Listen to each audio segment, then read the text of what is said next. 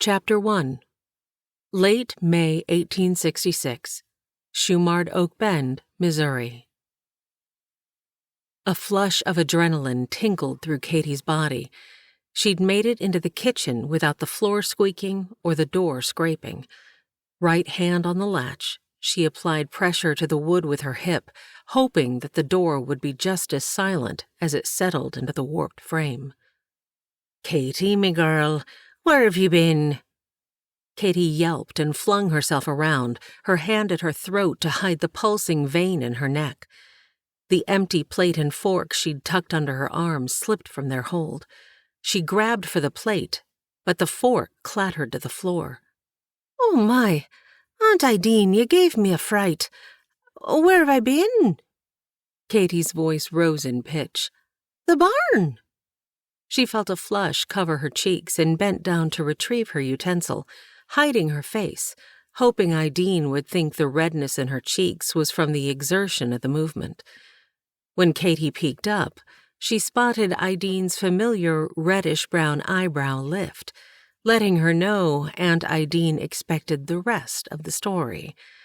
Katie set the items down, then busied her hands with making tea. "Care for a cup of tea?" Katie's heart raced, and she could not quell the fluttery feeling in her belly. "That, and an answer." Ideen sat and folded her hands in anticipation. Katie's posture stiffened. With her back to her aunt, she forced a smile before turning with 2 cups of tea. "Fine." Katie hesitated as she took her time placing the cups on the table. "Would you care for a cookie?" She reached for the tin. "I wish, for the truth." Katie arranged her skirts as she sat, delaying the inevitable. "I was in the barn feeding—" Nerves frayed, her leg bounced, as if the pumping motion would help get the words out. "Kathleen Orla Murphy." Katie's heart thudded in her chest, and she was sure her aunt could see her tatted collar move up and down. Why was she nervous? She'd done no wrong. She crossed one leg over the other, her knee hitting the underside of the table. Ignoring the pain, she used her napkin to wipe up the tea that had breached the rim of her cup. "Care to explain the plate?" Katie lifted her chin. She did not want to burden Ideen, nor would she be dissuaded from her mission. She carefully uncrossed her legs and willed herself not to choke, stalling as her small sip of tea went down wrong. "I see," Ideen said. "If you'll not tell me, perhaps I'll simply guess. We've no animals but a stray cat. Are you to tell me, or not as it seems, that you have someone holed up out there?" Her Irish accent increased along with her volume. "Now before you get your dander up, I took nothing that didn't already belong to me." Katie's indignant tone did not help the situation. "Serving yourself a double portion, and only eating half." Hands flat on the table, Ideen's eyebrow raised higher than Katie thought possible. "Aunt Ideen." Katie's bouncing legs slowed, as did her speech. "I can't let them go hungry," she argued. "But Katie, girl—" "No!" Katie shot to her feet and began pacing with a purposeful stride, picking up speed around the table and increasing in volume as she spoke. "The women and children did not ask to be left widows and orphans from the war. Even the good book says we're to care for them.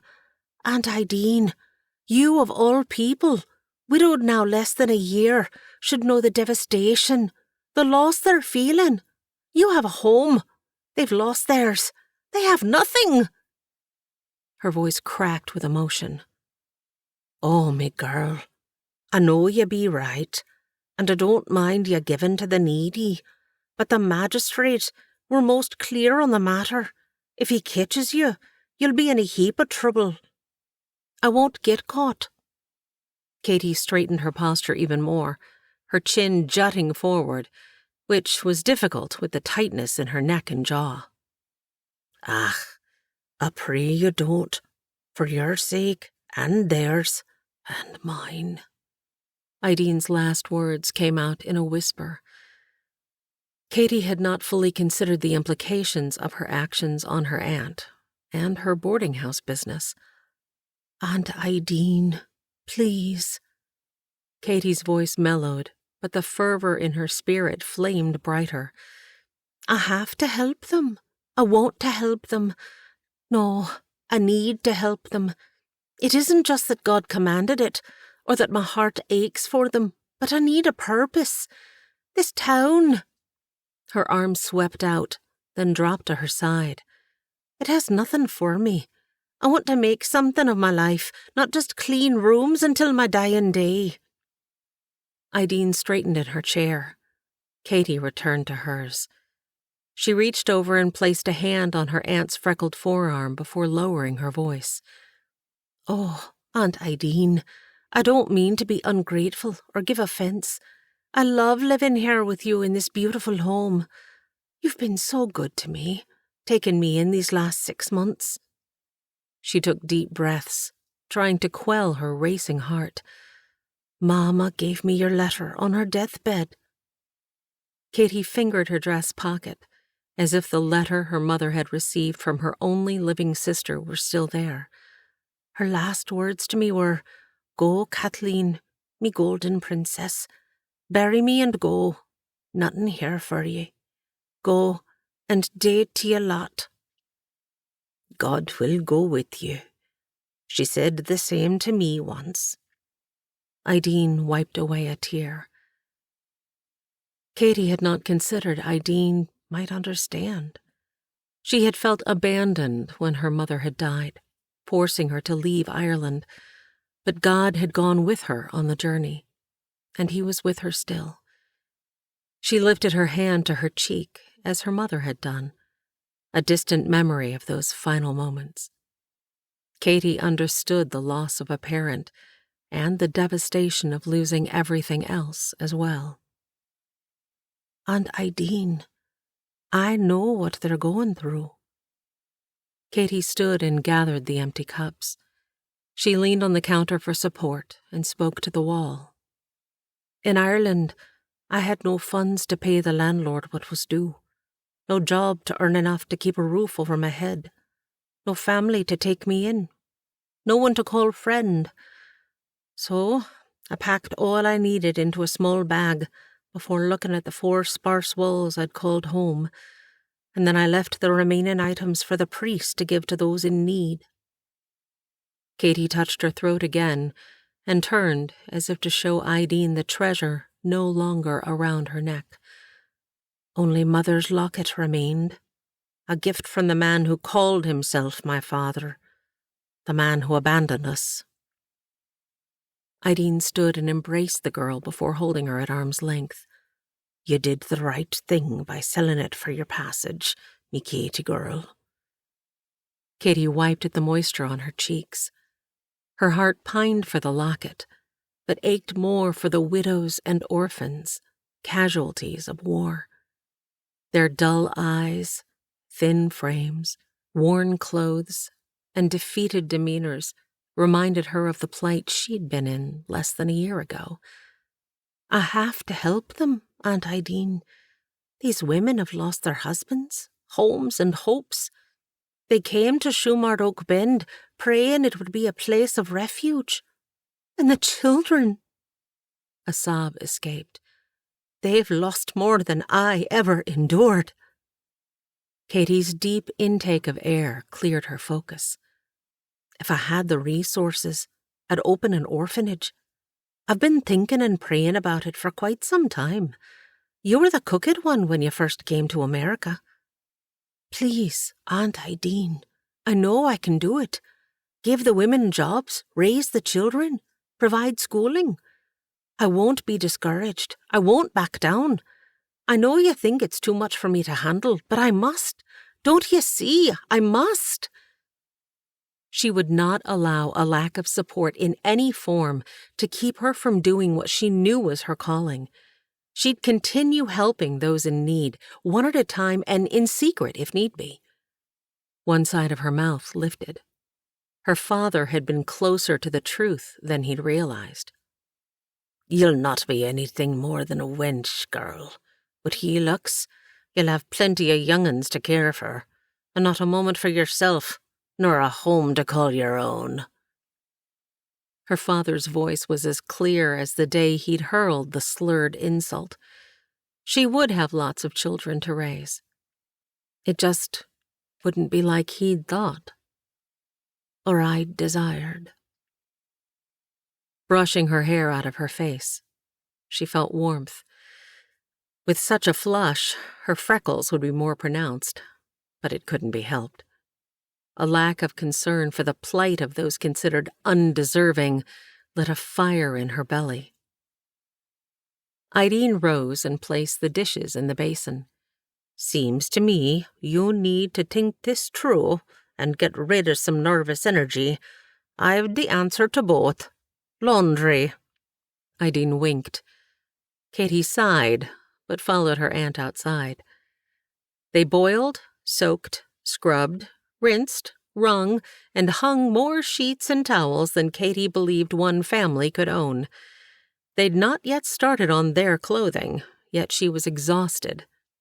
Even so, her temperament matched that of the boiling water.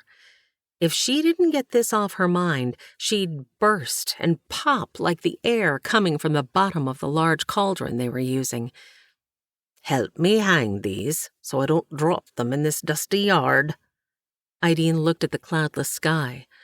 "This weather will dry our laundry in no time, but it's not doing our kitchen garden any favors."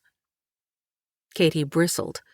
She'd had enough time to formulate all manner of responses to any question Ideen might ask, and was waiting for the opportunity to get those words out of her mouth. Her aunt only wanted to talk about the weather. Would they never finish their earlier discussion? Ideen handed her one end of the large sheet. "Now, let's finish what we were talking about earlier. So far, you've told me how you feel, but not how God feels." The wind blew the end of the sheet out of Katie's hand as quickly as Ideen's words blew all the answers from her mind.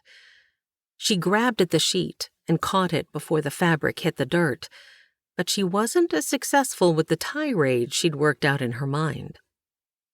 "How God feels?" "Haven't you taken this to him?" Ideen asked. "Well, of course." No, she hadn't. She'd told him the details, but she hadn't asked him what he thought. Her exhale came out like a bull giving a final warning. Come to think of it, she had talked to God. The good book said to help the widows and orphans, and that's what she was trying to do. Trying, but everyone around her thwarted her efforts. She shoved a pin over the next sheet, attaching it to the line as if securing her resolve. "If I'd been born a man, I'd give the magistrate a good wallop about the head," she added. "Knock some sense into him. He's a typical male, placating me with words while never intending to fulfill his promises." Renewed anger and energy filled her. Ideen peeked around the bath towel, flapping in the breeze, eyes wide. Katie ignored the stare. "Do you know what he said?" Katie arched her back to mimic the magistrate's rotund form. "Little missy, you have a heart of gold, but you don't need to be worrying your pretty little head with the likes of those who should have made provision for such circumstances." Katie's exaggerated imitation of the magistrate worked on her aunt, who bit her lower lip to suppress a laugh. "Can you believe he said that? I nearly choked, trying to hold back. How thoughtless, how unfeeling, how unchristian. And he didn't stop there, oh no." Katie bobbled her head and resumed her mocking. "You seem to be the type of person these people can trust.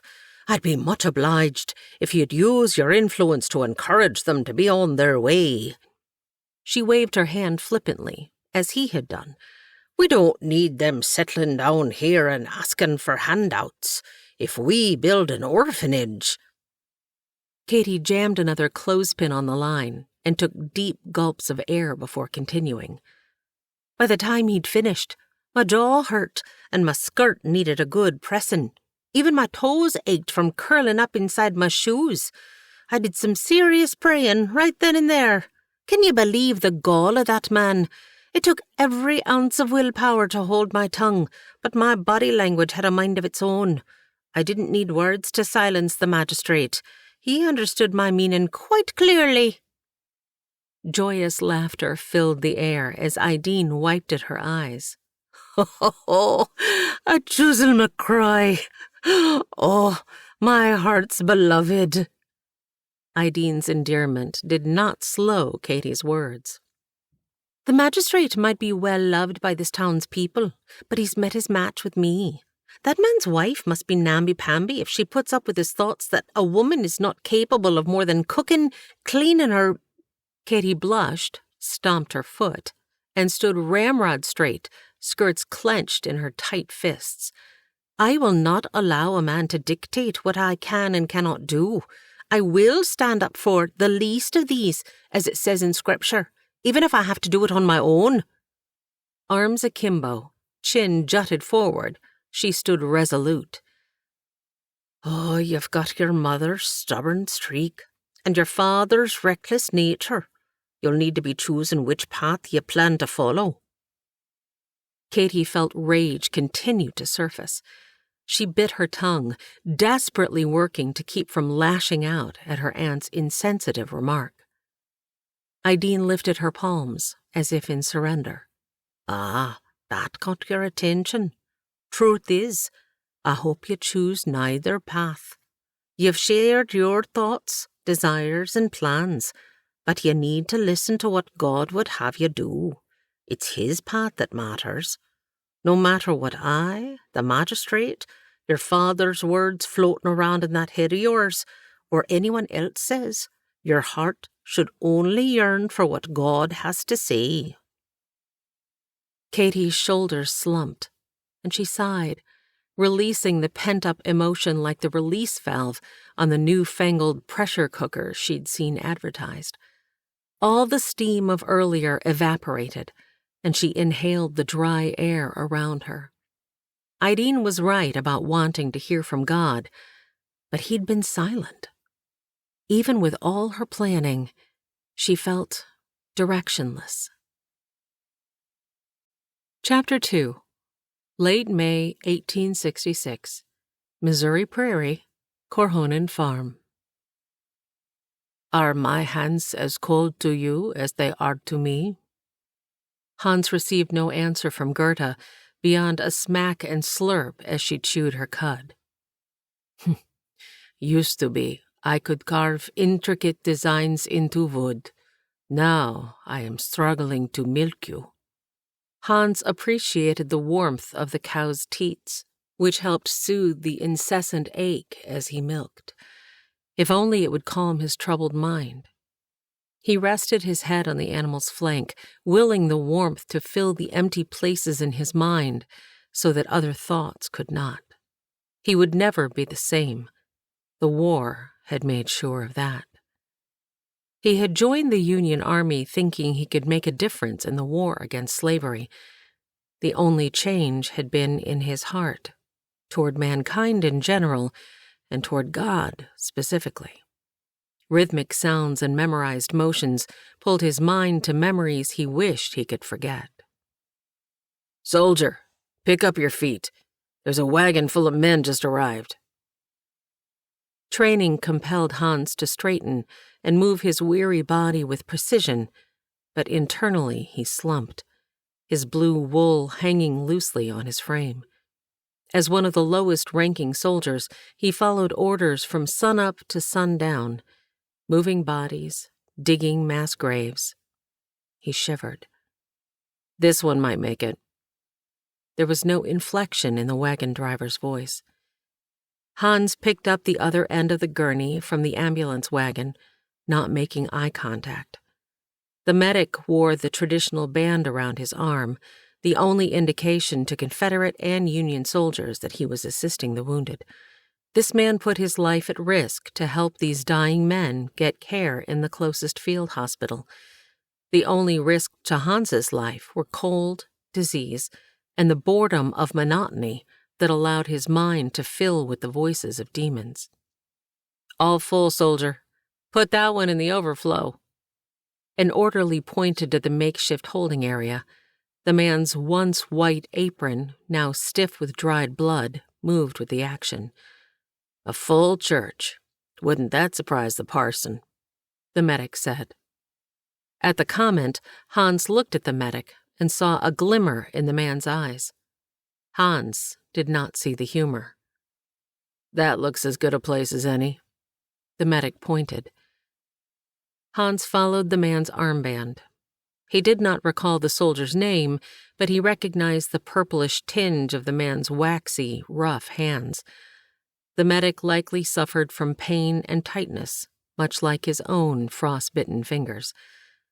Stumbling and working to maintain a firm grasp on the handles, they lowered the cloth-covered poles to the ground. Working in tandem, Hans allowed his companion to decide each soldier's fate, listening to the pronouncements over the men they carried. "Goner. Might survive. He's got the will to live. God rest his soul." Simple words said much. Hans knew which direction to head by the man's declarations. Hans walked the path from the wagon to each soldier's next resting place until there was only one body remaining. There had been no rush to get this one inside. He made eye contact with the orderly in charge, who shook his head. This boy, now in his arms, would need none of the man's services. Thin arms and legs slapped against his own. He'd not considered blood to be the same, no matter the color of someone's skin. Even dried, it caked to the same glossy, reddish-brown, the only thing with any gleam of light in the body he carried. Behind the church, blue and gray blurred as he carefully placed the boy on top, his brown skin blending in with the last of the fall leaves around him. Hans grimly attempted a sardonic smile. In death, they all ended up in one heap. His work done, he scrubbed his hands in the frigid stream. Only the moon's reflection on the water hinted he'd removed the layer of another man's blood. Blood-worn like guilt. He had not eaten since breakfast, but the smell of death permeated the air, diminishing any appetite he might have had. He trudged back toward the row of tents, where men surrounded a campfire as if guarding its heat. He shivered as he continued past, ignoring their drunken calls to join them. A bright ring surrounded the moon, drawing his attention to the stars twinkling in the clear night sky. A shiver ran up his spine. He lifted his worn collar against the wind, and his hands found little warmth in his pockets. With a moon like that, it would not be hard to find his way back home to the farm he'd left so long ago. He had probably walked that far already on his nightly treks within the camp's boundaries. If he walked in a straight line toward his family land in Missouri, he could be there in a matter of weeks. Not 20 paces away, thick woods met with the edge of camp. He could run and leave this all behind. Hans stopped walking, closed his eyes, and inhaled the crisp night air. The stench of his unwashed body and clothing seemed stronger than usual. He hated this life. He wanted out. He was tired of doing the bidding of others. All he wanted now was to be his own man. He opened his eyes and spied the tree line. Was it worth the risk? Would he forever be on the run? Would he become a casualty of war? How long was this nightmare going to last? When he'd signed up, he had been told the war would not linger. But still, they battled. Still, they died. Leaves crunched, and the smell of squalid flesh became overwhelming, and he recognized it was not his own stench. Something connected with the back of his head, snapping it forward, then back as someone pulled his hair, causing him to lose his balance. Hans jumped to his feet, nearly toppling the pail of milk. He wiped his eyes at the memory. He dealt with enough nightmares every time he attempted to sleep. He didn't need his mind reminding him of his shortcomings and failures during the day as well. "Sorry, old girl." Gerda stomped and grunted, letting Hans know she was not pleased with his abruptness. He rubbed the back of his head, still feeling the pain, even though it had been over a year ago. "Hans?" "Coming, Johann." Hans put the stool away and lifted the pail. "Wondered where you'd gotten lost. Edna is ready for the eggs." "It took a little longer than usual to milk Gerda today." Hans lowered his gaze and used his free hand to wipe the sweat from his brow. "I see." Johann pulled in the fresh air, making his already broad chest swell.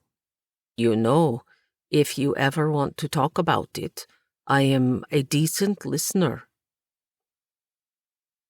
Hans could not look at his brother. Would it make a difference if he shared the horrors war had inflicted on him? Would some of the weight be lifted? His brother had seen far worse than he. No.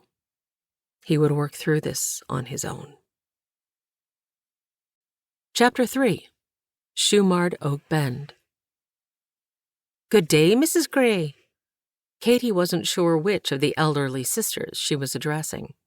"Shh," the woman answered. Katie watched her gnarled hand motion her into the alleyway. Katie turned to her left and right, then pointed to herself. "Me?" "Shh," the woman repeated, before turning and moving more swiftly than Katie would have thought possible. With one last glance around her, Katie dashed after the stooped form. The second row of houses behind Main Street was small, but the Gray sisters' home stood out. Whitewashed with blue shutters and a front door the color of the mercantile sign, their small dwelling was flanked on all sides by bursts of color. Wildflowers greeted her, their smiles shining forth through their blooms. "Hurry, dear." Katie followed the woman up the front steps and into a time before she'd been born. Katie tried to take in the room, but was drawn to a stark, black-draped figure on the rose-colored settee.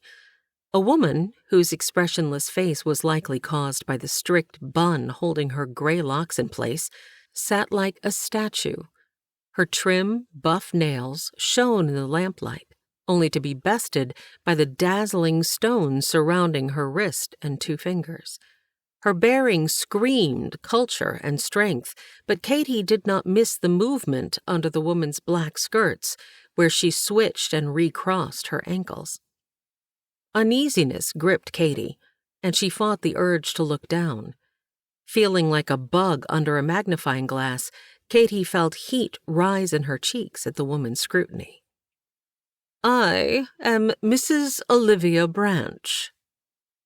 One of the woman's porcelain hands with blue veins lifted, palm down, but the woman did not stand. Katie wasn't sure what to do. Was she supposed to kiss the back of the woman's hand? She would not allow this woman to make her cower, nor would she bow down to another. Katie cocked her head and remained rooted. "Please sit. I would like to discuss a matter of importance with you." The woman did not appear fazed by Katie's rudeness. The hand flipped over in a graceful motion, indicating the chair across from her. Katie paused only long enough to establish that she was sitting down of her own volition. She fluffed her skirts, mimicking the woman's stance. As she sat on the edge of the chair, her back ached to lean into the cushion. She crossed her ankles, releasing the strain in her lower back. "I understand you are a businesswoman, much like the Gray sisters," Mrs. Branch said. Pleasure filled her, but Katie schooled her features and willed her hands to remain relaxed in her lap. "Tea is served." One of the sisters interrupted the staring match, which Mrs. Olivia Branch won. "Thank you, Elizabeth," the stranger said. "I'll serve." Katie had never seen someone dismissed so fully in so few words. Mrs. Branch poured and offered a cup to Katie. Vines trailed up the side of the fine china, and an image of this woman offering an olive branch made it difficult for Katie to hold in her mirth. This did not feel like a peace offering. "Let me be direct, Miss Murphy. I have a proposition for you. I am the benefactor of the Missouri Children's Home for Little Wanderers in Mason's Corner. We are seeking a new matron, and I heard you may be available and suitable for the position." Matron? Available? Suitable? Katie sipped her tea, her mind whirling with questions. Who was this woman? She hadn't come on the last stage. How had she found out about her? Perhaps I should give some background information before we continue. Our orphanage has been in existence for a mere 10 years. Our previous matron married, much past her prime, and left for Oregon a few weeks ago. Katie did not miss the slight, nor the implication there was an immediate need. The home cares for 12 children at present, with room for 50 if distributed evenly between sexes. The wards, or wanderers, as we call them, are schooled in the basics of reading, writing, and arithmetic. The boys are hired out during the day as hands, and the girls stay busy working in our kitchen and laundry, learning skills necessary for life should they be fortunate enough to marry or secure employment. If not, well, the woman sipped her tea. Katie felt her hackles rise, as did the heat on her cheeks, which meant the freckles on her face would join soon. The parlor door was to her back, but she heard the rustling of skirts. Were the Gray sisters in on this scheme?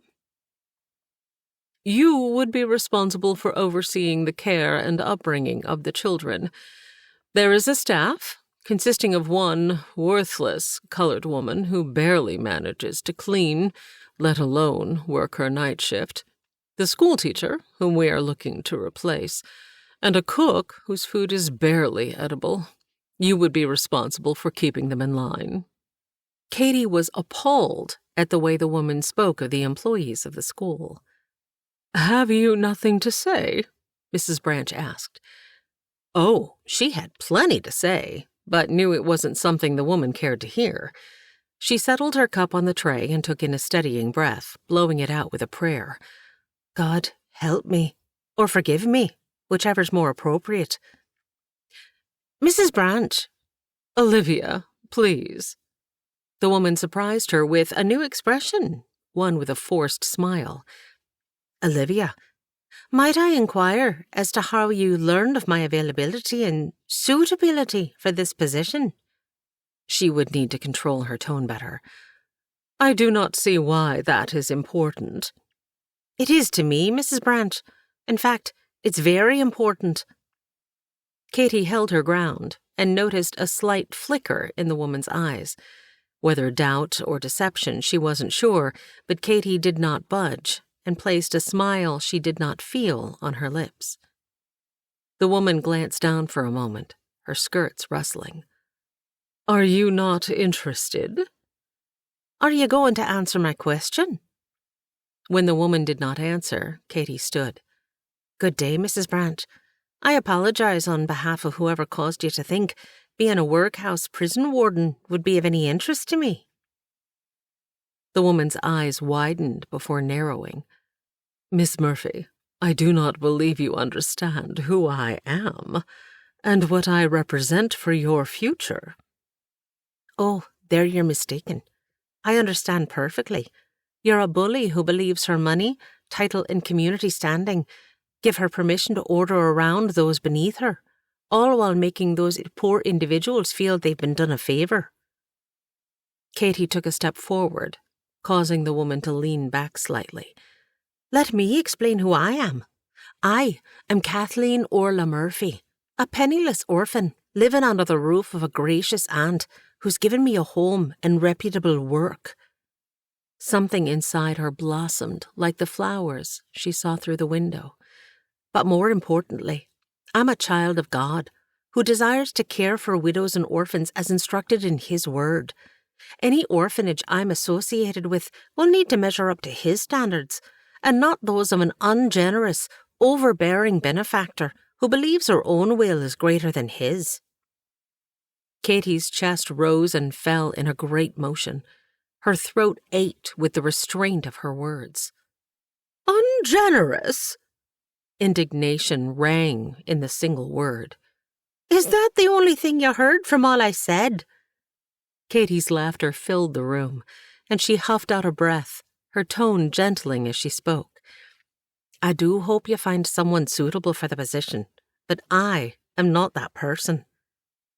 Katie's smile moved from her mouth to her toes, which turned toward the door.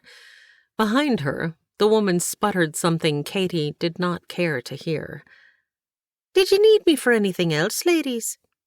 Katie asked as she passed the wide-eyed sisters in the hall. The taller of the two shook her head, while the other lifted dainty fingers to her open mouth. Thank you for the tea, Katie added, with all the sweetness she could muster as she let herself out the door. How could one feel so light and so heavy at the same time? Katie trudged back toward town, crossed Main Street, and continued up the hill to the shade of the shoe-marred oak tree near the church. From this vantage point, she could see the comings and goings of shoe-marred Oak Bend. The sun glinted on a black horse pulling an equally black buggy. On it sat Mrs. Olivia Branch. The snap of the reins caused the horse and Katie to jump. She was too far away to hear the sound, but she still felt the sting. Chapter 4. Corhonen Farm. Michael, it's important to clean the shank and break up the clumps. Hans crushed the hardened dirt in his hands. If they made a better plow, the boy said. We couldn't afford it if they did. Exasperation filled Hans's voice. Maybe not, but new plows use steel. Cast iron is rough and causes the soil to stick. Now, when you use well-polished steel... Hans tuned out the boy's rambling as Michael repeated words from an old copy of The Farmer's Magazine. He'd even memorized the advertisements and was convinced John Deere's plows were the best. Hours at the plow meant exhausting, mundane work. Michael droned on like a pesky fly at a summer church social. Sweat dripped into Hans's eyes, and he lifted his shirt to wipe away the dampness. The smell of sweat and grime was overpowering, and he gagged at the all-too-familiar smell. He rubbed at the back of his neck. The steady rhythm of horse hooves pulled at his mind like the plow digging deep into the earth. He felt the familiar pinch in his side and willed his mind to stay in the present, but the power over him dragged him into the past. You'd be smart to keep your mouth shut. The man's nasal tone held a hint of threat. Hans felt the tip of an icy blade poke through his thin jacket and touch flesh. You'll take us to that hospital and get my brother the care he needs. You understand me, you worthless... Ah, Joe, moaned the injured man.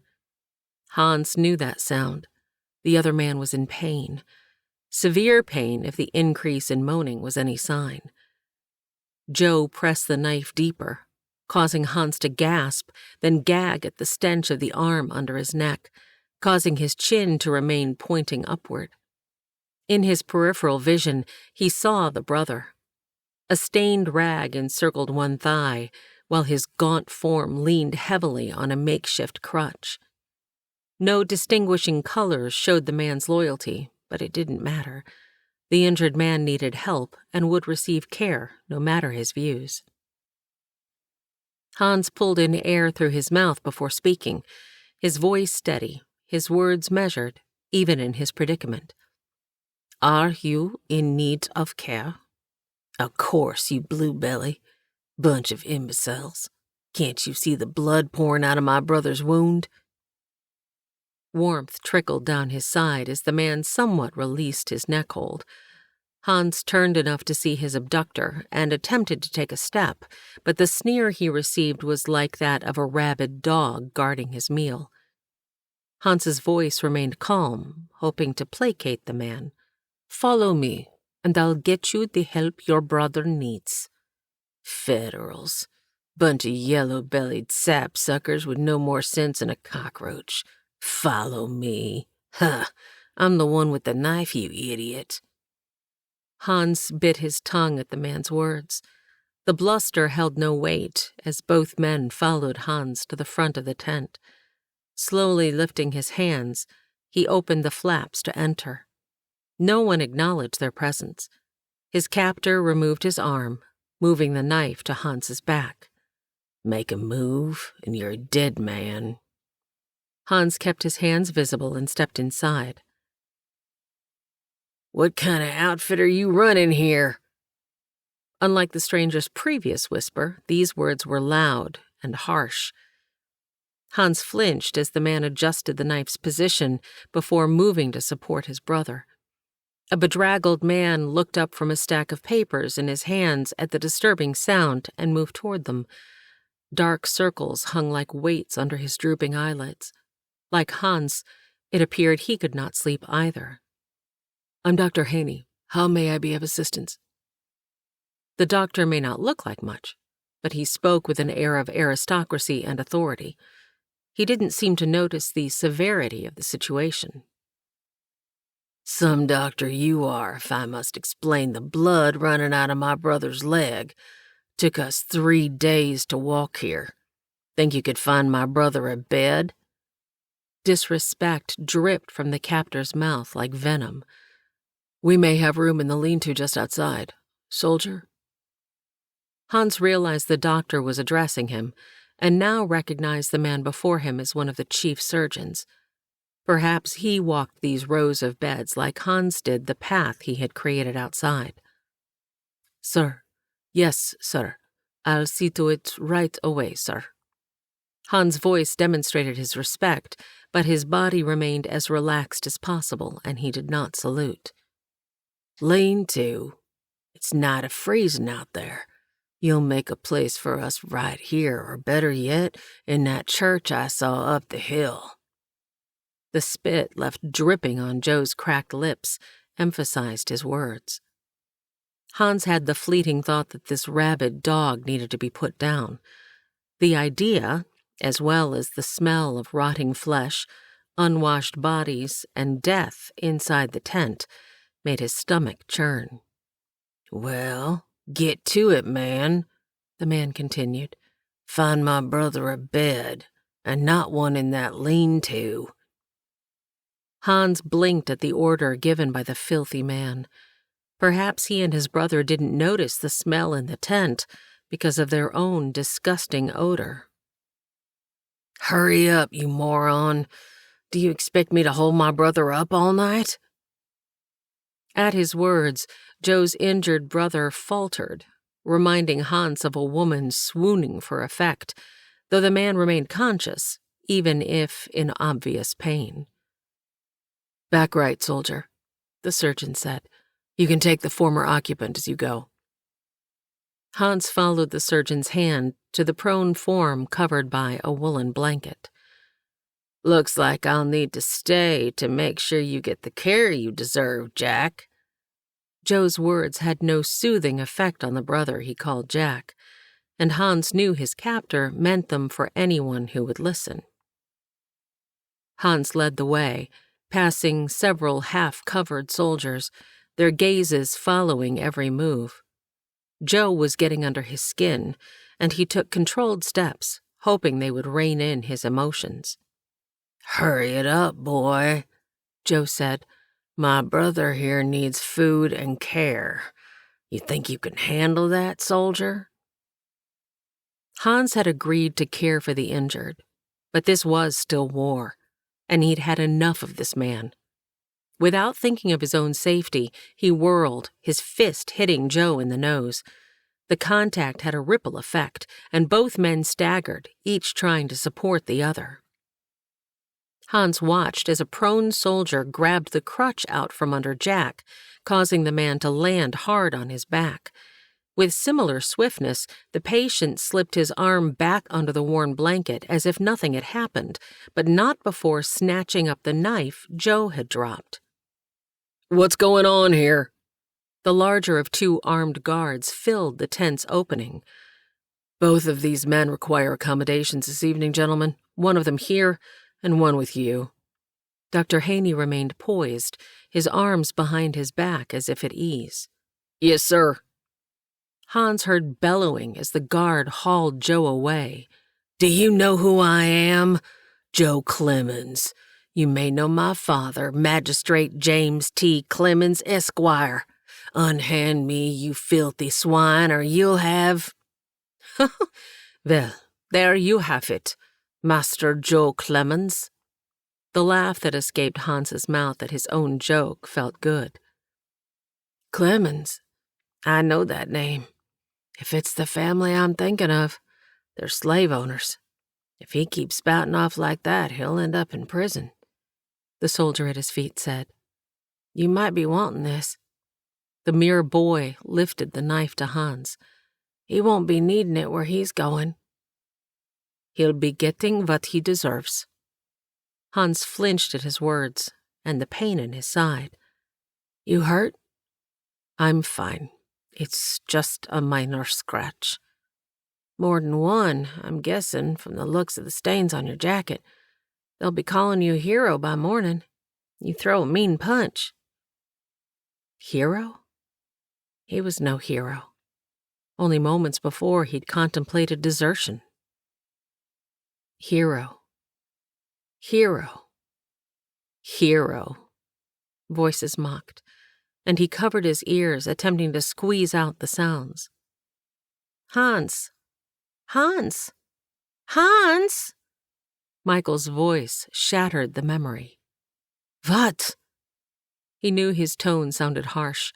His breathing was labored, and not from the hard work. "Mom's yelling, saying it's time for lunch. You know she doesn't like to be kept waiting. Are you coming?" "Sure. I'll be right in after I finish here." Defeated, he leaned on the plow. He'd survived the war, even made it back home to his family farm. But he'd traded one militant leader for another, and the torment in his mind would forever keep him from the freedom he craved. Chapter 5. Korhonen Farm. Hans took slow, controlled steps, willing his feet to cooperate and carry him from the field to the house. His joints and extremities ached, and he doubted if the health of his youth would ever return. But he was alive, unlike his brother Otto. The wide stone steps supported his weary limbs as he removed dirty shoes and rubbed tired feet. Michael bounded out the door, nearly tripping as he jumped to the side and off the porch, the pail in his hand swinging. "Mom said I can take my lunch and go fishing." The boy grabbed the pole from inside the barn door and continued onto the pond. "I guess I'll be finishing up the plowing by myself," Hans murmured. Inside the house, the unpleasant tone of his sister-in-law's voice forced its way through the open door. He stilled, the words becoming clear. "I'll not have him influencing my boy." Edna's incessant whining filled the air. "Our boy," Johann interrupted, his words controlled and sharp. "And keep your voice down, Edna." "I will not have our boy learning of laziness from that heathen." Hans envisioned Edna placing her hands on her hips for emphasis. An exaggerated sigh confirmed his thoughts as she continued her haughty tirade. "And under our roof, Johann. Motivate him to carry his share of the load or marry someone who can lessen mine. At the very least, encourage him to lodge elsewhere. Frank and Betsy have an extra room, you are aware." Contentious woman. Johann was so oblivious to Edna's conniving ways, he couldn't see the wedge she was driving between the brothers. Johann was a patient man, too patient, and if Edna thought Hans had sway over her miscreant, good or bad, she was sorely mistaken. Michael did nothing but recite long passages of ridiculous nonsense, while Hans gave his all in sweat and labor. Edna? Johann drew out the name. Hans is not lazy. On top of tending the fields and building carts, he rises before dawn to care for the animals, and does his best to teach your worthless son to do the same. But your son is not interested in learning unless it comes from a book. Besides, when Hans takes a break is not your concern. Not my concern? Edna! The name came out like a curse on Johann's lips. Johann could put Edna in her place, but he seldom did. Hans heard the familiar tap-tap of Johann's boot scraping on the wooden floor, and smiled. When a bull pawed at the ground, you had better be a fast runner. Edna had not yet figured out the signal. The slow smile widened. There was no way Hans was going to miss the tongue-lashing he anticipated she was about to suffer. He had sparred enough with Johann over the years to remember his brother was just as skilled in verbal assaults as with physical blows. We did just fine without you both while you served in the war. Dead silence followed Edna's caustic remark. Hans heard Edna's insult, but struggled to believe she had given it voice. Did she think he'd done nothing more in the war than sit in a chair and roll bandages all day? Just because he hadn't served on the front lines did not mean he was free from battle scars. And if the shingle at his feet were a sign, she had not done as well as she let on with no men to help on the farm during the war. The house was falling down around them. Edna, you'll do well to control your tongue. The steel in Johann's voice was sharper than before, and made even Hans stand up straighter. Edna often went too far. This was one of those times. The war had changed Johann, changed them all. The eldest brother now walked with a limp, the pain forever etched in his face. His once strikingly blue eyes were now dull and provided a window to gauge all he'd endured. Hans rubbed his face, feeling the calluses scratching at his heavy, closed eyelids. Physically, he was thinner, his joints ached constantly, and his hands and feet may never heal from frostbite, but at least his body was whole. He had come home in one piece, but oh, the torment in his mind. Hans heard a slight sniffle. Edna, please don't cry. Let's sit and discuss this. There's nothing to discuss. Hans refuses to take part in family prayer and mocks God during Bible time, so do not justify his actions.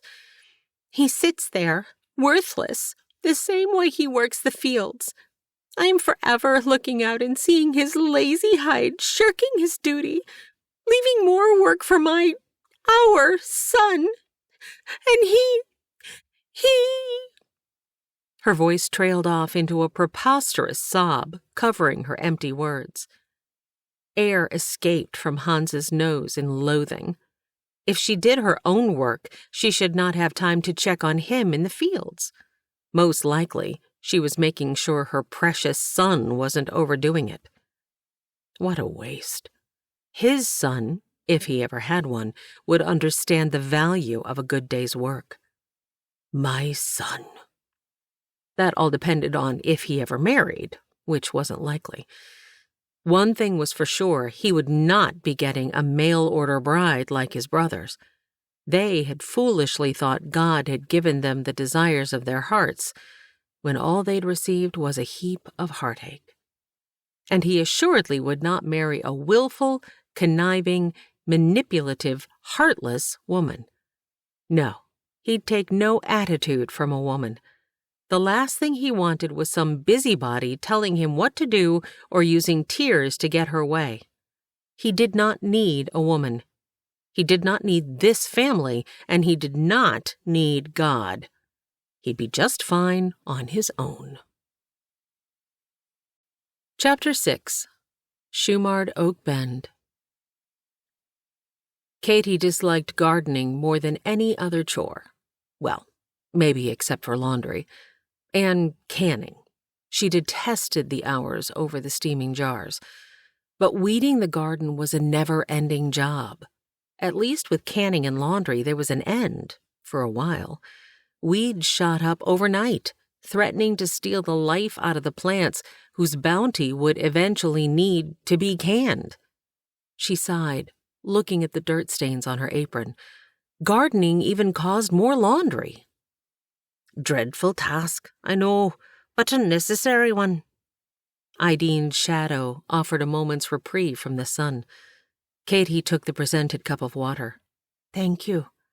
I was thinking we may need to focus on a few outdoor chores tomorrow if the weather holds. The barn needs a good sweeping, and we should replace the straw in the stalls before the Reverend arrives. Would you mind asking Mr. Finch to deliver a load? We're low. Idine fidgeted. Would you like me to offer a meal or two for payment? Katie asked. If Mr. Finch'll do that, I'd be much obliged. The stagecoach hasn't brought more than a few folks who want meals. Planting season isn't a time for travel, so he'll understand. If you'd like to stop by Martha's, you might see what she'd take in exchange for her cheese. She did mention your beautiful tatted cross the other day. You know, you really should sell those at the mercantile, Katie said. Ah, no one be wanting to buy one. I disagree. I think they'd be a lovely gift, and easy for a man to transport, or post with a letter to his sweetheart. How many do you have made? A dozen or so. Do you really think I could sell them? I'm happy to ask. When I've finished here, if I ever finish here, I'll take him to Mr. Taylor and see what he thinks. It's worth a try. Katie searched the streets and alleyways for the Gray sisters as she walked. She'd not seen them since the unusual meeting. How had they even known she was wanting to build an orphanage? Well, not build, physically, yet. Good day, Miss Murphy. Mr. Finch removed his hat and turned the edges in his hands. She'd walked the entire length of town and not realized it. Good day to you as well. Idine would like to know if you'd bring fresh straw for our barn. Can do. Need me to clean out as well? Oh, no, thank you. We can do that. All right. He drew out the words. Katie expected he didn't enjoy discussing the financial side of the interaction, although, as a business owner, he would need to do it frequently. Still, the man seemed flustered, almost nervous. Idine wondered if you might consider a trade for your troubles. Perhaps we could provide a few meals or bread. You bake every morning, don't you? Nearly every day, but not on Sunday, of course. Sure would be nice if you'd deliver a loaf every now and again. You know, bring it by when you've time. I'd be happy to do that, Mr. Finch. When do you want the delivery? Is tomorrow morning soon enough? That would be perfect. We'll have it cleaned and ready by the time you arrive, and we'll have fresh bread waiting for you. The man was acting unusual, and Katie hoped he wasn't regretting the trade. Perhaps he needed funds as well. She turned at the jingle of a harness. I've got to get back to work, he said. I'll see you in the morning. Katie watched for a moment as he focused his full attention on his new customer. Lord, thank you for kind folk like Mr. Finch, she whispered as she headed to Martha's. Sorry I'm so late. Katie hefted the basket onto the table, removing the cheese Martha had given her and other items she'd picked up at the mercantile. I have news. Her lyrical tone had the desired effect. I'll make some tea. Ideen busied herself. Are we expecting boarders tonight? Not to my knowledge. If we do, it'll be a simple dinner. Good. This cheese smells heavenly. Let's make it our main course. Katy lifted the round to her nose. That's a poor man's meal, and sounds delightful. Ideen fidgeted with her apron strings.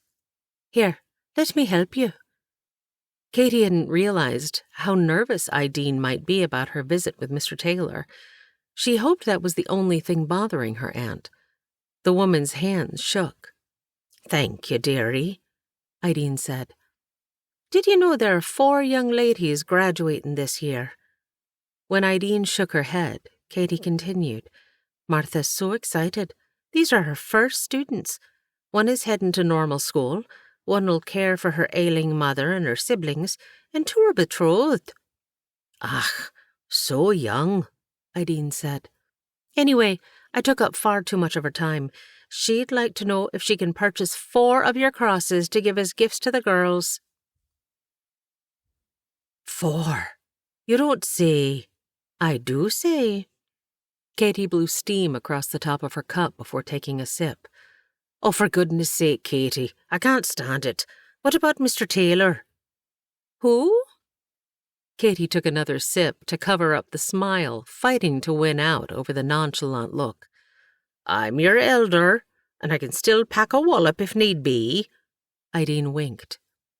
Mr. Taylor thought they were lovely, but he suggested you vary your thread colour. He believes they'll sell well before Christmas and asked if you could also make some collars.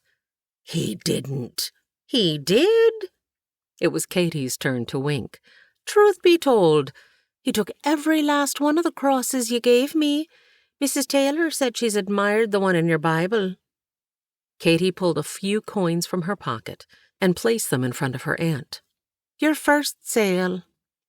Well, I'll be. Ideen fingered the coins. What you'll be is busy. The crosses may only take an evening to tat, but the collars will take longer, and we need to get thread. Mr. Taylor said he could order what you need and take the cost out of your sales. What do you think? Ideen continued to turn the coins over, moving them across the table. I think I need to get busy. Katy wondered how the woman could add one more thing to her extensive daily list, but knew her aunt needed the extra income. Katy's fingers and brain didn't work in tandem, so she would not be able to help create the masterpieces. That meant finding other ways to help. How would she ever earn enough money to start an orphanage? Unless God grew it on trees or sent it down from above, Katy would never have enough money to fulfill her dream. Trust me. Chapter 7. Korhonen Farm. Hans caressed the wooden handle of each tool before he placed it in the handcrafted leather pouch. He felt the birch shaft, smooth from years of use. His father had crafted, then gifted Hans the cherished items before Hans and his brothers had departed Finland, and he would not leave these treasures behind. The spacious basket, once filled with a scant few articles of clothing, now rested vacant, empty of its former contents. Hans stood and reluctantly picked up his Bible and blew the dust from the cover. He turned the cracking leather over, and a yellowed piece of paper drifted to the floor. Hans tucked it back into the cover and wrapped the Bible inside his winter trousers.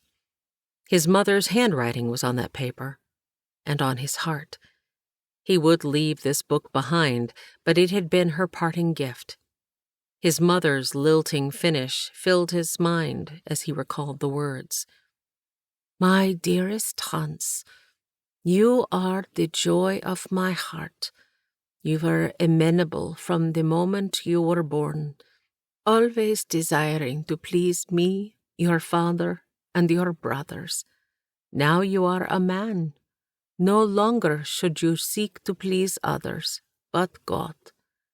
And whatsoever ye do, Do it heartily as to the Lord, and not unto men, knowing that of the Lord ye shall receive the reward of the inheritance, for ye serve the Lord Christ. I will pray for you with every breath until I take my last. Isan Katen, Mother. Isan Katen, into the father's hand. The bed sagged under his weight, mimicking the droop of his shoulders. His heart ached, knowing he'd disappointed his mother. He no longer desired to please either his brothers or God, and he would never be able to please Edna, never find peace in her home. Perhaps he would find happiness and a new life elsewhere. In the recesses of his mind, he heard his mother's voice quoting a Finnish proverb. Happiness does not lie in happiness, but in the achievement of it. Well then, a journey it is. Slapping his hands on his knees, he stood tall. Yet even with this declaration, Hans knew starting over would be challenging. He'd always done everything with his 3 brothers. But life had changed once the others had married, leaving Hans floundering and his carefree relationships forever altered. Then the war had happened. Hans felt a bead of perspiration trickle down his temple, but he did not wipe it away. Taming the Missouri wilderness and spending time with his brothers had once been enough to make him happy. The war had not only changed their personal lives, but it had also changed the lives of everyone around them. How am I going to do this? It wasn't a prayer. It was a reminder of the reality of leaving family. Cooling weather would be upon him soon enough. Shelter was important, as was finding work. He would travel to the nearest town of Shumard Bend and seek something to sustain him until he figured out what he was going to do and where he wanted to settle. He needed a new life away from Edna, the memory of Otto, the strained relationship with Johann, and the reminders of war. Hans plopped back onto the bed, still damp with sweat from the demons of war he fought every night, and weaved his fingers into his hair, pulling until it hurt. He'd never get away from the memories. Hans's nightmares, which had begun only months after enlisting, hadn't lessened. He still heard men crying out, haunting his dreams. The memories mocked him for his ineptness and what the men had perceived as his lack of willingness to help them or offer relief. He had no idea what that help would have been, nor would he have given it. Why should he help others when God had forsaken him, his people, and this land? The war had been brutal, not only on those who'd served, but also on those left behind. Edna and Betsy, his sisters-in-law, had taken care of the plowing, planting, and harvesting, which had allowed them to keep themselves, and many a troop, fed. How they had accomplished it, he wasn't certain, but a wry smile formed at the thought of General Edna ordering her troops. A snort left his lips, and he moved to stand. "'Bout ready, then?" Johann filled the space as he leaned against the doorframe, taking the weight off his injured leg. He'd been fortunate to keep it. Hans knew all too well that most injuries from a meanie ball resulted in massive damage to tissue and splintered bone. The ball might prove more accurate in a rifle than gunpowder, but the soldier aiming at Johann had not been an excellent shot. For that, he was grateful. Hans watched as lines furrowed his brother's brow, his lips thin as his square jaw twitched in unspoken agitation. "Yes, I'm ready." Hans faced his brother and matched his serious tone. "I know you disagree with my decision, but it's time for me to go." Hans equaled his brother's stare and body language, reminding him of the many scrapes they'd gotten into as boys. His pulse increased, even as he saw the vein in Johann's forehead pulse. You are running from something. Korhonens face their fears. Johann did not retreat. I am not running from something. I am running to something. Hans's voice was sharper than he intended, and he wiped his mouth of the spit that escaped. An image of a man from his past crossed his mind, and he brushed it away. A slight movement in Johann's right cheek brought back the feelings of doubt Hans had wrestled with for weeks, yet he squared his shoulders even more, keeping his chin lifted in defiance. Johann sighed in acceptance of the inevitable. You are always welcome here, brother. I wish I had more funds to give to you, but I'm hoping the sale of the cart you made will be enough to hold you over until you find work. When the crops come in, you'll receive your share. I'll miss you, Johann. The breath that started deep in his soul ended in his words. He looked into the tortured face of his brother. And I, you, little brother. You know I can't stay. Hans dropped his eyes to his shuffling feet. To remain would drive the wedge Edna had started even further into their relationship. Hans respected his brother too much to let that happen. We could build a small house for you on the north side, near the creek, where Otto had planned to build. Hans considered Johann's words.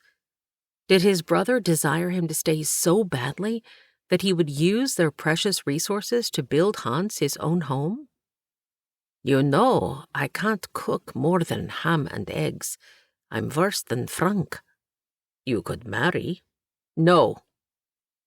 The word came out sharp and much louder than he had meant it to be. Hans watched Johann's expression change. Is she that bad, little brother? The snort that escaped Hans's nose was embarrassing. Words flew through his mind but never left his lips. Well, then, if you must go, you have my blessing, though you do not need it. You are a man now, Hans. You will make your own way. Johann's words were convincing, but Hans noted the slight slump in his brother's frame. They'd all lost Otto. Was Johann feeling his loss as well? Johann. Hans moved forward, but words would not come. Thank you for staying long enough to help us get the fields planted. Guilt crept in. How would Johann manage the harvest? The large man stepped into the room and extended his hand, holding a few dollars. Hans placed the bills in his pocket, then grasped the still extended hand. Johann pulled him into a familiar hug. Sata kun Jumala sinua matkalas. May God go with you. He doubted that, but the whispered words echoed in his mind long after he'd gone. Chapter 8. Missouri Prairie. Hans relaxed the reins when his horse bobbed his head slightly. The chestnut stud walked with pride as if he were the creator of the masterpiece he pulled behind him. His flaxen mane and tail swished with each step in cocky confidence. He snorted, the white markings on his muzzle twitching with the action. Hans threaded his fingers through the mane, and his friend neighed in response. Although it wasn't the same as having a discussion, the familiar sound comforted him. Hans almost started a one-way conversation with the beast when he felt the stud swell at his sides, then noticed the ears twitch and swivel, locking on the woods to the right. The hair on the back of Hans's neck rose as he scanned the area. 2 birds emerged from the trees, giving him a clue as to the disturber's location. With his left hand on the reins, Hans's right hand moved in practiced motion to the gun strapped to his right thigh. Although his horse was sturdy, he would not be able to outrun riders with the attached conveyance. And even though Hans was a decent shot, He had no desire to use the weapon still holstered. "Hello!" The unknown man's voice was overly loud, allowing Hans to locate his position without effort. A horse and rider slipped from between a slight opening in the trees a stone's throw away. The man sat deep in the saddle, one hand flat and loose on the reins, while the other waved a hat that had lost its stiffness. Hans debated moving his hand from the holstered gun. Even as the man approached, he saw no weapon, yet Hans remained wary. With controlled movement, he lifted his hand in greeting but did not speak. The last thing he wanted was to spook the stranger with quick actions. "Good to see another traveler. I tire of my own stories." Hans understood this all too well. The smile offered seemed genuine, but the man swayed a bit more in the saddle than an accomplished rider would. The rider's laugh moved through his body as he approached, and Hans wondered if the fellow had been drinking. The man's horse fell into step beside his own. "Now that is some contraption you've got there. Did you build it?" Hans nodded once. "Well, you've got some ingenuity.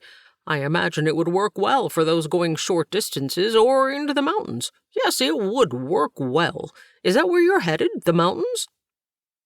Hans sucked in air, concentrating on the man's hands, then cutting to the woods for any signs of danger should there be others with him, then back again to the rider, only an arm's length away. He would take his chances and befriend this stranger. "No, I am headed to town." "Ah, yes, I am as well. A blessing, an absolute blessing to have someone with which to share this glorious day." The man looked up as the wisps of clouds danced across the sky. "I'm Scott Jenkins, the Reverend in these parts, and I do mean parts. Too much territory for a man my age. Yes, sirree, too much territory. But the good Lord hasn't seen fit to let me stop, so I just keep going on my circuit each month." A parson, just his luck. He would almost have preferred an outlaw. It wasn't like he'd be able to get rid of a clergyman. The man had already said more words than all his brothers combined did over a meal. "I used to stay in the schoolhouse, which serves as a church on Sunday, but now I have a room at Grammy's boarding house. Is that where you'll be staying?" When Hans did not reply, the man kept talking. You probably don't even know. Well, Ideen fixes the best food around." Hans heard the man's stomach growl. "Apologies." He patted the offending paunch. "I'm low on rations and only ate half of my biscuit for breakfast." "I would be happy to share when we stop later, parson." "Parson? Well, now, I've yet to be called by that term. Been called a few others I won't mention. Ha, ha, ha, ha." The laugh startled Hans, but the boisterous noise didn't seem to bother the man's mount. "Where do you hail from, son?" The man removed his hat and wiped his bald head with a handkerchief before replacing the misshapen item. "A day's ride east. My brothers and I own a farm." His words sounded curt to his own ears, but his traveling companion didn't seem to notice. "Don't get east much, although my circuit takes me through quite a bit of territory. Too much territory for a man my age. Yes, sirree, too much territory. But the good Lord has not yet seen fit to let me stop, so I just keep going on my circuit each month." Hadn't he just said that? Hans looked over as the man once again rubbed his protruding stomach. The parson was short, round, rosy-cheeked, and devoid of hair, except where it all seemed to rest in a straight, singular, bushy line above his eyes. He looked weary, with dark circles under his dull gray eyes, which were in stark contrast to his booming voice and jovial tone. "Only ate half my biscuit this morning, so I'd have some for lunch." He looked over his shoulder toward the sun. "Guess I'll be needing to wait a bit longer. There's a nice creek up ahead where we can water the horses. I'm happy to share what I have with you when we stop." Hans smiled when their cases connected, but he replayed the conversation in his mind. He had offered to share his own food, hadn't he? The Reverend's eyes held no sparkle, but his smile was genuine, and Hans figured the man might be tired, causing him to be forgetful. Or was it Hans who was forgetful? Hans surveyed the area one last time, feeling the tightness in his chest and shoulders relax.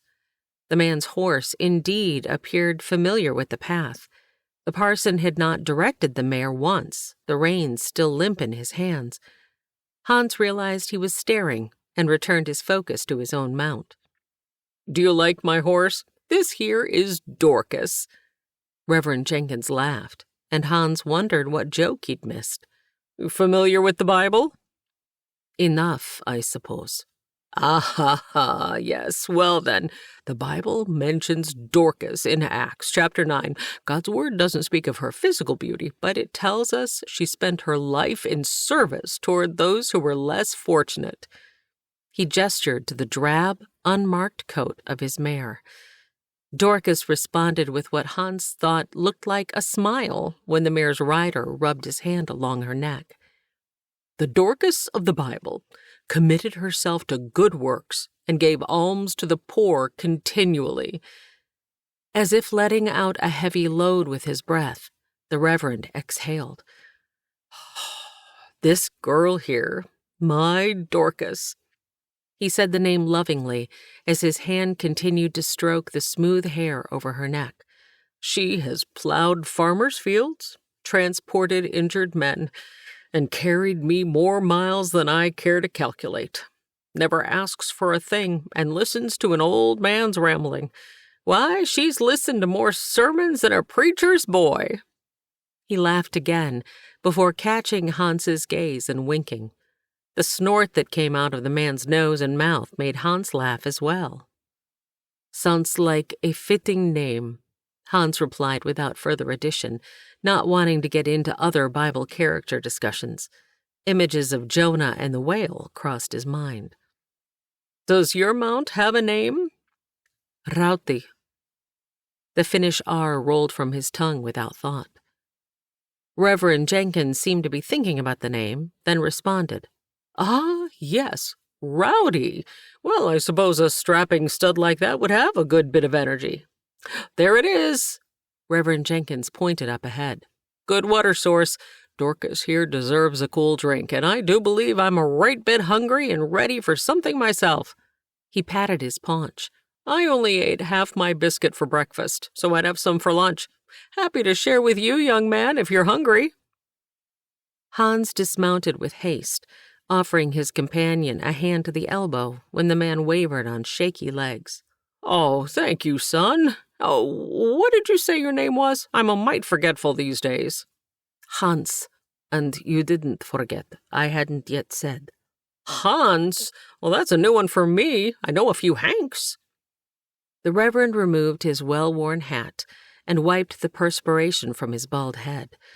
Before the man could replace the covering, Hans realized his name alone would give away his heritage. Concern gripped his chest. He was not sure if that would be an issue in this town. Just because the war against slavery had ended was not a guarantee people didn't have other prejudices. The parson, or Reverend, he reminded himself, didn't seem bothered, or perhaps he hadn't noticed. Hans placed his lunch on a small open cloth. The horses drank the creek's cool water, and Hans watched as the Reverend gingerly dropped to one knee to wash his hands and face upstream. Moving quickly, Hans cleaned his own hands before assisting the man from the water's edge to his feet. "I've laid out food for us, right here." He pointed out 2 logs and assisted the man onto one. "Why, you didn't have to do that, son. I'd have been more than happy to share my meal. I have a biscuit left, I believe." Hans noticed the man eyeing the fresh cheese and small bread loaves. "Mighty fine feast the Lord has blessed us with today. Mighty fine. I've been thanking him all day for his provisions, but I'd like to say a proper blessing over this meal." "Of course." Hans took a quick glance around as his companion began, then bowed his head and watched an ant make its way over a rock. "Thank you, Lord, for this new friend and the food he has provided by your hand. Amen." The Reverend wasted no time reaching for the bread. Hans never cared much for the religious men he'd met. Pompous and self-righteous fit their descriptions well, but this man had an easy way about him, a non-judgmental air. He talked too much, but Hans had the feeling that a friendship was forming. His lips turned up. Friendship. That was something he hadn't considered. The thought settled on him, feeling much like it had when his brother's hand had rested on his shoulder. Hans struggled to understand as the Reverend talked, mouth full, through the entire meal, before patting his stomach. Yes, I do believe Ideen has met her match with the apple turnover. Just don't let her know I said that. The Reverend chuckled and jabbed his elbow toward Hans, who sat too far away for him to reach. We should move on, Reverend. Right you are, right you are. With some help, the man stood and moved toward his horse, who remained still as he mounted. From the location of the sun, I expect we'll make it there just in time for dinner. Have I mentioned Ideen? She's the best cook in town. I stay at her boarding house, my home away from home. I'm sure she'll have plenty of room for you. She makes a breakfast like no other.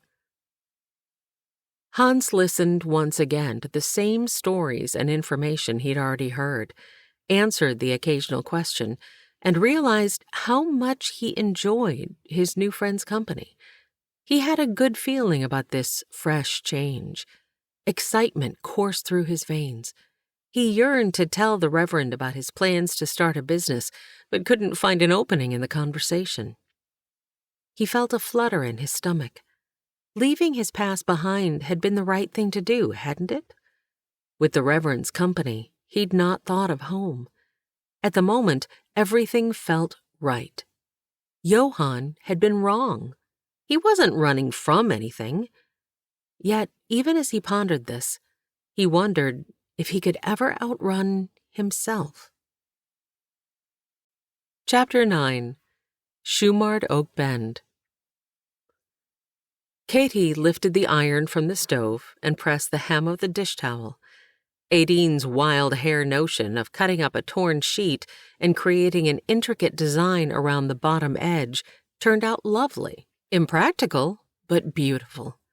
Katie pressed each one, folding it into thirds, then over in half. She mentally added ironing to her list, just below gardening and canning. Lamplight flickered in the corner as Aideen's hand-carved tatting shuttles blurred with her fingers. She hummed a joyous tune. The woman was more than happy. She seemed content. Katie wished the same calm assurance would fill her soul, but she felt restless. She was tired of waiting on God and needed to do something. A knock at the door startled her, and she burned her finger on the hot iron. Ouch! Are you all right? Aideen glanced up before continuing her handiwork. Yes, ma'am. I'll get the door. Katie replaced the iron on the stove, ran a bit of cold water over her finger, and walked to the front entrance. It was late for a caller, and she looked out the window but didn't see a horse. It was likely someone from town. She opened the door to humidity and heat, but no one was out there. After a quick look, she shut the door and returned to the parlor. Who was it, dearie? No one was there. Perhaps a limb fell on the roof and we only thought it was a knock. Aideen sighed. The roof. That's a project for another day. I need to have it looked at before winter, but there are other pressing needs. Aideen never stopped, her fingers a blur of motion. Tap, tap. Aideen stilled. Well, that sounds like it came from the kitchen. The light in Katie's hand illuminated the kitchen walls. The tapping sounded again, causing Katie's heart to mimic the rhythm. Who is it? She wasn't taking any chances. Julian Preston, might you have a room and meal? Katie opened the door to a small framed man. Behind him was a wheelbarrow filled with what looked like carpet bags. Can I help you, sir? I'm traveling through and hope you might have a room until the stage arrives. Yes, please come in. I apologize for not answering sooner. I went to the front, but when you didn't answer, I thought I'd try the door nearest the barn. I figured it was the kitchen, and it looks like I was correct." He stepped inside, leaving his belongings behind. "Welcome, sir." Ideen joined them. "We do have a room available, and the stagecoach should be in tomorrow. Katie, show the man where he can freshen up and place his belongings while I pull together something for his supper." "Oh, thank you, ma'am. Miss?" He looked at each woman, bending in a polite bow. "It took longer to walk here than I anticipated. Well, the distance wasn't longer, but pushing that wheelbarrow was a mite more tiring than I'd bargained for. I'm Ideen O'Sullivan, the proprietor. Katie will help you settle, and I'll have food to refresh you when you return." "Might I store my goods in your barn for the night? There's no reason to bring 'em all in." "Of course, Mr. Preston. Let's do that first," Katie answered. Katie showed the man where he could place his cart, and then led him to his room. Of all the beautiful bags in the cart, he carried only a small leather one. She returned to the kitchen. "Do you need help?" Katie asked Ideen. "Is he all settled, then?" "Yes, ma'am. You should see the bags in his cart. Such lovely fabrics with braided handles." Katie poured a cup of hot tea as their guest came through the door. "Ladies, you have a lovely boarding house, and this feast, you did not have to go to so much trouble." "Would you like to sit in the dining room, Mr. Preston?" Ideen offered. "If you ladies have work here, I'll pull up this stool and enjoy my repast in your company." Katie smiled. There was always something that needed to be done. She set to work soaking raisins for cinnamon raisin bread in the morning. "What brings you to town, Mr. Preston, if you don't mind my asking?" Ideen sliced cheese and bread and then slid the plate over to the man. "I'm headed to St. Louis for business." "How exciting!" Ideen added a napkin, spoon, and apple butter to the table. "Did you make this?" He lifted the jar, examining the dark golden-brown contents. "That we did. You should have seen our kitchen on that day," Ideen exclaimed, sweeping her arms to encompass the entirety of the room.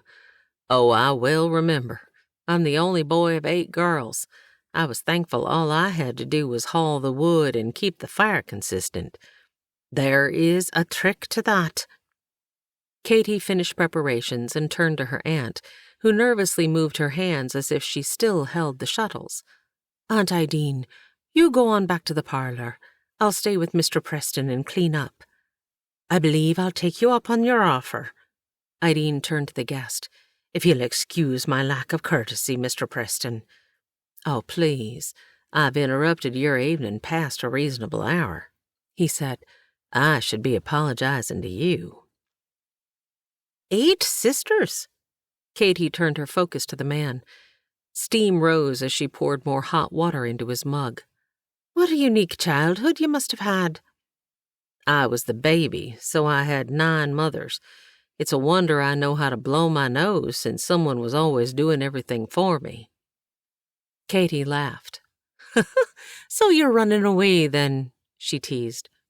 Now it was Mr. Preston's turn to laugh. "Ha ha ha, smart girl." He tapped the side of his nose. "That's what we used to say to my father once a year. We have a family business. My father passed in the war, and the military conscripted our horses. But before Father died, it was he who drove our load to St. Louis. Now I'm both courier and horse." The side of his mouth lifted. "I'm sorry for your loss." "We've all suffered in different ways with the war." He placed his napkin down and stood. "Thank you for this fine meal and your company." He took one quick sip of his tea. "If you'd like a refill and a cookie, I'm sure my aunt would enjoy your company." "I'd enjoy that immensely.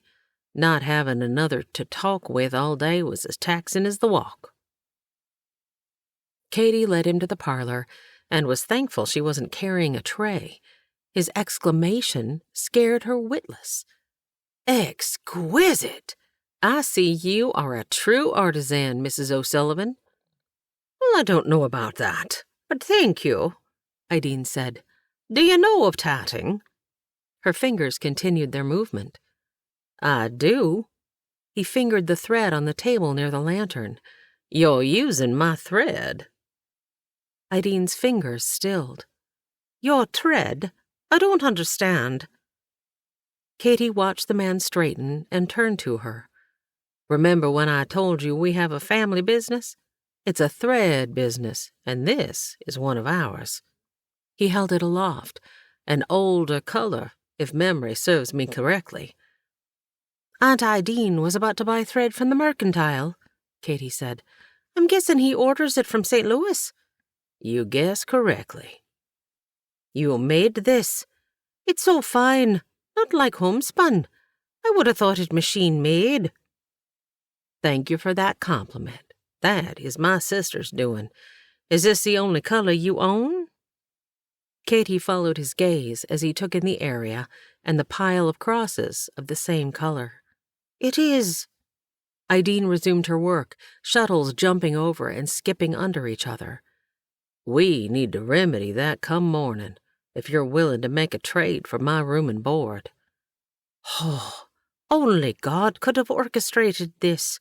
Only God, Ideen said. Chapter 10. Shumard Oak Bend. Welcome to Shumard Oak Bend. Hans Kronen. Hans filled in the forgotten words for the Reverend. Right, Hans. So, welcome. This here town is about the nicest you'll find. Hans took in his surroundings, noticing the impressive livery to his right. The whitewashed two-story structure boasted large double doors at each end of the substantial building.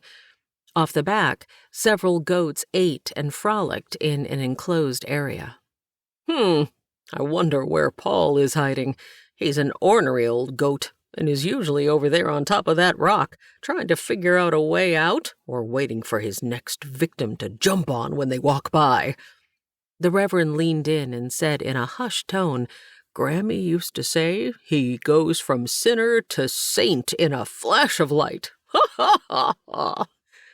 The man's chortle at his own joke caused Hans to laugh as well, while he surveyed the flat land behind the livery, looking for the rock the man had mentioned.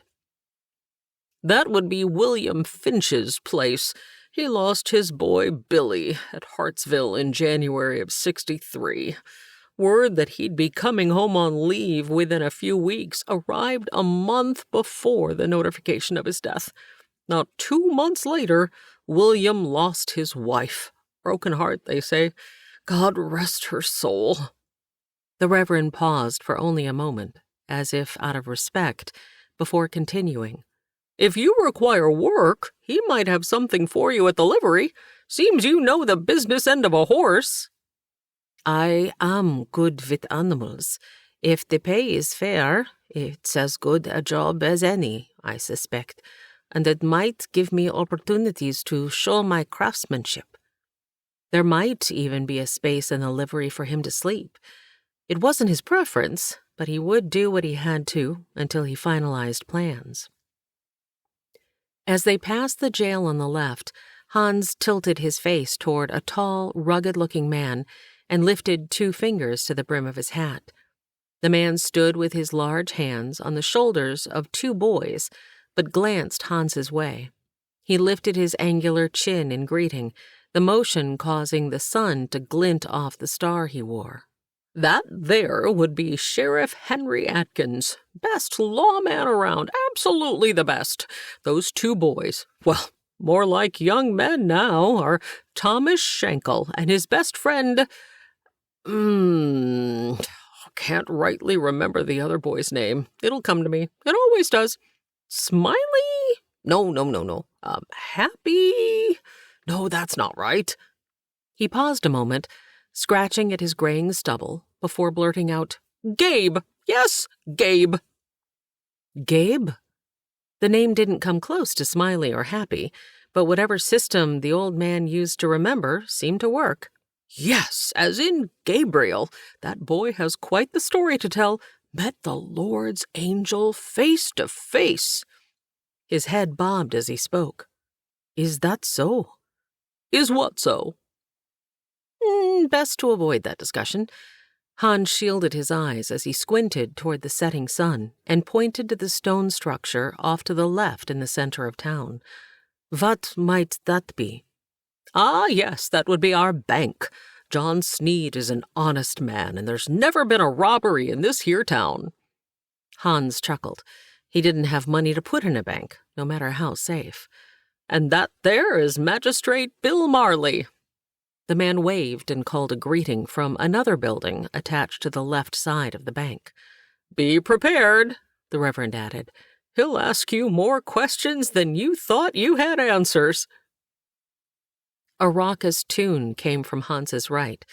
He couldn't see the structure behind the building on Main Street, but the tinny and out-of-tune piano was loud enough to make his ears hurt.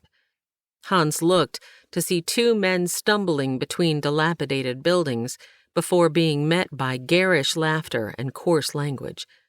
He knew that sound and didn't need an explanation for what he'd find back there. Most towns had a saloon and women available for a price. One of the inebriated men pushed the other into the wood siding of the structure. "I always pay, you low-down good-for-nothing. It's your turn to ante up." Hans tried to ignore the feeling, but something in the small-framed man's voice made him tense. Rauti shook his head, sensing his owner's anxiety. Hans felt the familiar squeeze in his chest and moved his fist to rub at the spot. The surrounding sounds became muffled, and he jutted out his chin to ease the tightness in his neck. Sounds of the tinny piano mingled with words, and his breath caught as he recognized one drunkard. All bluster, the man turned on his comrade and pointed a finger in the man's face. "Don't be calling me no welcher, you yellow-bellied sapsucker. I'll shoot you down right here.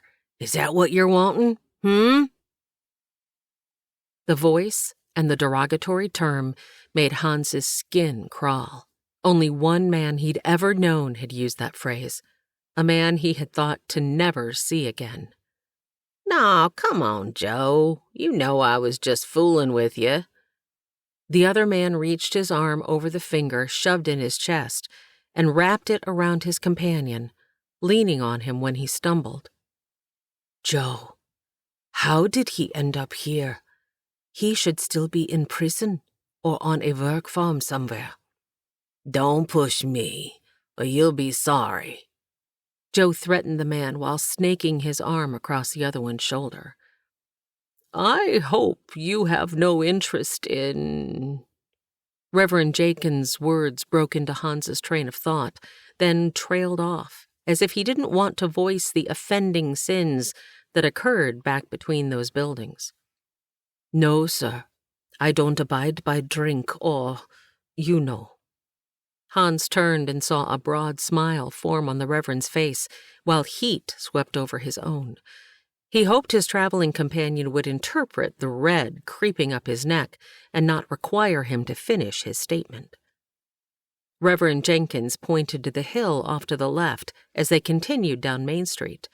"That there is the church. You might hear the same tune on Sunday as you heard back there, but the words will be quite different. Quite different indeed. And our piano sounds a mite better." He guffawed, having to wipe his eyes with his handkerchief. He used his other hand to wave at and greet a mother and her two daughters. Dorcas seemed not to need guidance.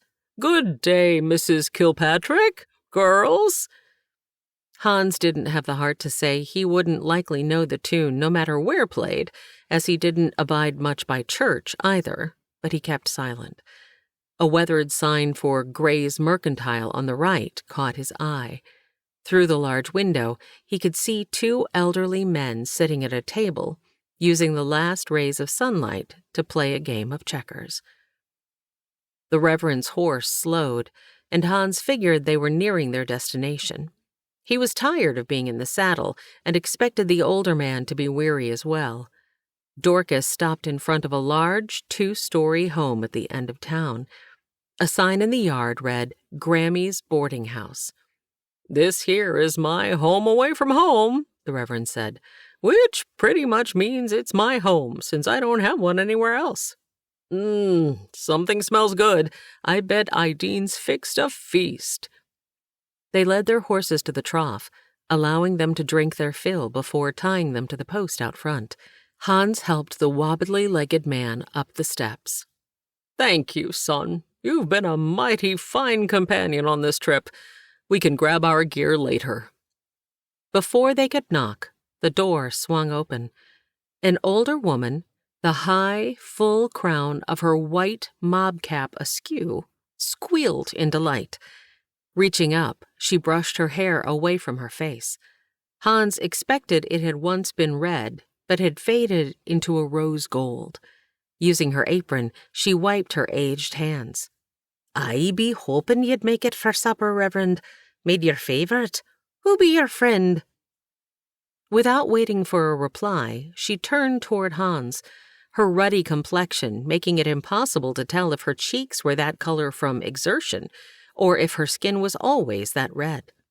The robust woman extended a hand that Hans took without thinking. "Hope you're hungry, young man. We've a fine meal ready, and no one to eat it. Stagecoach didn't come again today." Without releasing his grip, she pulled him forward and into the house, leaving the Reverend to navigate on his own. "Oh, don't worry about me, Idine. I'll be right there." The Reverend chuckled, as if the occurrence were not unusual. "Katie, me darling girl, we be having guests for dinner," Idine called. Hans heard a crash of metal. His eyes widened, but Idine seemed not to be bothered by the noise. "Reverend, show this young man where he might wash off the dirt." She turned to Hans with a look he remembered his mother using when she was all business. "You'll be staying here for the night." It wasn't a question, but he felt compelled to answer. "I am low on coin at the moment." Hands on her hips, eyebrows raised, she took in the length, or rather the breadth, of him. "Can you work?" "Yes, Mum." "Then we've a deal. I be needing wood hauled in after dinner, and more chopped for tomorrow." "Yes, Mum." How had she done that?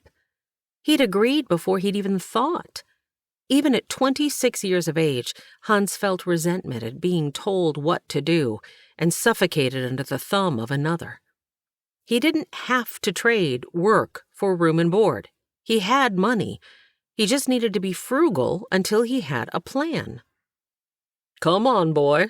Best wash our hands, or she'll have you fixing the roof." The Reverend's hand on his arm directed him to the stairs. "Oh, and won't that be another day, Reverend?" Idine called as she headed to the kitchen. "Something sure smells good, Idine. Sure does." Reverend Jenkins sat in a chair as if he owned it. Hans remained standing, mouth watering, as their hostess carried in a platter of meat, coated and floating in a rich gravy.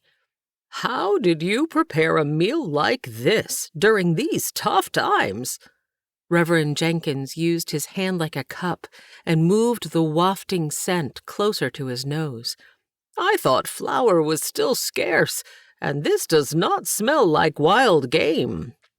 "Oh, we have our ways, Reverend." Idine winked at Hans.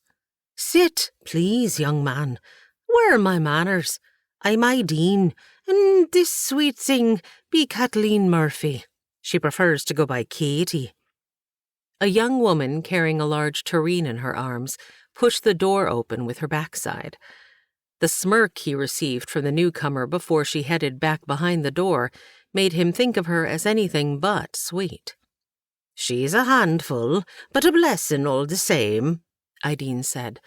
"My sister should have named her Bridget, in honour of Ireland's red-haired saint. Katie isn't what you'd call a patroness of heart and home, more like giver of smart and sassy." Hans blinked, and the Reverend coughed into his napkin. "Oh, listen to an old woman blabbering. You know more about us than you'd probably care to." She looked from the table to the sideboard and back, never meeting his gaze. My, I've not even asked your name. Hans Korhonen. Pleasure to make your acquaintance. Ideen moved butter, salt, pepper, preserves, and honey from the sideboard to the table. Your travels good? Yes, Mum. Weather cooperate? Ideen lit the candles, the flame flickering when she jumped at the loud crash in the kitchen. Yes, Mum, Hans answered. Yes, the temperamental Missouri weather. You never know what mood it might be in today, Reverend Jenkins added. That be so, Reverend. Minds me of a young woman I know. Ideen wiggled her eyebrows, and the Reverend again covered a cough with his napkin. Well, Hans, it's a pleasure to have you at our table. Thank you, Mum. Oh, those sweet manners. I detect an accent. Are you from down south? A small farm east of here, was his only reply. Oh, that's nice. He watched as her distracted eyes roamed over the table to ensure nothing was missing, much like his own mother had done at each meal. Katie, please bring the bread, Ideen called to the closed door. Of course, Aunt Ideen, the young woman replied as she entered. His gaze followed the golden-crusted bread, sliced thick, to the table. Not a single crumb moved with the gentle placement, not until the girl bumped the table as she plopped into the dining-room chair across from him in a most unladylike manner. Back slouched against the chair, arms flopping as if the last bit of escaping air had left them limp, she sighed. Wisps of fiery red hair stuck out beneath a mob cap not doing its job. A pretty pink tinged her cheeks, causing her freckles to dance across the bridge of her nose. She remained relaxed in her chair, a vivid portrayal of how tired she must be, until her penetrating green eyes met his. Hans watched as Miss Murphy sat up in her chair, back straight, chin just so. Her slim finger moved the loose tendrils back into her mob cap, setting both her hair and fabric to rights. Fascinating. All the women he knew wore their hair in tight buns, but this hair seemed to have a mind of its own. He blinked, realizing he was staring. Her direct eye contact made him squirm in his seat like a schoolboy. She raised her eyebrows and placed her hands primly in her lap before settling back in her chair with an exaggerated casualness. Reverend, would you do the honor, in the absence of me own dearly departed Patty? Ideen asked. But of course. It was a tremendous loss for us, but a gain for heaven. Let us pray. Heavenly Father, we thank you for this fine food you've graced us with during this time of lean. May your hand of mercy remain on these dear ladies. Thank you for this new friend at our table. In your name we pray. Amen. Amen, Ideen echoed. Those green eyes stared at him the entire prayer, her face a mask. He wouldn't have bowed his head anyway, but he hadn't been able to pull his gaze from hers, mesmerized by her perfect balance of haughtiness and mischief. The clinking of silver on dishes broke the spell, as did the slight smile that crept onto Katie's face, before she turned a full smile on Reverend Jenkins and asked him to pass the potatoes, interrupting him from the beginning of another of his stories. Do you have plans to stay, Mr. Korhonen? Ideen asked. Hans, please, Mum. I don't rightly know. Hans watched the Reverend's fork stop just shy of his mouth as his gaze darted Hans's way. Well, nothing like a good meal and night's sleep to help make your decision, Ideen said. The food was excellent. Edna made a decent pot roast, yet as stingy as she was about most things, she oversalted everything. The thought of home transported Hans back to his brothers. Every meal at Johann's table had been stilted, not full of talking like this meal. He wondered how he could already feel so comfortable at a stranger's table when he'd never once felt this way after Edna had arrived and taken over their household. "Food to your liking, young man?" Ideen broke the silence. It took him a moment to realize she was talking to him. "Yes, thank you, ma'am." He took another bite of the meat. It wasn't gamey, but it wasn't veal. "This is good. I can't quite place the cut." His tone held a question as he lifted his gaze to ask what it was, but he saw the slight shake of his host's head and her eyes flitting over to the Reverend, who was slicing his meat. "Ideen, how do you get your Swiss steak so tender?" the Reverend asked. "You must have pounded it for hours. And wherever did you get the flour?" "Buttermilk. It's the secret to most things. We save the flour for our bread. 'Tis made with ground chestnuts." Ideen used her fork to point to the meat on the Reverend's plate. "That be the rich, nutty flavour you be tastin'." Hans watched as Katie nearly choked on the bite in her mouth, most likely caused by her exaggerated eye roll. He examined his meat more closely. "Mighty fine. I can always count on a good meal when I'm here." Reverend Jenkins continued chewing as he slathered creamy butter on a thick slice of bread before using it to sop up the gravy from the meat. Hans kept his head lowered, his focus on chewing, but chanced a glance at the woman across from him. Katie moved her large amount of food around on her plate, speared a beet, and looked at it before putting it in her mouth as if it were a chore. She cut the meat, turning her fork over and back before wrinkling her nose and putting it in her mouth. He struggled not to laugh as her face contorted before she swallowed with what appeared to be great difficulty. "Sorry, Paul." Katie wiped her mouth. "Paul?" Hans wondered who that might be. Someone vying for her hand, perhaps? She was a pretty sight. Ideen spoke up, her voice a little louder than necessary since they were seated in such close proximity to each other. "Katie made us a wonderful apple pie with raisins for dessert." "Wonderful! Marvelous! I always look forward to dessert," was Reverend Jenkins' exuberant reply. "Apple! My, I haven't had an apple pastry in quite some time. Would you pass the butter, please? I believe I'll try a slice of this bread. It looks wonderful, and I haven't had fresh bread in a day or two." Watching Katie's eyes nearly disappear into her mop cap was entertaining and mesmerizing. The green glinting in the light from above the table was almost hypnotic. He covered his groan with a cough. It would do no good to get under this woman's spell.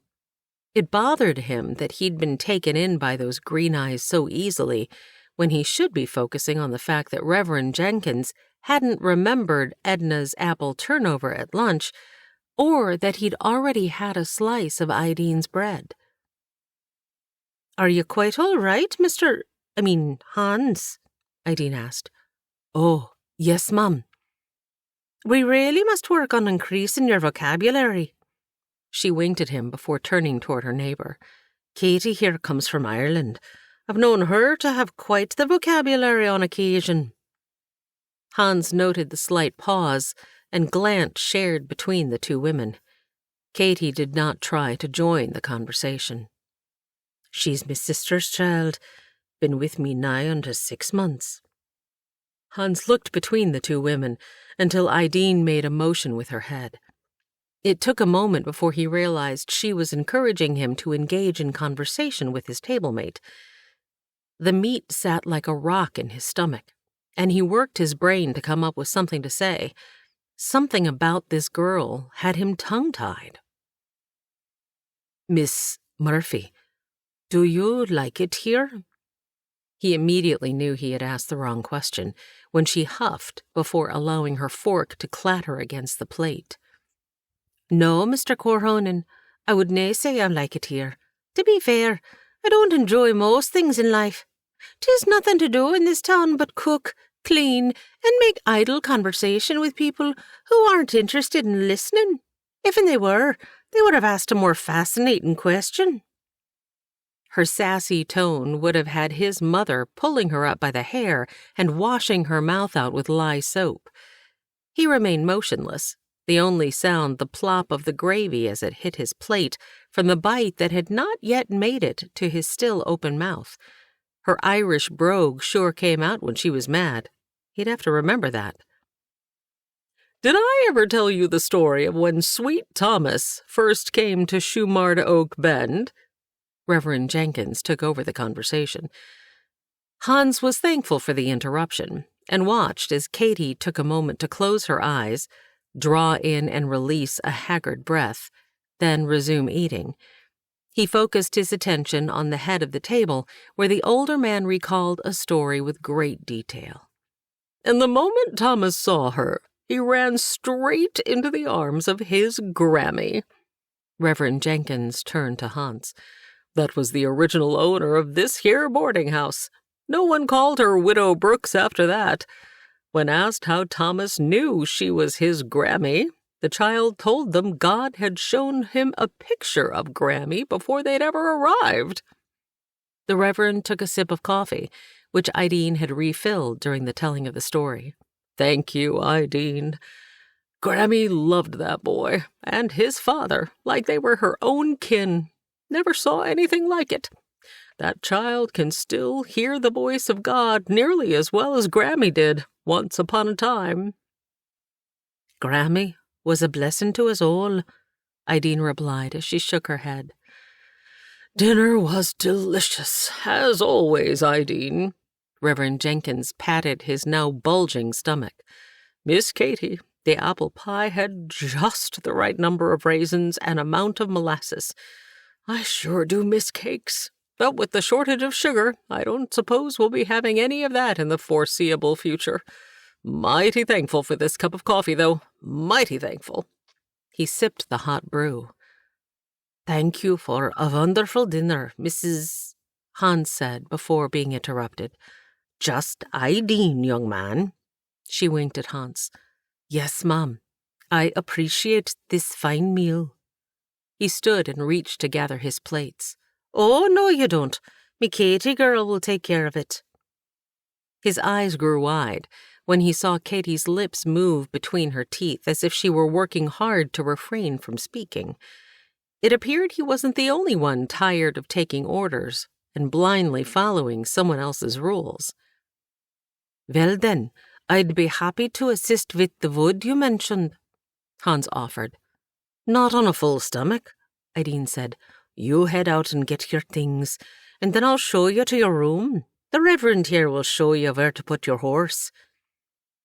I'll make sure the stalls, are clean and ready. Katie bolted from her chair, grabbing only her plate on the way. Hans noted she'd eaten little, even though she'd served herself a substantial portion. Hans reached to help Ideen gather plates and silver from the table. No, I've got this. When you're finished with the horses, you'll rest a spell in the parlor before starting on that wood. She swatted at his hand, then startled as the kitchen door slammed. Yes, Mom. Hans heard Ideen's soft laughter at his reply as she moved into the kitchen. He really needed to work on his responses. Come now, boy, let's get our gear, then see to our friends. The Reverend took the last gulp of his coffee before releasing a contented sigh and securing the button he'd undone on his jacket during dinner. Oh, mighty fine coffee. Mighty fine. Chapter 11. Shumard Oak Bend. Sweat dripped from Hans's brow, and his chest glistened in the waning light. He'd catch a chill if he stopped, so he kept on chopping. May in Missouri could bring cold temperatures at night. The hard work of chopping wood wasn't an issue. He'd worked hard all his life. And although he preferred to whittle, this chore was necessary work, and he'd earn his keep. He mulled over the story the Reverend had told of the boy he called Thomas, and wondered if this could be the same precious child he'd befriended years ago when a young family had stopped at their farm. He thought he'd remembered that boy's last name being Trexler, not Schenkel, as the Reverend had said. If it was the same boy, it would be a pleasure catching up with him if they crossed paths. Not crossing paths with Joe was another thing. Joe had been a thorn in his side from the moment the vile man had half carried his brother into camp. Joe had singled out Hans and seen him as the sole reason his brother had died, taunting him every time Hans had passed the fenced-in holding area they'd used for a makeshift jail. Couldn't handle a rifle, boy? Yellow-bellied sapsucker? Too chicken to fight like a man? Had to hide as a lowlife away from the action, huh? Imbecile. Why, I got dogs smarter than you. Cruel words, aimed directly at him, filled his mind.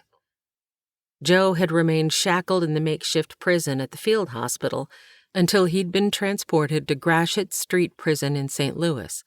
Yet somehow he'd ended up in Shumard Oak Bend. Hans swung the axe with more force. Thump. Sounds still filled his thoughts. Thwack. The axe connected harder than necessary with the standing wood at each blow. Joe's repeated words ran through his mind with each chop. Worthless, stupid, lazy, maggot, waste of space, cow dung. He sank the axe into the stump, shoulders slumping in defeat. He felt those words deeply and struggled not to believe them. Maybe staying here wasn't the best idea. He should go farther west, maybe Oregon. No one would know him there. Memories surfaced of the night he'd almost run, almost become a deserter. Hans removed his gloves and placed them on the chopping block. With his hands on his trim waist, his thumbs massaged his muscles as he leaned back to stretch. His finger grazed over the scar Joe had left between two of his ribs. By standing up to the man, he'd created more problems for himself. Some in the camp had seen him as the hero who had taken down an armed Confederate. Others had spread rumors that he wasn't right in the head, and that was why he'd roamed the camp at night. Either way, he'd had enough, and had been more than happy when the war had been over and he'd been able to return home. Only home wasn't the same. He'd gone from one militant experience to another under General Edna's rule. He hadn't been in Shumard Oak Bend but a few hours, and already he'd started allowing others to push him around and decide for him. He could leave in the morning. It wasn't like he'd set down roots here. He would miss the good food, but had survived for years on less. He could do it again. One town was like another, but he'd miss the Reverend. 2 emerald green eyes flickered in his mind, while a slow smile grew over his face. Idine's niece was pleasant to look at, when she wasn't scowling or spouting off something terse. That Katie had been pure vinegar at supper. She likely had somebody who was sweet on her. Paul? Even if she had a beau, they could still be friends, right? A full smile formed. He could return the sass, if that was what she wanted. Well, he could if he ever got his tongue to work in her presence. He'd had lots of time to learn from Edna. His mother would have quoted a proverb about catching more flies with honey than with vinegar. But since he wasn't trying to catch anything, he just might give back what she was dishing out. Just because his brothers were stoic didn't mean he had to be. Who was he kidding? Skunks didn't change their stripes. They just left disasters in their wake. Just like him. The foul stench of past failures permeated his mind before his nostrils filled with the reek of unwashed bodies, decay, and death. He pushed the memories down, burying them deep. He'd been apathetic, never making friends with his comrades, and washing his hands of war before heading home, only to leave his brother, the best friend he'd ever had, as well. He shivered, not sure if it was caused by his thoughts or the fact that he'd stood still in the cooling night air too long. After wriggling his tired fingers back into the smooth leather of his worn gloves, he placed another log on the chopping block and took a deep breath. With one swing, he split the log in two. His mind drifted. Those emerald green eyes, blazing red hair, and freckles that danced on the bridge of a pert nose floated in front of him. Her fairy-like features had an almost ethereal quality. Breathe, swing, chop. Breathe, swing, chop. Over and over, Hans repeated the process, his mind fluctuating between those eyes and those freckles. His breathing still labored. He filled his arms with wood and stacked it neatly on the now growing pile near the kitchen door. Nothing had changed since leaving home. He had immediately done what Ideen had asked, just like he'd done for Edna, just like he had done for his military superiors. Only Ideen's words had been kind, her request almost uplifting as she'd focused on what he could do. Unlike Edna's harsh tone and demeaning words, Ideen made him feel needed, important. Her gentle tone was a balm for his hurting soul. I am still following orders. Breathe, swing, chop. Still doing what I'm told, without standing up for myself or my dreams. Breathe, swing, chop. His back and arms ached as he took out his frustration on the log before him. Would he ever be his own man? I will make my own decisions from here on out. Breathe, swing, chop. Why had he gone back to Johans after the war? He should have set out then, knowing nothing about Edna would ever change. Breathe, swing, whack. The axe deflected off the stump, skidding to a halt in the dirt. Tired. He was so tired. He was tired of doing everyone else's bidding, tired of living under another's rule, tired of lying to himself that he could change, tired of being tired. Hans rubbed his hands through his gloves before removing them. A blister had formed on his palm. The once well-fitting gloves now rubbed his hands raw. Using his shirt to dry his chest, he felt his ribs sticking out. Tonight's meal had him feeling full for the first time in years. He could use a few more of those meals. Hans shrugged into his shirt, picked up the axe, and sank it into the block. It needed a good sharpening. He'd do that tomorrow, if he stayed. Chapter 12. Shumard Oak Bend. What's got your attention, Katie girl? Katie felt Ideen peek over her shoulder and out the window at the fine specimen of a man arching his back and rubbing at the taut muscles. Katie supposed even an old woman could appreciate the view, but she did not respond, even though Ideen waited several moments. Quite a handsome young man. Katie flinched at Ideen's words, but remained quiet. Are called to the kid kind? Ideen teased, her Irish homeland's words flowing easily from her tongue. Katie turned her head, eyes sending daggers. No, Aunt. I did not lose my ability to speak. Good-looking or not, he's no different from any other man. Ach, and do you know many, lass? Enough to know there isn't a man out there with enough sense to use the brains God gave him. Katie, girl, what's got you all riled up?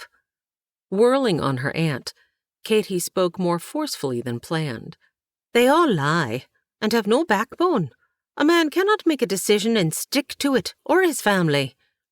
Ach, your Uncle Paddy were no such man. Katie saw the change in Ideen's eyes. Was she wrong to base her view of men on her absentee father? She broke eye contact with Ideen and turned back to the window, this time averting her gaze from the figure and doing her best to focus on the waning light in the distance. Not all men are the same, Katie. Katie melted under the hand that now rested on her shoulder, her fight gone. She needed to remember she was a guest in this home. I best be telling that young man to head on in. Grabbing her shawl, Ideen headed out. Goodness, but this door be needing a fresh coat of paint. Katie stood at the window, watching Ideen and Hans deep in discussion. Her hand brushed away the stray wisps on her warm face, the realization that she found Hans to be a fine-looking man causing her to blush. Her father had been handsome once, too, according to her mother. Katie only remembered his wrinkled, ruddy skin, flushed cheeks, and wet eyes peeking out from beneath puffy lids. When he'd been sober, he had been congenial but prone to lying, which often made for entertaining tales but generated a lack of trust. No man she knew had enough backbone to stand up to the wrongs she had endured in Ireland. Even the landlord had made false promises, then skulked away like a beat dog when the guardians of the peace of Ireland had applied pressure. Katie winced when she pulled her hair in agitation. No, Ireland is no longer home. Missouri, America, was her home now, and she would make something of herself here. Home. She felt loved and appreciated in Ideen's house, but could she consider it her own? She had always lived in rented hovels, several since they'd needed to move frequently and usually in the middle of the night. Home was the place where those she loved and cared for gathered. Katie thought of the child now sheltered in the barn. Sam's small hands were so dirty, a single washing would not remove their stain. Just this afternoon, those small hands had tugged at her skirt. Miss Katie, I'm hungry.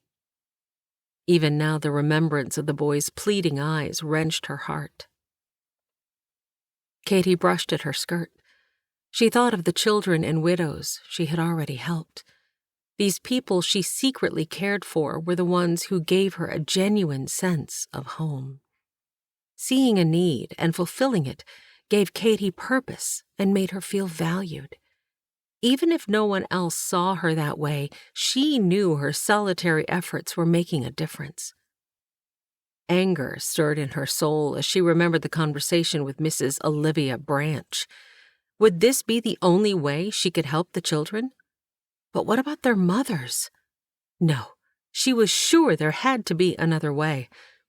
Her muscles tensed, and she narrowed her eyes. She would do this her way.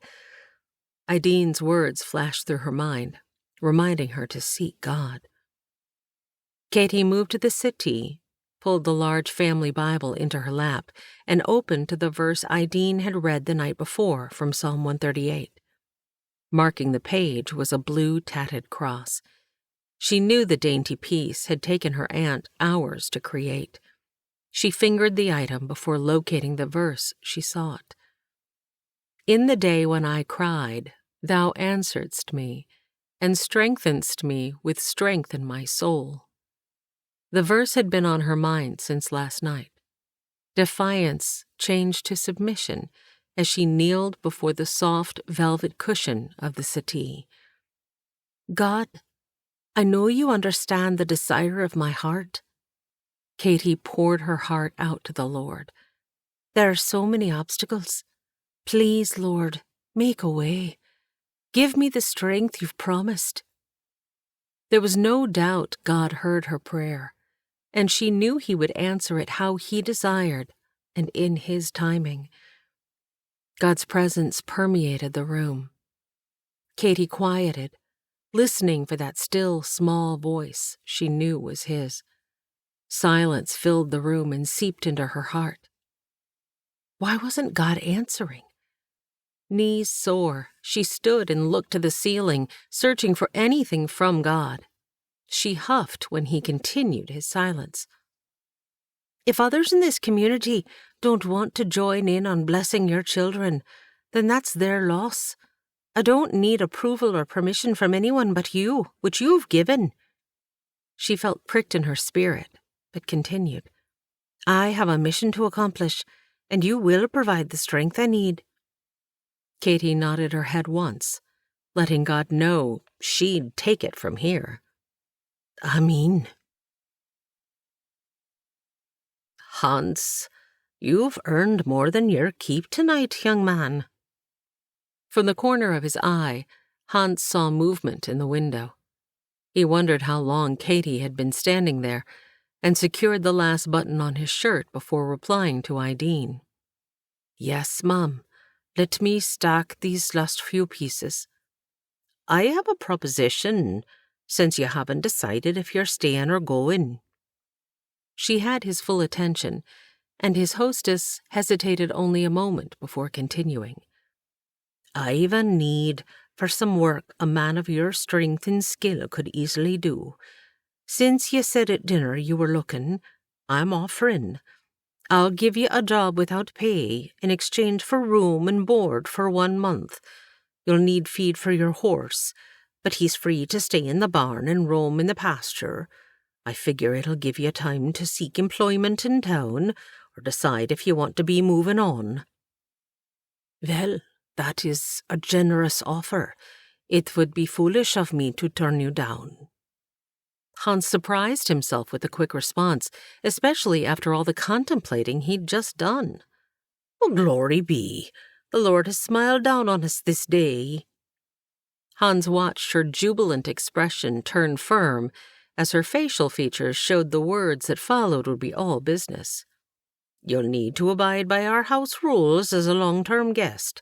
We don't tolerate drink or coarse language, no carousing, and you'll keep us informed if you'll not be at a meal. She paused. I know I'm missing something. Her right finger tapped her temple. Yes, Mom. I can easily keep those rules. I'll be no trouble to you. Then head on in, and we'll discuss what I be needing done, and you can begin first thing tomorrow. Yes, Mom. I'll be right in. A smile split his face. He finished stacking the cut wood and cleaned up the area. He slowed and mentally kicked himself. He had done it again. He'd not even given her offer more than a fleeting thought. What was wrong with him? Hans cleaned the axe and looked at the dull blade. He guessed he'd be making a to-do list of his own. After brushing bits of wood and bark from his shirt, Hans headed to the barn to return the used items to their proper home. He needed to think of this as a temporary stay while he figured things out. In the dim light of the barn, he heard a rustling sound. Rauti made a low rumble in his chest. Is that you making all that ruckus, Rauti? Dorcas responded with a pleasant neigh.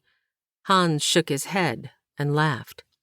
Rauti, you usually don't make friends with other horses, but it appears you might have taken a liking to the docile Dorcas. Hans patted Rauti's neck.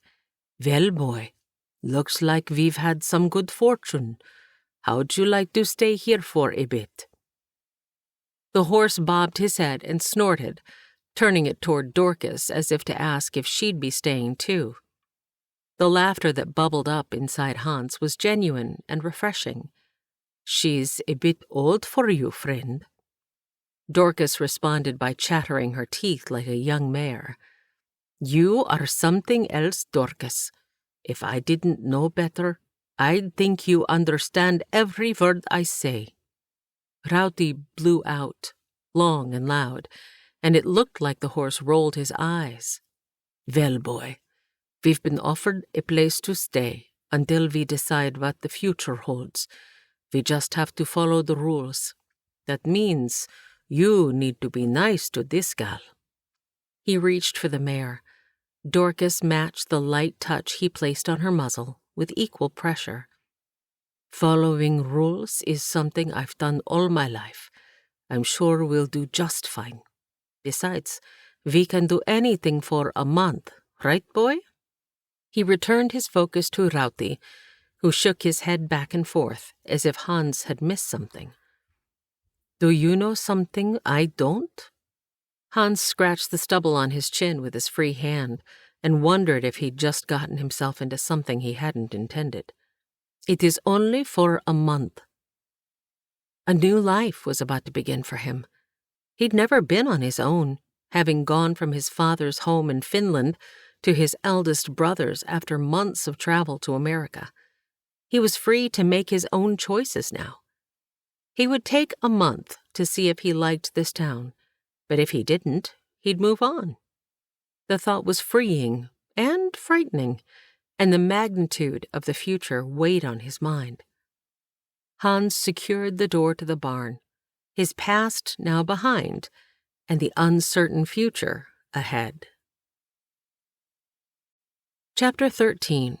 Shumard Oak Bend. "No time for wool gathering, Katie dear. I'm expecting the stagecoach today. We need to be preparing for guests." Idine's words were not cross, but held a note of authority.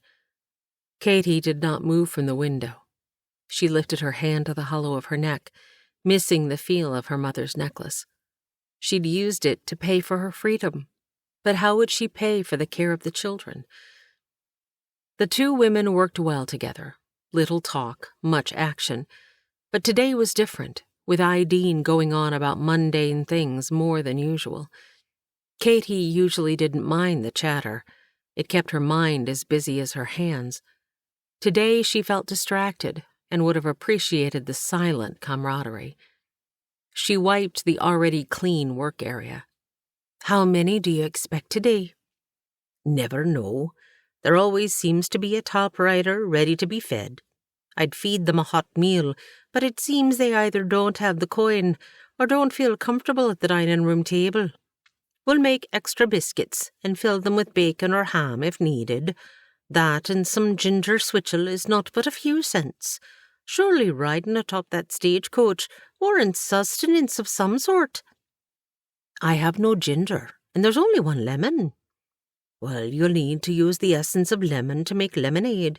It'll be tart with minimal sugar, but I'll add molasses cookies to the list today. You know, I may have you take a few to the Grey sisters. The dear souls don't get out much anymore, and molasses is good for the bones." Katie mixed the lemonade and placed it aside to allow the rough, granulated sugar to dissolve. The heavy mixing bowl made a clunk on the wooden surface. She began adding ingredients to the large bowl for bread. "No answer." "I'm sorry. Did you ask me something?" "I was telling you about how the sisters came to this fair town. Well-respected business owners they were. I figured you'd have something to say about that." "Didn't the sisters own the mercantile?"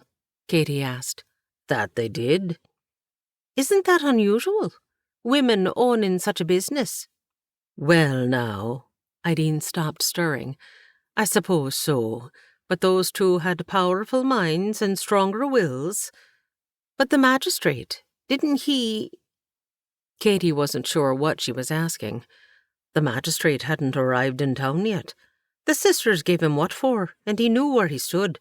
Those two could make a man coward, they could. But as they aged, it got harder to keep up with the store. They began praying God would send just the right family to take it over. "The Taylors?" "One and the same.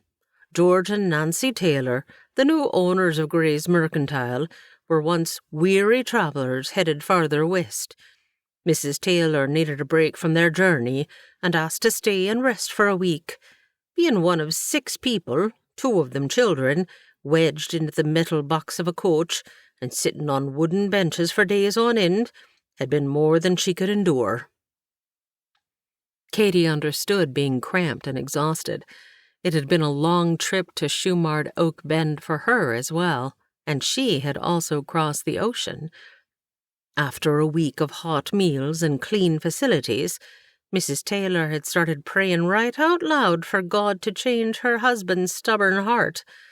I had never heard such caterwauling, beseeching God to keep her out of what she called God-forsaken country. Ideen laughed.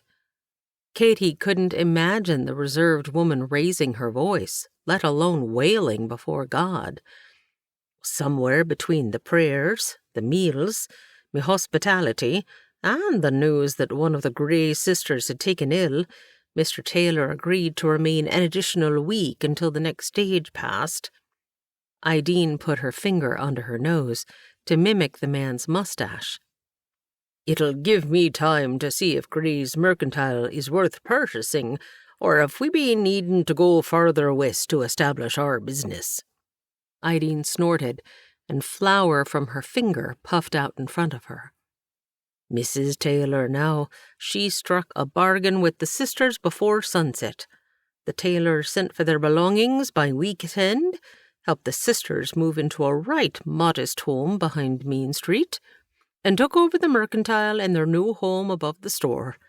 They've been here just over a year now, and Mrs. Taylor and I, well, we became instant friends, her and I. I figured if she'd be able to change a man's mind that quickly, I might learn a thing or two.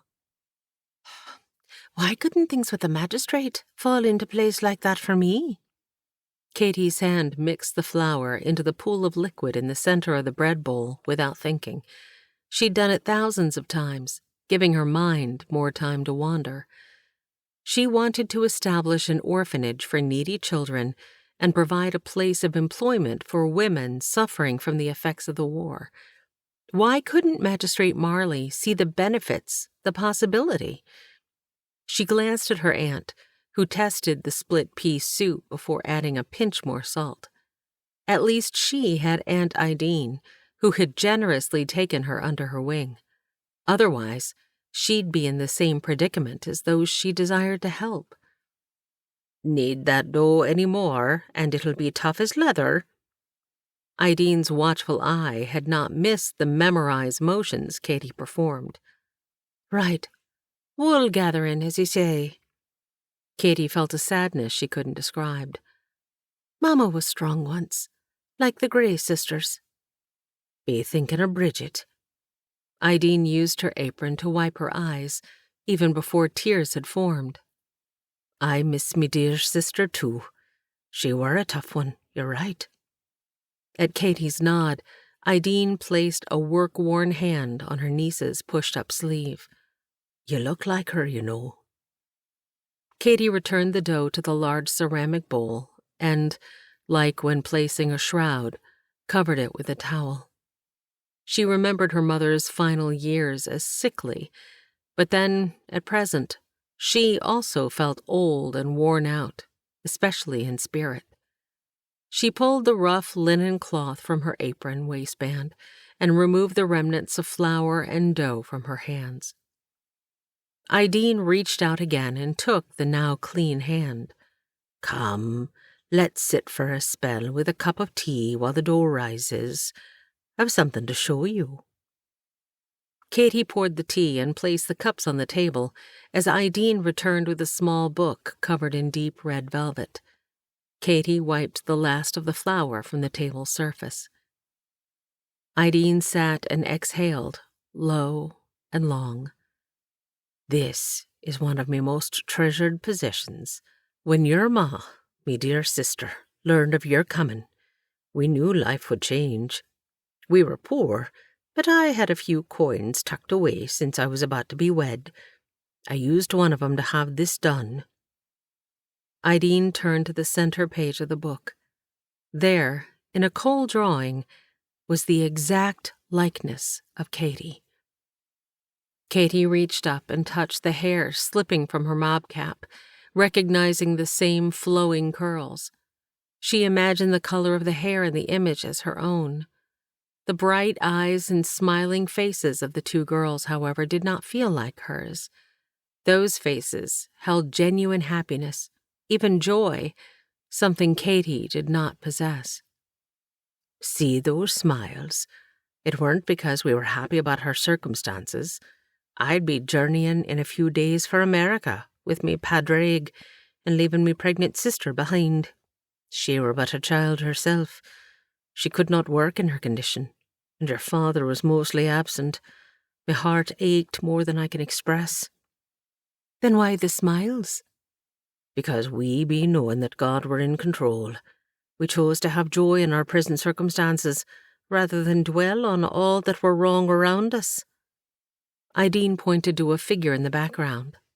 See that boy sitting in the tree? That be your Uncle Martin. He were always where he weren't supposed to be. This one time, I were thankful he disobeyed. The boy made all manner of noises from that tree, and the artist felt compelled to capture the true spirit of the moment. He died not 2 weeks later, after being overrun by a bull in a neighbour's field. Ideen's finger touched the drawing, as if she could still feel the boy's presence. What of the rest of my kin?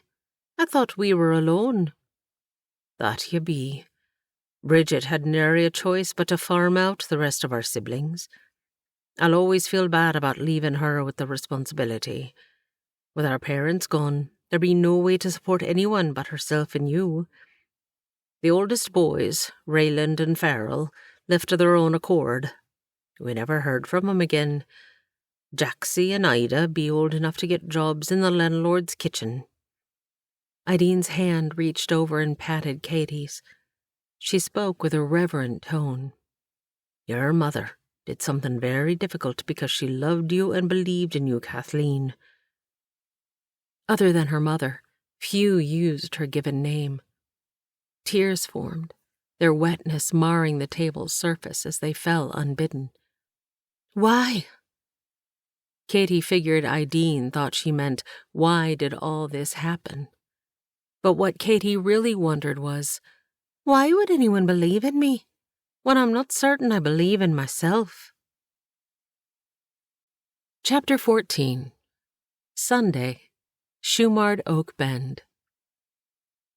"This is the day that the Lord has made," the Reverend said, with more energy and enthusiasm than Hans thought possible before a cup of coffee. Sitting in the chair at the head of the table, the man tucked his napkin into his collar. "Let us rejoice, and be glad in it." Ideen's cheerful reply was more than Hans could manage this early. Hans nursed his coffee as Katie placed a plate of eggs, cornbread, thick-cut bacon, and fried potatoes before him. He reached for his fork, ready to dig in as the smells overtook his senses. "Hans, would you do the honor of blessing our food on the Lord's Day?" Reverend Jenkins' eyes were keen and clear this morning. Hans squirmed. To refuse would not be wise. Hans knew the conscious act of prayer before a meal showed gratitude to God, who many believed sustained them and provided for their needs. Hans knew the hard labor needed to put this meal on the table.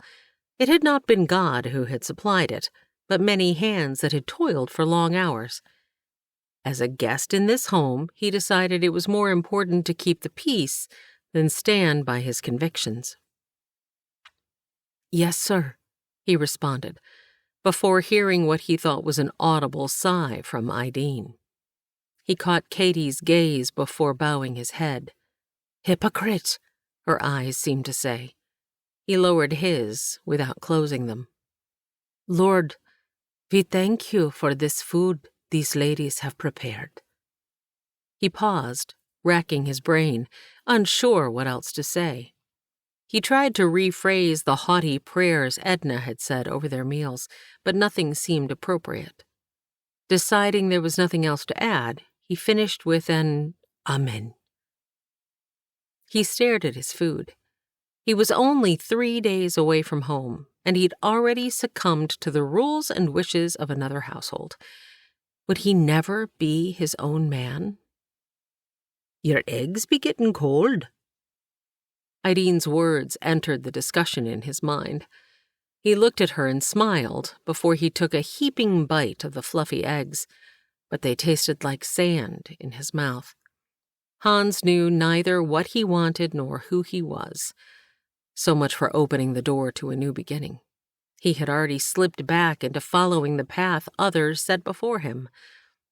"What will your sermon be, Reverend?" Ideen's question had Hans's full attention. It was Sunday. He hadn't been to a church service since he was a boy. Edna always required them to gather on Sundays for Bible reading and singing, but it was not the same. "Encountering God. Speaking of which, as soon as I finish this fine meal, I need to make my way over to the church and encounter him myself." He chuckled lightly.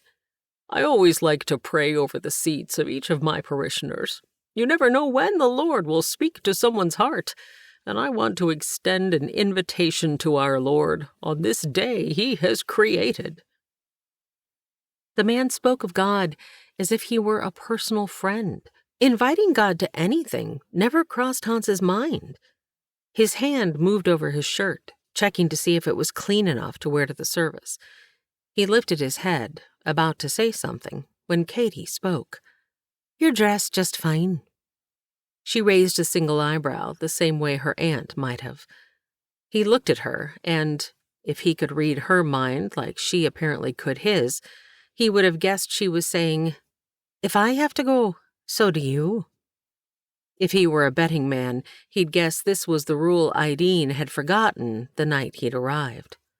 "You are right, Miss Katie, absolutely right." Reverend Jenkins turned from Katie to Hans.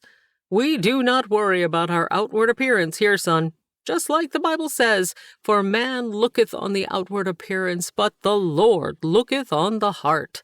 The heart is all that matters. Yes, sir, all that matters." Hans sighed inwardly. That was even worse.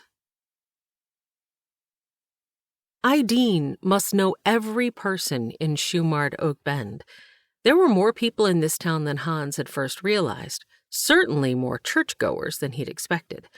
His hand hurt from greeting each one, and he hadn't yet made it inside the building. He had dodged the magistrate, but had still answered more questions than he'd thought possible.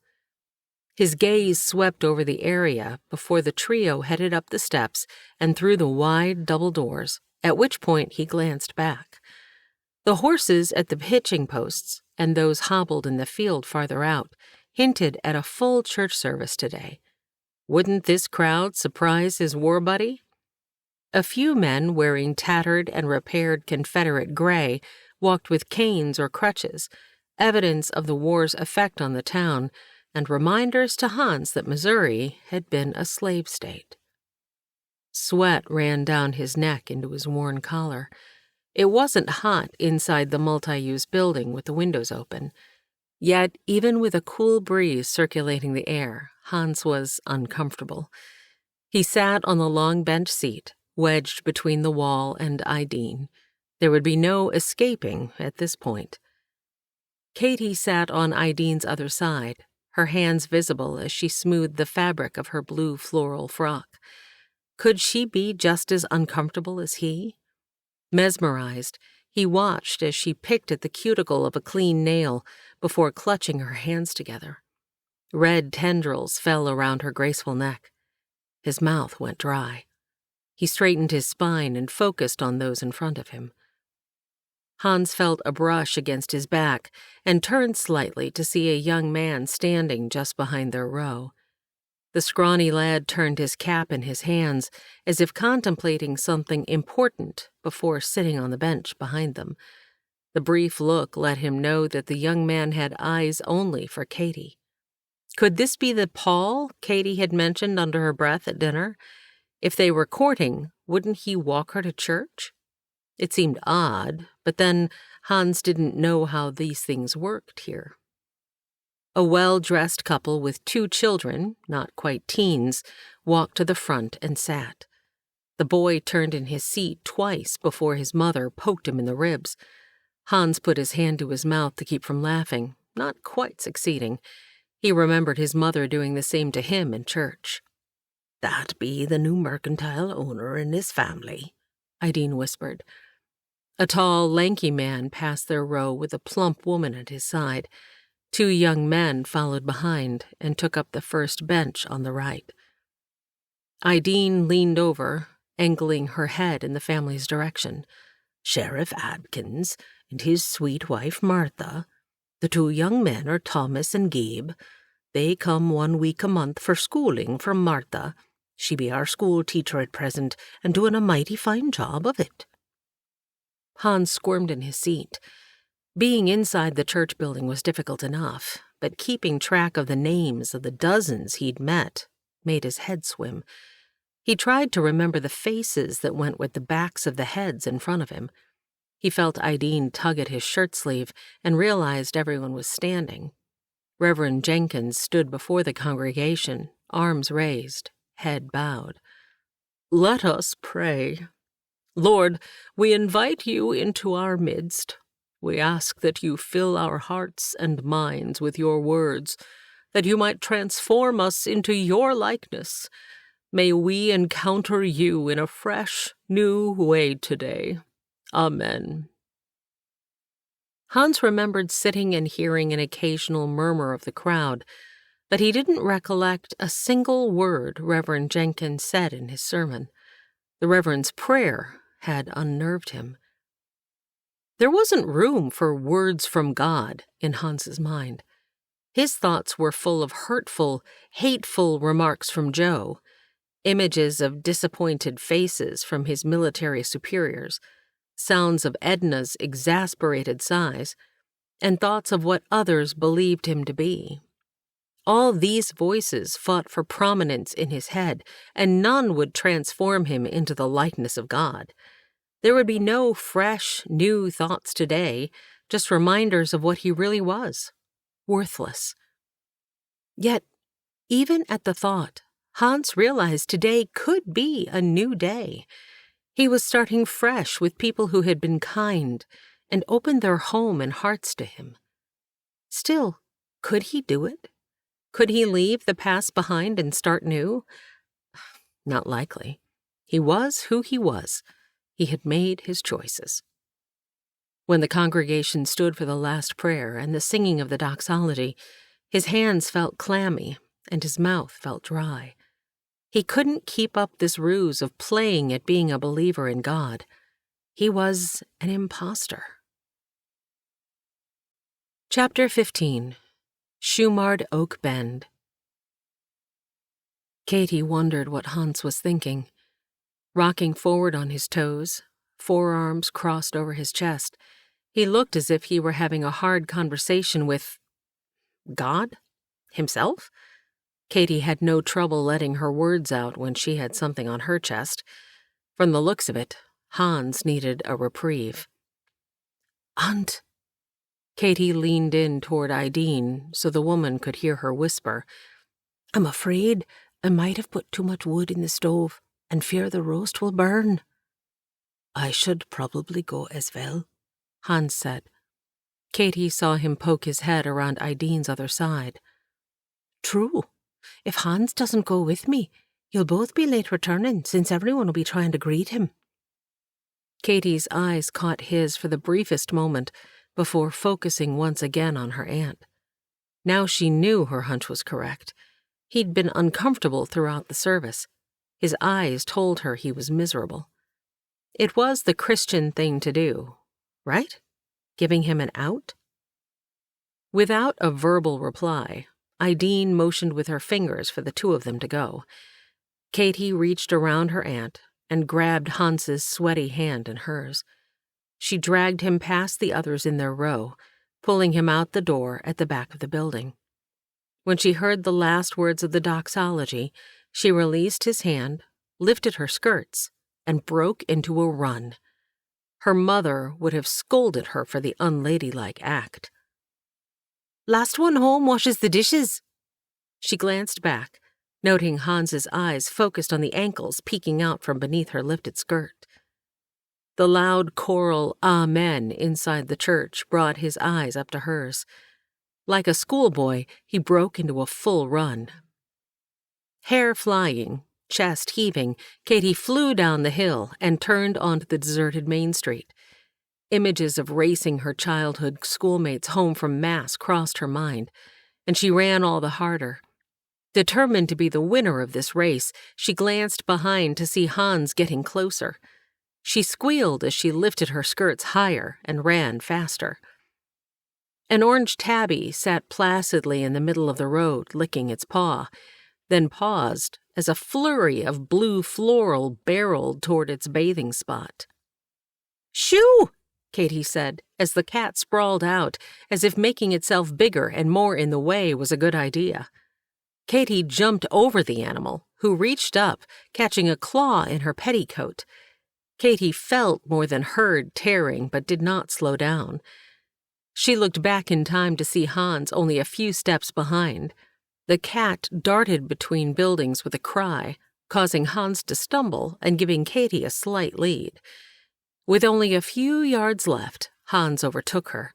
He hopped the steps with a deep intake of breath and opened the door in one fluid motion. "My lady." He bowed and swung his arm in front of him as if ushering her inside. "I will not be doing any dishes." "You'd likely break something if you did." Katie lifted her chin and schooled her features, but surmised the flush she felt in her cheeks did not match her curt tone. She swished past him, skirts still hiked higher than appropriate, before dropping them and smoothing the fabric. Breathing hard from the run, Katie followed the direction of Hans's eyes. She smiled when she realized the focus was once again on the hem of her skirt, which now covered her ankles. Excitement rushed through her, pooling in her stomach, which growled. Her raised brows challenged Hans to comment on the sound. The smell of roasted meat drew them inside the large kitchen to a pile of clean dishes ready for the noon meal. "Do you know how to set a table?" She covered the question in a sweet, yet condescending tone. "Of course," Hans replied and picked up the stack of plates. She knew the moment he realized she'd tricked him, yet he continued and moved toward the table. "How many will there be today?" "The Reverend, of course, and Martha, Henry, and the boys. That makes—" The tip of her pink tongue stung out from the corner of her mouth. 8. "The boys? You mean Gabe and Thomas?" "Yes, why?" He ducked his head. No reason. Just trying to remember names." He placed the fork on the wrong side of the plate and continued around the table. Katie's fingers itched to correct the placement. She arranged the candlesticks near each end and put the salt, pepper, butter, and other condiments at the corners, saving room for the platters in the center. "We'll need more chairs. Where are they?" he asked, not meeting her eyes. "You'll find 2 more chairs hanging on the far wall of the barn." Katie watched him retreat like a lone soldier being advanced upon by an army. Maybe Ideen shouldn't have invited so many for dinner. She'd noticed how uncomfortable he'd been with only a few conversations going on over previous meals. He would have a hard time keeping up with today's discussions. "Maybe it'll scare him off," she mused. That might be for the best, especially since his presence threatened to distract her from her mission. There was also the issue of his past.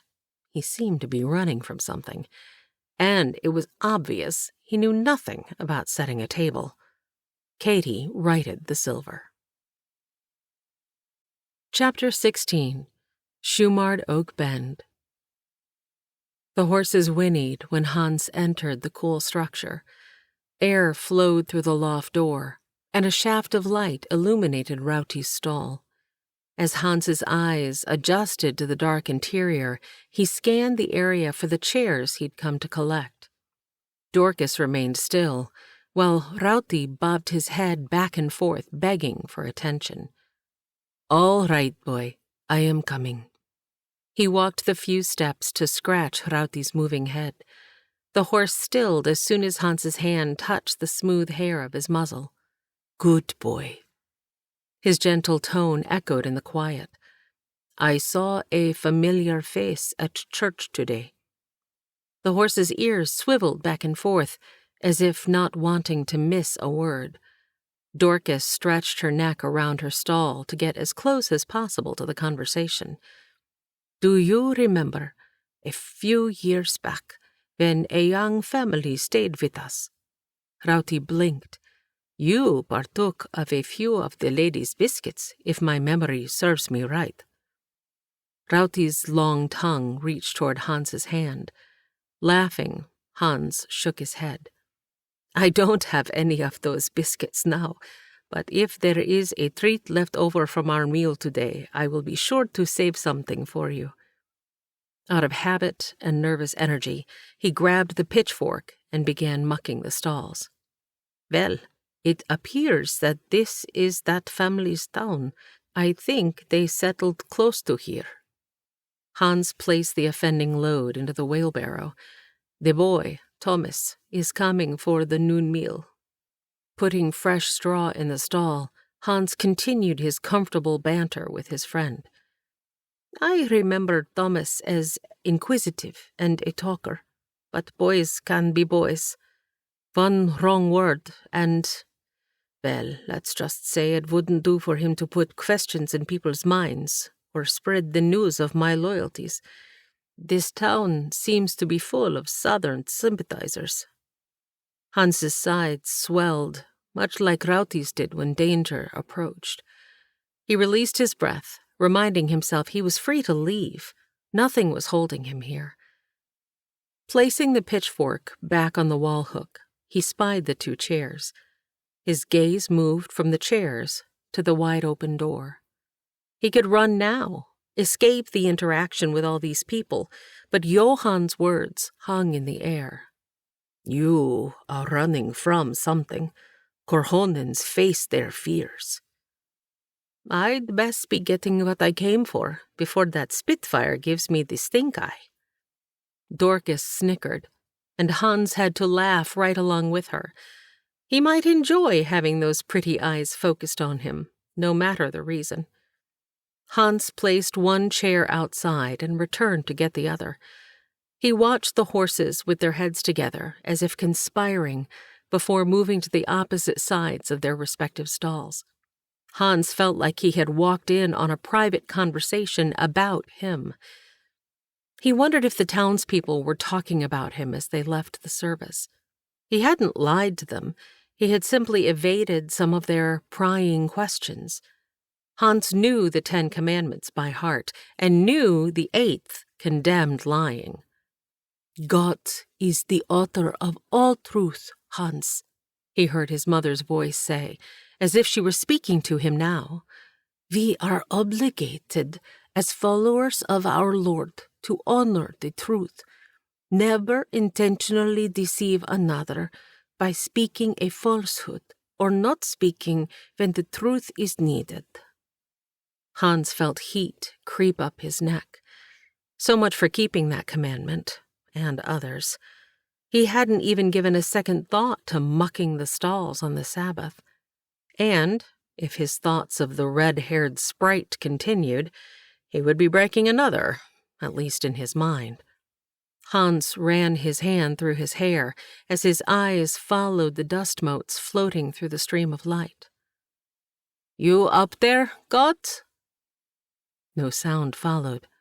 He hadn't expected one, but it would have been nice if he'd received instructions on what was forthcoming. He needed some clear direction. Should he be forthright in sharing his loyalties? Should he tell Aideen he wasn't certain he would stay? Was deciding from day to day deceitful by not speaking up when he knew he was contemplating leaving? Grabbing the second chair from the wall with more force than needed, Hans took one last look at the ceiling of the barn, as if God were glaring down at him. Expect nothing from me. You are not even listening. Chapter 17. Hans? Hans turned at the sound, the light coming in from the open barn doors causing him to squint. It only took a moment for his eyes to adjust. There stood Thomas, and Hans knew him immediately, those bright blue eyes so like his own, and that wave of dark hair falling over his forehead, only he was taller now. Hello, Thomas. My, how you've grown. How old are you now? Hans longed to reach for the boy and embrace him, as he had the day his family had left his brother's homestead. 14? The now young man moved his arm from behind his back. There, in his hand, was the cow Hans had whittled and given as a gift. I kept her, Hans. If it embarrassed the boy that he still carried the trinket, it didn't show. The tail was missing, and the wood was smooth, showing how much the boy had loved the treasure. I missed you. Thomas took a step forward, his head cocked, his gaze roaming over Hans's frame. You've lost weight. Were you in the war? Yes. Confederate or Union? There it was, the direct question Hans had expected but had hoped would not come. His mother's words ran through his mind again. Truth. Speak the truth. Union. The word came out in a whisper. Thomas made a slight nod before closing the distance. The boy extended his hand, and Hans took it. But when they connected, Thomas continued forward and wrapped his arm around his friend. Hans enfolded Thomas. The absolute acceptance, not questioning, touched him deep in his soul. Was it really that easy? Would others be as understanding? Leave it to a child to show him the way. He hadn't needed to bother calling out to God after all. Thomas closed the barn doors, and Hans picked up one chair and turned. The sun glinted off the badge of a tall man in front of him. I'm Henry Atkins. I apologize for not greeting you before church. He reached over and placed a large hand on Thomas's shoulder. We were running a few minutes behind today. The hand Hans shook was much larger than his own, and the grip held as much meaning as the man's eyes. I've already forgotten most of the names, Hans admitted, so meeting you now, I'll remember yours. What brings you to these parts? Truth. Speak the truth. The man only wanted clarity. It was natural to ask such questions of a newcomer to town, and less unusual since the one asking was the sheriff. My brothers have both married, and it was time I made my own way, a new beginning. I'm hoping to find work and sell a two-wheeled cart I've designed. Well, technically my brother Johann designed it while I crafted it. Nervousness had him blabbering like an old woman. I'd like to see that, but I know better than to be late for dinner. He leaned in. Don't eat the pound cake. Fair warning, my friend. His conspiratorial wink set Hans's nerves at ease. I carried it, and it's a fair bit heavier than a pound. I thanked Mrs. Swanson just the same for her generous gift. She brings me something every Sunday in exchange for my keeping her husband locked up over the weekend, but that's another story. The man's good-natured laugh drained away the last of the stress Hans felt. Can I carry one chair for you? Thomas moved toward the well-crafted item. That would be great, little man, Hans said. Thomas beamed at the familiar term of endearment before hefting the chair and moving to the house. Hans followed, his resolve firm to speak the truth in all things from here on out. Hans leaned back in his chair, his waistband feeling a mite bit tighter than earlier in the day. He had not heeded the sheriff's warning and had eaten the pound cake, feeling obligated when Ideen had set a large slice before him. He was regretting it. The boy, Gabe, had eaten 3 slices. Gabe must have a hollow leg, like he'd had at that age. Throughout the meal, the boys had been quiet unless spoken to, except for the occasional grunt. One or the other enjoyed seeing who could kick the other under the table harder without their table mates becoming aware of their game, if the wincing was any indicator. It reminded Hans of dinners with his brothers as young boys. Ideen, why don't you lie down for a bit? Katie and I can get these dishes. Martha's gentle tone ended the conversation, to which Hans had been only half listening. Reverend Jenkins pushed his chair back and stood. The sheriff took the man's arm when he wobbled. "Steady there, Reverend. Can I help you to your room?" "That would be right nice of you." The Reverend stumbled over his words as well as faltered in his step. "Henry, I'm the sheriff in this town." "Oh, right." Glassy eyes focused past the man, a look of concern creeping around the edges. "I believe I might close my eyes on the settee for a few minutes as well, after I get you settled." At the sheriff's smile, the Reverend's look of confusion softened, and he reciprocated as the two headed to the stairs. "Well, I don't plan on doing dishes." Hans looked straight into Katie's eyes. Hers held mirth, his held resolve. He turned to Gabe and Thomas. "How about if the three of us head outside before Corporal Katie here conscripts us into cleanup duty? I saw a tabby this morning, and I bet he'd appreciate a morsel if we can find him. He may even be in the barn. I heard something earlier." Hans swiped a small piece of meat from Idine's plate, still on the table. Katie's eyes went large, and her coloring turned pale. It wasn't that big of a deal to feed to the cat. He'd seen her set a plate out with more on it than the small amount he'd taken. It didn't take long to find the cat. The animal came quickly, wasting no time in consuming the morsel. "I wonder if he has a name?" Hans questioned. "Marmalade." The word had an undertone of laughter. It was the first thing Gabe had said with expression. "Marmalade?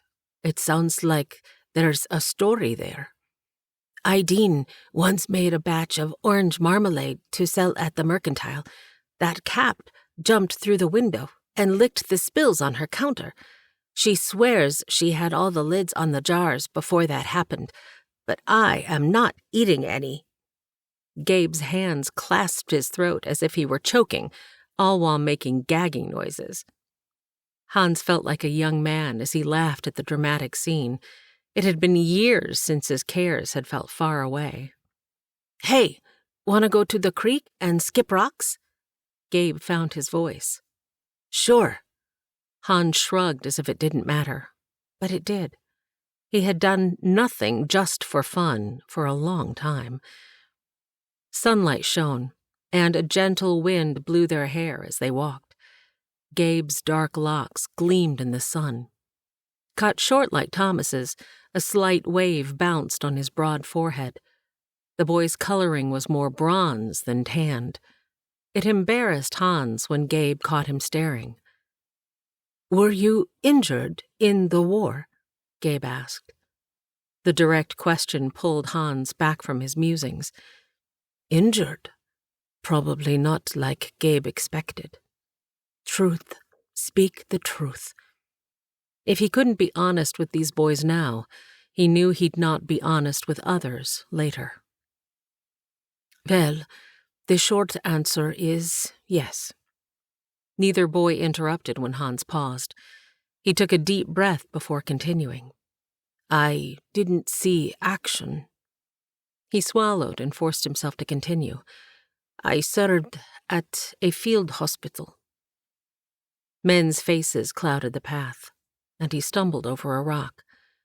Neither Thomas nor Gabe seemed to notice, or were at least thoughtful enough not to acknowledge the misstep. "My wounds are different. I suffered from frostbite, and although I have gained a good bit of weight back, it took time to get my strength back. I feel like I have lived a lifetime in my 26 years, but those maladies pale compared to what others suffered." Missing limbs, vision and hearing loss, bodies wasted away, Hans could not get the faces out of his mind. Joe's hawk-like nose, askew from being broken by his own hand, and the man's beady eyes devoid of color but full of evil, jeered at him. Hans shivered. This time, Thomas noticed and commented, "Does it hurt?" How did this boy get right to the core? "Does it hurt? Does it?" Hans had to be honest. not only with Thomas, but also with himself. Yes, Thomas, it hurts. I watched men die, go crazy in their minds, and become so bitter and full of rage that they killed others and sometimes took their own lives. The suffering in the hospital was, well, devastating. The three veered off to the right on a deer path before Hans continued. If men didn't suffer from a physical malady, they suffered from boredom and the demons of their own creation. His words described how he felt about himself. He'd felt trapped in that field hospital as much as those in their beds. He would long for the freedom to be in the field like his brothers until a new load of wounded would come and tell of the horrors they had seen and experienced. He'd heard more than once that freedom cost dearly. The war may be over, but there was no freedom for those now enslaved by their scars. Picking up smooth rocks, they skipped them across the swollen creek. Thomas showed his competitive side and counted every skip before challenging himself to do better. Gabe took the time to study how Thomas and Hans threw, then mimicked the motion, improving after a few tries. So, what are your plans now? Thomas stopped skipping rocks and looked at Hans. Plans. Another thing he hadn't completely resolved. He only knew he'd been desperate to get out from under Edna's rule, to be on his own and start fresh.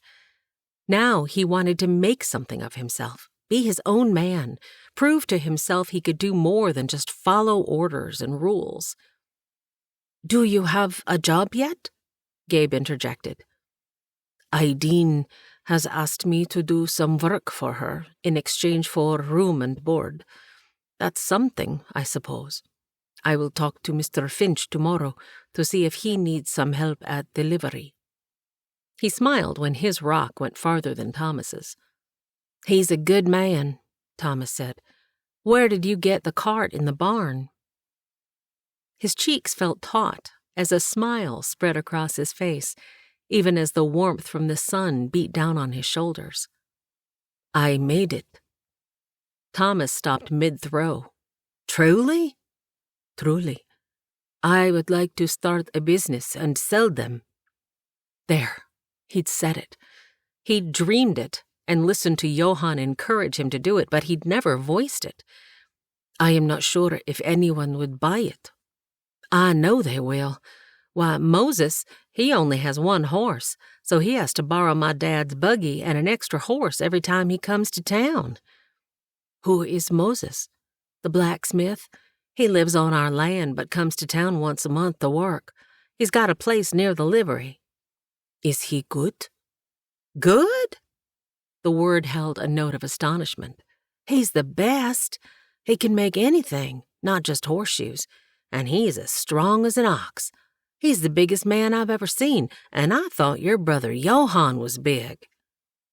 Hans laughed at Thomas's exaggerated tone. I will have to speak with him then. He'll be here until Friday, when he takes Gabe and me back home. Thomas and I come once a month for schooling from Mrs. Atkins, Gabe added. Mrs. Schenkel and Miss Delphina help us the other weeks. My dad says book learning is fine, but he thinks there is more to learn in the doing. It surprised Hans that Gabe sounded as if he would prefer to learn from books. Well-muscled with work-worn hands, the boy was clearly no slacker like Edna's son. Race you back. Thomas was off in a flash before Hans realized the boys were already well ahead.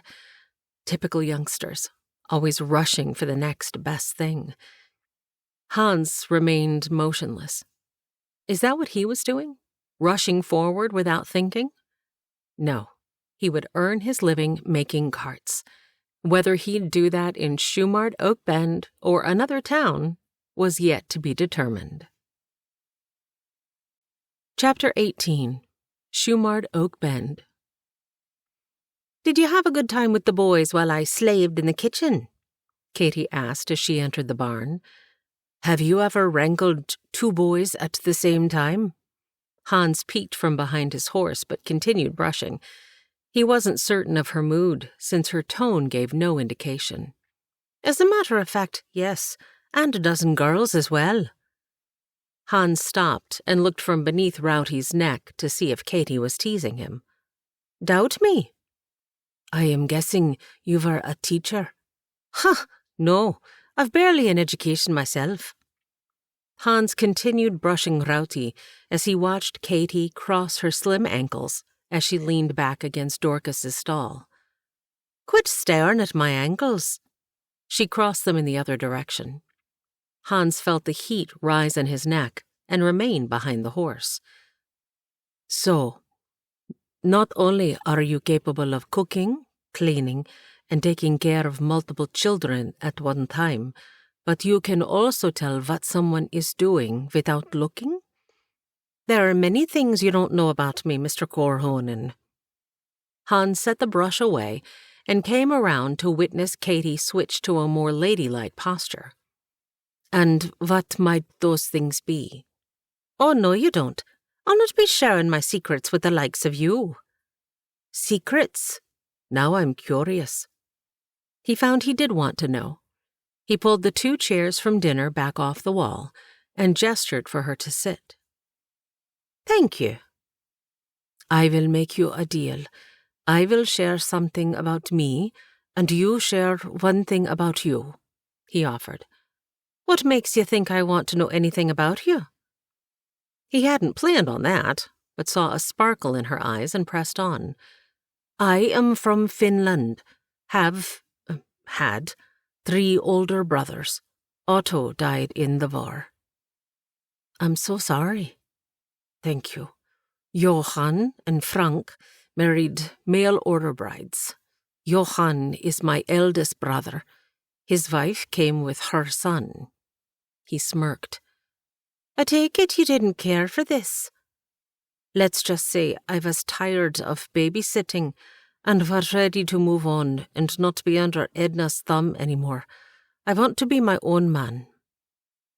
Hans watched as a shadow crossed over Katie's eyes. He wasn't sure what he'd said, but she dropped her chin and took a deep breath. Your turn. I'm from Ireland. She folded her hands in her lap. And? You said one thing. She paused before she winked and continued. Before my mother passed, she asked me to come live with my Aunt Hadine. My father was absent most of my life. I had nothing to keep me in Ireland, and as far as keeping children, the town's children all seemed to find me when school was out, since there was no place else to go, and nothing to keep 'em occupied. Hans listened to her matter-of-fact telling. He'd figured she'd be more like Edna and shed tears as a ploy for sympathy. Do you like it?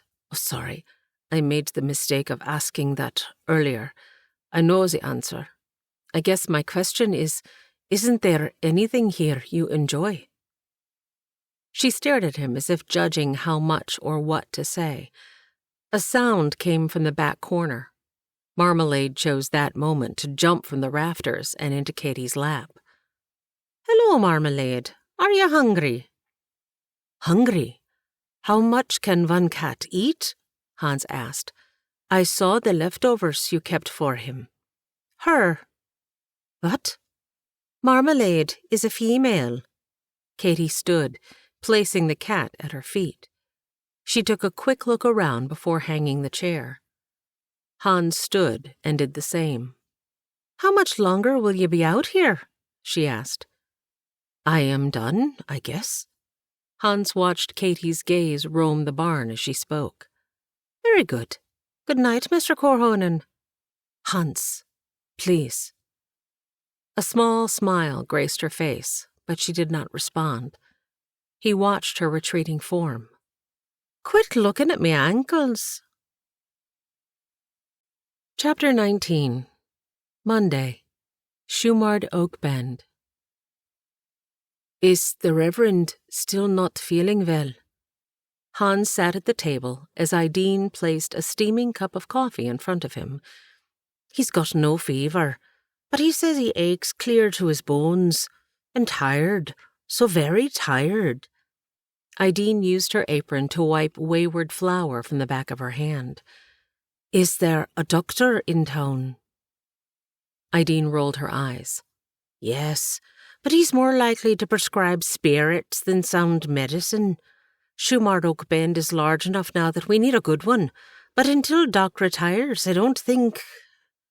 Her words trailed off, and a flush covered her face. Forgive me, I be speaking pure gossip. Ideen looked to the ceiling as if seeking something from its rafters. Hans watched the woman, her lips moving without sound before they formed a slow smile. Then she winked. Winked? He looked up to see if something might have floated down and into her eye, but she did not raise her hand to brush anything away but a single tear. As if nothing had transpired, Ideen continued. We be needin' Robin. I told you about her. She be Pete's wife. Robin. Aye. Pete's Arapaho Indian wife and Gabe's mother. Ideen clarified. She saved many a life from an early departure. I bear witness to her healing ways. Hans looked at the plate Katie brought in and plunked before him. She juggled Ideen's and her own before placing theirs on the table with a much lighter touch. Ideen's eyes followed Katie's form until the girl took her seat. She held out her hands. Where two or more gather in his name. Ideen smiled at Hans and took his hand, which was poised over and ready to pick up his fork. She lifted her chin to Katie, who sighed but accepted her aunt's hand before reaching across the table. Katie's upturned hand showed a calloused palm. Hans stared until she wiggled her fingers. He looked up and read the "let's get this over with" look in her eyes. Ideen wasted no time starting her conversation with her god. The warmth of Katie's fingers moved up his arm, spread across his chest, and settled. His eyes shot up from their hands to Katie's eyes. Her face did not show she felt the same, but he noted the slight spread of red across her neck where she'd opened her collar. Perhaps the heat of the kitchen was causing the color. Amen. Ideen released his hand and lifted her apron to wipe her eyes. Well, that's settled then. She placed her hands on either side of her plate. What? He hadn't heard a single word of the prayer. Finish up your breakfast, Hans, then head over to Gray's Mercantile to see if anyone up near the Shankles land has placed an order. You can show off your cart if there's a delivery to be made. Katie girl, when you've finished eating, please pack Hans some provisions. Yes, Mum. Katie fixed her eyes on the man across the table before glimpsing down at their still touching fingers.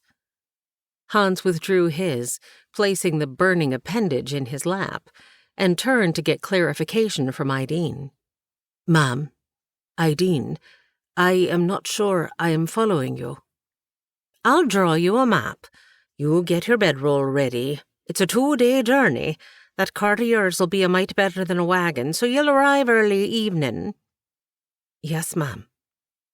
The familiar phrase escaped with his long exhale as he picked up his fork and finished his meal. We'll be on with you then. We've not got all day. Ideen used her hands to shoo both statues into action when they finished eating. Katie stood and pushed in her chair. Those fingers brushed a wayward red lock back into her mob cap.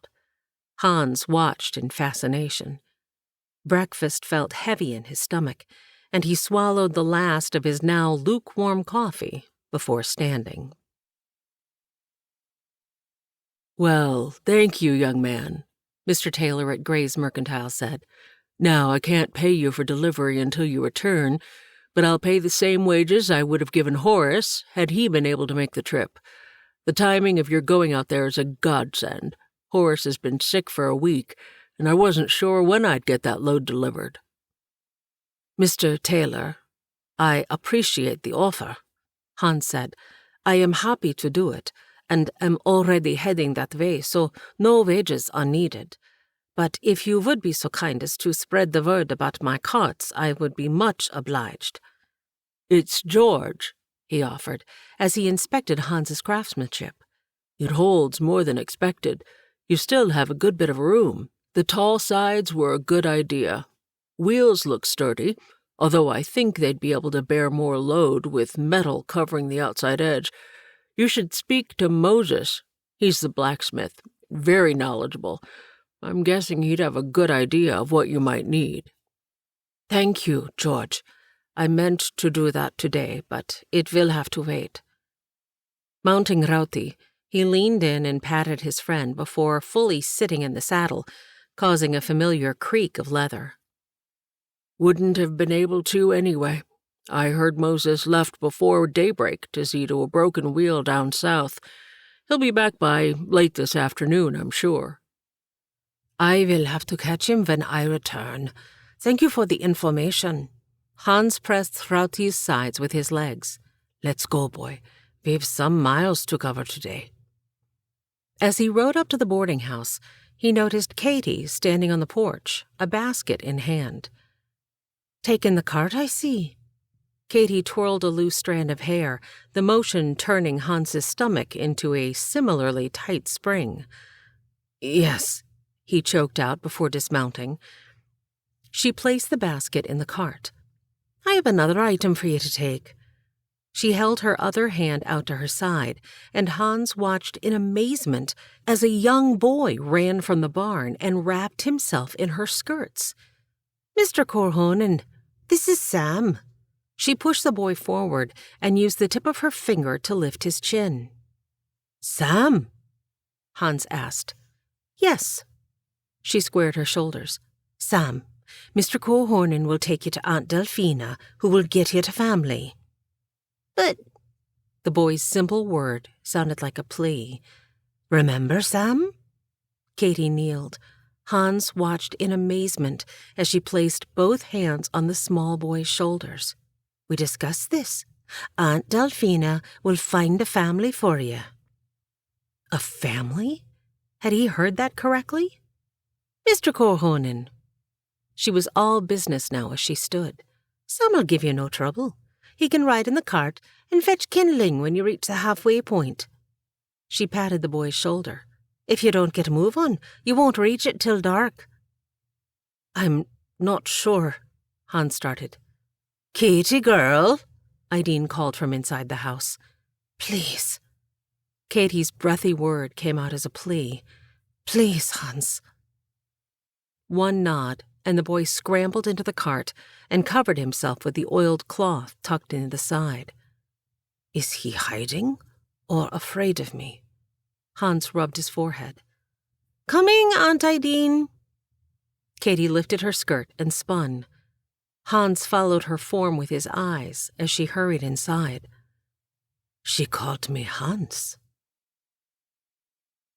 Chapter 20. Shumard Oak Bend. Katie stood at the window, watching the muscles of Rowdy's rump pull the cart carrying Sam. Rowdy climbed the hill behind the boarding house and headed north to the Shankles' land. She'd heard it was a beautiful, wide-open country full of tall prairie grass.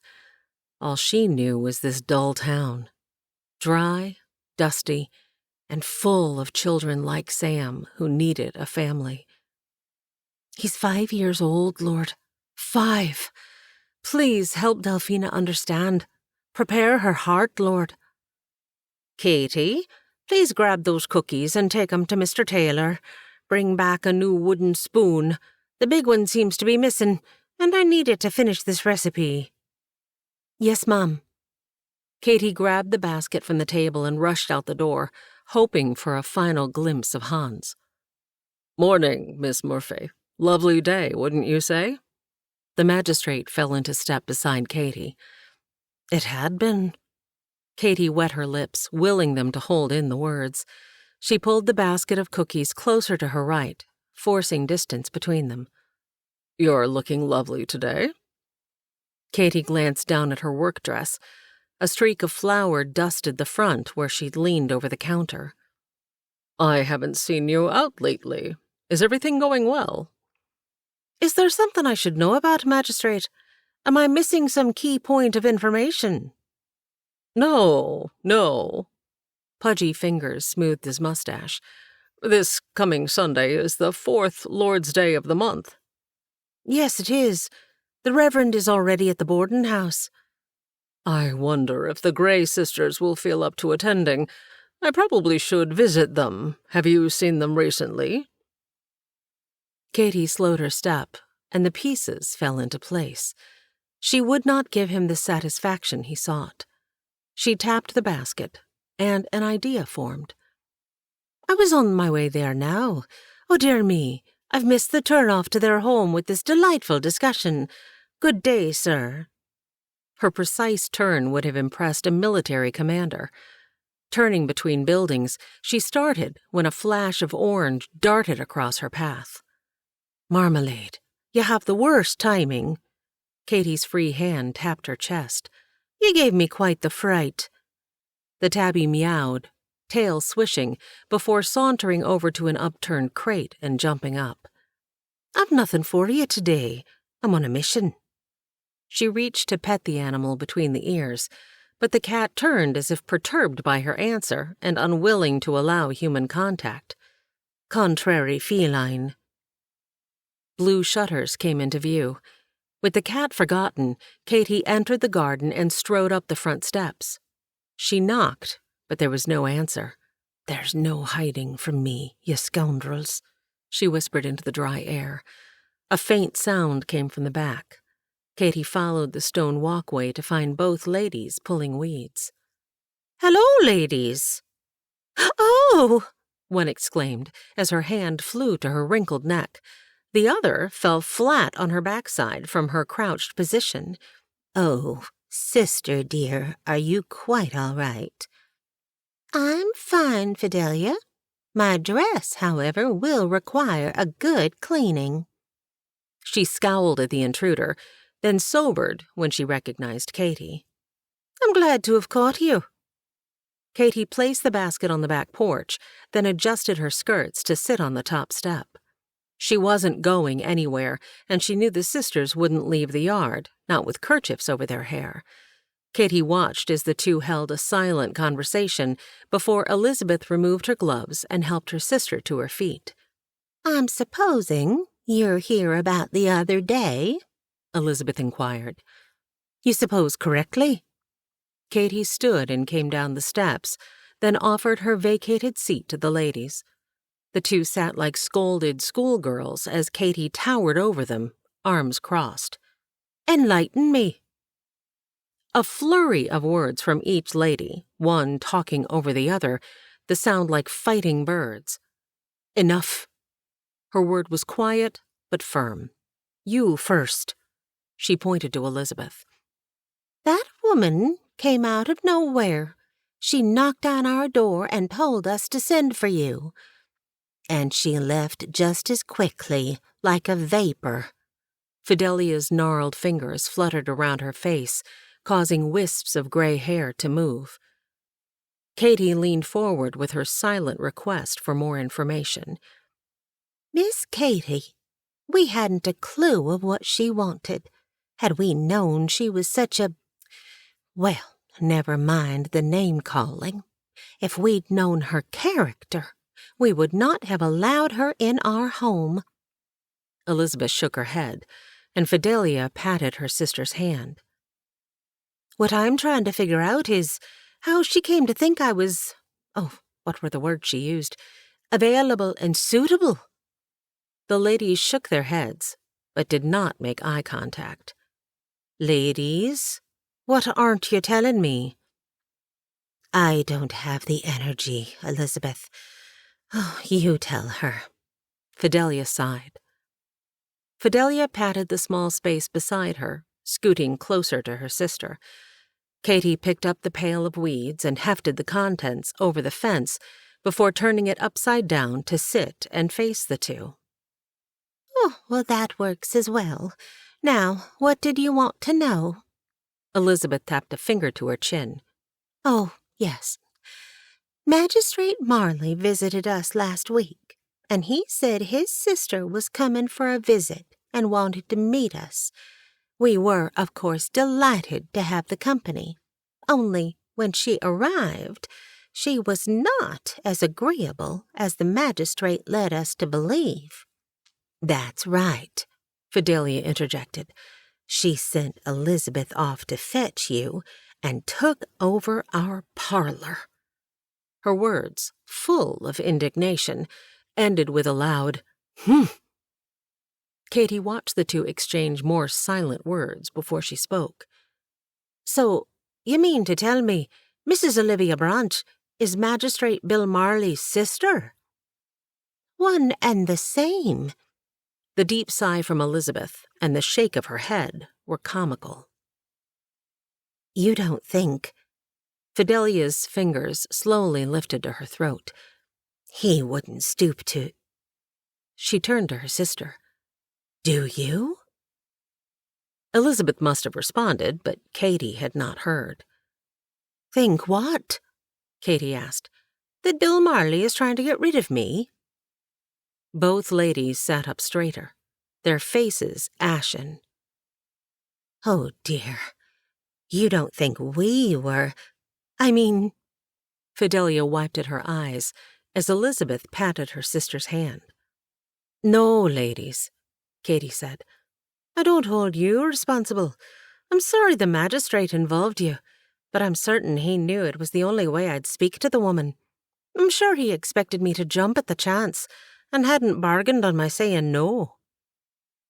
A sly smile crept to Elizabeth's lips. "Sister?" "Yes?" Fidelia asked. "Oh, dear. I know that look." Elizabeth's gaze locked on Katie's. "Two can play that game. We may be old, but we're not done for yet." She reached for the railing and pulled herself up. "This calls for tea. I'm hoping that basket contains molasses cookies." "That it does," Katie said. "Fidelia, you start the water. I'll get the paper. We're going to need a battle plan." Chapter 21. Shumard Oak Bend. "Revenge?" Katie gulped. "Not exactly." Elizabeth moved her teacup to the side and laid the crisp sheet of paper on the table. She licked the tip of the graphite pencil. "I see it more like a challenge to accomplish the unexpected. If Bill Marley has his mind set on not having an orphanage in this town, then we have to succeed in creating one." Katie wasn't sure she followed, but the devious looks between the two sisters gave her a glimpse of what they had been like as young women on the frontier alone. One thing she knew for sure: these two women may be old and stooped over, but they still had backbones. "So, are you saying you support an orphanage?" Katie noticed the silent exchange between her hosts. "We support a tenacious female like yourself who will blaze a path through history," Elizabeth replied with a smile. "Sometimes that means going against convention," Fidelia added. Katie's head swiveled left and right as she listened to the two women talk over each other. "Being self-confident helps," Elizabeth chimed in. "Being feisty and headstrong is a must. A woman who sees possibilities and works to change things will survive in these parts. One who tackles obstacles head-on, going against the wishes of others, and has fun doing it." Katie liked the way these ladies thought. "So, what's the plan?" "Well, let's start with the basics, dear. It isn't so much a plan of action as an infiltration of minds, one in particular." Elizabeth tapped the pencil on the table. "Magistrate Marley's?" Katie offered after a moment's silence. "Exactly. Now, let's start with a list of people you feel may be inclined to support your cause and why. This is an essential detail, since subversion takes many forms." Katy guarded her pocket and its contents like a spy crossing enemy lines. She still wasn't sure what all had transpired, but knew she not only had allies in the Gray sisters, but also friends. Her first victim, as the sisters referred to those on the list, would be Mrs. Taylor. All she had to do was wait for an opening. "Good morning, Katy. I'll be right with you," Mrs. Taylor said as she assisted Mrs. Kilpatrick. "This calico will look lovely on your girls, Mona. You know, we will soon be carrying Mrs. O'Sullivan's tatted collars. They would truly set your girls apart from the others. She has a lovely blue that would complement this fabric and match the color of their eyes beautifully. Oh, I've seen Idine's handiwork. Please let her know I'll take 2. Mrs. Kilpatrick paid for her purchase. "Do you have anyone who might deliver these items?" "I'll have Mr. Taylor drop them off this afternoon if that suits you." "That'll be fine, thank you," Mrs. Kilpatrick said. "Oh, how do you do, Miss Murphy?" The woman offered a hug that Katy readily accepted. "Quite well, thank you. I'll be sure to pass on your thoughtful compliment of Idine's work. She is quite gifted," Katy replied. "Oh, that she is. Well, I must be on my way. I've baking to do. Oh, Mrs. Taylor, might I have the baking powder? Oh, goodness, that's what I came in for. One can't make cookies without it." "Of course, here you are. Enjoy your day." Mrs. Taylor turned to Katy. "What might I help you with today?" "Oh, you've already been a help. Thank you for suggesting the colors for the dresses. I'll let Idine know to get started on 2 right away. I also need a wooden spoon." Katy flushed. "I got a little overly excited at seeing a mouse, and my weapon of choice failed me miserably." "Oh, my. Well, then, I suggest we look at a sturdier variety." Mrs. Taylor did not hide her chuckle. "I'd like to have seen that," she muttered, as she led Katy to the crate of utensils. The bell over the door played a happy tune. "I'll be with you in a moment. We've been quite busy lately. I need another pair of hands." Katy inhaled the scents of pickles, tobacco, and leather. Now was as good a time as any. "Have you ever considered an apprentice?" Katy nearly ran into the woman when Mrs. Taylor stopped and turned to face her. Had she overstepped her boundaries? "To be honest, I hadn't considered an apprentice. Mr. Taylor doesn't want to hire anyone until the town grows a bit more, but someone in training who could also do deliveries might not be a bad idea. I'm just not sure who that might be." "Oh, I'll keep my ear to the ground for you. God does seem to put people in our paths at just the right time. Oh, this spoon looks good." Katy smacked the flat edge against her hand, making Mrs. Taylor jump. "I think it'll do the job." "I do hope you mean stirring and not whacking."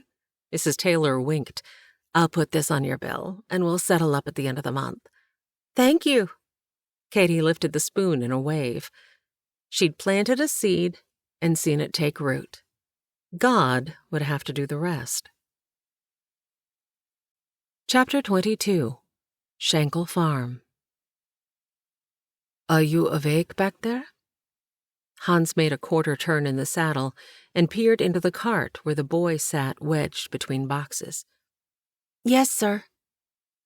"We should be there in another hour. Would you like to ride up here with me for a bit?" Hans heard scrambling and pulled Rauti to a hasty stop. "Whoa, boy!" He meant it for both the horse and the youngster clambering to get out of the cart.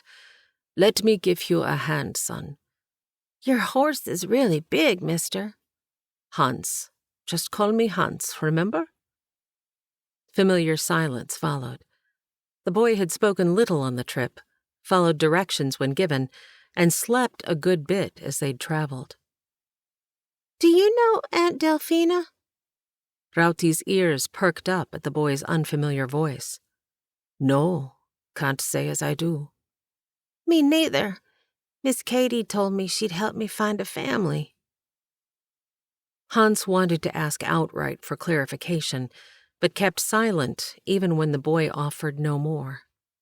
Could this be a war orphan? Things began to fall into place in Hans's mind. The full plates of scraps Katie had taken from the kitchen, her presence in the barn when he'd cared for Rauti, her urgency when Ideen had called, even the boy hiding himself in the cart as they'd left. "Sam, where have you been sleeping?" Hans felt the boy tense. "Are you and Miss Katie friends?" "Friends? Are we?" He was doing her bidding by carting this boy, but did that make them friends? Yes, new friends. "I heard you and Miss Katie talking in the barn, and that boy, Thomas. You sure have lots of friends." The conversation with Thomas had been on Sunday, meaning Sam had been in the barn for several days. The sounds of cattle and men's voices interrupted his musings as they crested a hill. "Wow, that's a big ranch." "That it is." Hans took in the 2-story home with its wraparound porch. A woman hung laundry while 2 children ran around, ducking under the flapping fabrics. Hans felt the boy stiffen, his small hands turning white as they grasped the saddle horn. "Are they nice folk?" "Let's make our presence known. I'm sure they're friendly folk." "Hello, the house," Hans called as he waved his hat at the woman. She lifted her hand to the white kerchief tied around her head before shooing the children onto the porch.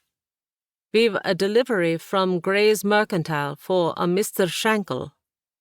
Hans figured that bit of information was all the woman needed for now. "Take it to the barn. Mr. Shankle will meet you there in a moment." Her speech was sophisticated, as if she had a regal upbringing, but firm. "Yes, Mum. Thank you, Mum." He watched a wary smile form on her face. "Is that Aunt Delphina?" the boy whispered. "I don't rightly know, Sam. We'll find out soon enough. Let's get this cart unloaded and take care of Rauti." Hans helped the boy to the ground. If Hans had been wearing a skirt, he imagined Sam would have hidden behind it. The boy stuck so close that Hans struggled to move. "Welcome. I'm Clint Shankle. What can I help you with?" A muscled man with dark hair streaked with silver came from the barn. "Hans." He offered the man his hand. "Quite the cart you've got there." "Thank you, sir. That's part of the reason I'm here. Mr. Taylor needed a load delivered. I believe this is for you?" Hans moved to unload. "Good timing. We're leaving at the end of the week to drive cattle to market. We needed these supplies. What's the other reason?" "This." Hans took the shoulder of the boy tucked behind him. Miss Murphy, said he'd find his Aunt Delphina here." "Did she?" The question confused Hans. "Yes, sir. Sam here is looking for his family." "My guess is Delphina isn't your aunt. Am I correct?" Clint's question was gentle, yet the boy shook under Hans's grasp. "Miss Katie told me to call her Aunt Delphina. She said she'd help me find a family." "I'm sure she will." Hans followed the direction of Clint's raised hand as he motioned for the woman with the kerchief on her head to approach. As she neared, her tanned face became clear, and Hans realized why Clint had said she was likely not the boy's kin. "You're a Negro," Sam said matter-of-factly. "That I am. And what's your name, young man?" The woman was gracious. Hans had to give her that. He chanced a glance at the stern face of Mr. Shankle and understood a bit of what the boy felt. Hans wondered if he could hide behind one of the sheets drying on the clothesline. "Are you Aunt Delphina?" Sam's wrinkled brow made it look like he was scrutinizing the woman. "That depends on who you are." When Sam did not respond, Delphina moved her focus to Hans. "Katie, Miss Murphy, asked that I bring the boy up to his Aunt Delphina. Apparently, he is looking for a family." "I see. Does the boy have a name?" "Sam." The boy stuck out his hand, his prior concern gone. She shook the offering. "Well, Sam, if Mr. Shankle will allow it, let's head into the big house for milk and a cookie." Mr. Shankle tipped his head, then turned to Hans as Sam and Delphina walked away. "Any idea what that's about?" "Well, sir," Hans started. "Clint. Please call me Clint. Let's finish unloading, then sit on the porch. This leg doesn't always cooperate." Hans watched the man's uneven gait as he followed with multiple loads to the barn. Once the items had been stored, Hans sank into a well-built rocking chair, enjoying the break. "Well, Clint, as best as I can figure it, Miss Murphy's been hiding the boy in the boarding house barn. I didn't get much out of him, but I know he's been staying there for a few days." "I'll let the women folk figure out the details. I didn't realize Katie had gotten involved. There are several families needing help these days." He rubbed his hand over the day's growth of stubble on his face. "Anything else bring you here besides the boy?" "Yes, sir. Horace is ill, so I offered to deliver your supplies from the mercantile. But the biggest reason is Reverend Jenkins is ill. I'm to head to Pete Manning's to inquire if his wife is available." "I see. Is it critical?" "I don't believe so. Idine's concerned and doesn't trust the local doctor." "I don't blame her. We'll talk to Rachel, that's my wife, before sending you to Pete's." The man rocked for a moment before continuing his questions. "Quite a contraption you've got there. Does it travel well?" "It took these roads just fine. Lulled the boy to sleep many a time, but I'm guessing he may not have slept much in the barn. The nights are bitter." He waited for Clint to speak, but when he didn't, Hans continued. "I heard you have a man here by the name of Moses, who is handy with iron and anvil?" "That would be Delphina's man." "Married?" Hans's voice went up a notch. He hadn't considered the fact that Moses might be black. No one in town had made the distinction. He realized it didn't matter to him either, and the pace of his heart slowed. "The law didn't allow it, but now that they're both free, we shall see. Missouri may not recognize their union, but I married them 2 summers ago with God as the witness. I'm not a preacher, and Reverend Jenkins stays busy on his circuit, but Moses insisted that, as a God-fearing man, he wanted to do as best he could in the eyes of his Savior." Hans did not want to get into a discussion about God, religion, or marriage. He changed the subject. "Did you serve?" He tipped his head to the leg the man continually rubbed. "Union cavalry. In my former life, I was a U.S. Marshal. Patrolling, scouting, guarding supply trains and railroads, and providing the ever-dreaded escort to generals seemed like a good fit for me. You?" "Union soldier. I've seen my fair share of partial bodies. I served at 2 different field hospitals." The shiver he felt was not from the cooling temperatures. Clint slapped his leg. "No more talk of war. What work are you doing now?" Hans pointed to where his cart rested under the barn's lean-to. "I make these carts, and I do odd jobs for Idine in exchange for room and board.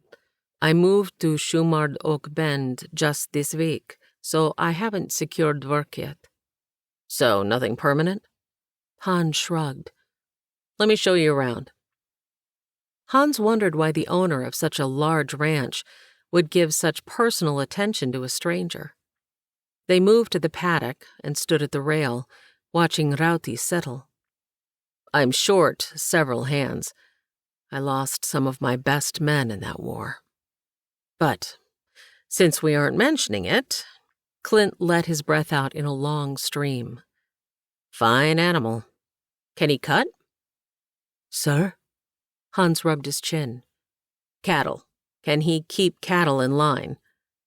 Clint pointed to the far field. Those boys are riding some of the finest cutters in the West. The horses react as quickly, if not quicker than, the rider. It's an amazing thing to watch. He rubbed his leg. We've got to get cattle to market, and this thing isn't interested in making the trip. He lifted his leg to the railing and rubbed deeper.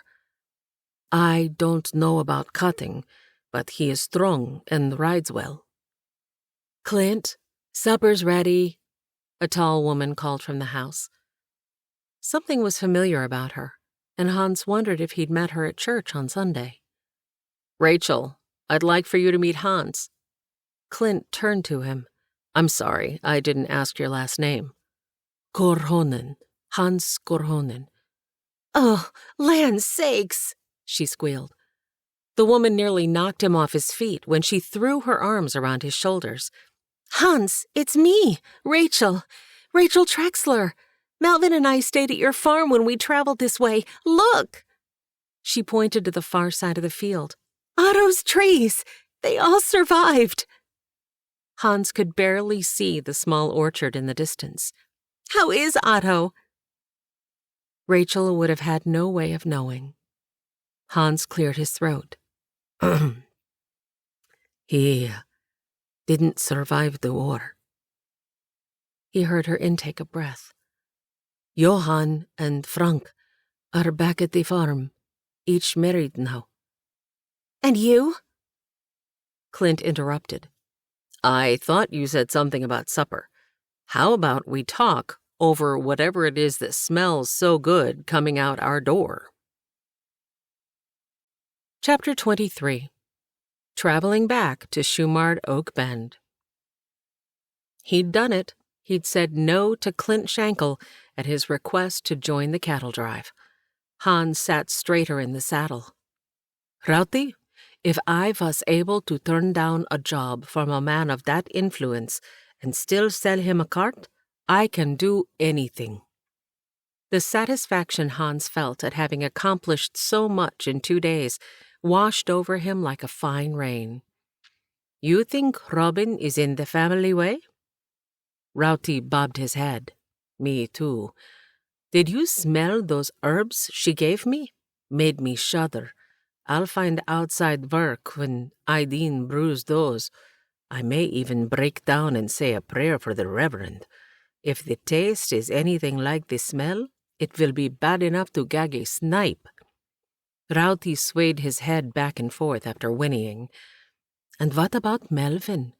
Rachel's story of his passing and all she went through was some tale. I tell you, that brother of hers, Charlie, sure did well. I saw some of the horses he and his wife are raising. I saw you eyeing one of the mares at Clint's. Rauti made a low rumble deep in his chest. You do beat all, boy. Did you make any friends? Or are you still pining after old Dorcas? Hans tightened the reins when Rauti reached back to nip at his pant leg. Aha, that's what I thought. Well, I did. Clint's hired some hard-working hands. Hey, that kid from church that I thought might be Paul? Name's Connor. He's Pete's hand. Gangly fellow. I'm not sure why I thought Katie might see something in him. She'd walk all over that boy. It still doesn't solve the mystery of Paul and his intentions. Visions of Katie danced before him. Not only was she beautiful, but she was also tough.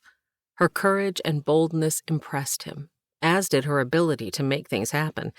He doubted he'd be willing to risk being found out about hiding and feeding Sam. Rauti's ears perked up as Hans spoke his thoughts.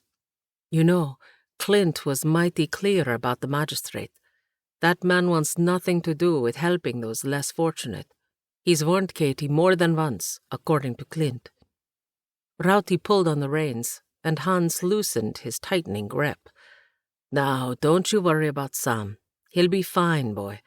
Delphina has already found a home for the lad. The wife of one of the Hans leaving on the drive welcomed the boy into her home and said she would gladly take more. Delphina said the first thing Sam asked was, "Can I have a dog?" And the second was, "Can I call you Mama and Papa?" A lump formed in Hans's throat at the telling. A low rumble emanated from Rowdy's chest. "Feels good being a part of something like that, like I am making a difference." He wasn't making a difference. Katie was. He was just an errand boy. He did what he was told. She made things happen. All he had done was use his cart to do her bidding. The elation of earlier faded, and doubt clouded his mind. Hans watched as the sun began its descent behind the land, his heart going with it. Even Rowdy's steps slowed. It took a moment for Hans to realize Rowdy hadn't slowed because he sympathized with the likes of him. He'd heard voices. A deep, haunting sound settled in the surrounding air. He wasn't certain he could make it to the safety of the boulders ahead before he was seen. Rowdy's ears swiveled and locked on the path. His breath came out hard, and he whinnied, which was returned. The air stilled. "Who goes there?" The deep voice from earlier reached Hans's ears and froze his thoughts. He'd been so engrossed in his own world that he had not given thought to safety. Hans struggled to make out the features of the dark man atop the buckboard seat.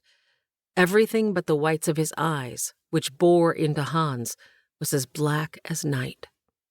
The wagon he pulled stopped. They waited as if in a standoff. Rowdy sidestepped and again blew out her breath. "My name is Hans. I am traveling from the Schenkel Ranch back to Shumard Oak Bend." The voice he'd lost returned. "Hans?" A head popped up from the bed of the wagon. "Thomas?" "You know him?" the big man asked. Thomas jumped from the cart with Gabe not far behind. Hans dismounted as well. "This is Moses." The boy pointed behind him. "Moses, see, that's the cart I was telling you about." "It's a pleasure to meet you, Moses." Hans took a deep breath. "I have just had the privilege of meeting your lovely wife. She is some cook." Moses pulled the team to the side, and both boys began unharnessing the horses. "There she is."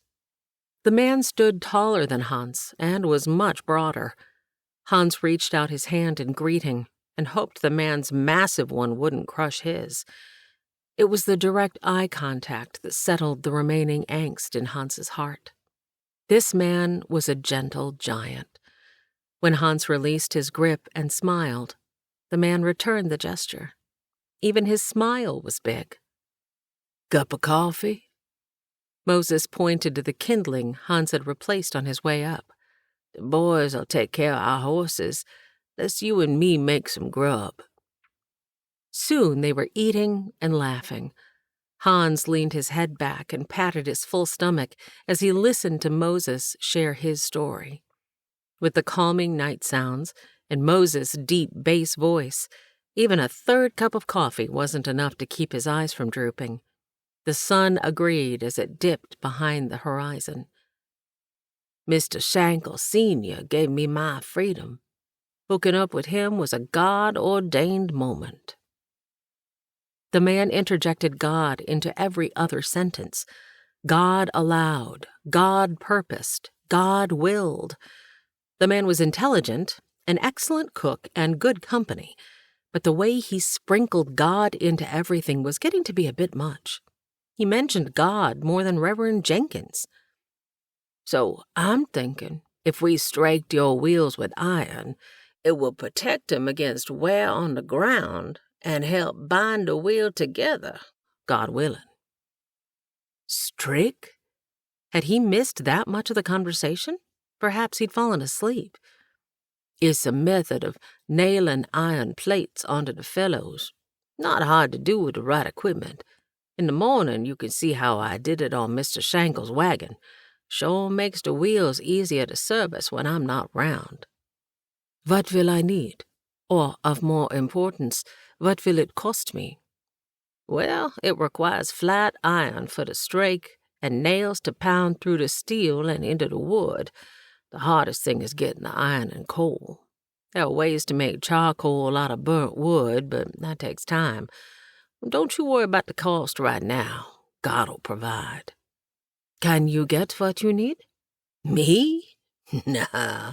Even Scranberry iron furnaces in Pennsylvania won't sell to a black man, freed or slave. The war may be over. His voice trailed off. Mr. Schenkel, he orders it for me.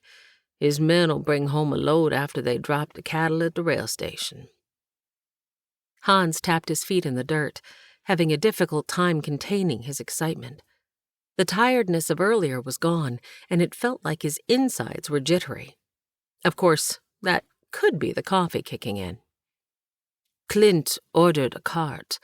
I can have it assembled in a week or so. Should I bring the wheels to you? I bring the boys to town for schooling with Mrs. Adkins once a month. If you have the cart ready, except for attaching the wheels, we can work on them together, and I'll deliver the final product to Mr. Schenkel when I return home. Thank you, friend. Hans stuck out his hand, which the big man accepted. Oh, don't thank me. Thank the Lord. Chapter 24. Reverend Jenkins isn't leaving this weekend either? Hans asked Katie Friday morning. The church he visits on his circuit on the third Sunday is the farthest.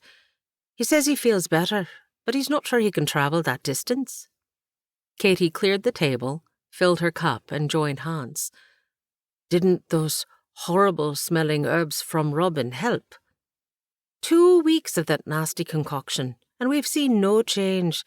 Aunt Irene said she tried it, and said if it were her, she'd rather stay sick. Where is your aunt? Hans took in the room, realizing the two had been alone all morning. Oh, on the porch with the Reverend, taking advantage of the warm day. They've an interesting friendship. It's nice knowing she has someone near her own age to talk to. Kind of like us. Hans winked. Nothing like us. Her deadpan expression squelched all hope of friendly banter, until she laughed, which was followed by a snort. You do beat all, Hans Korhonen. She slurped her coffee. I don't think I ever thanked you for taking Sam. Have you had any more stowaways? She glowered at him over her mug. Hands raised, he leaned back in his chair. Truth be told, I felt a part of something bigger than myself. I think it's what gave me the confidence to say no to Mr. Schenkel when he asked me to join his crew on the cattle drive. If I'd done that, I wouldn't have met Moses when I did. God incidents. God what? God incidents. There are no coincidences when you're a believer. It's a supernatural part of being born again. You may think you have it all under control, or that things happen by your own hand, but the Bible's clear. A man's heart plans his way, but the Lord directs his steps. That's Proverbs 16:9. I had not planned on church this morning. Katie kicked him under the table. That verse is the reason I know helping the widows and orphans of war is something I'll do despite having no support. Don't look at me that way. Magistrate Marley made it very clear I'm not to encourage peddling behaviour. I may not be able to start an orphanage like I'd hoped, but I can help those less fortunate one at a time. Orphanage? Once again, he felt her scowl on him, and he squirmed in his seat. She stood and put her mug in the wash basin. I am genuinely interested, he said. What would it take to start an orphanage?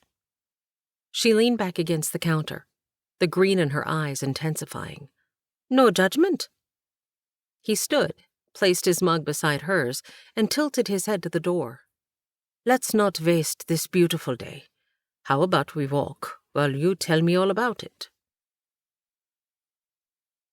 Katie wasn't sure what to think. She pondered all that had transpired as she walked to town. Hans had listened, his full attention on her as she'd shared her heart. He'd asked thought-provoking questions, even hinted at helping her when it came time to build. Even though she wanted to believe Hans was in earnest, Katie could not let go of all the empty promises her father had made over the years. Perhaps Hans was placating her to get out of doing morning chores. Yet, when they'd returned from their walk, Hans had worked twice as fast and hard, making up for lost time. She'd had to get busy as well. Baking cookies for the mercantile to sell was one small way she earned a few coins of her own. Katie focused her attention on sidestepping the horse dung in the street as she walked to the mercantile. Laughter drew her focus to the outdoor seating area where Hans and Moses sat discussing something that had the larger man making a hammering motion with his massive arm.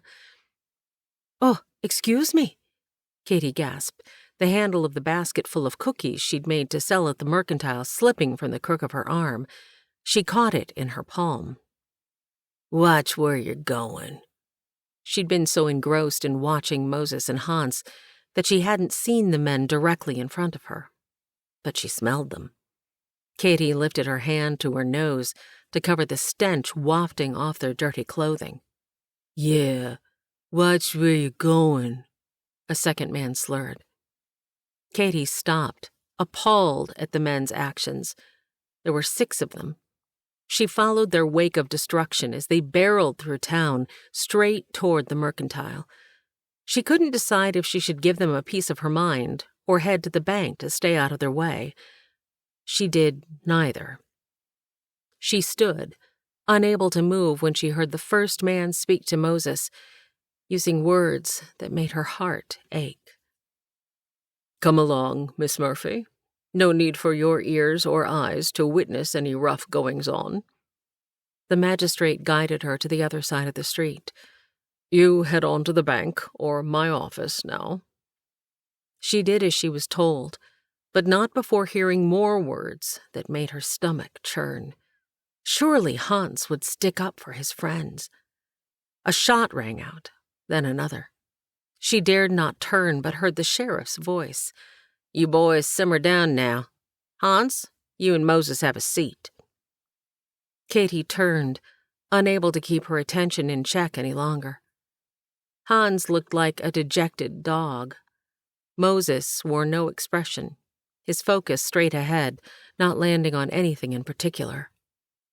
"Sheriff," the magistrate spoke up, "I'm certain you'll handle whatever is going on between these men. I'll not have any fighting in my town." "Joe, is there a problem here?" Sheriff Adkins kept his weapon drawn, but pointed downward. Joe spat, and his sidekick followed suit. "That northern sympathizer was being a mite friendly with—" Katie watched Henry lift his palm. "I suggest you stop before you say more than I'm willing to hear. You boys be on your way. We'll not have any trouble today." The look the man shot at Hans gave Katie the willies. That man was pure evil. Katie felt a tug to go to Hans, but she resisted. With the men gone, Mr. Taylor stepped out of his shop. "Thank you, Sheriff." He turned to Moses. "Are you all right, Moses?" Katie watched in disbelief. Hans sat, bent forward with his forearms on his knees, hands clasped and following the bounce of his legs.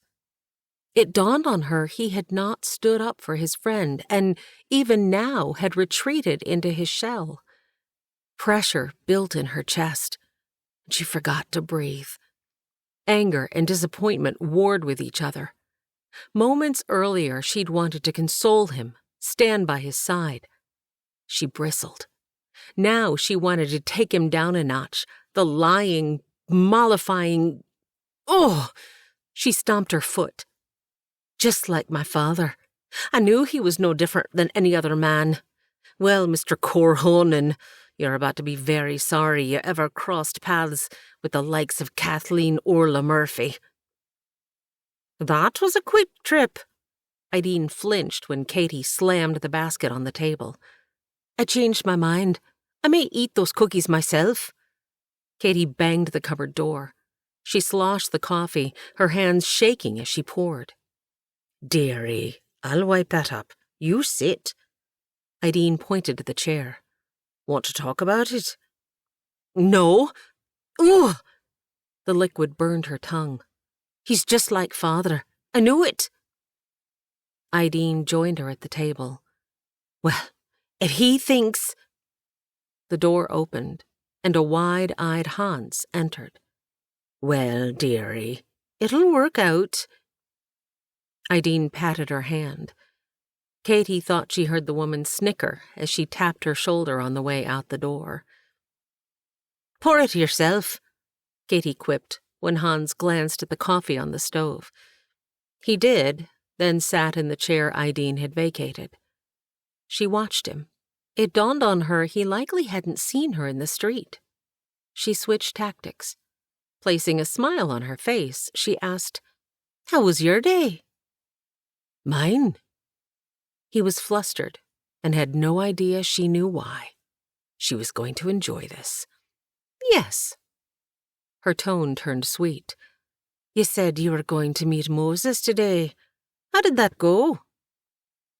Oh, that. Well, yes. Yes? She tapped her foot under the table, her hand gripping and releasing its stranglehold on her mug. We finished striking the wheels and loading the cart into his wagon. I see. Anything else? She watched the pupils of his eyes become darker, larger under his furrowed brow. He looked around the room and his gaze settled on the basket. I wondered why the mercantile didn't have any cookies. You haven't taken them yet. Oh, were you at the mercantile? If he didn't come clean, she might burst into flames. Yes, Moses and I. Moses, he's such a lovely man, loyal, honest, trustworthy. She knew she'd gone a bit too far. All true. The finality in the breath that escaped him made her heart catch. Was he feeling remorse? Guilt? But he still had not told the truth of what had happened. He had not stood up for his friend. In that one non-act, he had proven he could not be counted on. Her heart ached, and her eyes burned. She was more disappointed than angry. She had wanted him to be more than he was. She'd wanted him to be different. What she'd wanted was for him to intervene and prove he desired more to alleviate the pain and suffering of others than care for his own self-preservation. More than anything, she realized he would not, could not, fight for her, the orphans, or the widows.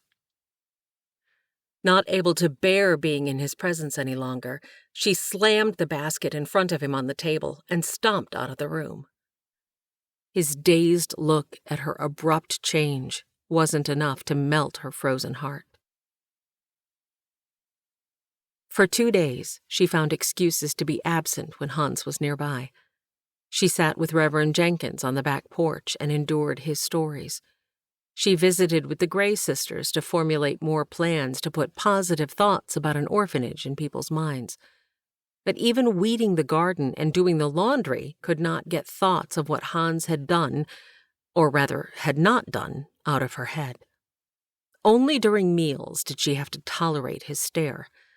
If he tried to start a conversation with her, she found ways to ignore him. She knew Ideen wasn't pleased, but nothing would change her mind. You've become an island, Katie girl. You've no ship and no supplies. That's how it's been my entire life, Aunt Ideen. It's no fun, but it's familiar. Talk to him, Katie. Katie whirled on her aunt. Talk to him? What would you say to a man who has no backbone? He cannot even stand up for his own friend. He didn't even fight in the war. She was yelling now. If he couldn't fight then, he'll not fight ever. She watched her aunt flinch at her cutting tone and sharing of gossip. She followed the woman's gaze to the open kitchen door. There stood Hans, mouth agape, all color drained from his face. He'd heard enough and bolted. Collapsing at the base of a tree, he pulled his knees to his chest and tucked his head. His lungs burned from running up the hill, his muscles cramped. The pain in the back of his throat didn't hurt nearly as much as his broken heart. One choice, the decision to not be a man, had cost him dearly. He wasn't sure how she knew, but he'd lost the respect of Katie and Moses in one day. He couldn't even face the Reverend. He had no one else. Katie might believe in God incidences, but this one was all on him. He had created this mess. He didn't deserve help from God or anyone else for that matter. I am a fool, an idiot. What was I thinking? Johann was right. I am running, always running. To go or to stay? Whether right or wrong, the best thing he could do now was leave. He and Rauti would pull out at first light. They would find a new town where he could start over. Hans? Reverend Jenkins called from his room across the hall early the next morning. All he'd wanted to do was pack and leave. He did not have time nor patience for a lengthy conversation, but perhaps the man needed help. Yes, sir? Hans watched as the man patted the chair beside the bed, where his form moved the blankets in the warm room. Hans plopped down, resting his forearms on his thighs. You've been on my mind this morning. Reverend Jenkins closed his eyes for a moment. I'm not one to ask for help, but I'm in need, and I believe you have been heaven sent. Again with more God talk. Hans wriggled in his chair, and his heel bounced up and down as if preparing to bolt. When he looked up, Reverend Jenkins' eyes were clear and boring a hole into his soul. What is going on with you and Miss Katie? Pfft, nothing. Absolutely nothing. I see. You know, the Lord is more pleased when we do what is right and just. It says so in Proverbs 21, verse 3. It seems to me you're willing to destroy a friendship rather than make things right. Hans was sure he was referring to his friendship with Katie, but it was his friendship with Moses that felt like a lead weight on his chest. They had connected, and the man now felt like a brother. Or had. The Bible is clear about making it right with your brother. Hans stilled. Had the man read his mind? That's what I thought. I've a proposition for you, Hans. I need to get to a little town north of here called Blythewood this Sunday, but I don't have the energy to sit on a horse for that long or continue on my circuit. I would like you to take me. He put up his hand. Now, before you go giving me every excuse, give this some thought. If you carry me in that cart of yours, I'll be able to rest. You, on the other hand, will have a month to figure out what you would like to do without making a rash decision and running off on a whim. Hans watched the Reverend scrutinize his facial expression. That's what I thought. Don't make a decision based on a season of life that will alter the rest of your life. The man gave him a knowing look. Do the hard thing first, Hans. Fix things with Katie. Settle whatever business you have in town. Then let Ideen know you've agreed to go. She'll pack provisions for us. His legs felt as if he were slogging through heavy mud. He wasn't sure what he would say to Katie. She had hurt him deeply with her words. But putting that aside, he'd hurt her as well, probably just as profoundly, if not more. He rubbed his arm, blew out a deep breath, and swung open the kitchen door. "Ideen?" He looked around the empty room before seeing her bent near the oven. "Is Katie here?" Ideen put the bread in, shut the door, and wiped her hands on the towel. He watched as she folded it into a perfect rectangle and draped it over the oven door handle before turning. "She's not here, Hans." She rested her bulk against the counter. "Do you know when she'll be back?" "I'm not certain. She left this morning on Dorcas." "Mum?" "She's gone to stay a while with Delphina." His emotions and thoughts twisted together like his mother's yarn ball when the cat got a hold of it. "I tried to get her to clear things up with you before she left. But, well, she's a proud woman. It's not my place to say more than that." It was his own pride that had caused this. "Ideen, I am sorry." The breath that escaped felt final. He'd ruined everything, but he could at least make it right with Moses. The mud sucking at his feet had risen. "I have got some business in town." "You'll be back by lunch?" "Yes, Ma'am." "And you've decided to accompany the Reverend?" Up until this moment in time, he had not decided. But now there was no reason to stay, and he would be even more miserable in this house without Katie in it, even if she weren't speaking to him. He nodded in the affirmative. Putting one foot in front of the other, he trudged to the barn. Rauti shook his head when Hans entered. "Don't start with me. I am already miserable enough." The horse pawed the ground. A foul smell filled Hans's nostrils, and he wondered if Katie had a new stowaway. "Hey, boy." Hans turned, dread filling his body with the motion. Only one person he knew could put so much venom into so few words. Rauti continued to paw the ground. "Joe, I see you brought your gang of misfits." He regretted it as soon as he'd said it. The false bravado did nothing to shore up his confidence. "Came to finish what we started earlier."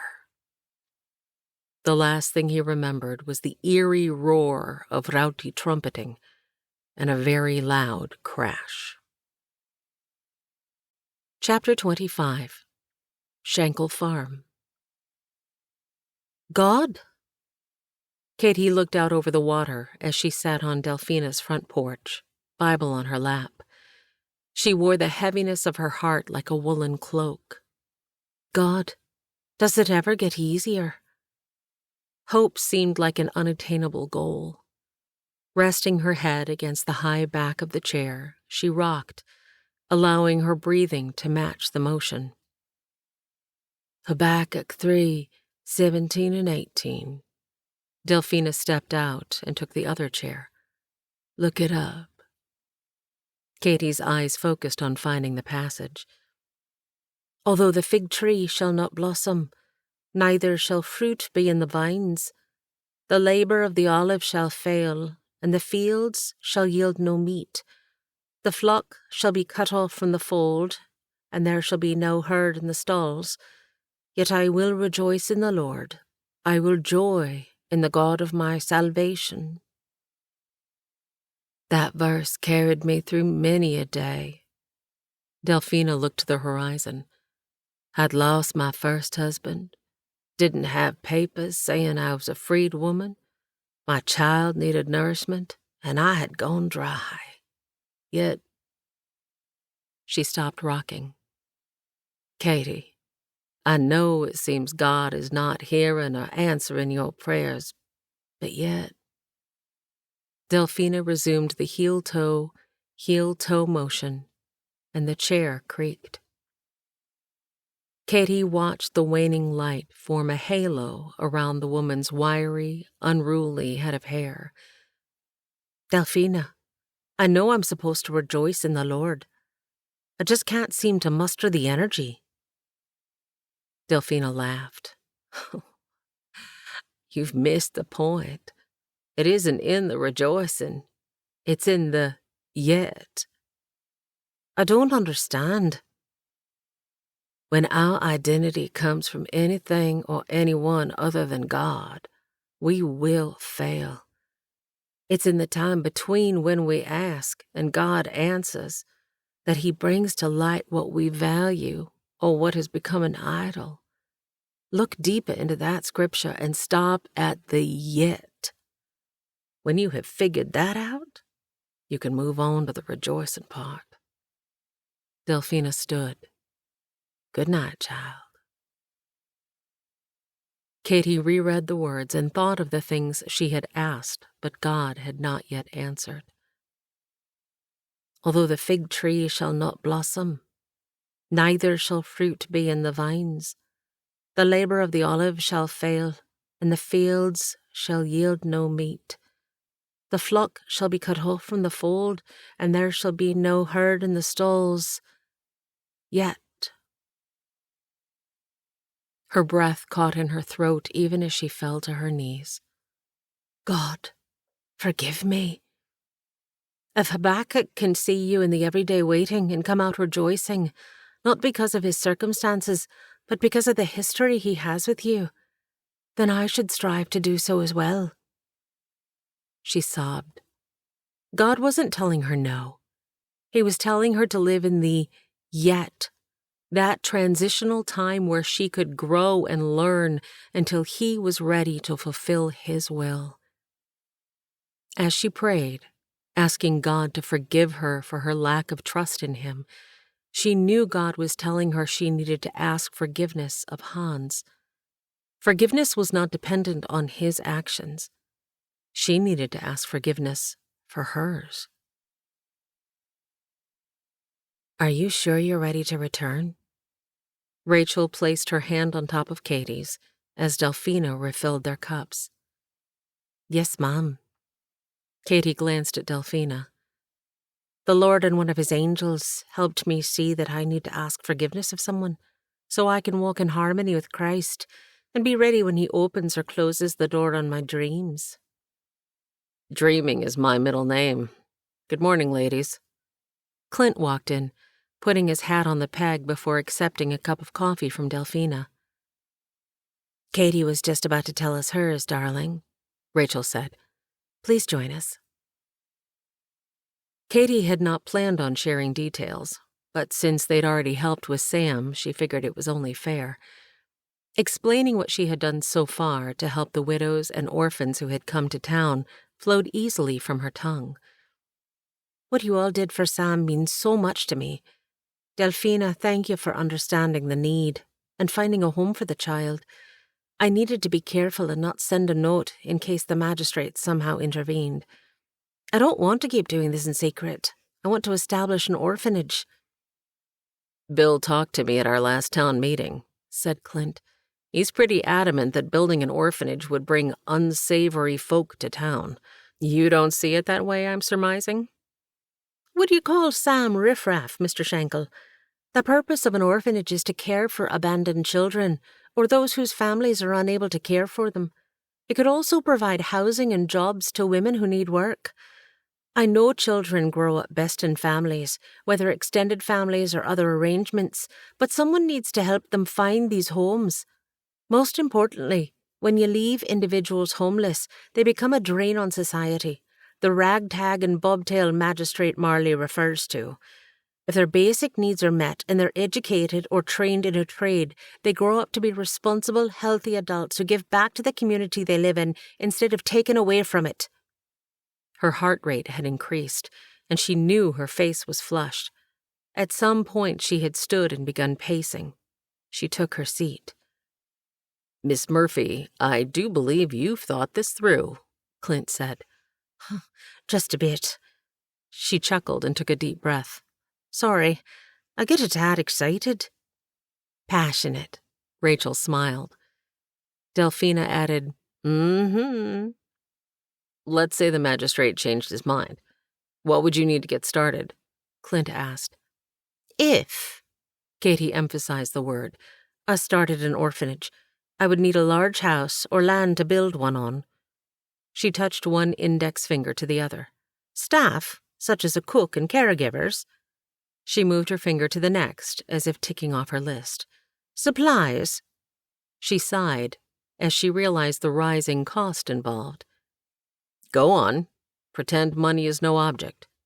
Right, we're dreaming. She smirked at the absurdity, but continued voicing her dream. Each child would need basic necessities. Oh, and schooling, no matter their color. She looked around the table and saw acceptance in their faces. They'd need religious training, and as they got older, they'd need mentors to provide trade skills as well. She struggled to remain seated. Mr. Taylor at the mercantile could train a clerk. Ideen could help the girls learn to cook and clean. Mr. Finch could show the boys how to care for horses. She picked up speed. And Moses, he could apprentice a boy to become a blacksmith. Her excitement was almost more than she could contain. And perhaps one or more of the widows would have a particular skill they could teach the girls in addition to the work they do around the house. I plan on providing work for them as well. Sounds to me like all God's people need to have a part of this child-raising idea, Delphina offered. Clint ran his hand over his mustache and down his neck, sticking his finger in the top of his collar and moving it from left to right. So let me get this straight.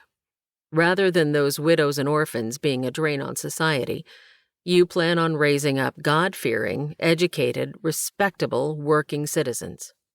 Yes, she yelled as she slammed her hands on the table. The sting brought her to her senses. Those at the table burst into laughter.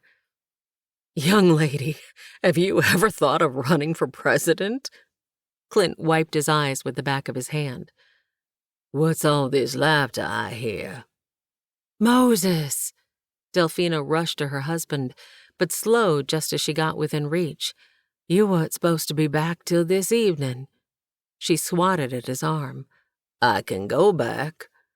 His deep voice rumbled before he wrapped her in a bear hug and kissed her forehead.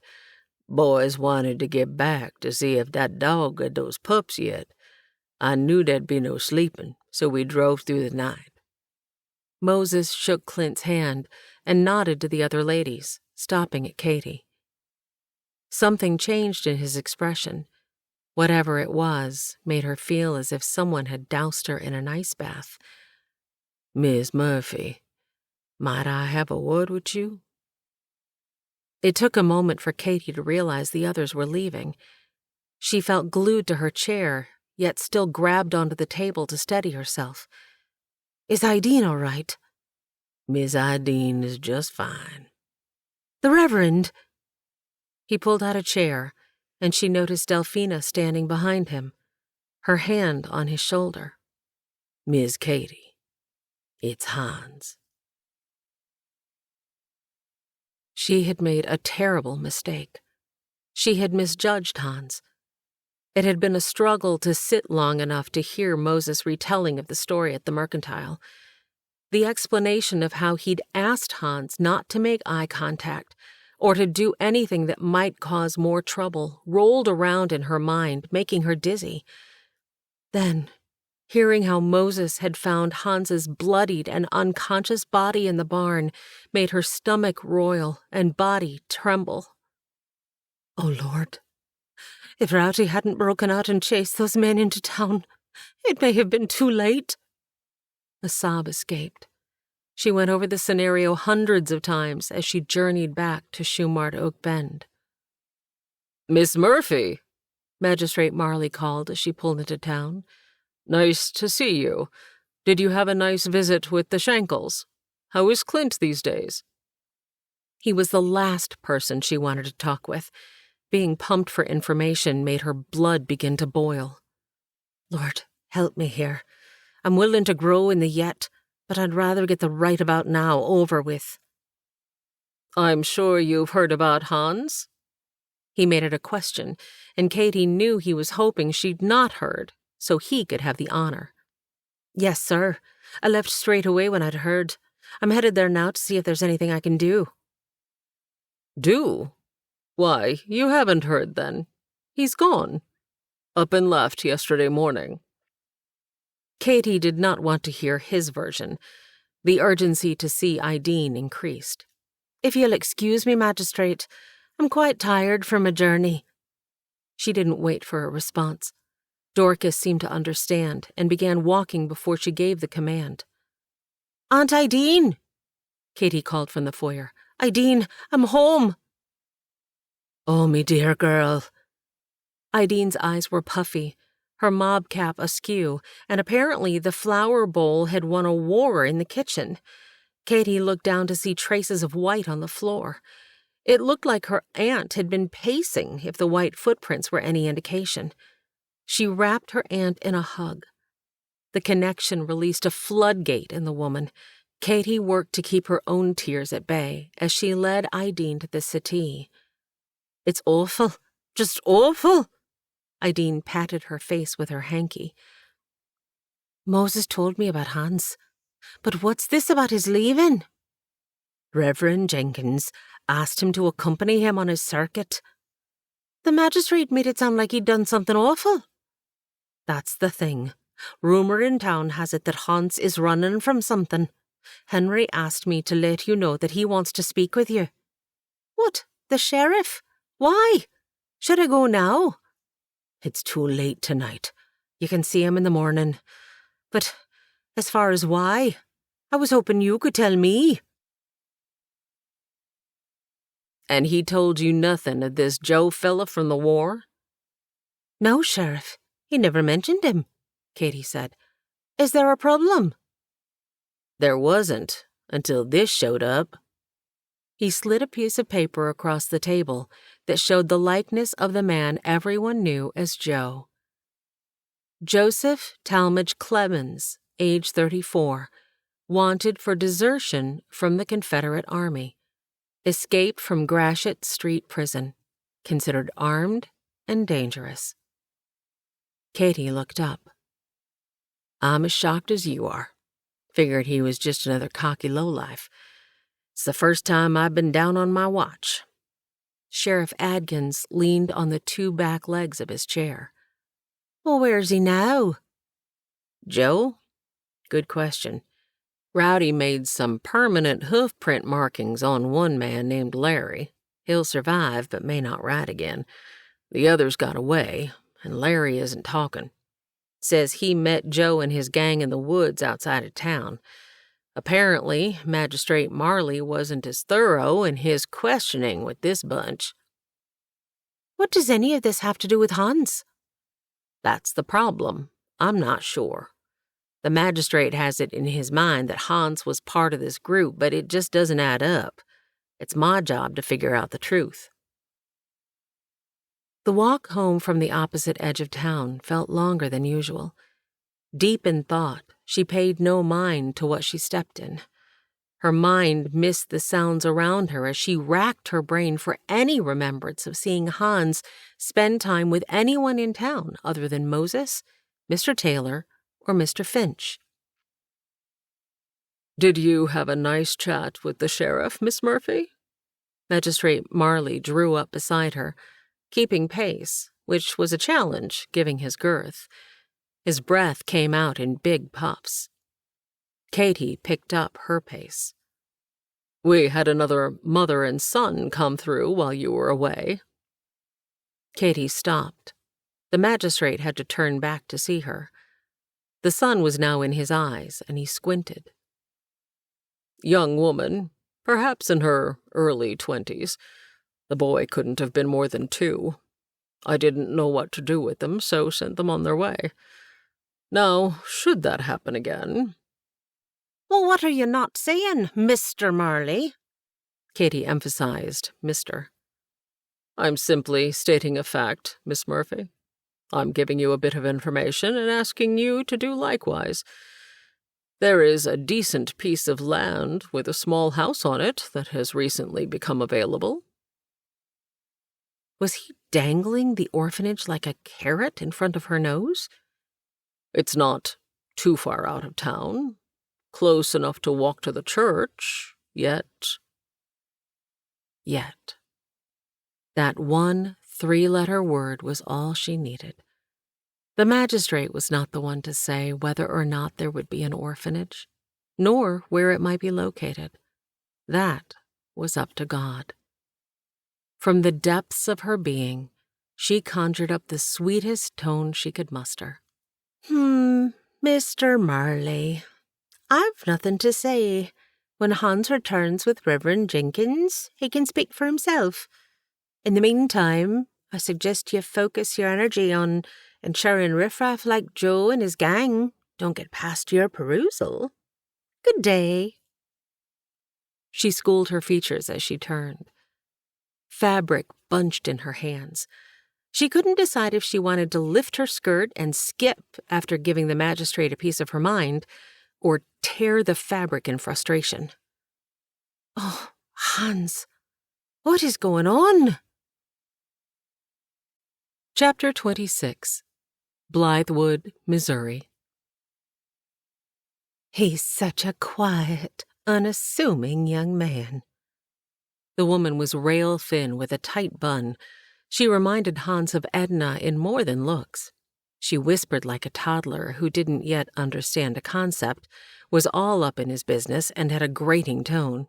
Even so, he could not close his ears to her words. To have cared for the Reverend enough to transport him in his weakened state on his circuit, I can only imagine what he endured to receive those bruises. I'm certain the Reverend is thankful for that boy's protection. Hans let out a slow breath. He didn't have the energy or the inclination to correct the woman. Wincing, he shook out the oiled cloth and began folding it. His ribs ached, his neck was stiff, and the stitches Ideen had placed over his eye and in his lip pulled when he scowled. He tried to relax his eyebrows, which were pinched together at the moment. A younger voice joined the discussion. Did you see how gently he helped the Reverend from that cart he built? You knew he crafted that, didn't you, Mother? My, but he is handsome in a rugged sort of way. A sigh escaped the lips of the girl who stood beside the woman. He shook his head, the motion making his stomach heave. A bitter tang filled his mouth, and he spat. It wasn't just the pain. He knew he needed to put an end to the not-quite truths these gossipers were spreading. He looked about, wishing to be anywhere else but here. What a beautiful piece of workmanship. Hans's ears perked up at the praise, but he did not look to the gossiper. Another woman's voice joined in. He remained focused on folding the cloth, this time taking care to be quiet. He didn't want the ladies to know he was listening. He may not have wanted to hear them extol his personal attributes, especially since most were a lie, but he craved the feeling he received when someone noticed and admired his craftsmanship. You know, Wilhelmina, he'd be able to support a wife with skill such as that. Why, with the attention to detail I see in that cart, and the care I witnessed him give the Reverend, he'd be a catch for any young lady. Quite a shiner you got there, son. A wiry man with white hair that stuck out like the quills of a porcupine interrupted Hans's eavesdropping. Elder Timpey. The man stuck out a gnarled hand, his twisted fingers making Hans cautious about giving him a firm handshake. Pleased to meet you, sir. Hans placed the folded cloth on the cart bed and ignored the mention of his bruises. You've chosen a fine man to follow. Reverend Jenkins has served us well for many a year. It's a blessing to have you with us. My pleasure, sir. He's been very good to me. Hans realized his words were true. Reverend Jenkins had become a very close friend and treated him with kindness. The Reverend had a gentle way of helping Hans see God's truths, even if Hans didn't want to accept them. He looked up to see Elder Timpey glance at the gathering of women. Hans groaned. Not interested? Elder Timpey gestured with his head to the group. Not in the least. I'd rather read my Bible. Hans kept the laughter begging to be released to himself. Reading his Bible had been the most detestable task on this journey. Reverend Jenkins read scripture out loud for hours. All those these and thous made Hans's head spin. Well, now, that's a wonderful thing to hear from a young man. Each generation seems to get further and further from the Lord. It's good to see a fine youngster like yourself standing up for what's true, honest, just, and of good report, as it says in Philippians. But I'm sure you're quite familiar with that passage. Hans stilled. The man had misunderstood. If he only knew how far from truth, honesty, and justness he was. Hans rubbed the back of his neck. And humble. The man reached out to touch Hans's shoulder, but must have thought better of it. Hans rubbed the place where the man would have touched. Everything hurt. You and the Reverend will be bunking with me. I've the space since my wife and son are both gone from this world. You take your time finishing up here. You can put your horse in my barn over there. The man pointed to a rough-looking shed. Weather's nice, so we'll be having services outside tomorrow. He pointed to the field beside the barn. Do you feel well enough to help put out the pews in the morning? Nothing but some logs and boards. I will do my best to help with whatever you need. I can head over to your place now. I just finished up. He followed the man. Pews are in the lean-to, but we'll deal with that first thing in the morning, so the dew doesn't cover 'em in the night. Mrs. Schuster and her 4 daughters provided a stew for dinner this evening. She's quite the cook. If I were a younger man— Mr. Timpey gave an impressive wink. Let's get cleaned up. Hans enjoyed the stew, biscuits, greens, dessert, and quiet. He looked at the Reverend, realizing the man had not spoken a word during dinner. Are you feeling well, Reverend Jenkins? Hans asked. The man still had food on his plate. Are you sure you don't care for some apple crisp? Mr. Timpey offered, when Reverend Jenkins didn't respond. I don't believe so. I think I'll turn in early. But it would do this old man's heart good if you'd read a passage before I retire, Hans. Hans tried to discern what the man was up to. Was that a twinkle in his eyes? Or was something truly wrong? He'd never known the Reverend to turn down a sweet of any kind. Yes, son, that would be wonderful. No need to get your Bible. Mine is there on the table. Mr. Timpey pointed. I'll pour us another cup of coffee while you retrieve it. Hans tried to slow his breathing as he picked up the heavy book that felt like a burden, the load almost more than he could bear. He flipped to the front pages as if perusing a gem of great worth. There it was, an index. He looked at it studiously, running his shaking hands over the page as if to smooth a non-existent wrinkle.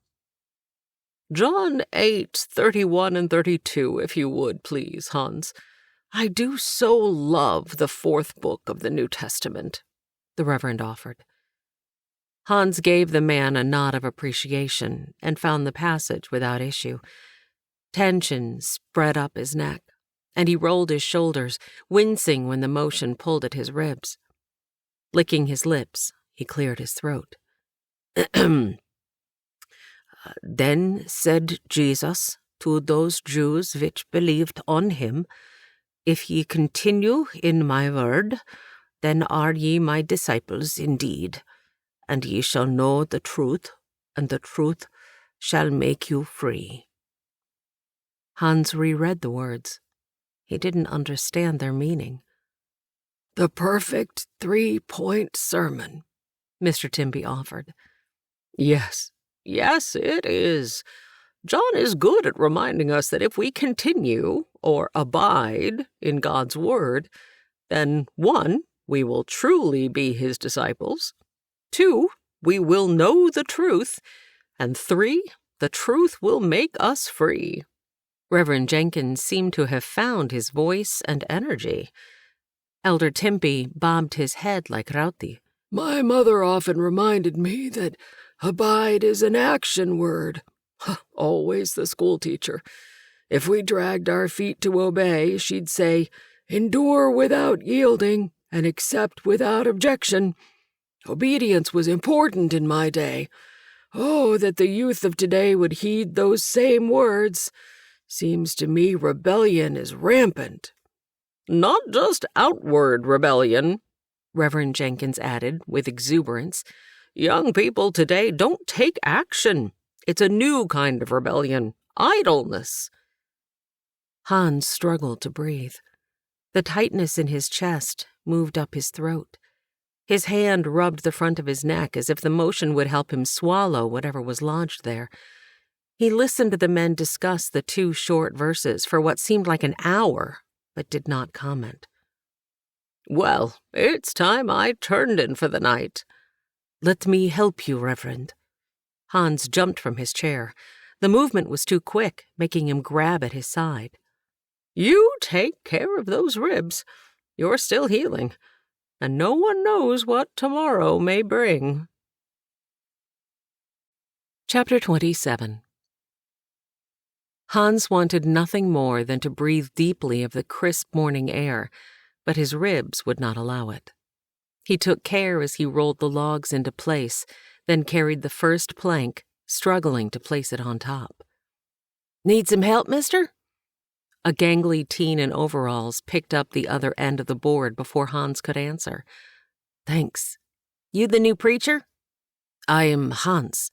Reverend Jenkins wasn't up yet when I started this morning, even though I'm slower than usual these days. Nice to meet you. I'm Lars. Lars lifted the next plank onto his shoulder with ease. He looked Hans over but didn't comment on the bruises or stitches.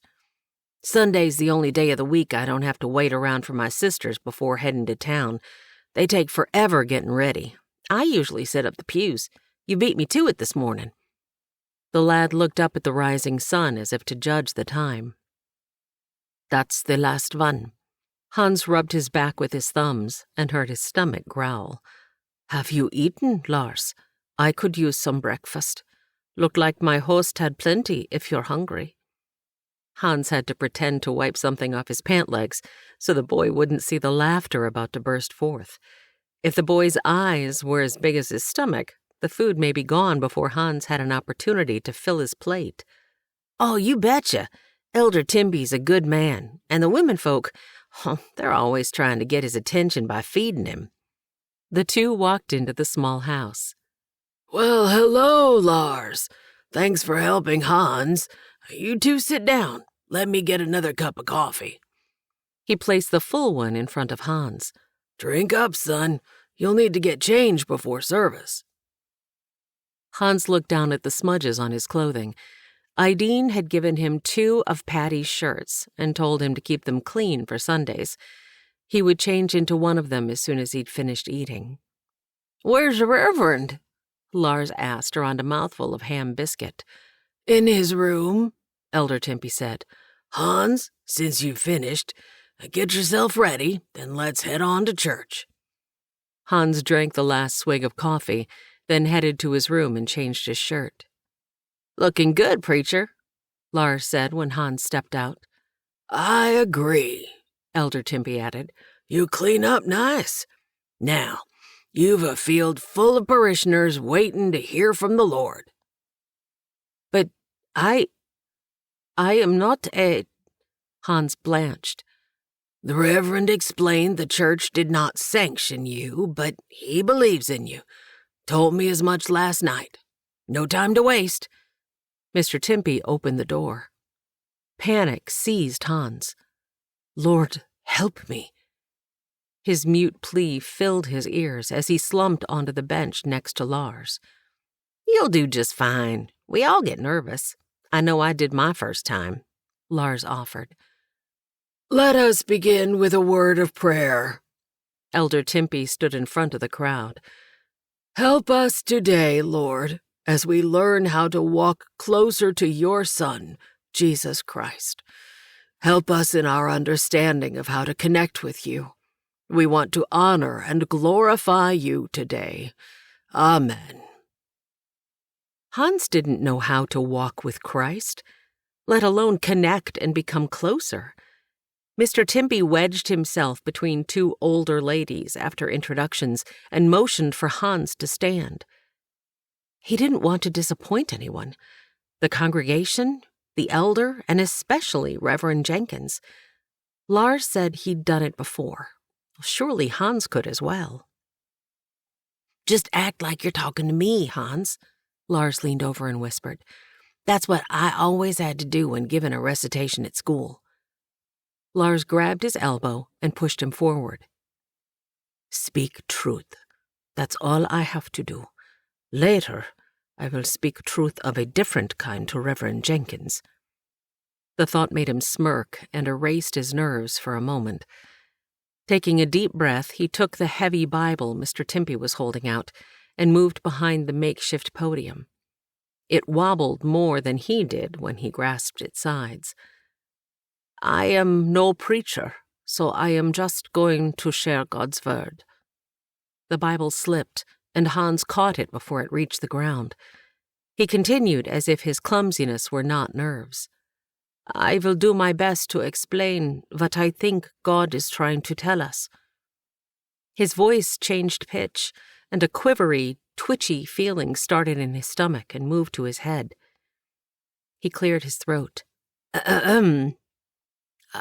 Everyone, please turn to John 8:31 and 32.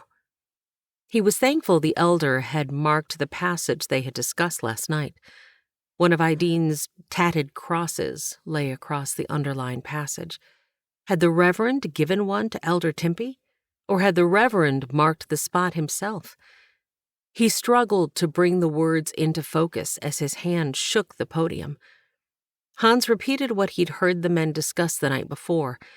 His confidence built as he realized he did believe what he was saying, until he got to his third point. The truth will set you free. For hours the previous night, Hans had watched a fly buzz around the ceiling where a moonbeam had confused the insect. Freedom was something Hans did not understand. He had fought against slavery, but it was his own enslavement that he did not know how to master. He knew powers imprisoned him beyond his ability to break free. Someone cleared his throat, bringing Hans back to the present. He wiped his hands on his pant legs, looked up, and, with finality, said, "The end." A row of girls giggled as Hans made his way to his seat. He felt heat rise in his face, and uncertainty course through his veins, ending at the stitches on his forehead. He reached up and touched the spot, letting his head fall into his hands as he sat forward. Amen. Thank you, Hans. Elder Timpey coughed, removed his handkerchief, and wiped his brow.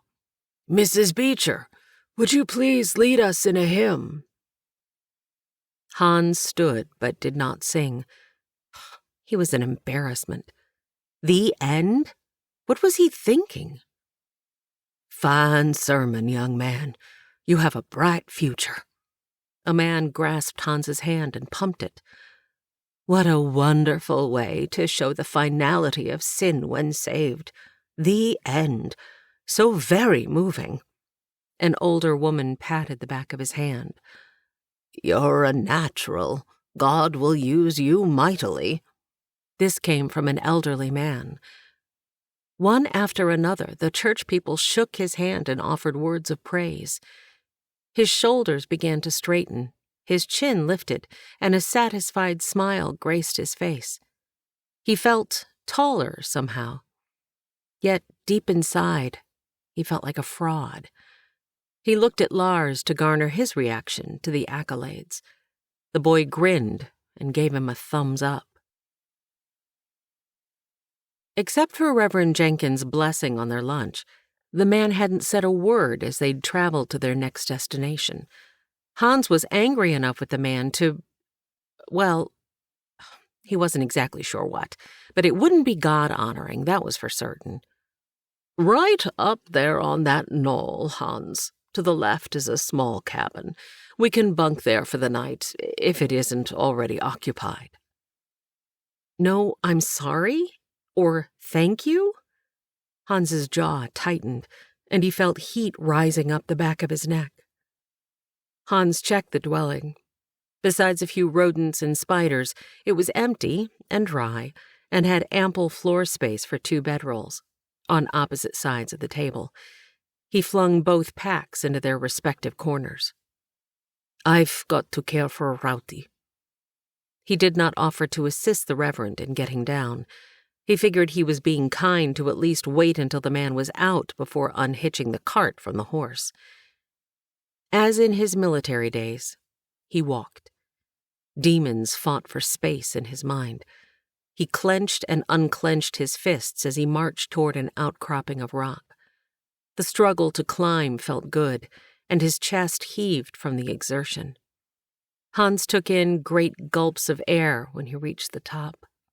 For what might be miles, he saw rolling hills, blue streaks of streams, and clumps of dark brush dotting the landscape.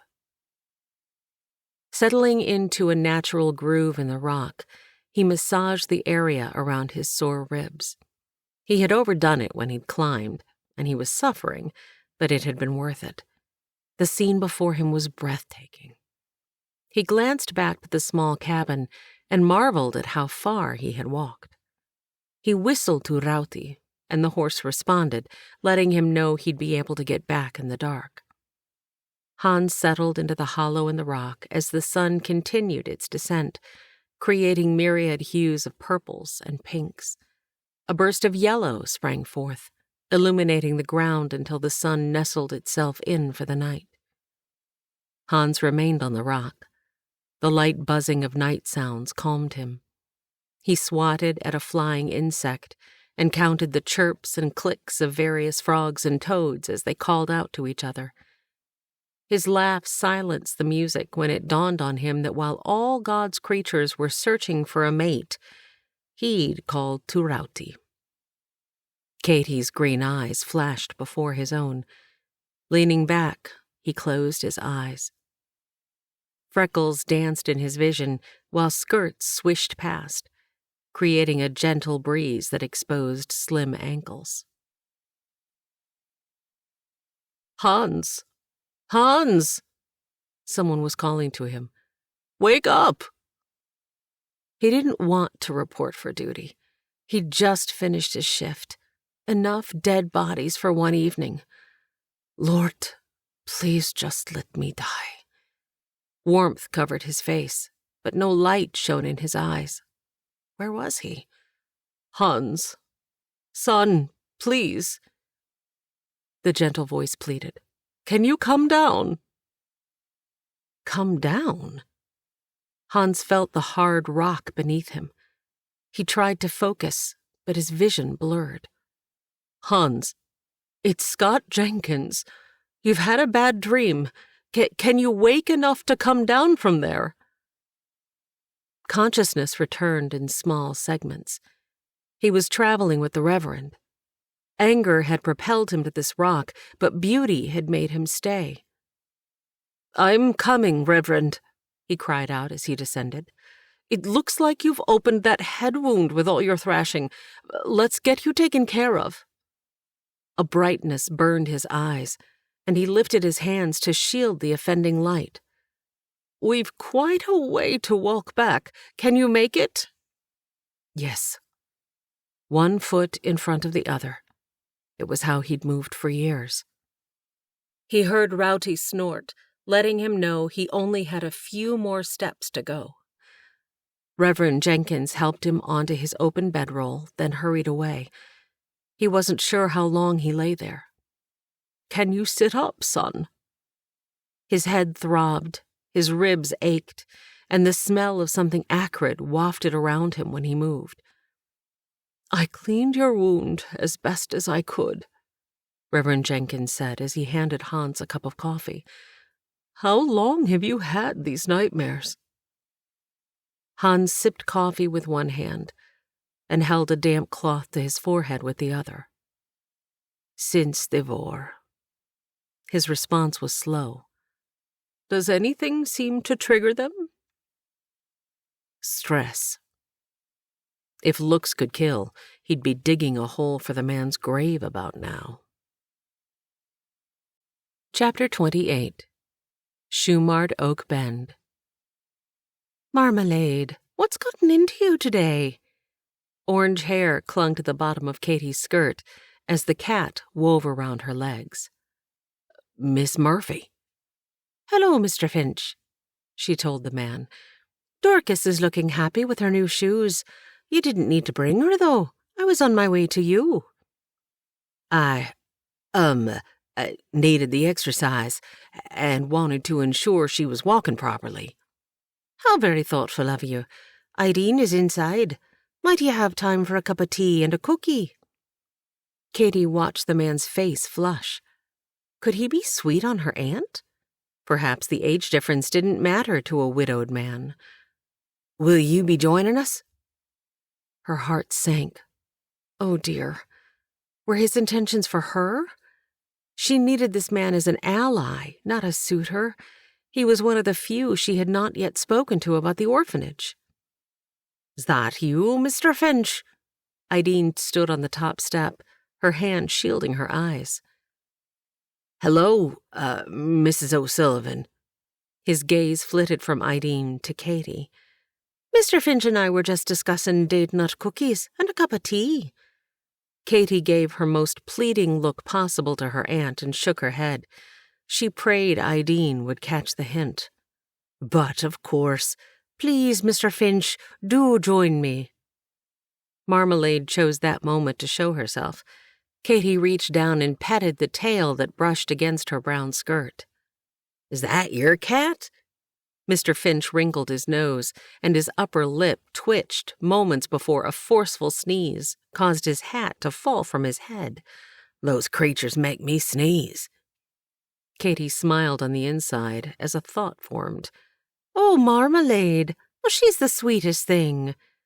She reached down and picked up the cat, hoping that, for a rare moment, the feline would allow herself to be caught. Hair floated on the breeze as a soft purr emanated from the animal. Achoo! Achoo! Mr. Finch pulled his hanky from his pocket and blew his reddened nose, then picked up his hat, which had once again landed on the ground. Katie felt a kinship with the cat and whispered her thanks into the animal's soft ear. Orange hair flew as the cat leapt from Katie's arms and darted for the barn. I believe I'll pass on that cookie. My head's swimming and I've work to do. Thank you for the offer, Mrs. O'Sullivan, Miss Murphy. He stretched his arm as far as possible and handed the reins to Katie before taking a step back. Thank you again for bringing Dorcas. You're most kind. Katie noted the man looked a bit dejected as he turned to go. Kathleen, what in tarnation was that all about? Ideen hissed between tight lips. Katie used one hand to brush the fur from her blouse and waited until she was certain the man was out of earshot. I have no idea what you're referring to. Mm-hmm. If you don't mind, I'd like some fresh air. I thought I'd take Dorcas for a ride. She needs the exercise and a chance to try out her new shoes. The sun is setting, so mind you don't go far. Katie heard Ideen mutter Marmalade's name as she went back into the house. Marmalade must have heard it as well, for she peeked her head out the barn door. You, my friend, get an extra treat at supper tonight, Katie said. She saddled and mounted Dorcas, then led her out of town to a flat area. Red curls whipped behind her as she urged the animal into a gallop. Sweet smells filled her with each deep breath. She felt free and unencumbered from life's cares. Dorcas slowed more quickly than Katie wished, but when Dorcas made a decision, there was no prodding or cajoling to convince her to do otherwise. Katie let the animal do as she pleased. Reverend Jenkins had warned her to let the horse have her head and to trust her instincts. Thinking of the Reverend brought Hans to mind. She willed herself to keep images of the handsome Finn away. Dorcas stilled, as did she. Focusing on the horizon, she took deep, cleansing breaths and blew them out, along with Hans's image and the lilting sound of his voice. "Ma'am?" Katy jumped. Dorcas exhaled. "Ma'am?" Katy searched for the voice in the waning light. There, near a scrappy tree, was a huddled figure wearing a bonnet. Dark gray skirts billowed, making her look like a rock. A carpet bag rested in a heap beside her, and another lump completed the outcropping. Katy took in her surroundings. There were no other places close by for someone to hide, but a good shot from the trees in the distance could take her out. She willed to make herself smaller and chose to dismount and put Dorcas between her and those trees. "Sorry, old girl." Katy's whisper came out louder than she'd hoped. "Ma'am, can you help us?" Us? Katy's blood turned cold. What if this was Joe's gang setting a trap? Her earlier breaths did nothing to help as Katy's vision swam from lack of oxygen. She stumbled when Dorcas nudged her forward. The action forced her body to inhale. "Not now, Dorcas." Dorcas continued to nudge her. "Please, ma'am. It's my boy. He needs help." Dorcas nudged once more, then moved toward the voice. Frozen and with her eyes closed, Katy worked to calm her nerves. The reins in her hand pulled her forward as Dorcas led the way. A child rested his head in the woman's lap. Even in the diminishing light, Katy noticed the sunken eyes and cracked lips. She pulled her canteen from the saddle and handed it to the woman. "Take slow, small sips," Katy cautioned. The woman drank before her shaking hand dribbled the liquid into the child's mouth, missing the mark. "Here, let me." Katy poured water into her hand and brushed it against the boy's dry lips. The child did not respond, and Katy's pulse quickened, her stomach churning with fear. She wiped her hand across his warm skin, a faint breath tickling her palm. "Can you get atop my horse?" The woman didn't respond, but moved the child from her lap to the ground, then attempted to stand. Katy caught her arm as the woman wobbled. "My legs are tingling, and I'm lightheaded." The woman's fingers sank into Katy's arm. "Steady now." "My boy." "Let's get you on, Dorcas. Then I'll hand him up to you. Can you manage?" "Yes." Her breathy reply seemed to diminish her energy, but her lifted chin showed her resolve. Katy lost track of time as they headed to town. The lantern on the porch was a welcoming sight. How she had managed to get the mother and son back to Idine's, she could not recollect. "Katy, oh me de girl," her aunt called. "I was so worried. Are you all right? Who do you have there?" "Idine, please, come help me get them down." Exhaustion settled over Katy. Hours of changing the damp cloths to lessen the boy's fever had her yearning for sleep. "You get some rest. I'll watch over him for a bit." Steaming cup in one hand, Idine placed the other on Katy's shoulder. "How is Clara?" "Sleeping. She was able to keep down some tea and bread. You go rest now.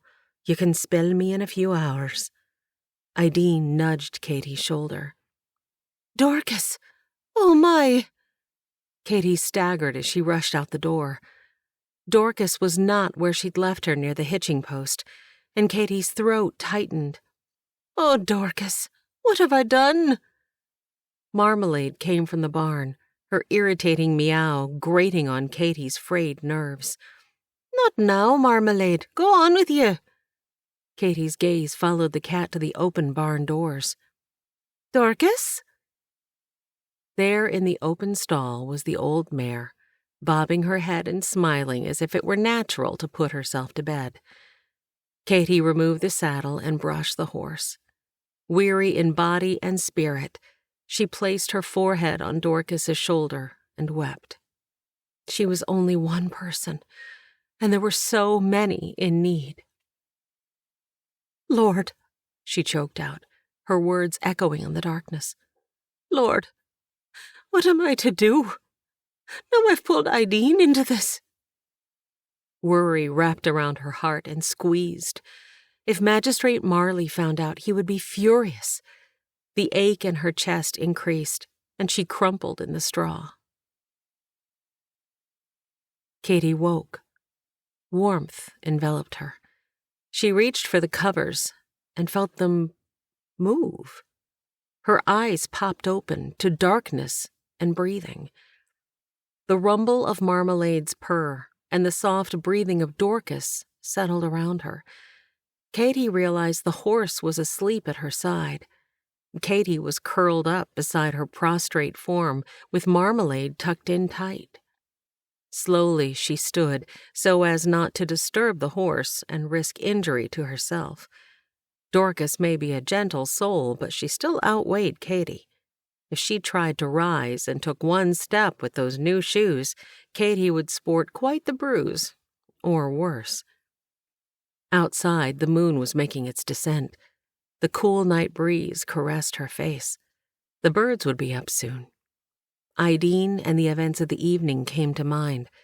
She swept straw, cat fur, and wrinkles from her clothing as she hurried to the house. Fresh coffee was on the stove, and biscuits were in the oven. Ideen's red-rimmed eyes peeked through the door. "I wondered where you'd gotten lost." "Ideen, I'm sorry. I fell asleep in the barn. I'll take over so you can rest now." "The boy woke about an hour ago and sipped some water. Children heal quickly. See if you can spoon more into him each time he wakes, or every hour, whichever comes first. His mother should be able to care for him when she gets up." "Yes, ma'am." "I'll bring you coffee and a biscuit when they're done, and then I'll head on in to get some rest myself." Katie crept into the room where the boy's sleeping form rested. Shallow breaths came and went like the ticking of a clock. She changed the damp rag, picked at her biscuit, spooned water into his mouth, drank her cold coffee, and repeated the process until well after the birds and sun had risen. "Danny?" A shaky voice, raspy and dry, called. "Please, come in. Your son's doing well." Katie watched as the boy's mother dropped to her knees. Her shoulders shook, and sobs escaped her mouth, but no tears fell. "I'll bring coffee and a biscuit. Here, please take my seat." She helped Clara from the floor. "Thank you." The woman grasped Katie's hand with more force than she would have thought possible in the woman's weakened state. "God sent you. I know he did. Thank you." Katie nodded as tears pricked at the backs of her eyes. Was that how God worked? Whenever Katie made plans, things didn't always work out as she'd hoped. But when she had no plans, God seemed to work in them just the same. I have much to learn, don't I, Lord? Chapter 29. Shoemarred Oak Bend. It could work. It might work. It had to work. "Good day, Mr. Sneed." Katie wiggled her fingers as she picked up her pace. The banker waved back from where he stood and held the door for a patron. Katie let out a sigh of relief when he followed the man inside. She quickened her steps more and continued through town.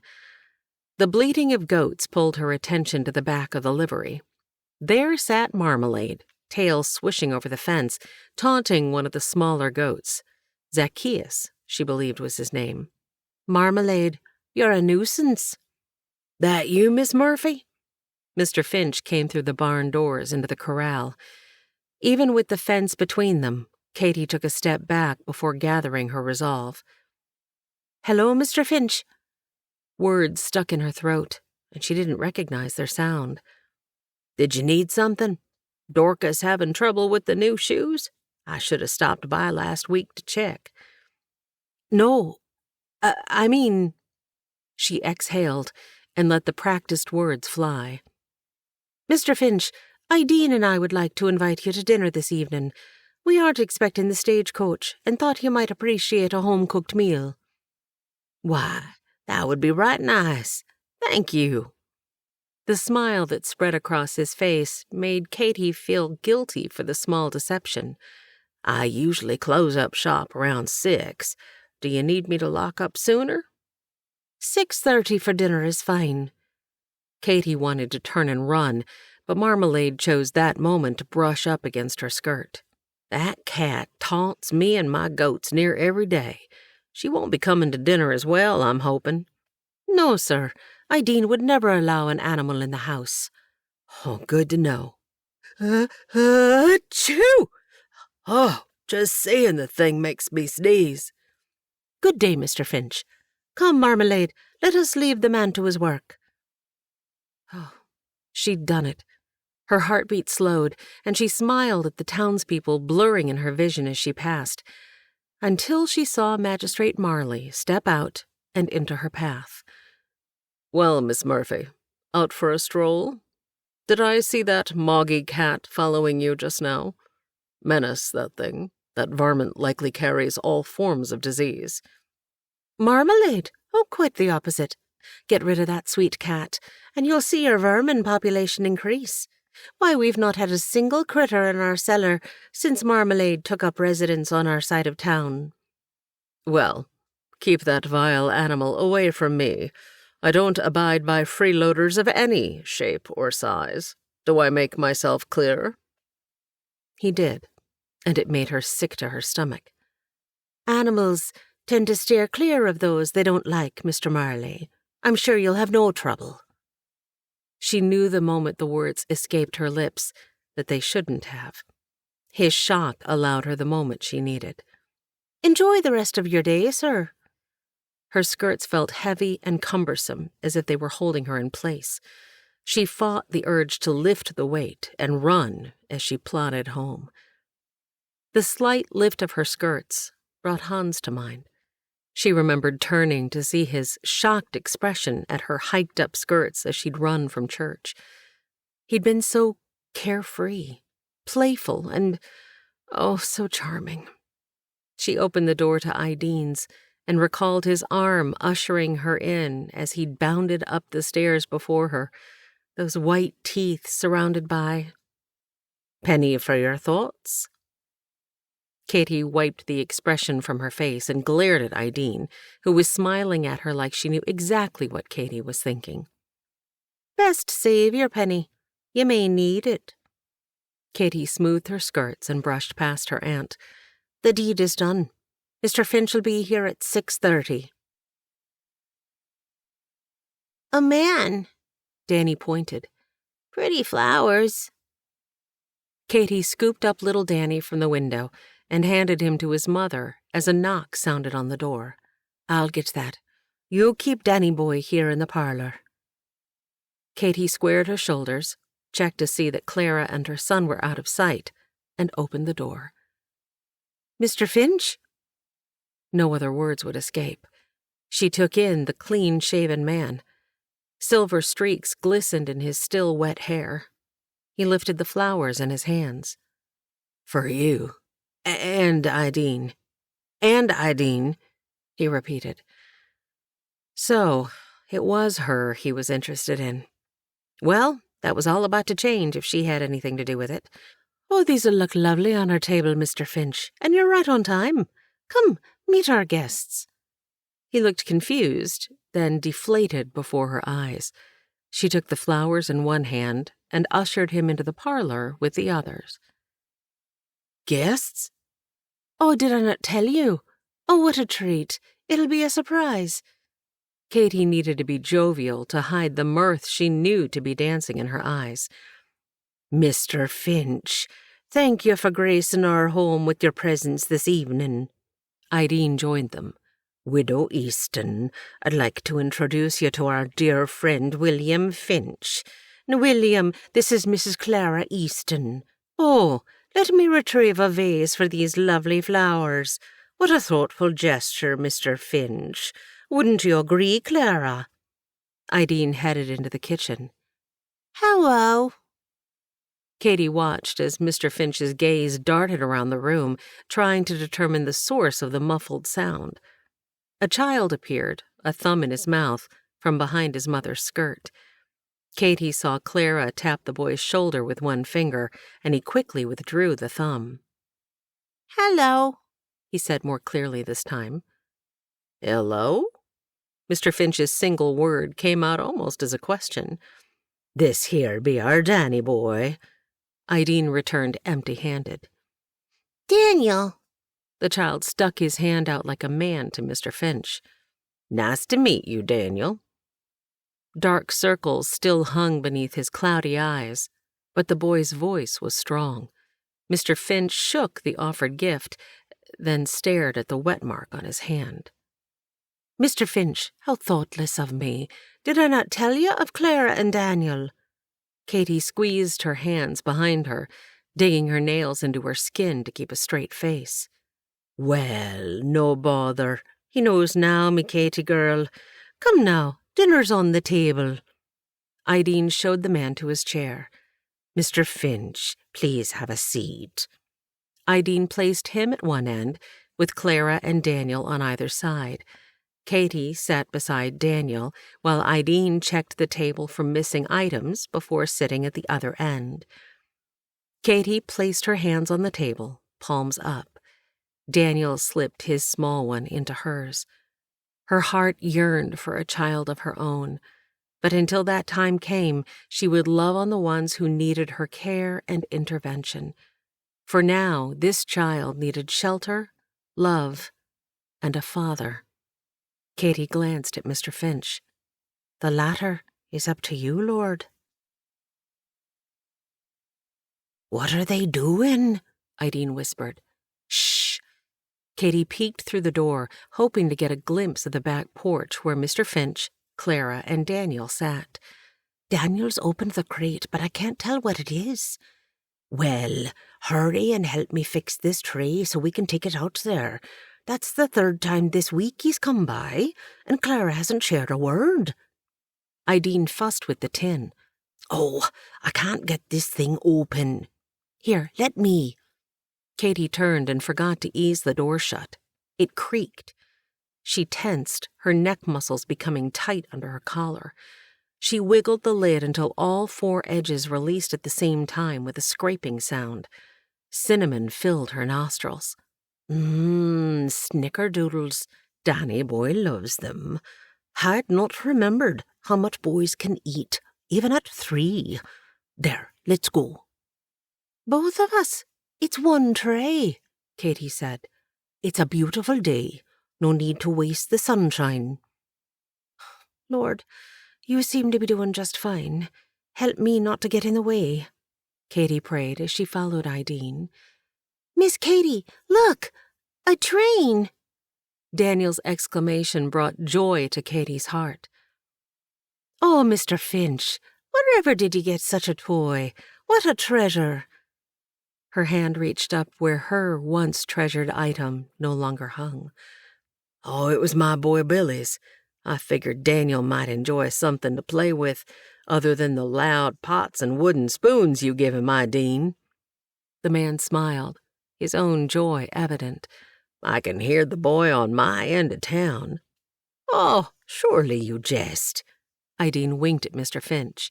It's a nice sound, Mrs. Easton. Take no offense, he quickly added.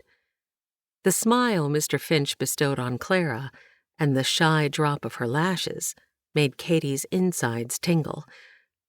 No offense taken, Mr. Finch, Clara said. William, please, remember? Thank you, William. Ideen placed the tray on the small table between the two. Let us know if you need anything. Dinner'll be ready in an hour, Ideen said, as her wide-eyed gaze connected with Katie's. They shut the door behind them, and Katie did a little tippy-toe dance, while Ideen lifted her hands and faced the ceiling. Oh, thank you, Lord, Ideen whispered. Yes, thank you, Lord. He'd done it, if the past moments were any indication, and she'd not broken a rule. She had simply introduced a friend to a lonely widower and allowed the rest to happen naturally. The magistrate had questioned her of Widow Easton. Katie's response had made it sound like they'd met on her travels, satisfying him enough for her to avoid more questioning. Later that evening, Katie brushed her hair in the dark and thought over the day. Mr. Finch was a good bit older than Clara, but the woman seemed not to be bothered. Katie often heard her praying late into the night. She hoped the accompanying tears were healing ones. Each morning, Clara came to breakfast with puffy eyes but a light spirit about her, as she hummed while helping with breakfast and throughout the day with chores. The women had not asked more than Clara offered, but they'd gleaned enough information from her crying out in the night to know the death of her husband had been horrific, and she'd likely been the one to find him hanging from the tree she cursed in her sleep. Did Hans suffer from the effects of war as Mr. Easton had? Hans was on her mind more often than not. Lord, please keep him safe. Heal his mind, heal his wounded heart, heal our friendship. Friendship. She wanted it to be so much more. Chapter 30. On the Circuit. Well, son, our next stop is our last before heading home. Hans didn't respond. Today, the Reverend was having a good day. Some mornings, the Reverend awoke clear of mind and, although tired in body, able to carry on as if all were fine. Other days, especially those when Hans needed the man to be at his best, the Reverend seemed unclear, with a general malaise that had not been there the night before. Have you given any more thought to what we discussed? Thought? Yesterday, the man had not even remembered Hans's name. Today, he was recalling the discussion from 2 weeks ago after their argument. Two could play at that game. Discussion? I'm not sure I know what you mean. Hans knew his tone hinted at his frustration with the man. I see. Well, it will come to you. Things like that have a way of burrowing deep and then surfacing when you least expect them. Yes, sirree, it'll come to you. Hans knew that all too well.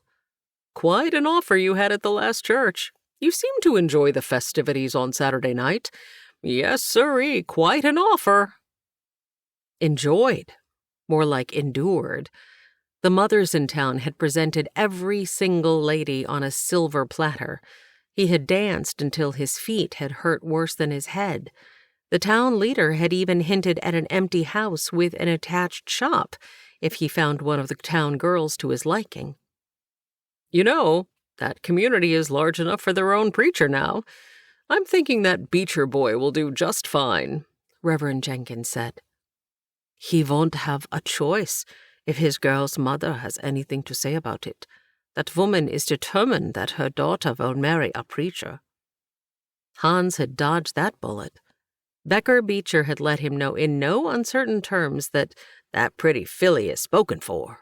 A good thing, too, because Dorcas had better teeth than she did, and her bray rivaled any horse he'd ever known. Hans smirked. Who named their boy Becker Beecher? That kid had been doomed from the get-go. Serving the Lord is not a laughing matter, Hans. No, sir, I agree with you there. About the only thing he'd agreed on with the Reverend of late. It was also one of the few times he had laughed since he'd started this ridiculous trip. No, this trip had been fraught with hours of travel, listening to the droning of an old man with selective memory, except when it came to Scripture. That was one thing he never seemed to forget. Hans felt sorry for Dorcas. When Reverend Jenkins had said the horse had listened to more sermons than a preacher's boy, it had been pure truth. After 3 weeks of listening to the same sermons and scriptures day in and day out, Hans knew them by heart. But by heart was different than in his heart. Are you getting hungry, Reverend? or need to stop?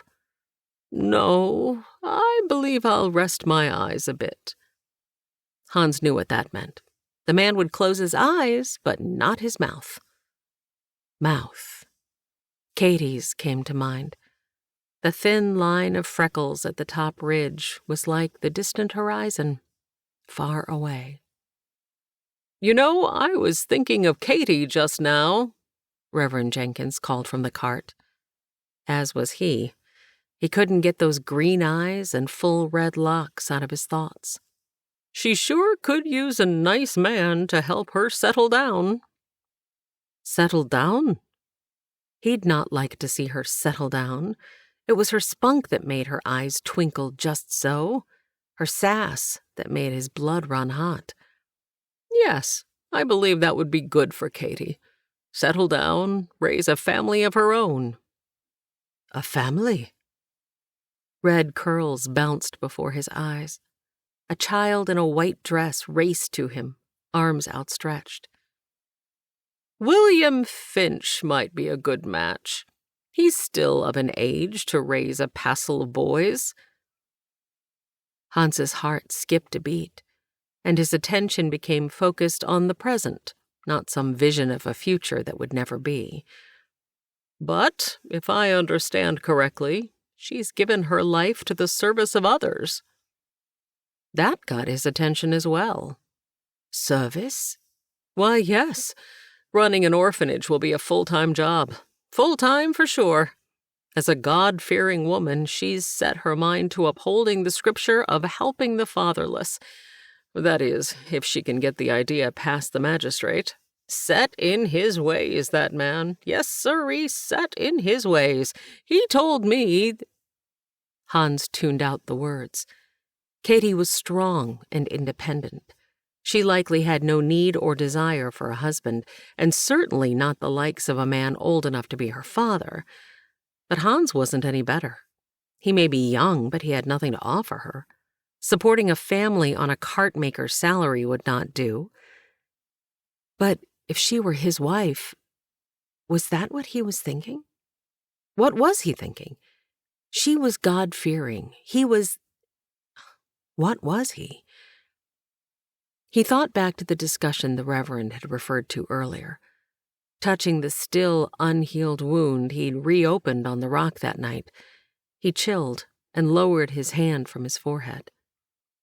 Hans had shared the nightmare with the Reverend, but had held back one small detail, an aspect he wasn't ready to share.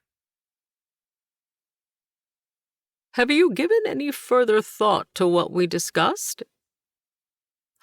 So, they were back to that. He had enjoyed an hour of silence while Reverend Jenkins had slept. Not true. I should be honest with myself as well as others. The silence had been torture. You know, I believe I feel well enough to walk a spell. Would you mind? Reverend Jenkins asked. Rauti responded for him, stopping and turning his head to get a good look at his rider. Mm-hmm. I see how it is, traitor, Hans said to Rauti. The horse blew air and lifted his lips, showing his teeth in a cheeky grin. Hans dismounted and stretched, taking in the clear air around him and hoping it would do the same for his mind as it did for his body. Thank you, son. Reverend Jenkins swung his feet over the now open end of the cart and stood. His body trembled. Give me just a moment to get my sea legs. He laughed, the familiar sound a part of who he was. Does everything make you laugh? Without hesitation, a smile spread over the whiskered face all the way to his cloudy eyes. That's a good question, a very good question. Whoa there, Reverend. Steady on your feet now. Hans kept a firm grasp under the man's arm. Might need a little assistance for a bit. These old legs don't seem to agree with my request for a walk. Take in some of this crisp air, and I will fix our lunch. We can walk in a bit. For now, you stand here and get some blood flowing. Hans traded his support for the cart, and the man leaned heavily on the edge. Whispers of, "Glory to God. Thank you, Lord Jesus," and "Praised be your name," came from the man with each intake and exhale. Already praying over the food, Reverend? I was giving God his rightful dues. We've seen no trouble on this trip, and God has provided for our every need. I was also thanking him for you. For me? Yes, son, for you. Why, you've been a blessing to me. Me? A blessing? Parson, I just sat the horse. You can give your thanks to Rauti. Hans removed the straps for the cart and let the horse graze near the water's edge. You've done more than you realize, Hans. Why, I'd never have made the trip without your ministrations and care. You've prepared our meals, cared for your horse, set up camp each evening, gathered wood and replaced it for the next traveler, and more than once saved my sorry hide from a fall. I'm not as young as I once was. Ah, you are just worn out. That I am. But perhaps not in the way you think. The quiet was uncomfortable, but Hans could not think of something to fill the void. Except for the prayer Hans offered when he realized his companion was staring at his food, they ate in silence. "Thank you," the Reverend said. "Sir? I let you know how you were a blessing, but I didn't thank you." Reverend Jenkins flicked the crumbs to the ground, folded the cloth, and handed it to Hans. "Here, let me help you up." "See? The truth is, Hans, you bless others without thought because you have a servant's heart. You desire to please others. It's in your nature. God can use that gift if you'll allow him." Hans dipped his head in acknowledgement that he'd heard, but he didn't have to agree. Rauti stood still as Hans reconnected the cart. He held out his hand to help the Reverend up. "I believe I'll walk a bit, if you don't mind." "If you need a change from the cart, Rauti would be happy to carry you." Again, being thoughtful. You know, you've the making of a fine pastor. "I am no preacher."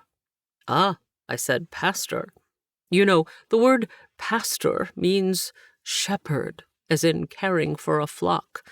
You have the innate desire to care for others." "My mother used to say that." "Wise woman," Reverend Jenkins said. They continued to walk. It was unusual for the Reverend to say so few words and to walk so far. "We have walked a fair piece, Reverend. You care to ride now?" "See, there you go again. A natural desire to help others." "Not always." "You care to elaborate?" He didn't really, but something tugged at his heart, and he knew he needed to get it off his chest. "Moses. I didn't stand up for Moses," Hans said. "Ah, but you did." "Excuse me?" The Reverend's head lifted, and laughter poured out. You like that phrase, don't you? Full of questions. That's a good thing, a very good thing. He wiped his eyes with his handkerchief. Moses said he asked you not to say anything, and you didn't. Yeah, a total coward. Son, you asked me earlier if I always laugh. It isn't just laughter. It is choosing to find the good in everything. You are seeing your failure. I'm seeing your worth. Worth? He wasn't worth anything. You were honoring your friend's request. It may not have turned out as Moses would have liked, but you respected his wishes and didn't draw more attention to the situation than necessary. Moses might be big, but he avoids public attention. As if that Goliath is capable of such a thing. Again, the man had to brush at his eyes. I Hadn't thought of that, I guess. You guess correctly. In fact, I believe if you look back over what brought you to this point in time and search for the good, you'll find it. A change of perspective does a body good. Like now, I've been watching the world pass in that cart as I sat backward. Now I'm walking forward. A very different picture. Yes, every step forward changes the view. It never remains the same. Every step forward changes the view. He let the words sink in. Could this be true? And could he have been lying to himself as well? Chapter 31. Darkness began to settle, and Hans looked for a place to set up camp. I see smoke up ahead. Campfire, I am guessing. He turned and spoke to the Reverend as he checked to ensure his gun was at the ready, even though it had not moved from its spot since they'd started this never-ending journey. Wonderful. Marvelous. We'll share some of the bounty from the good church folk at... The man paused as if thinking. The folk at that church we just left, in exchange for whatever smoke might keep these pesky mosquitoes away. Swat. Never understood why God made these tormenting creatures, he mumbled loud enough for Hans to hear. The laugh that followed made Hans cringe. Who knew what they were approaching? A quiet entrance was preferable to him. I just had the funniest thought. God told Noah to take every creature onto the ark. Poor Noah. He wouldn't have been able to swat these pesky creatures. Ha ha! The Reverend's laughter increased in volume. Hans struggled to keep from joining him, but a crashing sound pulled him back. Stupid girl. Use that sorry excuse for a dress to lift the pot next time. Don't you have enough sense to know the thing's blazing hot? Hans dismounted and helped the now quiet Reverend out of the cart. Both peered through the sparse covering of trees. A small framed man sat cross-legged, his back to them, barking orders at a dark-skinned girl. Hans couldn't tell how old she was, but from her height and frame, he guessed her to be around 12 or 14. She didn't speak, but her rigid body performed calculated movements, attesting to her heritage and the ingrained memories of years following orders. Hello! May we join your fire? The Reverend moved into the clearing. Who goes there? The man staggered to his feet as the girl stood motionless on the far side of the fire. Reverend Jenkins and my transport. He paused and looked at Hans. Might we share your fire? He continued to move forward a few steps. There would be nothing Hans could do should the stranger become violent. He was too far from both men to use his sorry excuse for fists. The more he studied the man, the more he realized he'd be hitting a moving target. The man swayed on his feet. Hans would do what he needed to in order to protect his friend, but didn't abide by killing or maiming. We'd be happy to share our provisions. Reverend Jenkins continued moving forward. Girl, get over here.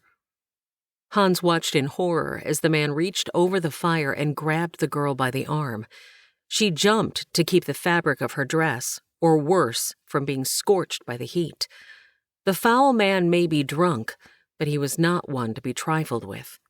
Hans felt his blood boil, even as his resolve faltered.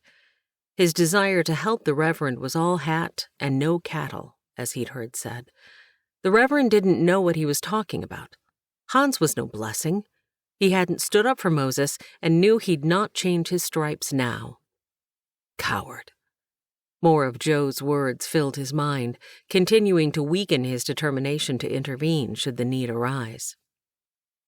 Young man, would you be so good as to get provisions from the cart to share with our new friends?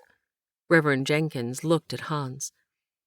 Hans stood unmoving as the Reverend shook the man's hand and patted him on his shoulder. Oh, this wasn't good. One never knew what the Reverend would say when he became forgetful. And how had he gone from strangers to friends with these people in a few moments? Though still wary, Hans chuckled. The poor man and the girl had no idea what accepting the Reverend's friendship meant. Sure hope they can tolerate the barrage of words they'll hear before the night ends. Rauti whinnied into the night. Coming, Rauti, Hans called to his friend. Girl, be it some use. Go help the man. The drunkard spat the words. Hans heard her light footsteps behind him, but did not turn. Mister, you got anything I can carry for you? Her voice was childlike in tone, but mature at the same time. He studied her. Grime covered her dark skin, making the whites of her eyes appear brighter. Matted hair clung to her scalp. The collar of her dress hung lower on one side, the torn edges exposing her slim neck. The dress was both too big and too matronly for her slim frame. Here. He handed her an apple. Eat this while I gather our things. She didn't move. Go on now. If you are going to help me carry this load, I need you to have some strength to do it. He took his time going through the well-organized items until he heard no more chewing. He turned to see her outstretched hand. In it were 4 seeds and a stem. You want these, mister? His brother Otto would have liked this girl. Do you have a pocket? She searched her dress and found one near her knee when it should have been at her hip. She pointed. Hans didn't notice the pocket. He noticed the jagged scars around her ankles and her broad feet with widespread toes inconsistent with her slight frame. Did someone shackle this child? Have those feet ever seen a pair of shoes? Katie came to mind, and he understood her desire to help the least of these. You keep those. Never know when you might want to put down roots and plant a tree. She stared at them. He turned his head. It was as if he'd given her a treasure worth more than gold. Placing a hand on his chest, he felt the familiar beat, beat, beat. The scene stirred him. The Reverend had spent hours telling Hans how the Bible spoke of the heart as the center of life and strength. Hans felt his physical strength renewed each day, but his heart felt empty, drained of any life. Until now. His small act of kindness in giving the apple and then the seeds to the girl stirred something inside him. It was as if the seed she held had been planted in his heart and started to grow, filling him with new life. He looked up to see her still looking at the seeds, turning them over in her palm before she placed them in the pocket of her dress. Here you go. You take that on back, and we will eat a fine meal. I will take care of Rauti here and be there in a moment. Reverend Jenkins will tell you what to do. He broke his stare, nodded, then noted she now stared at him. All the slaves he'd ever met averted their gaze when speaking to a white man. Not this girl. Her look didn't evoke a challenge. It was as if she were trying to discern Hans's worth and character. She will come away lacking, if that is what she's seeking. The girl took the crate while Hans cared for Rauti, settled the cart, and started back to the clearing. Reverend Jenkins' voice carried over the gentle breeze. Oh, good, you're back. Our young friend here... He looked at the girl. Essie, sir, she said. Yes, Essie here has warmed our meal. Burned it, the drunkard said. Good for nothing. Louis, might you like to do the honor of blessing this fine meal the Lord has provided? Reverend Jenkins interrupted. No, I don't believe I would. The man picked a piece of golden cornbread from the pan with dirty fingers and popped it into his mouth with a smile. Hans hoped the man choked, and he did. Here you go. Reverend Jenkins picked up the man's coffee cup, filled it, and handed it to him. Essie stood several paces off, not moving or acknowledging their presence, until Hans saw her finger the seeds he knew to be in her pocket. Her eyes closed, and her skirt bunched up around the treasure. Reverend Jenkins said he had a servant's heart. Then why had he not stepped in to help when the man had choked? He'd even felt a jolt of satisfaction when the sorry excuse for a human hadn't been able to stop coughing. What was this war going on inside him? He shouldn't pick and choose who to be kind to. He wanted to be the man Reverend Jenkins thought him to be. Maybe if he tried harder, pretended even, maybe then it was worth a try. "Sit, son, sit." The Reverend patted the ground beside him. Hans remained standing, his thoughts and focus on the girl. I wonder if that is how slaves managed all those years. Did they just pretend to be subservient, to be what their masters wanted? You dumb boy. The man reminded him of Joe. All thoughts of kindness from moments before blew with the wind. "Well, the Lord can hear you just fine from your position." Reverend Jenkins locked his gaze on Hans. He understood full well. He would pray over the meal, but not with the fervor he knew the Reverend desired. Lord, thank you for this bounty we are about to receive. Amen.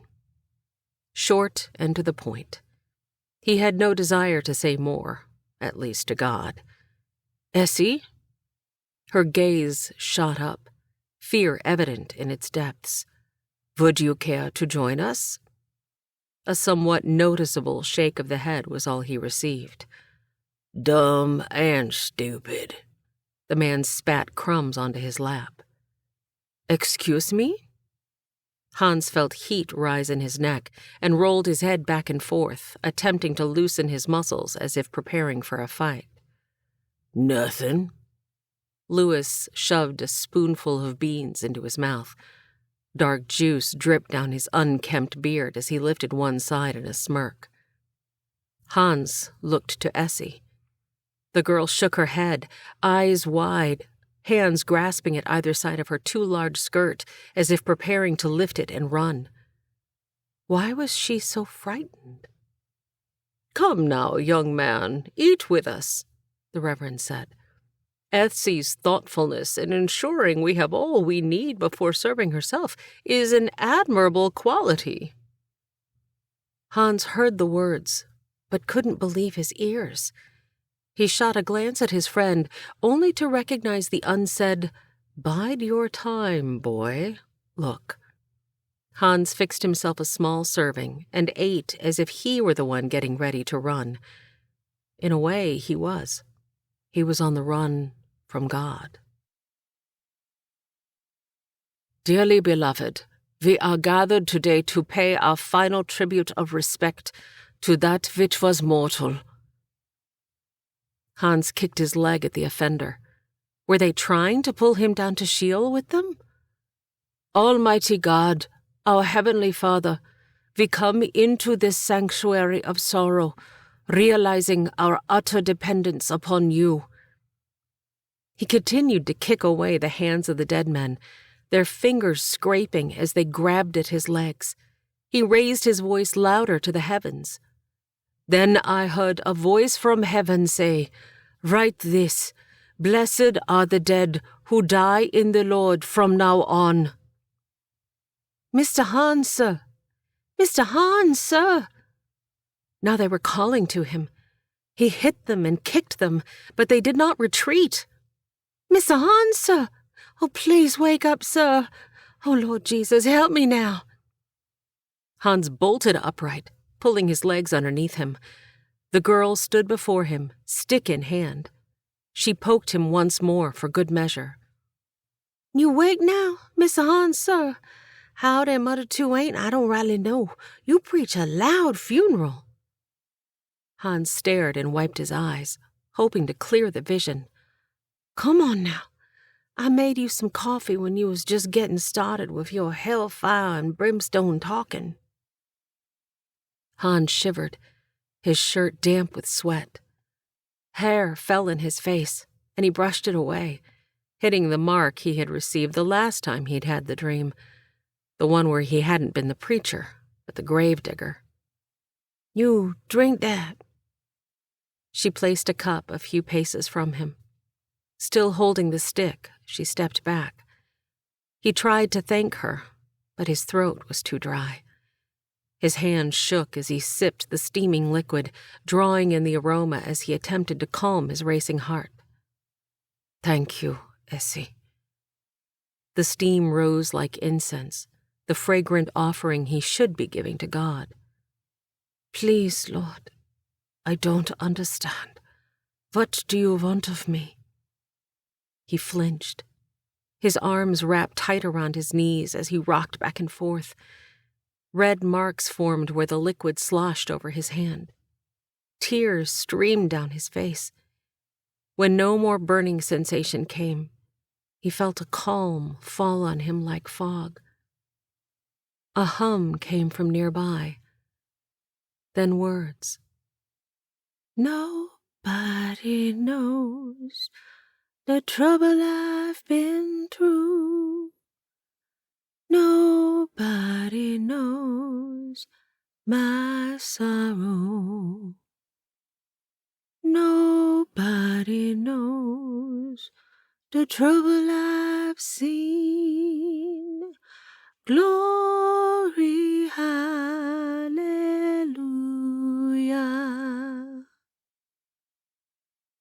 A girl's voice. Essie sat to his right, her form imitating his.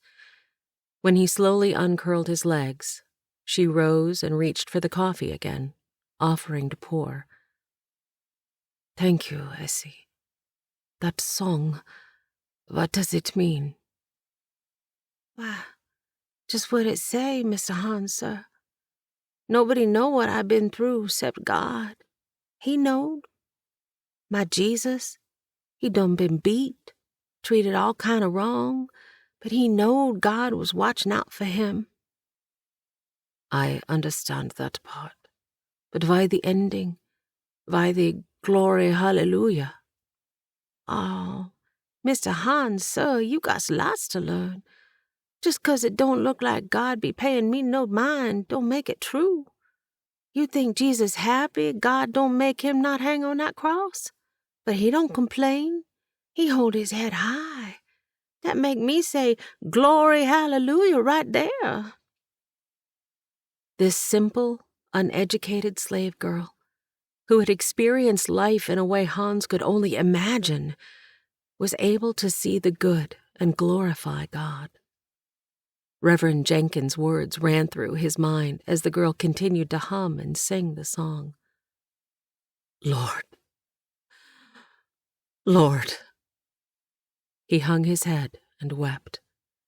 Would he never find peace, contentment, and joy? ChapterThirty-Two, Shumard Oak Bend. "You've been sullen today, Katie girl." Ideen tasted the soup, adding a generous dash of salt. "Boredom." "Boredom!" Ideen's laughter filled the room. "We haven't had a moment's peace for days, and the stage should be here at any moment. God has blessed us beyond measure with travellers, but not so many that we can't keep up with the laundry and dishes. Now, if it's variety you be needing, we'll be starting the canning soon." Katie groaned. "That's what I thought. I was thinking it might be nice to do something a little bit different this evening. We haven't had much time to enjoy something frivolous. Perhaps you could read aloud while I work on those collars for the Kilpatrick girls. Would you consider giving your eyes a rest and taking a walk?" Katie hoped her aunt would agree. Their reading options were the Farmer's Almanac, the Bible, a copy of Little Women that a boarder had left behind and was missing several pages, or Alice's Adventures in Wonderland, which neither she nor Ideen could follow. She missed the penny dreadful stories. She'd read dozens of those books, most more than once, on her trip across the ocean. By the time she'd reached land, the entirety of the ship seemed to have read them. "Well, that sounds like a fine idea," Ideen agreed. "We'll go as soon as we clean up our supper dishes." Katie helped Ideen with her shawl as the two stepped into the warm evening air. Katie noticed how pale her aunt was. The woman had spent every extra moment tatting to bring in just a few more coins each week. "You're working too hard." Katie put her hand under her aunt's elbow to help her up the hill behind the boarding house. "Ach, you've taken so much off me. I've plenty of time to do what I enjoy." "I'm trying to figure out how we're going to get all the canning done and keep up with everything else. It'll be a challenge." "The Lord will provide. He always does." "If he provides more boarders, we won't be able to keep up." "Katie, girl, I trust my God enough to believe He'll provide exactly what we need at the moment we need it, not a second early, nor a minute late." Katie hoped God would do so, but she wasn't sure how. "Do you think God sent Clara? I mean, she's a help in the kitchen, but she naps nearly every day, and sometimes sleeps later." "Katie, that is gossiping. We do not know all Clara has endured. She's doing what she can, and is a most gracious guest." Katie felt heat rise in her cheeks. "Danny is an obedient child," Katie said, trying to think of something positive to say. "Oh, that he is. He does like spending time with Mr. Finch and the goats. I think Mr. Finch enjoys having his company." Katie nodded. The conversation felt stiff, and she wondered if Ideen had something on her mind. "Katie, might I ask you a question?" Stiff changed to uncomfortable. "Yes, ma'am." "When I'm gone—" "Aunt, are you ill?" Katie stopped and turned, looking her aunt in the face. "Oh, no, me dear girl, I'm not ill. But I've been wondering how many more years I can keep doing what I'm doing if you marry." Katie snorted.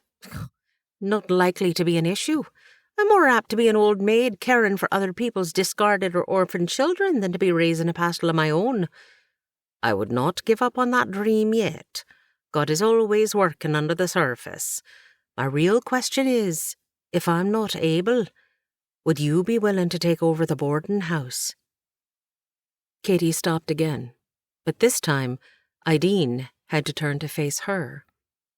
"You are my only kin, so it is rightfully yours when I'm gone." "Oh, please, can we talk of something pleasant?" Katie's chest tightened. "You know, the boarding house would make a fine orphanage." The tightness in Katie's chest lessened as excitement began to build. "Now mind you, I'm not dying yet." Ideen put her arm through Katie's and pulled her close like a schoolgirl telling a secret to her closest friend. Yet. Peace washed over Katie as she felt God's gentle reminder to wait in the yet. They had reached the top of the hill. The sun was beginning its descent, giving them a dazzling display of colors. Neither lady spoke as they watched the colors change on the horizon until the last burst of orange dipped behind the earth. "Thank you," Ideen said. "For what?" Katie asked. "For getting me out of the house to see the splendor of my king. For showing up on me doorstep exactly when I needed you. For bringing life and excitement into me life when I'd lost the love of me life. For reminding me of the importance of having a passion for a cause. But mostly for being you." Ideen squeezed her arm. "You bring joy and exasperation to me life." She leaned into Katie's shoulder and laughed. "I wouldn't have it any other way." "Oh, thank you," Katie choked out. "You ready to head back?" Katie nodded. "One more thing." Ideen took Katie's hand in hers as they walked. "Don't be getting any ideas too soon. I plan on living a good long while yet." "I hope you do." Kitty lifted their hands and kissed her aunt's knuckles. I hope you do. Chapter 33. Hans ached all over. A melody played in his mind, accompanied by the sounds of crackling. His gaze followed the direction of the noise. Essie crouched at the edge of the fire and pulled bacon strips from a cast-iron pan, placing them on a tin plate. She poured a yellow mixture into the hot grease and returned the pan to the fire. "Good morning, Mr. Hans, sir." The whispered words flowed with the song she continued singing.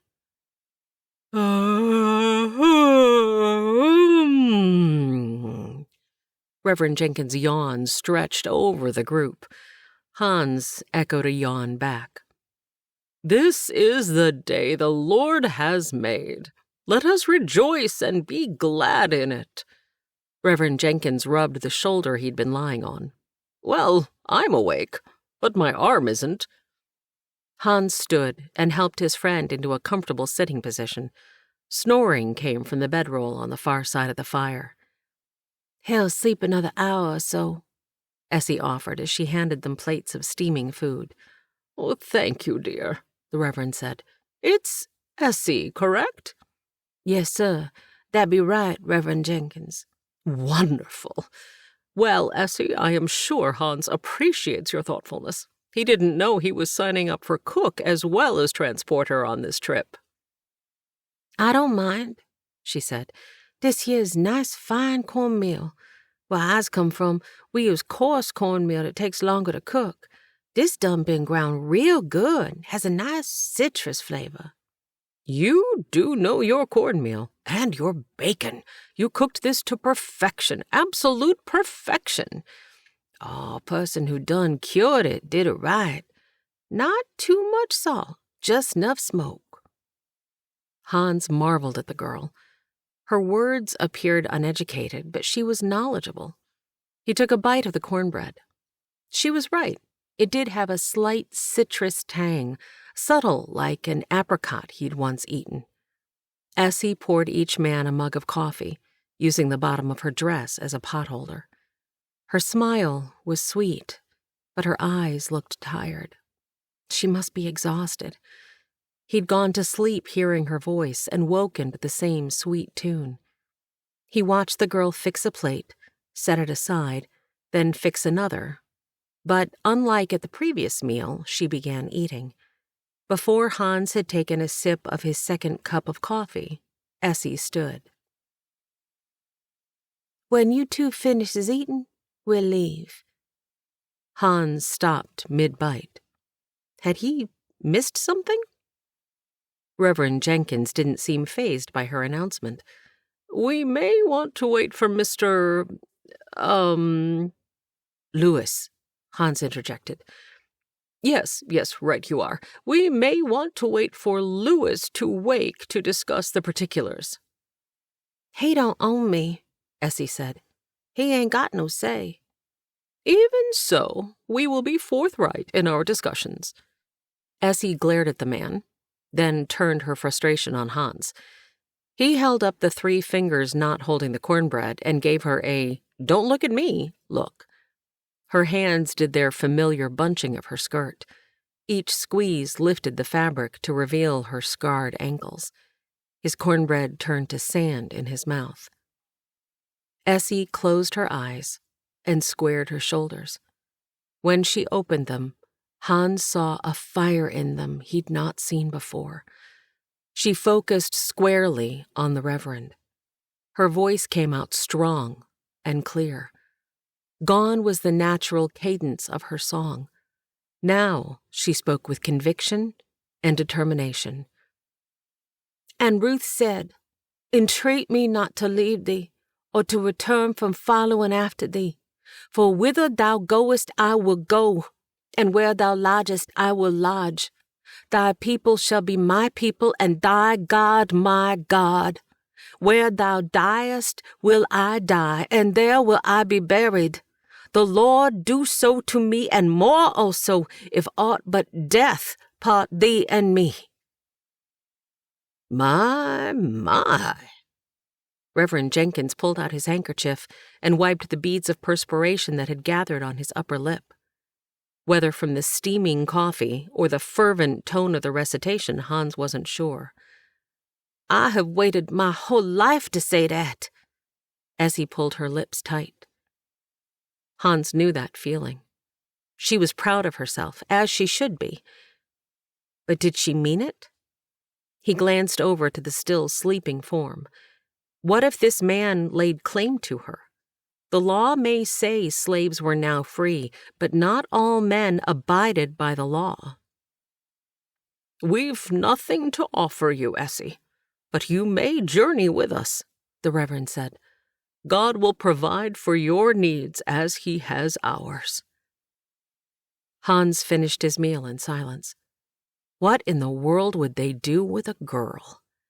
In practiced motions, she cleaned up the supplies, banked the fire, and placed new wood for the next traveler. "Best pack up. We'll wake Lewis if he doesn't come to on his own." Reverend Jenkins attempted to stand. "Here you go, Reverend." Hans offered an arm. "If you will put up our bedrolls, I will get the Rauti and the cart ready." "I got that." Essie hurried over and began packing up Reverend Jenkins's things. "You finished that coffee." Reverend Jenkins eased back onto his sitting log. Hans moved to hook the cart to Rauti and repack their gear. "What do you think, Rauti?" Rauti replied to Hans with a huff and blow, then his ears perked and swiveled toward camp at the sound of the Reverend's voice. Now, Lewis, enjoy your coffee and this fine breakfast. We'll talk when you've had a chance to fully wake." Hans attached the cart. If the girl came with them, she'd either have to sit with him or with the Reverend in the cart. He rearranged a few things to make more room. Would she really join them? What if Lewis wouldn't let her go? Those scarred ankles made his own hurt. Essie deserved to be free, fully free. Was he willing to help her, no matter what? "Fight for her." Hans shot a glance at Rauti, but the stallion's ears did not move. "Fight for her." "God?" The whisper stuck in his throat. He lifted his hands to his neck and rubbed his rough palms across his weathered skin, then squeezed, trying to force out the words. An image of shackles around the girl's ankles formed. Hans lowered his head. God. The name flowed like warm milk, but tasted like defeat. He hated fighting. Hans checked the fittings, steeled himself with a fortifying breath, then re-entered the campsite. Fire blazed from Lewis's eyes, while bits of cornbread stuck in his unkempt beard, competing for space with last night's beans. Hans shuddered when the man licked his filthy fingers of the bacon grease. "Lewis, I have a proposition for you." The Reverend patted the girl's shoulder as she sat huddled beside him on the ground. "This girl here has asked to accompany us on our journey." "She ain't going nowhere." Lewis tossed the last of his coffee into the ashes. Sparks flew and sizzled like Hans's resolve. "Now, I know she's been a burden on your supplies and slows you down as you traverse this rough land," the Reverend continued. Hans watched as Lewis followed the man's hand from the scrub and rock to the clear blue sky of the morning. He marveled at the change in Lewis, as if he were being mesmerized by the cadence of the words and the beauty around him. "I'm thinking we can be of service to you, helpful, if you will. We'll provide you with provisions to continue on your journey, which won't last as long if you need to feed too. If you think it best, and a man of your understanding most certainly would, we'll help you by taking the girl off your hands." Lewis's gaze shot to Essie. Hans held his breath. Would the man agree, or would his refusal force Hans to fight for her freedom? He needed to be the man he wanted to be, the man the Reverend said he was. The desire to prove to himself that he could stand up for what was right and noble, even if it was difficult, spread across his heart. Take her. Hans hadn't realized he had closed his eyes. They popped open, and he worked to bring the man into focus. Just take her and go, but I expect a good price. Oh, we're not buying her from you, Louis. No, sirree. We are thanking you for the gift of her presence. Hans, would you please gather the remainder of the provisions we have? Include the coffee. His hands shook as he pulled the crate containing the food, coffee, and supplies from the cart. Was the man crazy? What would they eat? Now, my friend, carrying this crate will be a mite difficult, so you take what you can in your pack. Don't be shy now. You take what you see fit, for the Lord will provide for our needs. You old fool, Louis mumbled under his breath. The man was like a rabid dog, rifling through the goods. Joe came to mind, and old feelings of worthlessness surfaced, until he noticed the sly grin forming on the man's lips. Louis thought he was getting the better end of the deal. No person's life should be traded for food. Chapter 34. Where are we headed? Essie asked. Hans tapped the cart, and Essie moved her swinging legs from the edge to under her skirts. He secured the end panel of the cart, then winked at Essie, who became wide-eyed. Well, my dear, Hans here, and Rowdy, of course, are taking us to our last church on this circuit. Reverend Jenkins situated himself amongst their belongings. I am right in that, aren't I, Hans? Yes, sir. One more church, then we head home. Church? Oh, my. Do you think they'll let me sit close enough to hear? Essie wiggled in excitement. Young lady, if I have anything to do with it, you'll have a front row seat, the best seat in the house. The truth is, all of God's creation is His cathedral. No matter where you sit, you are in His presence. Hans listened as Essie soaked up everything the Reverend said over the next hours of travel. The man's gentle teaching and questioning probed into Hans's heart as he listened. This young girl asked questions, was bold enough to stop Reverend Jenkins and ask for clarification, and even offered her opinions, which were deep and thought-provoking for a girl so young.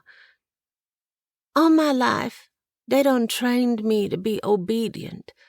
How do I know if I'm really following God from my heart, or just doing the right thing 'cause that's what I knows? Essie, that is an excellent question. Excellent question. Many people follow the rules of the Bible. Like the 10 Commandments? Essie interrupted. Exactly. So, being a Christian is more than believing you are saved by your good works. Let me ask you this. Why did you obey your master? Had to. So, I guess I obeyed out of fear. See, there is the difference. When we serve God, it is our desire, our deepest longing to serve Him. When obedient, we never need to fear God. Did you ever go against what others asked of you, or rebel? I drug my feet a few times on purpose. I remember doing the same when I had to do chores for my mother. The birds stopped their singing at Reverend Jenkins' boisterous laughter. When we give our hearts to Him, we desire to please Him, and something changes. We don't become perfect, mind you, far from it. I knows I'm not perfect. Oh, none of us are. We're forgiven, but we're not perfect in all we say and do. But when we give our hearts over to Christ, we know, we know, Essie. There is no doubt He is our Lord, because He gives us the Holy Spirit. Hans wished that Rauti's hoof falls were quieter. He didn't want to miss a word being said. His heart was stirring. Being born again, saved, a follower of Christ, whatever you call it, can only happen when the Spirit of God dwells in us. If God has changed your heart, your life will show signs of that change. But what if those changes are only on the inside? Doing what I'm told is part of who I is. Nobody sees what I be thinking in my mind. Oh, very observant, Essie.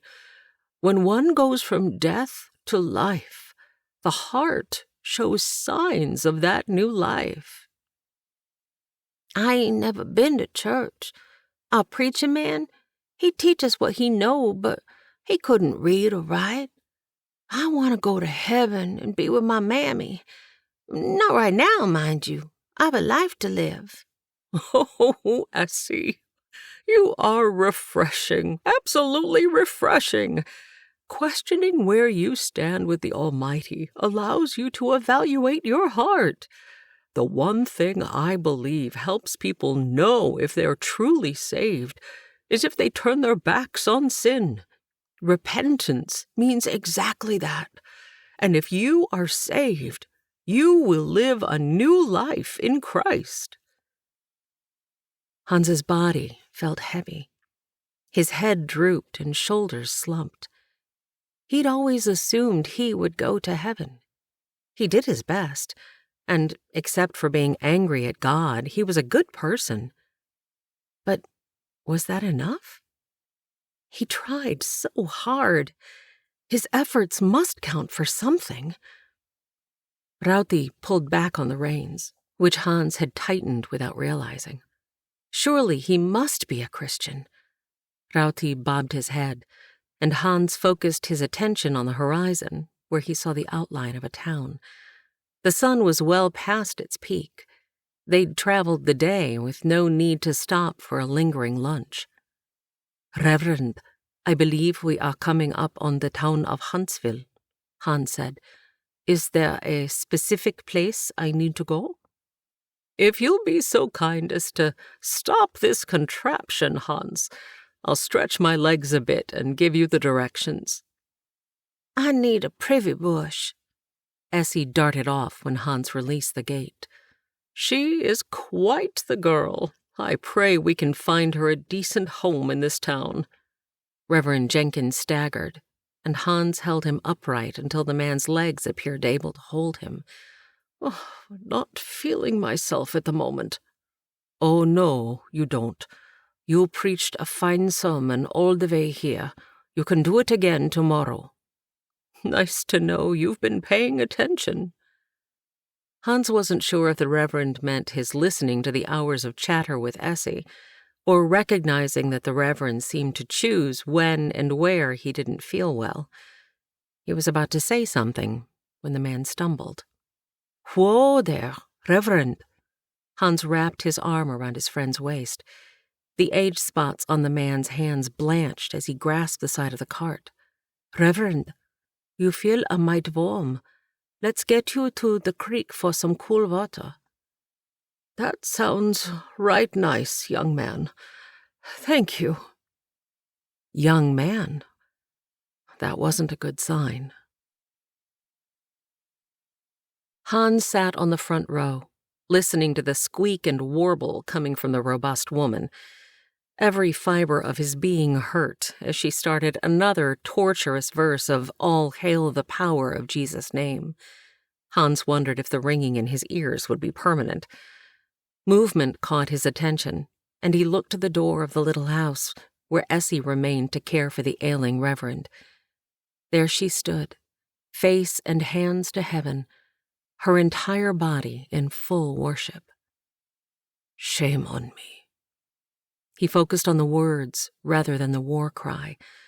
He knew he'd never fully crowned God as Lord of his life, and couldn't fathom that all it took was accepting God's grace to be saved.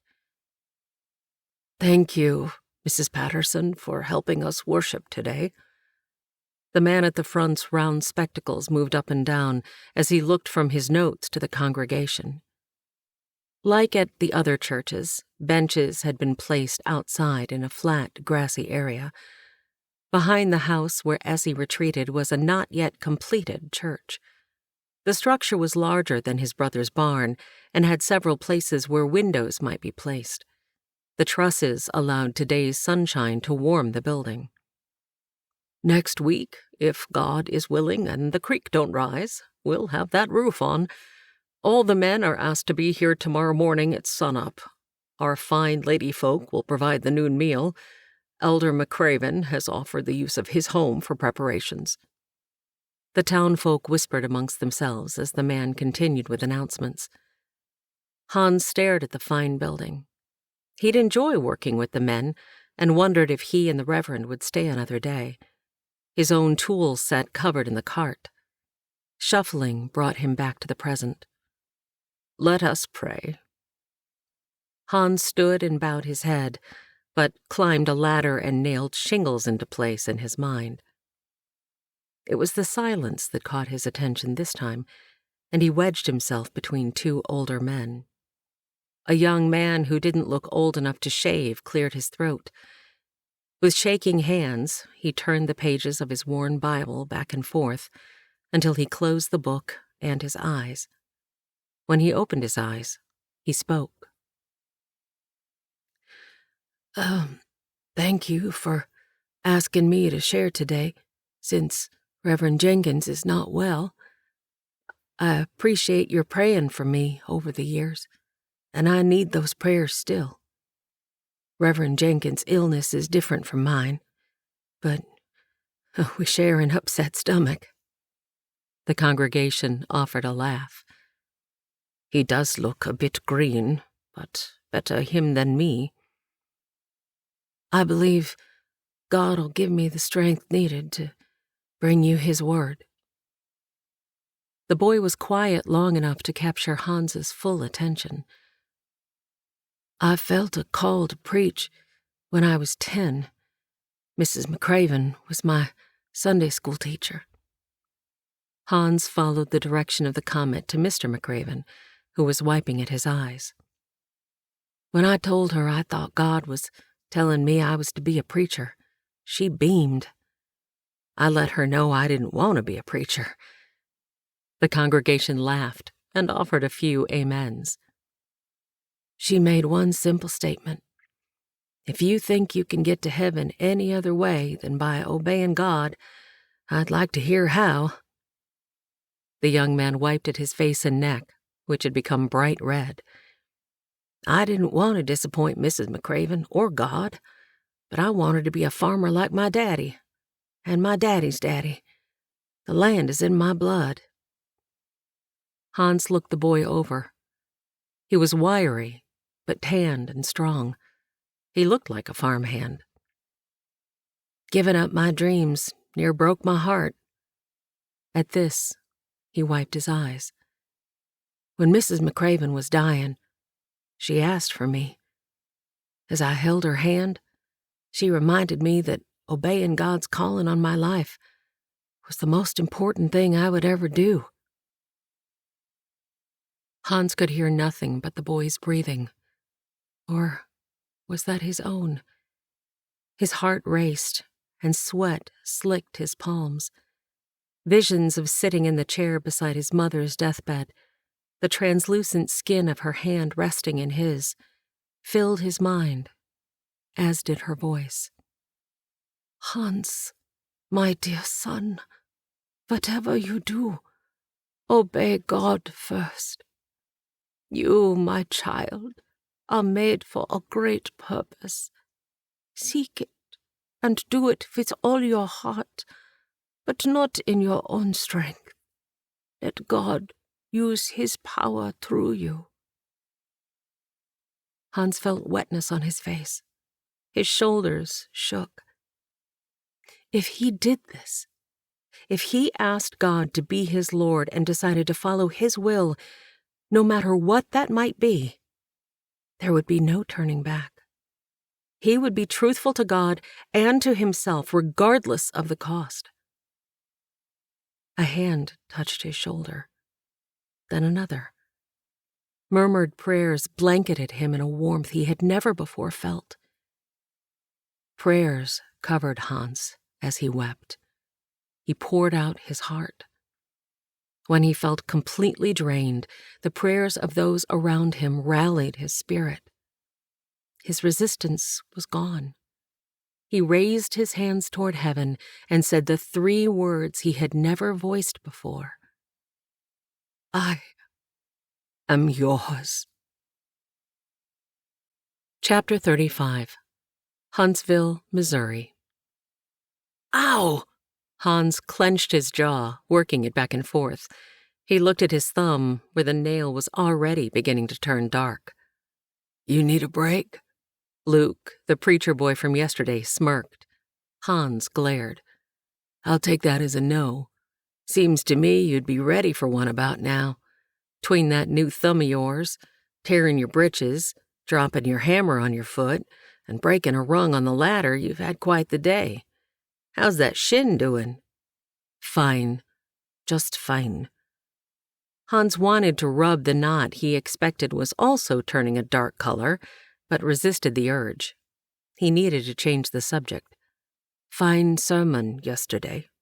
Ha! Now I know you need a break. You did all right. He meant it, and felt a bit of camaraderie when Luke hit his own thumb and shoved it in his mouth. I had to preach once. The Reverend was too ill. I finished with the words, the end. Luke's thumb popped out of his mouth, and a string of drool edged close to his shirt sleeve. He wiped his sleeve over his mouth. No fooling? No fooling. I felt like an idiot. Luke was quiet, and Hans looked over to see the boy staring. You know, I think I am ready for that break. Let's get some tea. Both men climbed down. Hans checked each rung for strength before he put his full weight on it, then joined several men in the shade. Essie strode with purpose, a tray of drinks in her arms. Here you go. She bent and allowed each man to take a cup. I ain't drinking anything that darky poured. It's possible she spit in it, one man said. Hans felt the hair on the back of his neck rise. Not even the flies dared make a sound. He looked up and watched a smile form on the girl's face.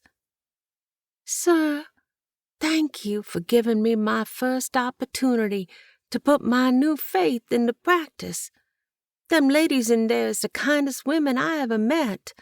Not but a moment ago, they done reminded me that being a Christian ain't a feeling, but a decision. Now, my feelings toward you right now ain't too kind, but my decision is to not throw this here tea in your face. She smiled like she'd won a prize, then turned and skipped back to the house, throwing the liquid into the rose bush. The men howled. They directed all their comments at the only man without a mug. That's some girl. She told you. That kind of pluck'll get her far. Hans waited for someone to comment about her needing to be put in her place, but no one did.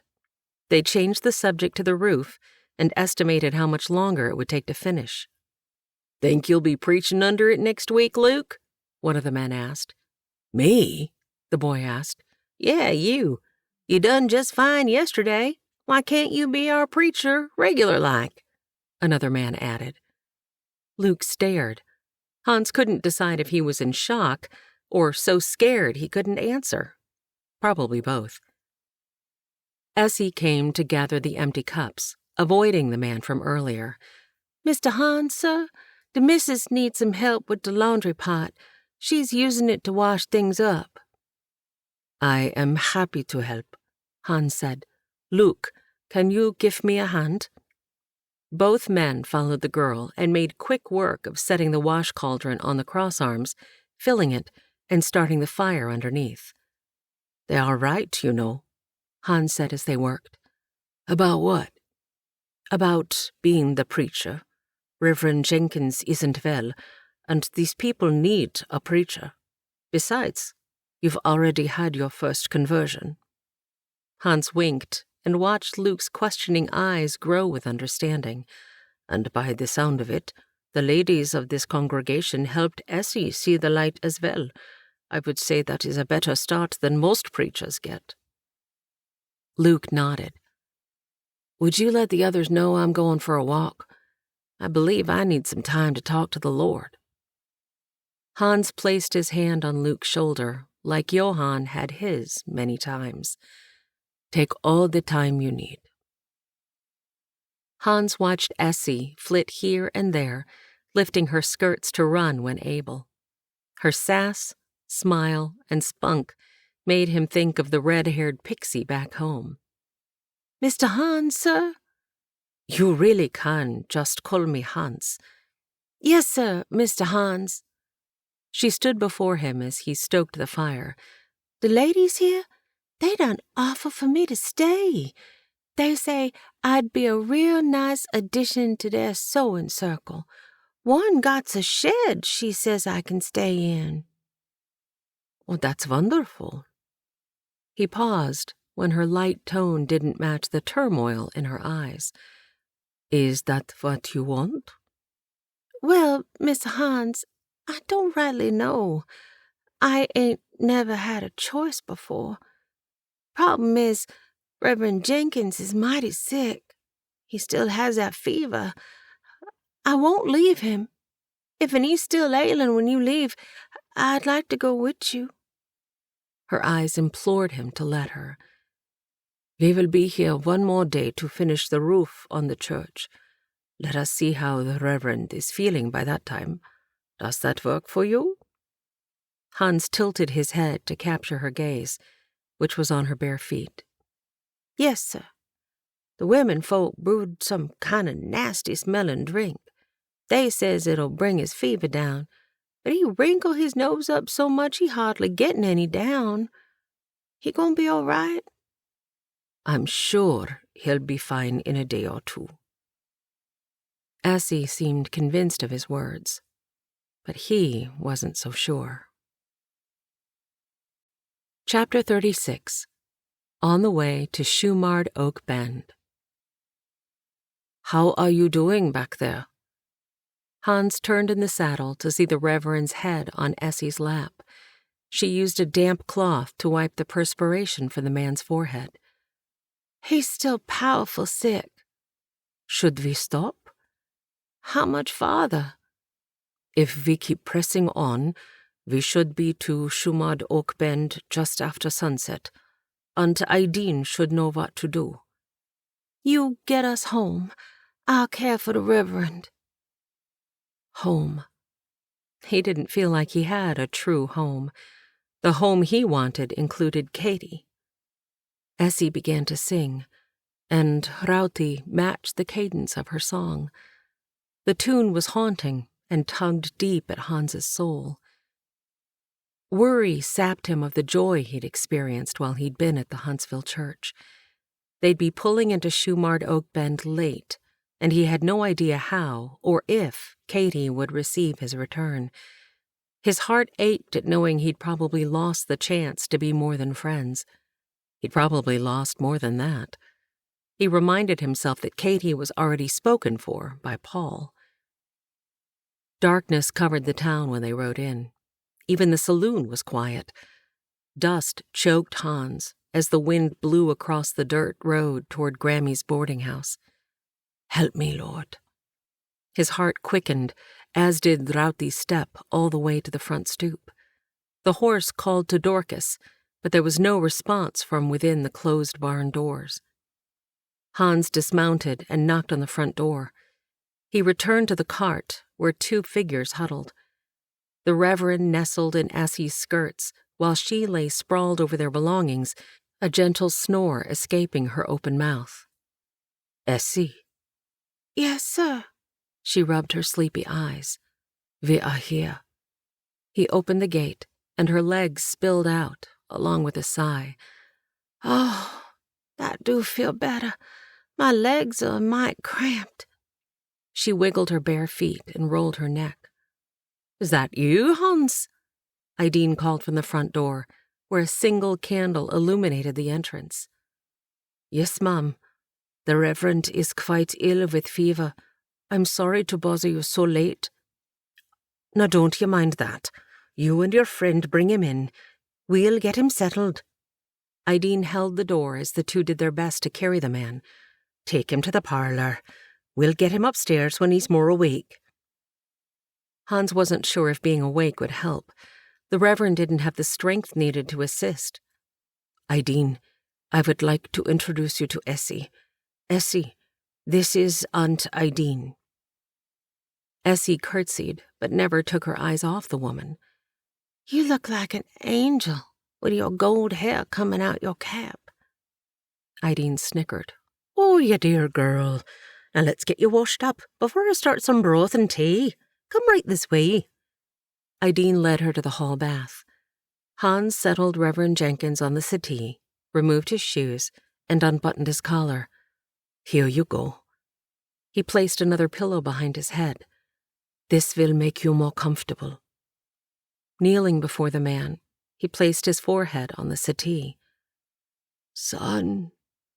The word was a whisper, but felt like a prayer. Hans felt a shaky hand atop his head. "You must share your newfound faith with these people." Labored breathing made it hard for Hans to hear, but he understood each word. "Take my place. Be their pastor and their preacher." "I can't." Emotion overwhelmed him. "I don't think I can." Hans shook his head and wept. "Looks like you are alone tonight, Trouty. I don't believe Dorcas has been here for a few days." Hans wondered if Katie had gone to the Schenkel farm again. He wouldn't blame her. She would have known this was the Sunday they would return. Sunday. In 2 days, people would gather to hear God's word. Reverend Jenkins expected Hans to give it. Confusion, anxiety, and Joe's voice filled his mind. He stopped the curry comb mid-stroke. He could leave. Hans cleaned the tack, unpacked, and swept out the cart, then checked the wheels in the faint light of the lantern. On his knees, his hand caressed the wheels. Moses may not want to help him now. Would his friend ever forgive him? Could Hans even call him a friend? He touched his healing scar and looked to the door. He wrapped his arm around his still sore ribs as visions of men, their fists and boots pummeling him, brought on a new feeling. Fear. Leaving and not facing these people was the easy way out. He had faced many things in his life, but he had always seemed to find a way or be given a way out. He had not had to say goodbye to his mother. She'd done that for him by leaving this earth before he'd left Finland. The decisions on their journey across the ocean and land as they'd traveled west had all been made by his brothers. The military had automatically placed him in a hospital unit during the war. Even Edna had made the decision for him to leave Johan's home. Well, not the decision, but she'd made it easier.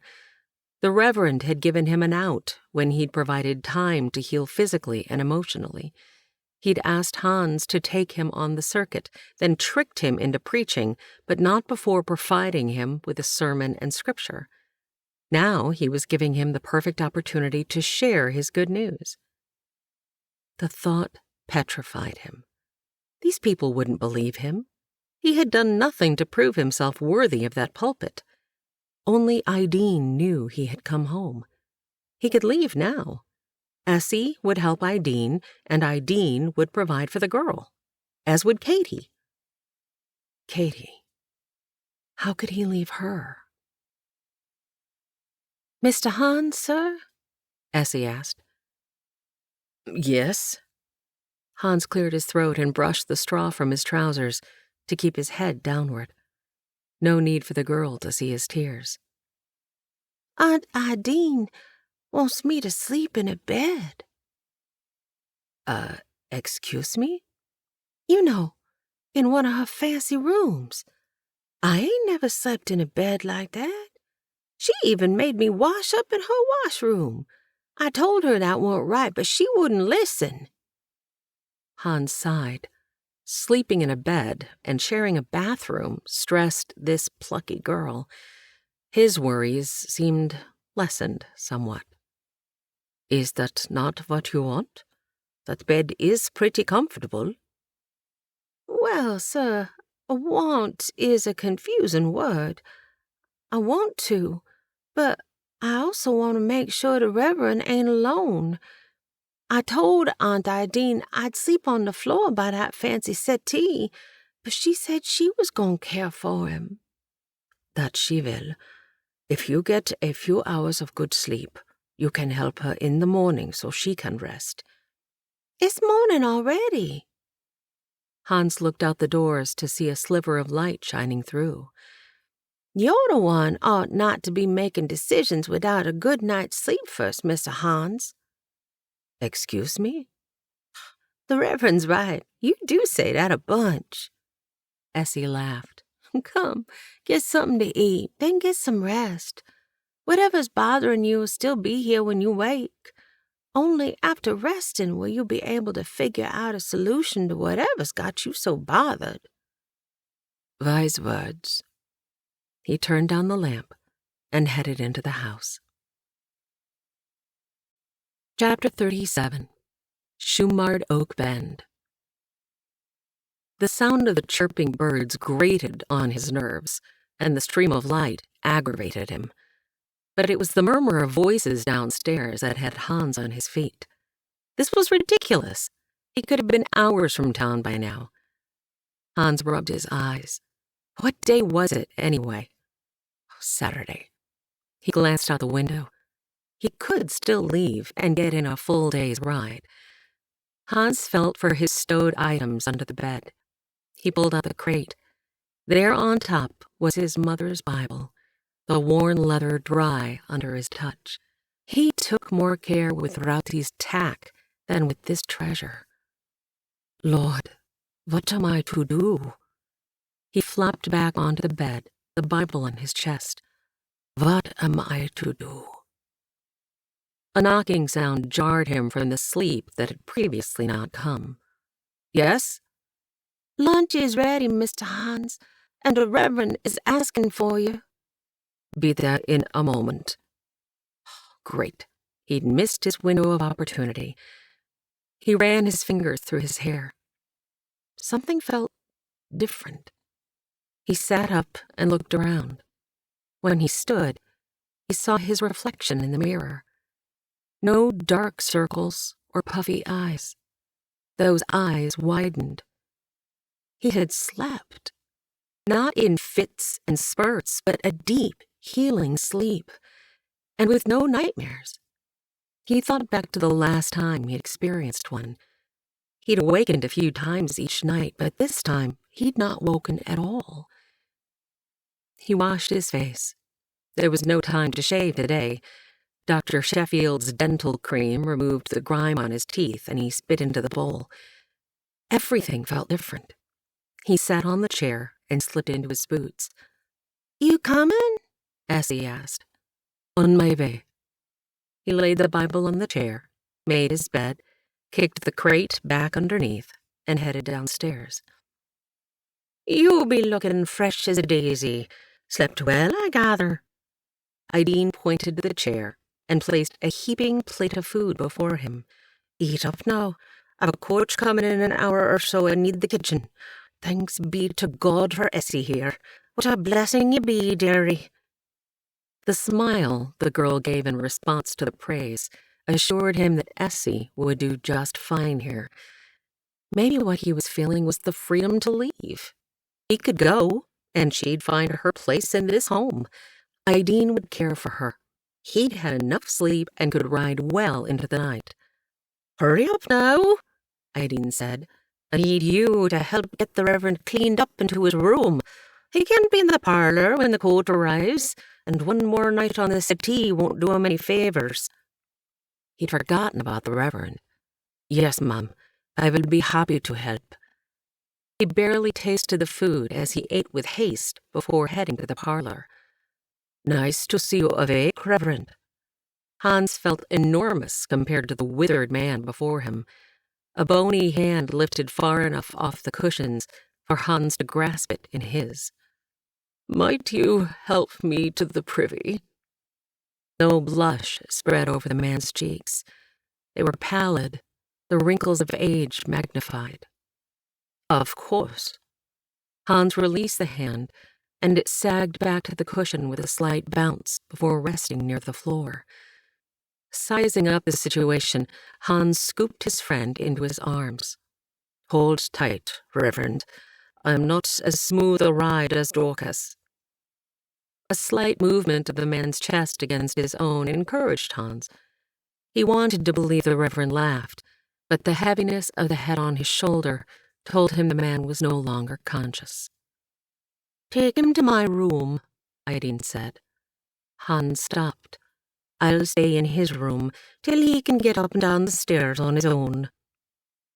Aideen's disapproving look at what Hans had been thinking made him swallow his words. "I'll bring the bedpan." Aideen wiped her eyes with her apron, her hand hovering over her mouth.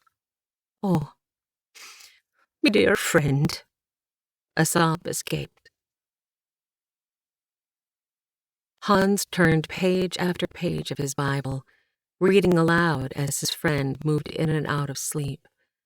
His knees ached from kneeling beside the bed after settling the Reverend. A knock broke his monologue. "Mr. Hans, sir?" "Come in." Essie's eyes roamed over the room until they landed on the pile of clothing on the chair. "I'll take this and bring a cushion for your knees." She inclined her head. "Thank you. What time do you expect the coach?" "The coach? It done come and gone. No boarders, just a kitchen full of dirty dishes. Good thing you brung me. Aunt Aideen's plumb wore out." "Has she rested?" Hans worried the woman was doing too much. "Oh, yes, sir. I sent her straight away once the coach left. I done more work than this before. Cleaning the kitchen and doing laundry ain't nothing, especially with that nice breeze coming through the house. She lets me sing, too. Says it's music to her ears." A broad smile graced her face. Her face. Hans noticed it was clean and quite lovely. Her features were fine. A kerchief covered her head. She must have observed his perusal, for she reached up and touched the fabric. "Aunt Aideen gave me this here dress and matching kerchief. Still ain't got no shoes, but not sure I want any." She lifted her skirts to show clean feet. Gone was the dirty girl, but those scars around her ankles would never be erased. "You look very nice." He stood and moved the chair closer to the bed before sitting. "I could use a cup of coffee, if you don't mind." "I can do that." He was sure she could. "That girl is something, isn't she?" A deep cough accompanied Reverend Jenkins' quiet words. "Here, let's sit you up a bit and get some of this water in you." Hans placed a quilt and another pillow behind the man, raising him up enough so his friend could take the fluid without choking. "Thank you." The raspy sound remained, but his words came out stronger. Another cough racked his body. "You rest, Reverend." "I's heard the coughing, so I brung this as well."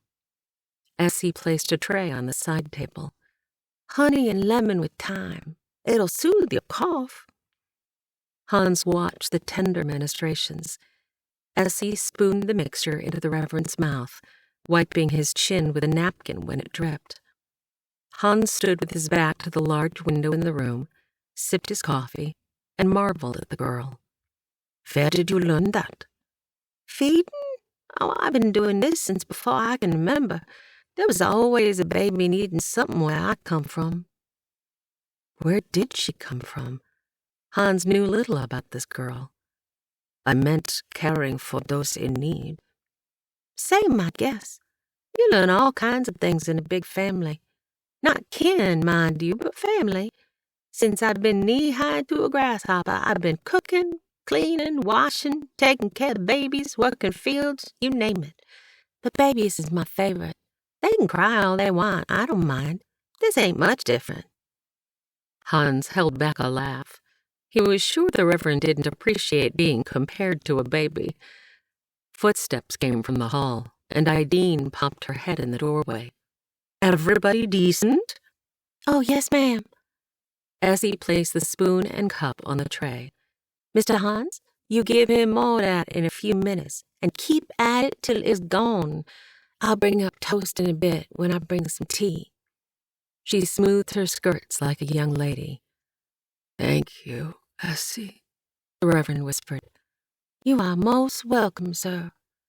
She curtsied, though the man didn't see it through his still closed eyes. "Hans, do you need anything?" Ideen grasped the doorframe as Essie slid through. "I have got what I need. You focus on keeping up your strength. I can't play nursemaid to two." Ideen tisked her tongue. "Nursemaid." Hans didn't hear the rest of her murmuring. He turned to Reverend Jenkins. "How are you feeling, my friend?" Hans touched the Reverend's forehead with the back of his hand. "No fever."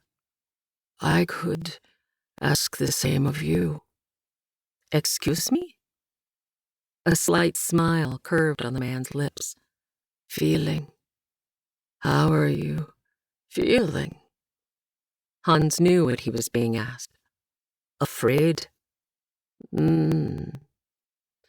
Afraid of?" Hans delayed his response, but knew the answer. "Afraid of failing? Of not measuring up?" "Measuring up to?" "God? You? Ideen? The town? Katie?" There, he'd said it. "When you rely on your own strength, it's fear. When you rely on God's strength, it's reverence." Eyes still closed, breathing labored, Reverend Jenkins tapped his fingers on the bed, and Hans pulled the chair closer to hear the whispered words. "The fear of the Lord is the beginning of wisdom." His labored breathing made Hans's chest hurt. Hans held the man upright as he coughed, then wiped his face with a damp cloth. "You rest. Talking doesn't seem to agree with you, for once." The chuckle that followed didn't feel as light-hearted as he'd hoped. "Fear can be a good thing, Hans."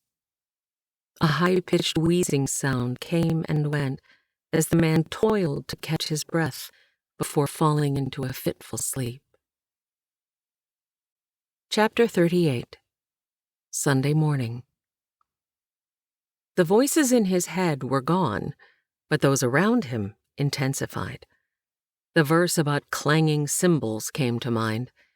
His knees bounced as if ready to take flight. He held them down with sweaty palms. The announcements, the music, the children leaving for Sunday school all moved in slow motion. He should go with them, run away. What was he doing? This was all wrong. Clint bumped his arm, handing something to him. The offering basket. He had nothing to give, financial or otherwise. Fear gripped him, and he fumbled the basket. Clint's strong hand grasped his wrist, steadying the shaking, but not calming the quake underneath. Hans felt the basket being peeled from his fingers, and he turned his focus to Clint. "All you've been asked to do is share what has happened in your heart. Your testimony is the only sermon you need to preach today, Hans." Bile rose in his throat. Clint released his wrist moments before Hans would have jerked it away. He felt trapped enough and didn't need physical bonds. Then again, he might. Clint's hand touched his elbow and pushed him upward. His legs shook as he walked the few paces to the front of the church. With his back to the congregation, he looked at the window where the roof and walls met. He followed the stream of light that landed at the very spot his feet were planted. Someone cleared his throat. Hans turned. With nothing in his hands to keep them occupied, he put them in his pockets, then removed them, then placed them back in confinement to help hide their shaking. He tried to speak. A squeak came out, and he flushed with embarrassment. No one laughed.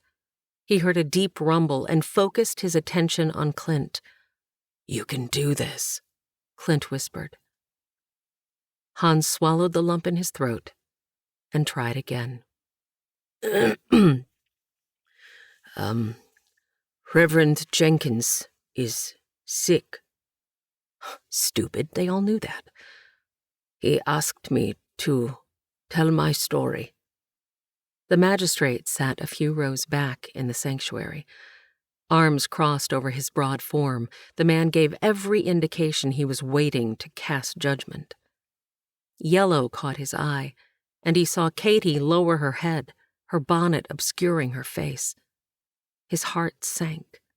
He wanted her to understand, to see this new side of him. He wanted to prove to her he was a changed man. Whether or not anyone believed him, he would tell the truth. When I first arrived in Shumard Oak Bend, I was running. Hans saw a small smile form on the magistrate's lips. I have been running all my life. I just didn't know it. My mother called me amenable. The problem with being an easygoing rule follower is you do just that. You follow. I allowed others to dictate what I did, where I went, and how I acted. I thought getting away and starting over would help me change. Only it didn't, because I didn't. His hands moved in and out of his pockets, and he fought the urge to cross his arms to match the magistrate's stance. He sought out Katie's face, hoping she would give him support with a smile, but her head was still bowed. He faltered. Was she so ashamed of him that she could not look him in the eye? He clenched his tight fingers. If he did not speak the truth now, it would only prove he hadn't changed. Steeling himself for what may come, he continued. I was at the lowest point in my life a few weeks back. I found myself battered, bruised, and broken in more than body. He touched the scar on his forehead, lowering the shaky hand in case someone saw the trembling. The Reverend offered to give me time to heal by asking me to escort him on his circuit. Hans watched one eyebrow raise on the magistrate's face. The man didn't believe him. Something happened on that trip. I endured hours of sermons. Murmurs and chuckles went through the crowd. The simple sound fortified Hans. One thing about Reverend Jenkins, beyond the fact that he is a man of God, is that he loves to talk about Jesus. Underneath all those words is a heart that desires for each of us to have a personal relationship with Christ Jesus. He heard a few amens, which bolstered his confidence to continue. I realized that being good, following rules, and conforming to what was expected of me was not enough. I needed a heart change. A young girl on that trip showed me that becoming a new creation in Christ doesn't change us on the outside. No, our skin color and heritage are still the same, but when we follow Christ, our internal desires shift, and there is transformation inside us. I asked the Reverend how I could know I was saved. His short response shocked me. More murmurs and chuckles from the crowd made Hans realize his joke. He cleared his throat before continuing. The Reverend told me that if someone as powerful as the Holy Spirit is in your life, it will show. Silence. I figured all my old habits would leave and be in the past when I laid them before Christ. This time he was the one to chuckle. Apparently that isn't so. I have learned it is easier to act like a Christian than react like one. Once again, the congregation shored up his strength with their amens. Another thing I learned about is the power of God's word. Reverend Jenkins can spout off scriptures until the cows come home. Someone in the back snorted, causing another ripple of laughter from some and a few stern looks from others. But scriptures are just phrases until we know God on a deeper level and on more than just paper. I learned God's word doesn't become powerful until it becomes personal. Hans hoped Katie would lift her gaze and give him some kind of confirmation that she was listening, but her face remained covered by the yellow brim. I asked God to forgive me of my wrongdoings. I still have a few people I need to ask the same. He willed Katie to lift her head. He needed to see if she might at least be open to him asking for her forgiveness. She remained unmoved by his speech.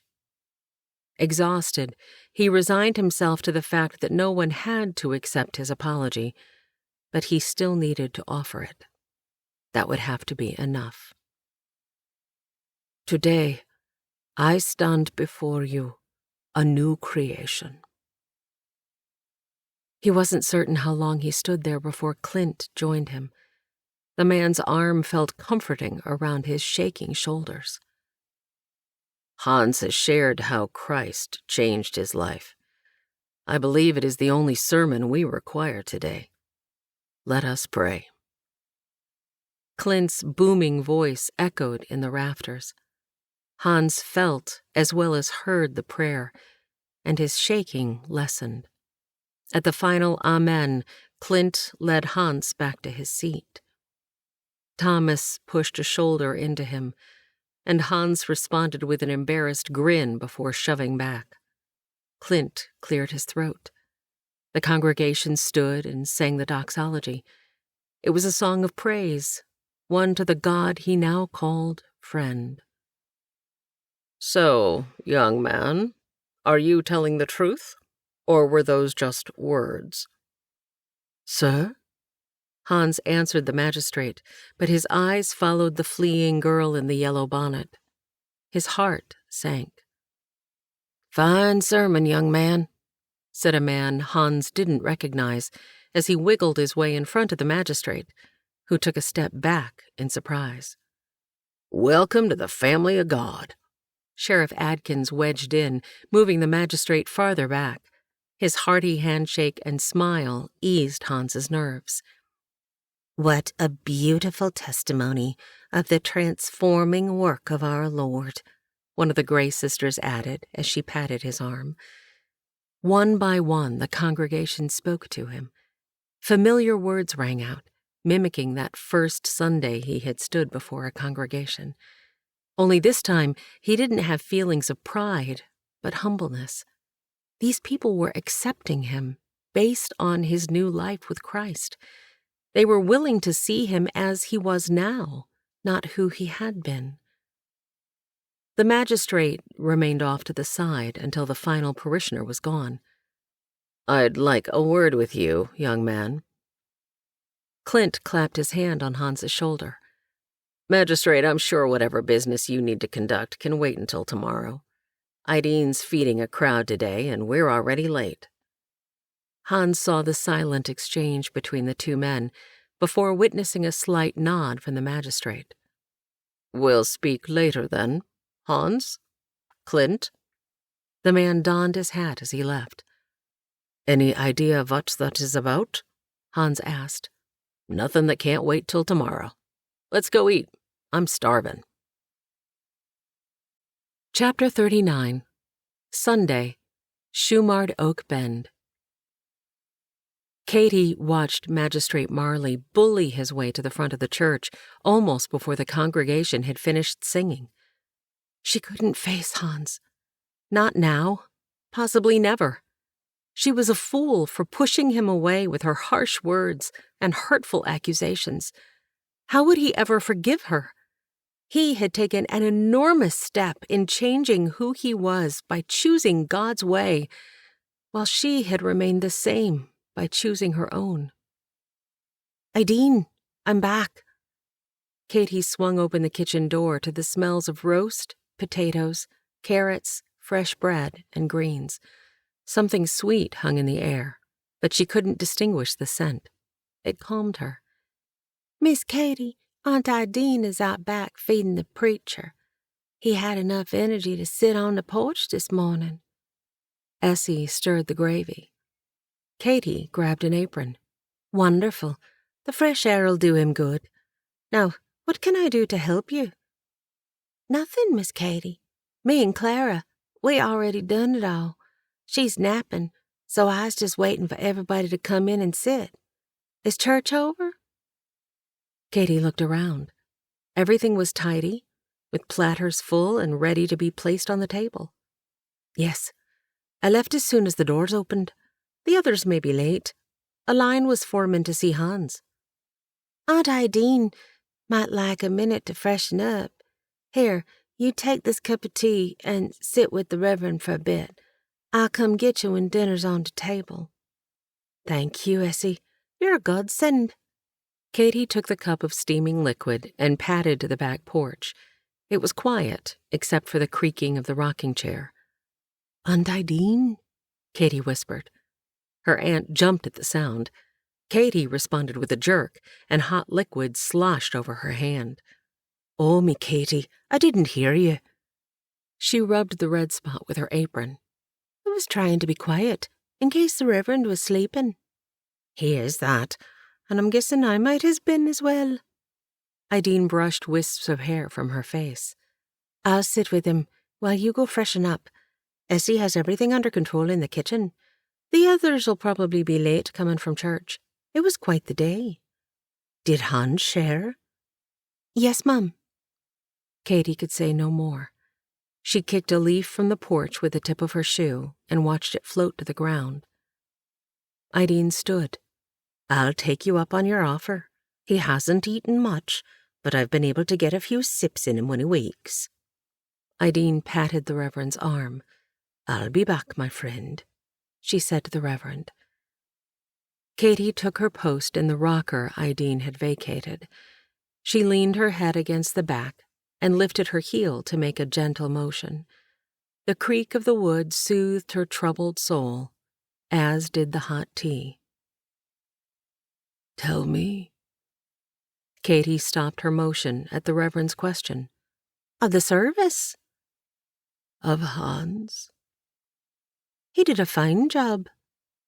Katie smoothed her skirts and continued her rocking. What could she add? She had heard all Hans had said as she'd prayed for him. The moment she'd recognized fear on his face, it had been clear that the best way to support him was by lifting him to her, or rather their, Heavenly Father. The last thing he'd needed was to see her eyes on him. How could she have been so wrong about him? Reverend Jenkins coughed. His body jerked with the repeated action, then slumped as if he did not have the energy needed to remain upright. "Essie? Essie!" Katie could hear the panic she felt coming out in her voice. "Yes, ma'am, Miss Katie?" "Is Clint here yet?" "No, ma'am. No one's arrived yet. They'll be eating cold food if they don't hurry." "Oh!" Essie came around to see the slumped form of the Reverend. "He needs to lie down. Would you help me move him?" Essie turned down the bed. Katie placed the man's arms over her shoulders, her head next to his, and leveraged her weight under his flopping arms. "Hold on, Reverend, if you can. 1, 2, 3, lift." Both ladies helped him stand, then each took an arm and dragged him to the bed, damp with perspiration and breathing hard by the time they'd settled him. He doesn't weigh but a mite, Essie whispered. The front door opened, bringing with it the blessed cross breeze and a chorus of voices. Katie watched Essie straighten the covers, then move toward the kitchen, only to return to refill the full water glass beside the bed. Essie, would you like to stay with the Reverend while I take your place in the kitchen? Would you mind? Essie hesitated before she focused her attention on Katie. Katie watched as tears formed in the girl's eyes and threatened to spill over. She nodded, but the girl did not see. Essie's attention was on the withering body in the bed. Katie shut the door behind her as she moved toward the kitchen. Lord, help us all. Katie, grab the gravy, Ideen said. I left it on the counter. The pronounced circles under Ideen's eyes increased the flush on her face. Had she lost weight as well? Katie complied. Anything to avoid Hans. Clint, please say the blessing. Ideen's words came out as a harsh order, and her voice cracked. How is he? Clint looked at Katie as he took her hand. She shook her head and lowered her eyes, trying to avoid the man with whom she desperately needed to speak.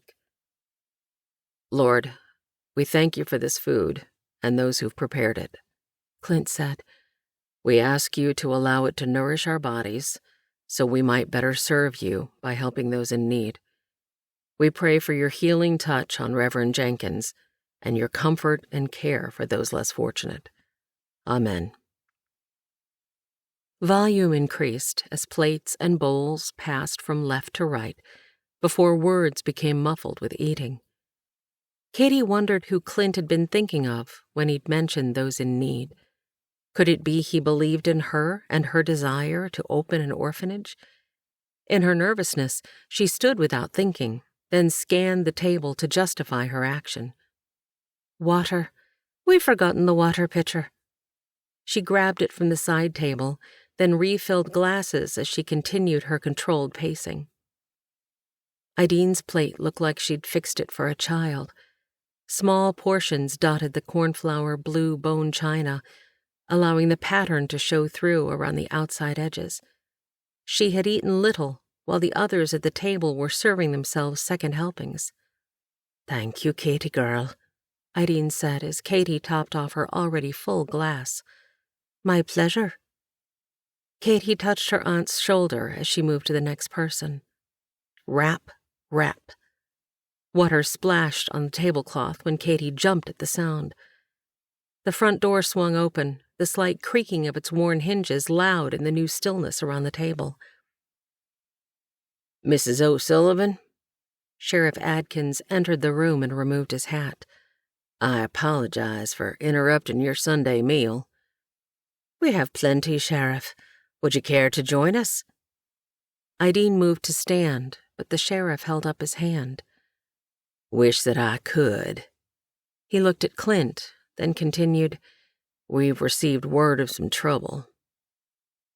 Katie watched Clint wipe his mouth before placing the napkin on the table and pushing back his chair.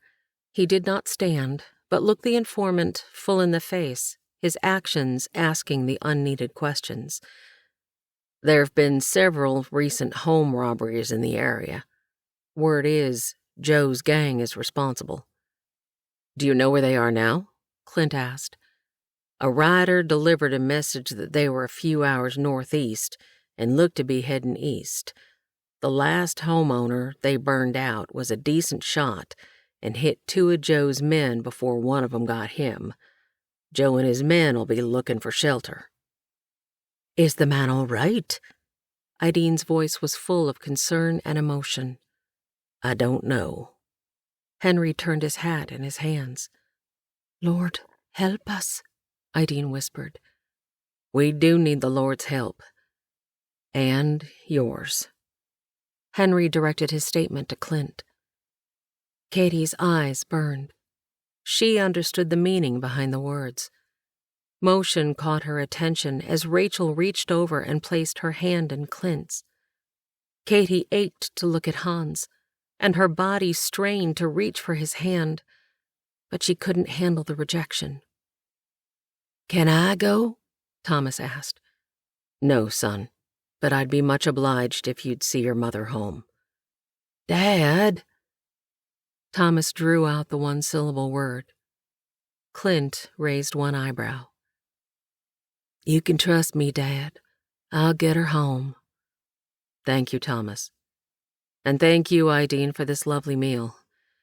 Men, let's move to the parlor to finish our discussion so these ladies can enjoy the rest of their dinner." All the men stood, including Thomas and Gabe. Katie no longer had an appetite. "I believe I'll check on the Reverend and relieve Essie." Ideen stood. "Would you like me to save this for you?"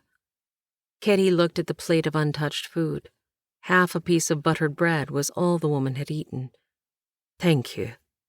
Ideen nodded, then grasped the table as if she needed the support. "Are you well?" Katie rushed to her side. "Ach, just me old bones. You two take your time." Katie sat sipping her now tepid tea and watched as Rachel twirled her fork in her greens, her gaze following the circular motion. "Are you all right, Rachel?" Katie heard the scraping of silver on china. "You can turn in your badge, but you'll always be a lawman." Katie wondered at Rachel's glassy-eyed response and tried to think of something to say when Essie came through the door. "Ideen said the men are forming a posse. Are both Mr. Schenkel and Mr. Hans going?" When Rachel didn't respond, Katie nodded for her. Words would not come. She lifted her hand and rested it on her chest, doing her best to hold back the emotion clawing its way to the surface. "Excuse me." Rachel stood, hands shooting up to cover her mouth before racing out the door. "Looks like she'll be growing her family again." Essie wiped the counters. "How would you know that?" "I done birthed enough babies to know the signs." Katie's heart ached. Would she ever have children of her own? "Miss Katie?" Yes. "Is Hans your man?" She had not expected that. The reality that he was not hit her with a force she had never experienced. Tears fell on the back of her hand and dampened her sleeve. She shook her head. "No." "You sure about that?" Katie took a deep breath. "I once rejected him, hurt him deeply. We went our separate ways, and now he's changed while I remained the same. I'm not worthy of him, Essie." Katie pulled the hanky from her sleeve and dabbed at her eyes. "That sounds like a bunch of malarkey to me." Essie's words caught Katie off guard, and she snorted. "Oh dear, am I being foolish?" "Yes." Rachel rejoined them at the table. Her face was ashen. She cleared her throat and took a sip of tea. "Don't let that boy go off without saying your piece, Katie. Life is too uncertain. Trust me on that." Chapter 40. Shumard Oak Bend. "Are you certain Joe won't try to head back to town?" Hans felt his voice shake. He hoped he did not expose his nervousness while his knee bounced on the settee as the men discussed scenarios and devised a plan. "Deputy Loop will care for the town, but I don't expect Joe will come crawling back. There's not much forgiveness waiting for him here," Sheriff Adkins said. Forgiveness. Hans had settled his affairs with God. He needed to settle with Katie. Asking for her forgiveness and seeking reconciliation for how he'd wronged her and done nothing to prove he was a man of worth seemed of utmost importance. Taking down Joe and his gang carried risk. His heart yearned to have her forgive him, accept him, give him another chance. He wasn't even sure there would be another chance. Joe had proved he was armed and dangerous. Come now, boys. Ideen popped her head into the parlor, motioning for them to return to the table. You can have a moment with your loved ones after we've spoken to the Lord. The men followed. Now sit. She pointed Hans to the chair beside Katie's slumped form. He smiled, remembering the first time they'd met. She had slouched in that chair and given him the stink eye. He'd like to see that fire again. Essie, leave that coffee and come sit. Ideen pulled out a chair. Hans watched the girl's eyes go wide. Oh, no, ma'am. Essie, I said sit. Ideen pointed to the chair. Reverend Jenkins is sleeping. It's not that. You are a part of this family now, not some hired hand. We need all the prayers we can get, and yours count as much as anyone else's. Hans smiled. He'd known Ideen would accept the girl. His heart felt lighter at the thought. Where 2 or 3 are gathered. Ideen lifted her hands to the tabletop, and each took the one hand to the right and the left. Hans could not breathe. Katie's hand intertwined with his. Her tight grip made his fingers ache, but he didn't care. Without thinking, he lifted them to his lips and kissed a knuckle, then blushed at his boldness. He was thankful Clint had already started praying, beseeching God for their safety. She held tight, and he lowered their hands to quell the constant moving of his knee. Glancing up, he chanced to look at Katie, to find her gaze on him. He couldn't read what was going on behind those tortured eyes. Flecks of gold seemed to fall from them with each tear that traipsed down her cheeks. Had he hurt her that deeply? We commit ourselves to you and your service, Lord. We want to follow you in all things and bring justice to those who have lost their lives at the hands of Joe and his gang. Clint's voice continued to increase in volume. Is that what Hans was doing? Was he choosing to follow God, or had he allowed men to conscript him once again to do their bidding? He felt a prick in his spirit. Would God ask him to choose between Katie and Joe? Was catching Joe God's way of giving him an opportunity to show Katie he cared for the least of these? Would this be how he could win Katie's trust and show he was a man of worth and of his word? Hans did not feel strong enough in his newfound faith to answer those questions. Hans listened as everyone joined their voices in a chorus of prayers. The battle in his heart and mind caused a familiar squeeze in his chest. Joe's words slipped through the crevices, filling him with doubts and fears. He was being pulled deeper, further back into the prison he had escaped. But then a light shone in the darkness. Essie's sweet voice rang clear, breaking the chains threatening to bind him. Nobody knows the trouble I've been through. Nobody knows my sorrow. Nobody knows the trouble I've seen. Glory, hallelujah.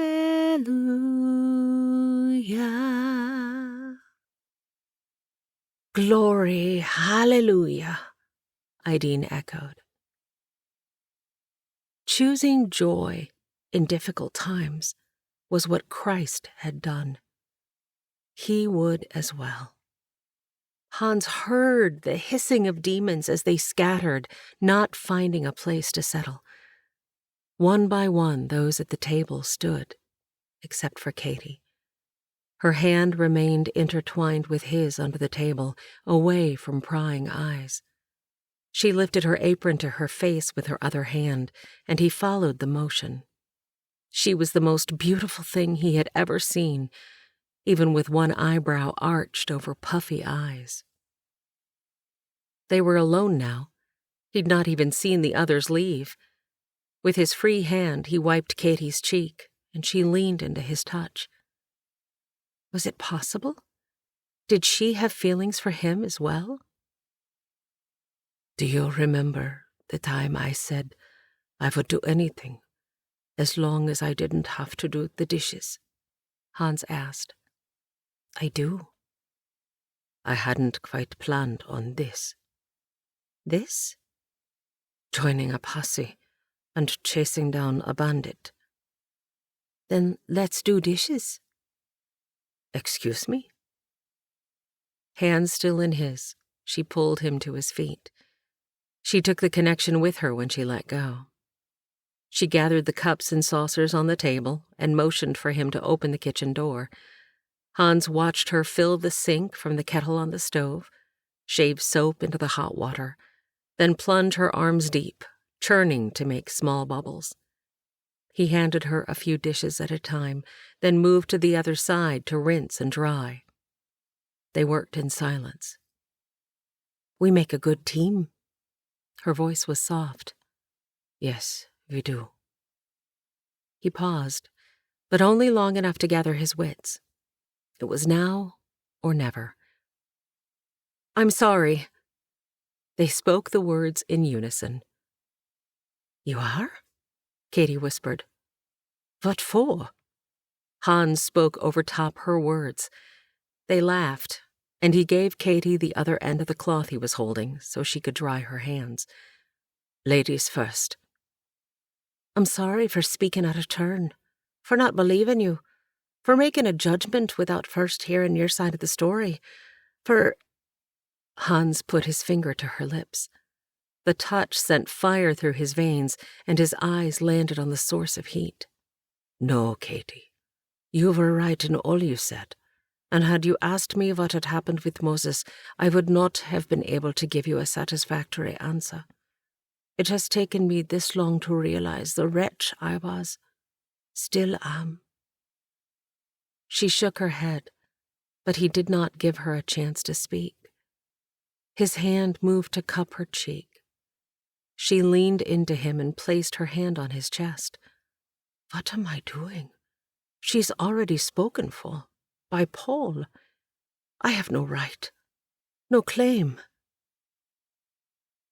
He took a step back and felt a chasm extend between them. The deep green of her eyes held shock, then anger. He had made a mistake in touching her. Katie, Hans hesitated and continued to retreat. Her hands rested on those swaying hips. He forced his gaze to return to her eyes. Mr. Korhonen, you're the most exasperating man I've ever met. She stomped her foot and crossed the kitchen to the outside door, the fierce swishing of her skirts screaming their frustration. And quit looking at my ankles. He blinked and lifted his gaze.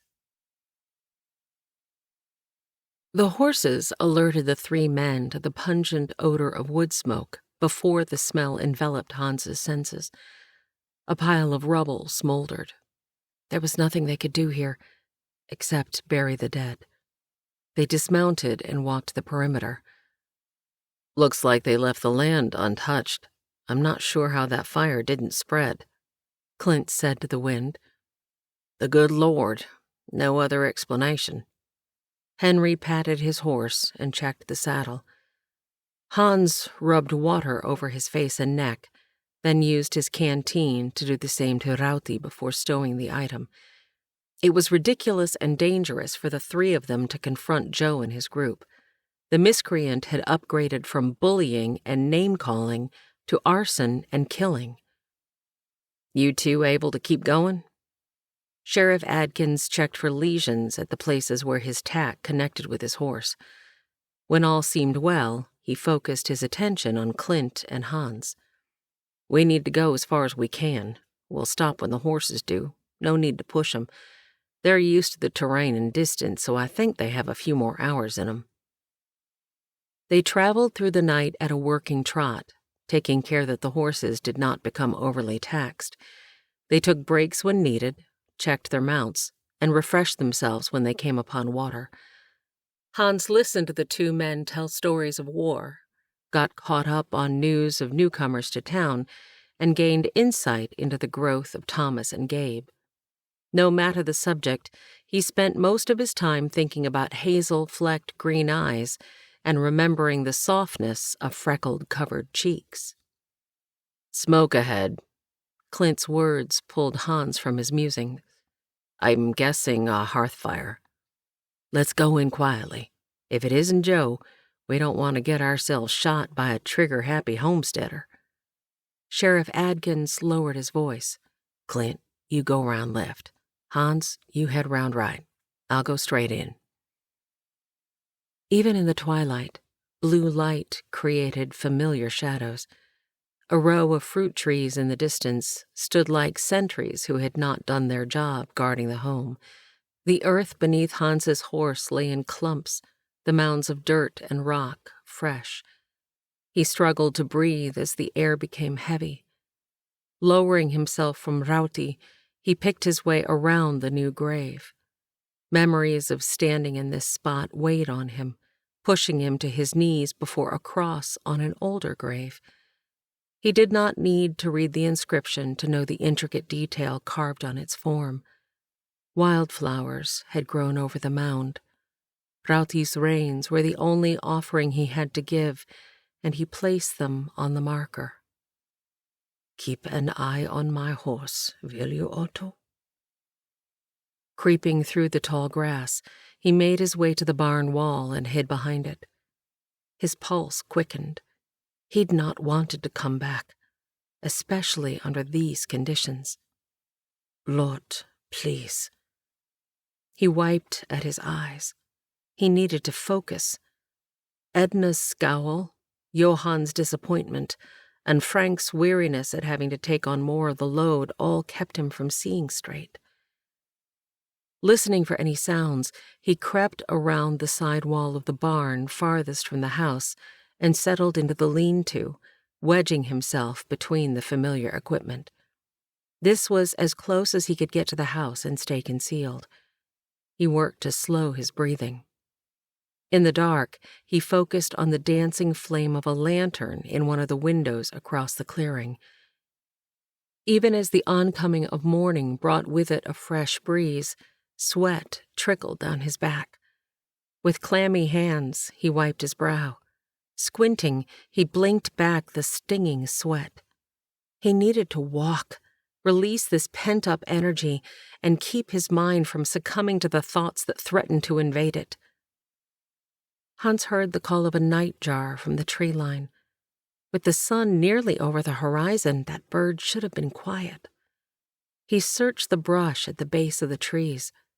Barely discernible, Clint hunkered down between scrub bushes and fallen limbs. A reply came from the outhouse. The sheriff had managed to get close without notice. Hans turned his attention back to the front of the house. The door jerked open, and a man pushed a woman through the opening. He kept a firm grasp on her hair. With her head tilted back, she couldn't see where she was walking, and she missed the step and fell to the ground, taking the man with her. Edna.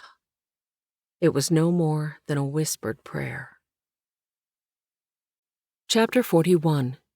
Korhonen Homestead. Hans felt his stomach clench harder than his hands.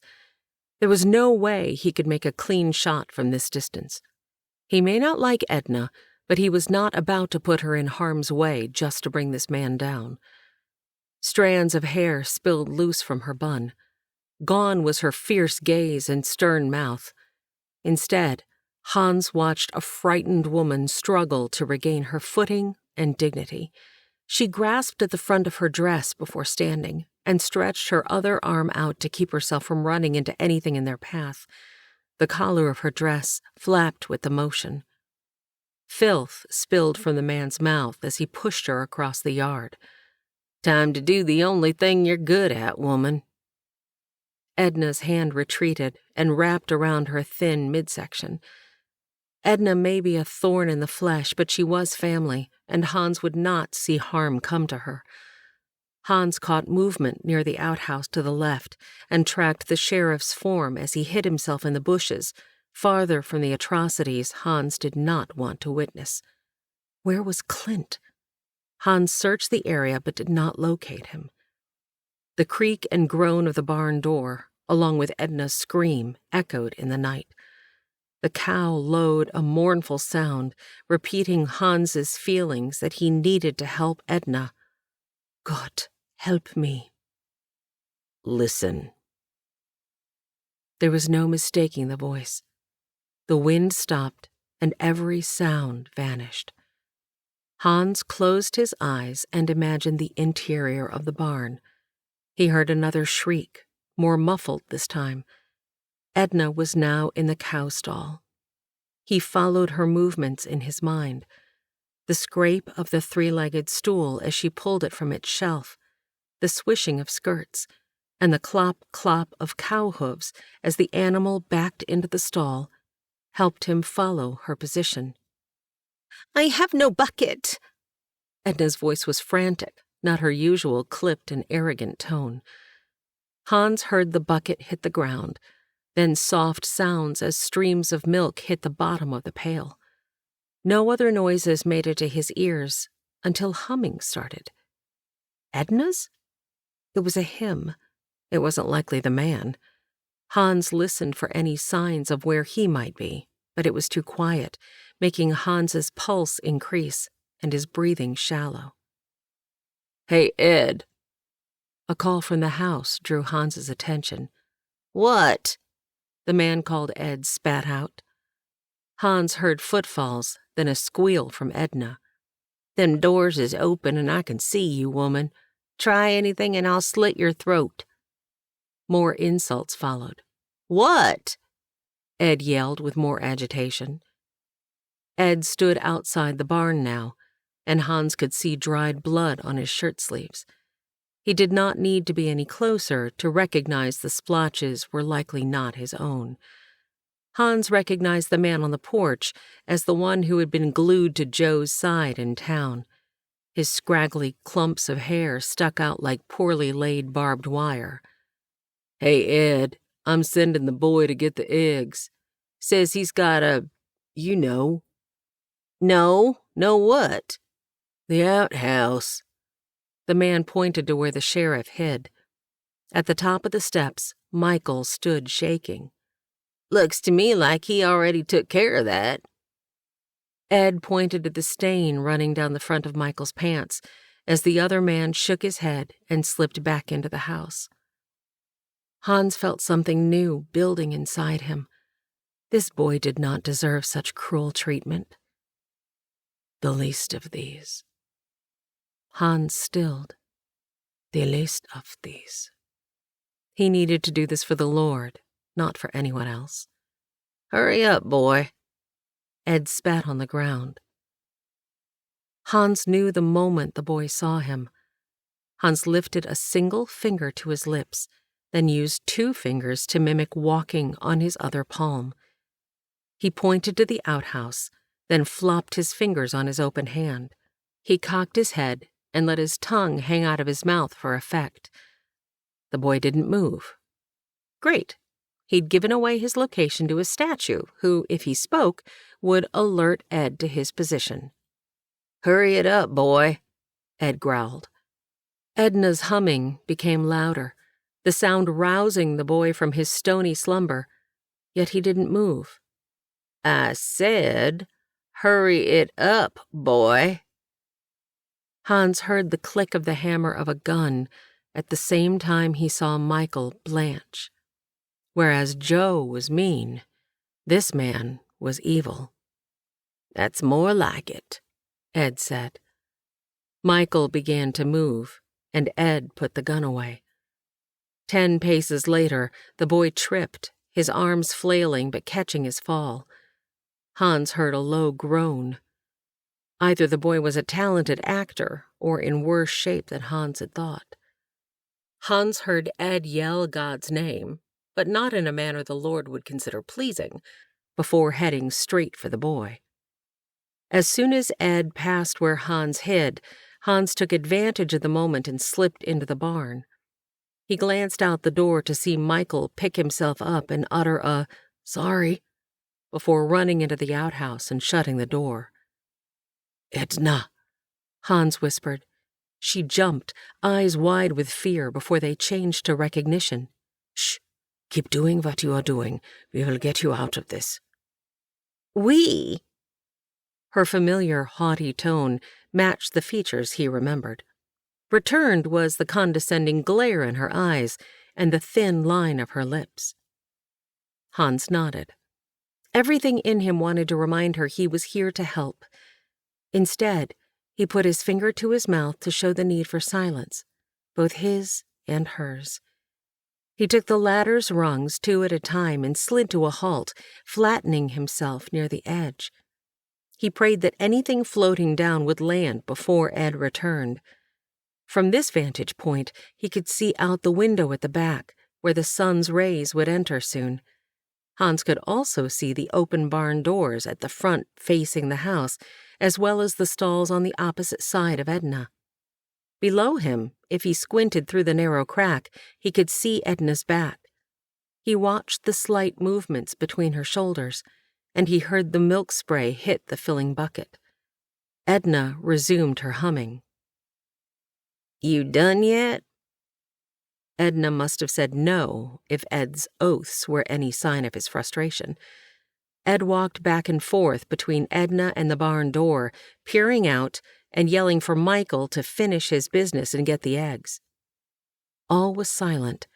Then a scraping sound pulled Hans's attention to the floor below. "Done now?" Ed asked. "I'll be done by the time the sun comes up." The sun. When the sun peaked above the horizon, the glare blinded those looking from the house toward the barn. Could Edna have it in her to help? Likely, she thought he wouldn't have remembered that detail, and he hadn't, but she didn't need to know that.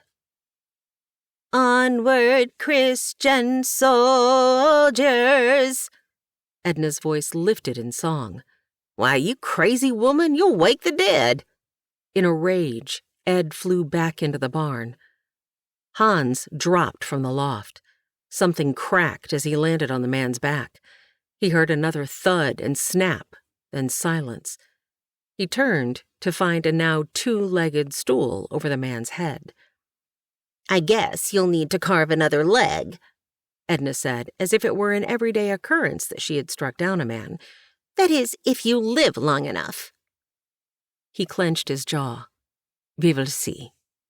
There was no time for pleasantries, even if he could think of any. "Tie him up and gag him. I will get to Michael." Hans watched her face pale. He touched her shoulder. "We are family, Edna. Trust me." "Trust you? Huh?" She jerked her shoulder out from under his touch. Like a switch to his backside, her sting hurt deeply. He would not allow this woman to gain control over him once again. His sides swelled as his legs spread into a stance customarily used only for fighting. He would fight, if necessary. "You spilled the milk." She pointed to the overturned bucket before placing her hands on her hips. "I saved your life."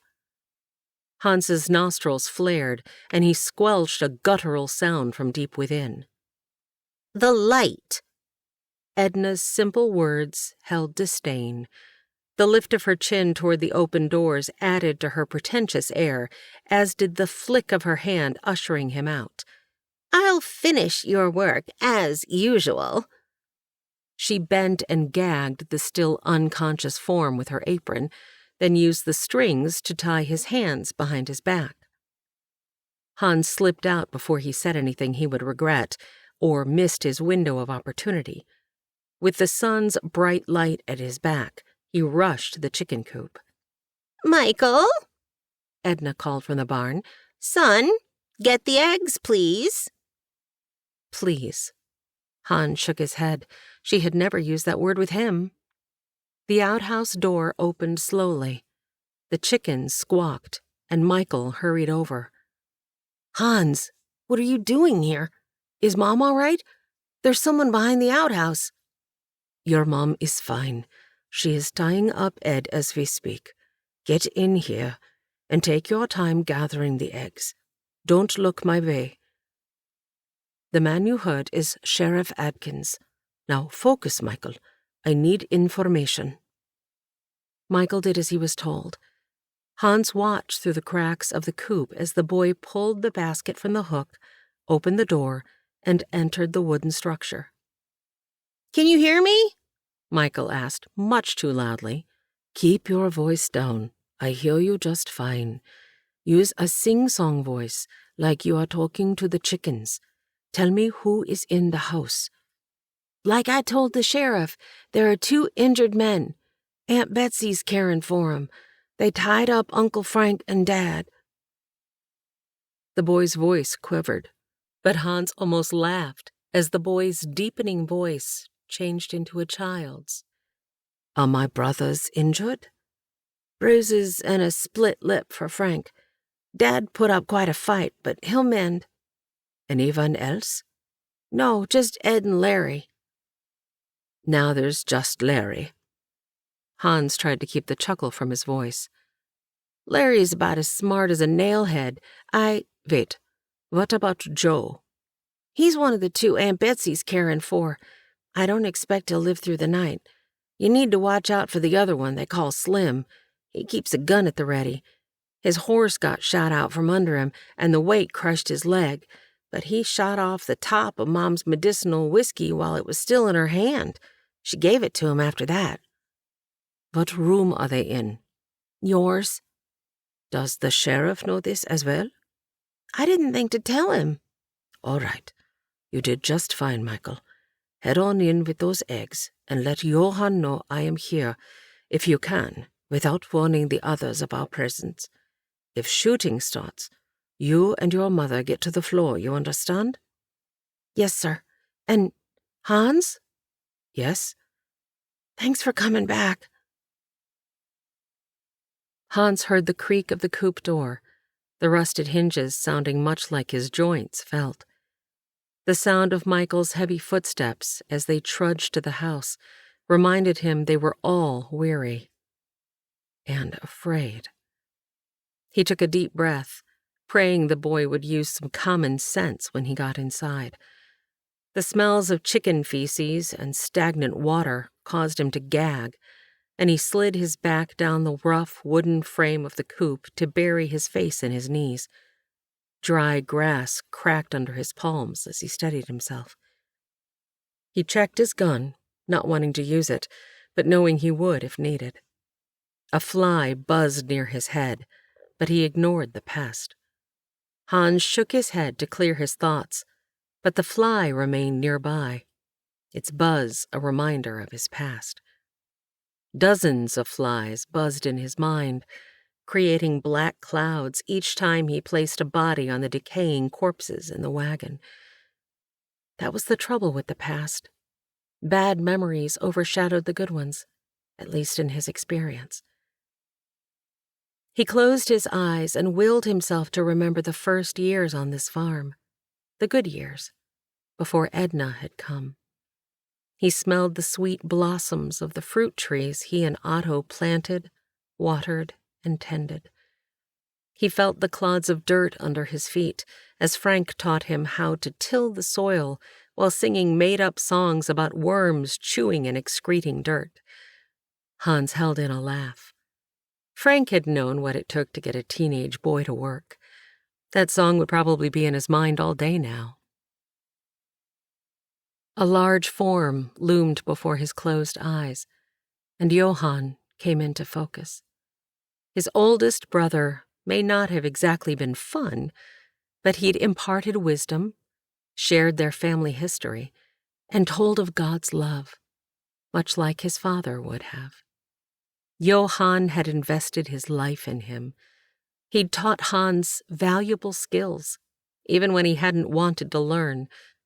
The deep bass of Johann's voice enveloped him in a hug. This may not be fun now, but you will appreciate our stores when winter hits. Cool dampness relaxed him as he remembered hours spent digging a hole, shoring up its sides, and building shelves for the root cellar. The root cellar. His memories evaporated like the morning dew surrounding him. He needed to get the sheriff's attention. He picked up a rock and threw it at the outhouse, but came up short. He repeated the action. A muzzle poked out before the rest of Henry's face emerged. Without a sound, Hans waved.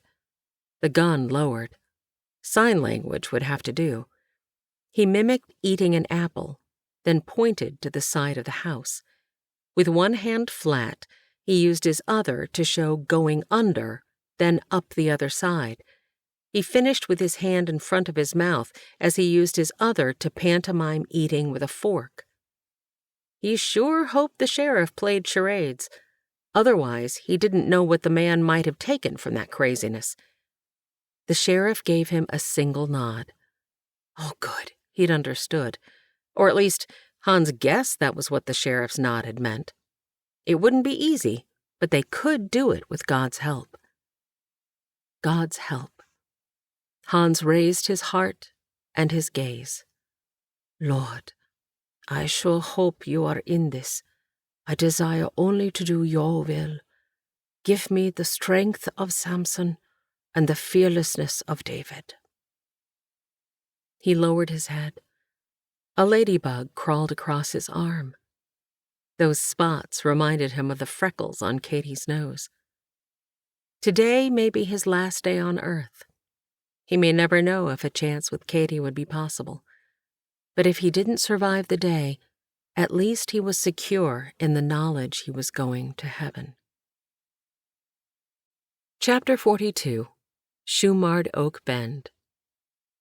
Marmalade, you silly cat. Katie shooed the animal curled up on Dorcas's back. Dorcas whinnied. Was she keeping you company, girl? Katie saddled the old mare. Time for your daily exercise. How does that sound? Katie ducked as they left the barn, leaving the doors open. A little fresh air might help clear out the stale smell. She took in the town. There was little color on the street, save for the newly painted mercantile sign. She didn't know where Mr. Taylor had found blue paint to match the inside of an ocean swell, but it took her back to her travels to America. She tasted the salt air, felt the sea spray on her face, heard the jingle of the ship's rigging, and smelled... Oh, what was that smell? Katie looked between the buildings, then returned her focus forward. Whatever it was, she didn't want to know. She pushed her heels into Dorcas. Let's get over the hill and leave all this behind, eh, girl? Dorcas seemed to understand and picked up speed. The breeze begged her to let down her hair. Her red waves tossed behind her as she lifted her face to the sun. Freeing her curls was nothing compared to the freedom she felt from being out in the open. Near the edge of the tree line, she spotted a deer and slowed. Where there was one, there were usually others. Such lovely creatures. She had once felt one's hide, expecting it to be wiry and coarse like Mr. Finch's goats, but the ears had been soft. She leaned forward and stroked Dorcas's neck. We'll give you a good brushing when we return, girl. I know my company isn't as good as the Reverend's, but it'll have to do. The Reverend. He had stopped eating, and it was almost like he'd forgotten how to swallow. Even spooned liquids spilled out of his mouth. He had rare moments of clarity when he would request his Bible or paper and pencil, but deep coughing and exhaustion followed any spoken words. He became agitated, especially when Katie was near, so she did her part in his convalescing by caring for Dorcas, while Ideen and Essie tended to the man's needs. Lord? Katie focused on the low, puffy clouds forming rows in the sky, willing God to speak to her in the same way he shared knowledge through his creation. Those gray clouds overhead suggested dry weather, and the slight temperature difference from last night to this morning confirmed it. Just once, she would like God to give her a sign of what to do next. But even if he wasn't going to talk with her, it didn't mean she shouldn't speak to him. Lord, it looks like Clara and Mr. Finch are getting along nicely, and her son seems pleased with the situation. I expect wedding bells will be in their future. I'm guessing Sam is enjoying his new family and having a dog. That rascal took advantage of the moment in asking for one. She laughed, then sobered. It appears Reverend Jenkins will join you soon. Her words caught in her throat, and she wiped at the moisture on her cheeks. Even Essie has found a home with Ideen. But Lord, what about me? Katie wiped her nose on her sleeve. Is there nothing for me? Blue eyes swam before her like the waves of the ocean. Katie? God? Katie! Through blurred vision, Katie searched around her. There, coming toward her from her right, were 5 riders, one waving his hat. She shielded her eyes. Clint Shankle placed his hat back on his head. The sheriff lifted a single hand in greeting. 3 other men sat astride horses, but none of them held the familiar face of the one man she yearned to see. Essie! Aunt Ideen! Katie worked to get the words out with her spent breath. Whatever be the matter, me Katie girl? Ideen came from the kitchen, her eyes wide. Katie followed the woman's gaze and touched her wild hair. Oh, dear me. Dear me is right. You'll be up half the night getting those tangles out. Now what's got you all riled? Mr. Shankle and Sheriff Adkins have returned with 3 bound men. Clint asked if you would prepare meals for the 5 of them. And Hans? Ideen worried the lace of her apron. He wasn't with them. Katie burst into tears and ran into Ideen's open arms. All right, child. It's all right. I'm sure they'll explain. Now dry those tears and come help me fix a basket. Katie stood and wiped her nose on her sleeve. How about you wash up first? Ideen held her at arm's length. Yes, Mom. Katie did her best to manage her hair before placing her mob cap on top. It looked like an upended bread bowl on her head, with her hair now twice its normal volume. She splashed water on her face, her shaking hands leaving droplets on her blouse. She patted herself dry as best she could before taking a cleansing breath and heading to the kitchen. There you are, and looking much better. I've got the basket almost ready. Sit and drink this tea before you go. I'd send Essie, but I know you want to ask about your man. My man? The cup made it halfway to her mouth, then stalled. Oh, dearie. He is all that and more if you'd pay a wee bit of attention. Ideen placed another cloth-wrapped sandwich in the basket. Now, it isn't much, but Martha will have a meal for Henry this evening, and you tell Clint he's staying with us tonight. I'll have a fine meal prepared for him. Katie's hand shook, and she was grateful Ideen had only filled her cup part way. My man, oh Lord, please give me a chance to make things right with Hans. Off with you now. Ideen placed her hand over Katie's. I've been praying, and I'll continue. Thank you, Aunt Ideen. I believe I'll walk over to the jail. Would you mind asking Essie to take care of Dorcas for me? Of course. You go on. Katie felt as if she were walking to her judgment. Why hadn't Hans returned? The 3 men she'd seen tied to their horses had been filthy and bloody. One had his arm wrapped in a splint and sported a bandage around his head. He looked familiar, but she couldn't be sure with all the bruising, blood, and dirt. Her heart raced. Neither of the other men had looked like the picture she had seen of Joe, or her memory of the man from the day she'd seen him in town. That had been at a distance, but she remembered him as a small, framed man, and these other men had both sat tall in the saddle, well, as tall as they could with their injuries. Before opening the door to the sheriff's office and jail, Katie released her worry on a breath and gulped, knowing that God was with her, no matter the outcome. Deputy Loop, I'm here with the food Sheriff Atkins requested. Katie flinched as the man's chair scraped the floor, startling her at the quick motion when he stood. Thank you, Miss Murphy. He surely will appreciate that. It's been a long few days. The man shifted from one foot to the other and struggled to keep eye contact. Might I speak with him? Him? The sheriff. Oh, right. It might not be proper at the moment. The man's gaze darted back and forth between a spot on the floor near her feet and the hallway to the cells. Loud cursing, a sharp cry, and then silence filled the room. Her heart skipped a beat. Miss Murphy, it might be best if you leave that for now. He walked around the desk, took the basket, and then escorted her to the door. But thank you for this. He lifted the basket as he closed the door behind them. All right, Deputy. Please let Mr. Schenkel know Ideen will have a hot bath and dinner for him this evening. Her eyes pleaded for him to give her news of Hans, but he refused to look at them long enough to understand her request. Good day, Miss Murphy. If walking to the jail had felt like receiving judgment, walking home felt like stepping up to the gallows. Her heart ached with the not knowing. Mrs. O'Sullivan?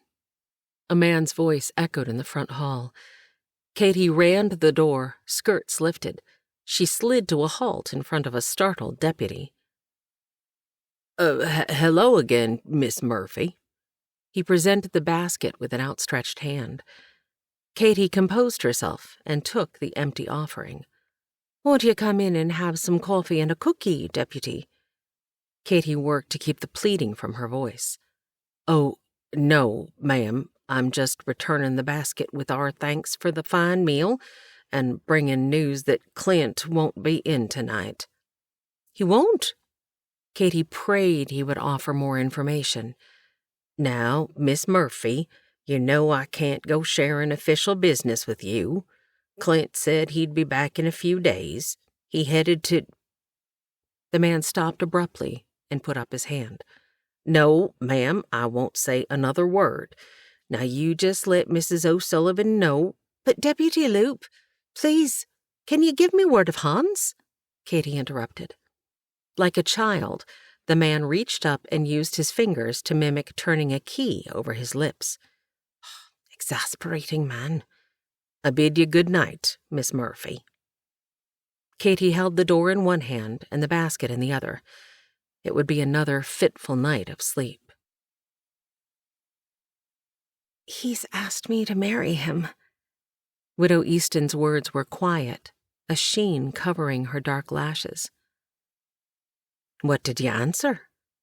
Ideen poured more hot water into the woman's cup as they finished their dessert. Ideen sat, and Katie placed her hand over her aunt's. I didn't. Clara Easton lifted a dainty hanky and dabbed at the tears. I didn't know if it was proper. Oh, proper, my hiney. Who cares if it be proper? Ideen sat back in her chair as if the matter were settled. I hardly know the man. William is kind to Danny, and my boy likes him. But marriage? I've only been widowed a short time, and from the sounds of it, widowhood was part of your life long before your husband's death. Ideen interrupted. Yes, I suppose you are right. But it's only been... Ideen flattened her hands on the table. The only consideration you need to ruminate on is if you feel God would have you marry the man. We gave up on etiquette and proper mourning attire long ago. We might as well give up the customary 2-year mourning period as well.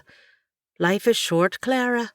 You, more than many others, knew the reality of that. You have a son to care for, and William Finch appears to be the best solution. if, and I mean only if, you feel it is what God would have you do." Katy watched the woman work her jaw as gentle tears continued to fall. Clara moved the floating tea leaf around her cup, the spoon never touching its edges. "Do you have family, Clara?" Katy asked. The woman shook her head, then lifted her right shoulder slightly before placing both hands in her lap. "I suppose I have my husband's family, though they made it clear they wanted nothing to do with the boy or me. But no, I do not have a family of my own." "Well, you have us." Ideen leaned forward, touching Clara's arm.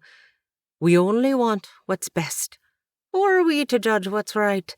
Ain't no law that says you can't remarry, only the standard of some high and mighty society. We're in the wilds of Missouri, Clara, and sustaining life is more important than some made-up rule." "Have you asked Danny for his thoughts?" Katy asked. "What? Oh, no, I hadn't considered it. He didn't know his father. I learned I was pregnant with Danny after my husband left for war. But no buts. Doesn't the boy deserve a man like William Finch to raise him?" Katy offered. "I suppose he does. Do you think he's old enough to understand?" "I think he's old enough to be given the opportunity to try to understand." Clara's head bobbed up and down in slight movements. Her breathing steadied. "But there is something bigger that I'm not sure the boy will understand." "Whatever it is, dearie, it'll work out," Ideen said. Clara lifted her gaze to the woman. "I haven't told William, and he may not want to marry me after he finds out." "What could possibly keep that googly-eyed, star-struck man from marrying you?" Ideen lifted her cup and sipped. "I'm pregnant. It was the last gift my husband gave me."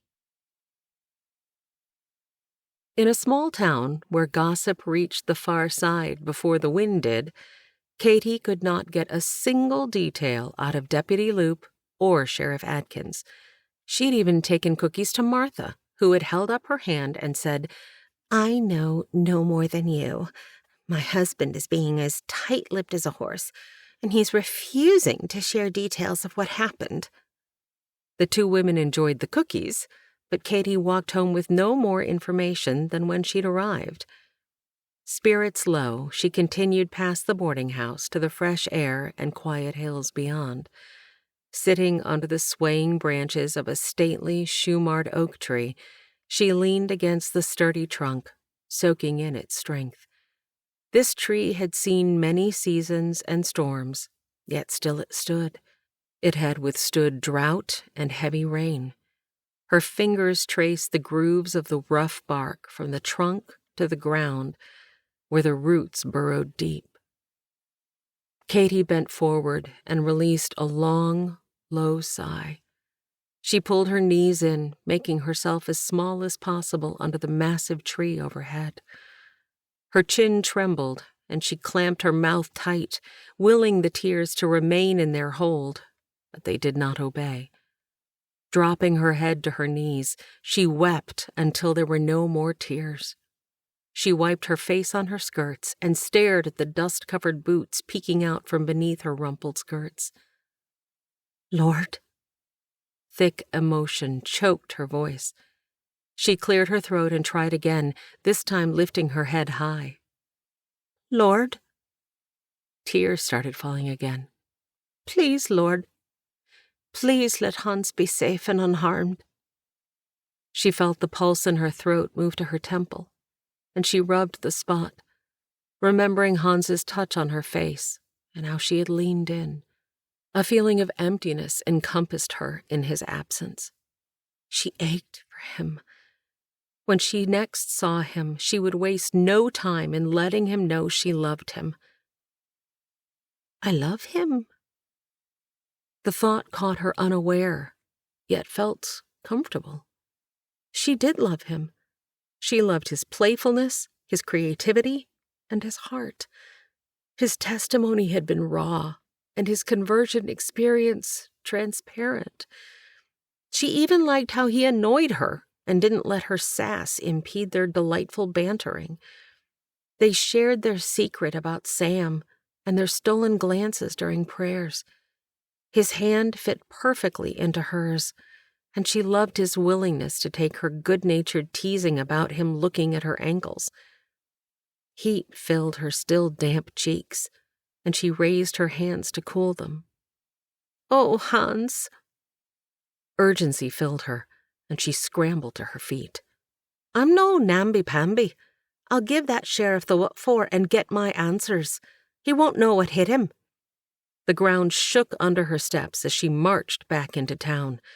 She took deep, fortifying breaths until one caught in her throat, causing her to choke.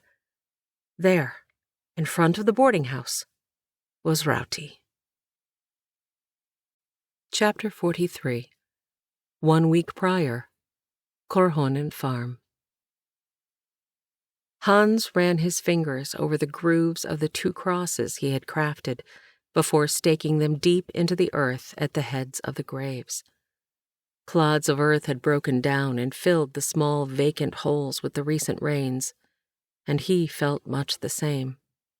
He had tried, but failed. No matter how much of himself he poured out, there would always be places in his mind he could not reach, could not heal. He removed his hat, ran his fingers through his hair, then dropped to his knees, burying his head in his hands. "Are you well, brother?" Johann's deep voice carried on the wind. Hans did not look up and gave a half-hearted shrug. "You did your best." "Did I?" Hans picked a rock out of the dirt and flung it. "My heart aches too." Johann kneeled beside him and touched the cross on Otto's grave. "I miss him." Hans's voice was but a whisper. "I do as well, but that is not why my heart is aching." Hans rocked back and sat on the damp earth, resting his forearms over his knees. Johann joined him as the sounds of God's creation filled the space between them. "Why?" Hans asked. "Why am I not sad over Otto's death? Or why did God allow this to happen?" Johann always seemed to understand the deeper meaning of things. "Both, I guess." "I miss Otto, and my heart yearns for the day we reunite in heaven. He is with God now. In that there is rejoicing." A huff came out of Hans's nose. Rejoicing was not something he felt at the moment.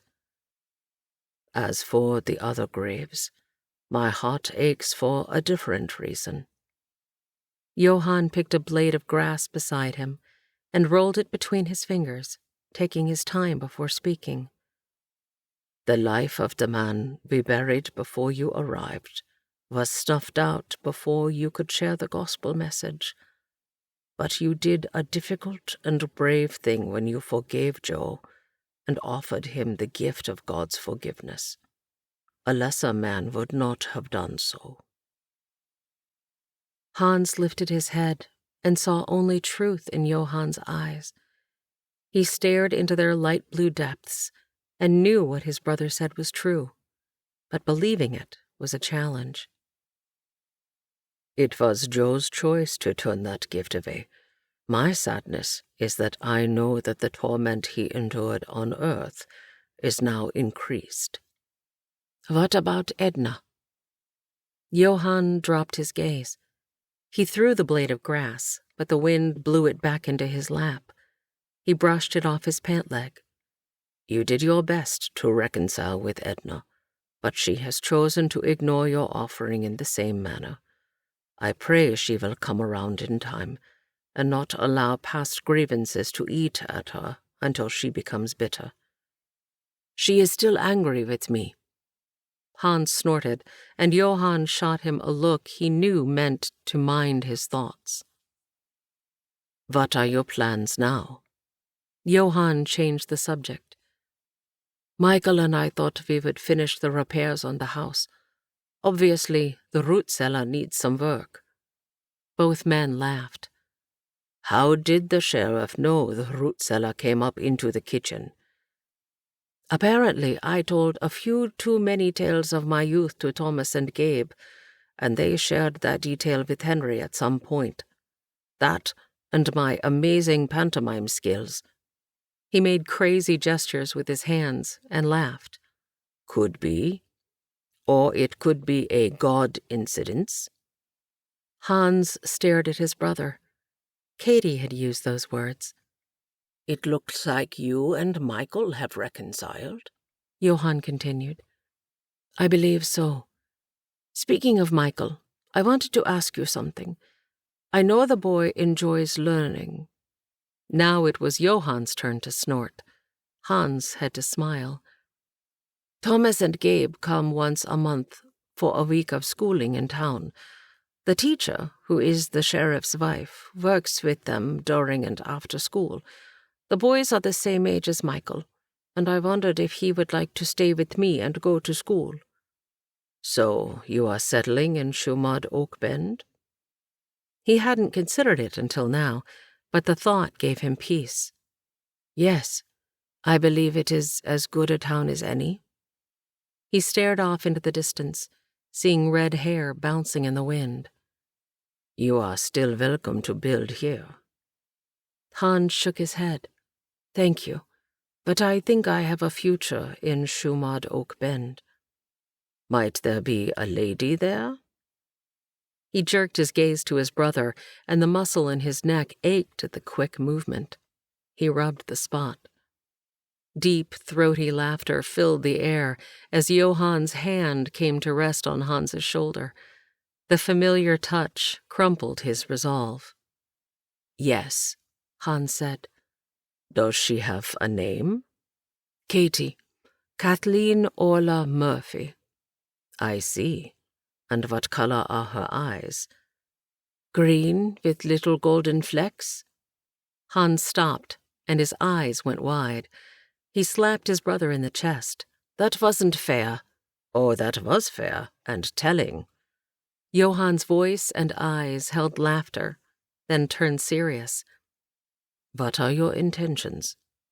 "I would marry that girl in a heartbeat, but I think she has another beau." "Think?" "Paul. She mentioned him once."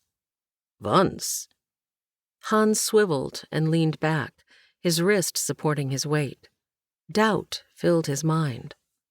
"Hans, if a girl has a beau, you will know it. Women have a way of dropping a man's name and referring to him in unique ways. Has she done this?" "Well, no, not that I can think of." "Mm-hmm. You might want to clear up that one minor detail." Birds chirped their agreement. "How much longer will you stay?"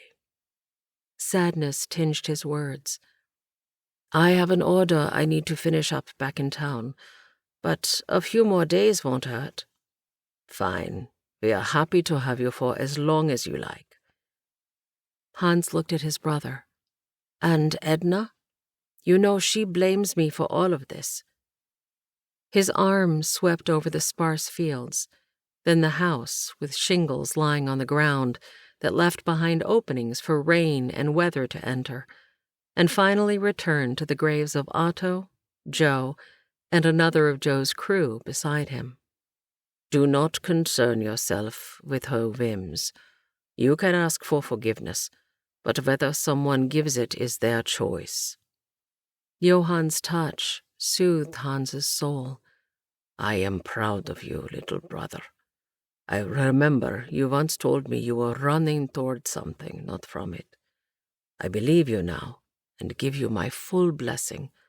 Whatever it is you are seeking, I know God is with you wherever you go. My heart soars with the knowledge of your newfound faith." Emotion crawled up Hans's throat, keeping him from giving a proper response. He nodded and wiped at a tear.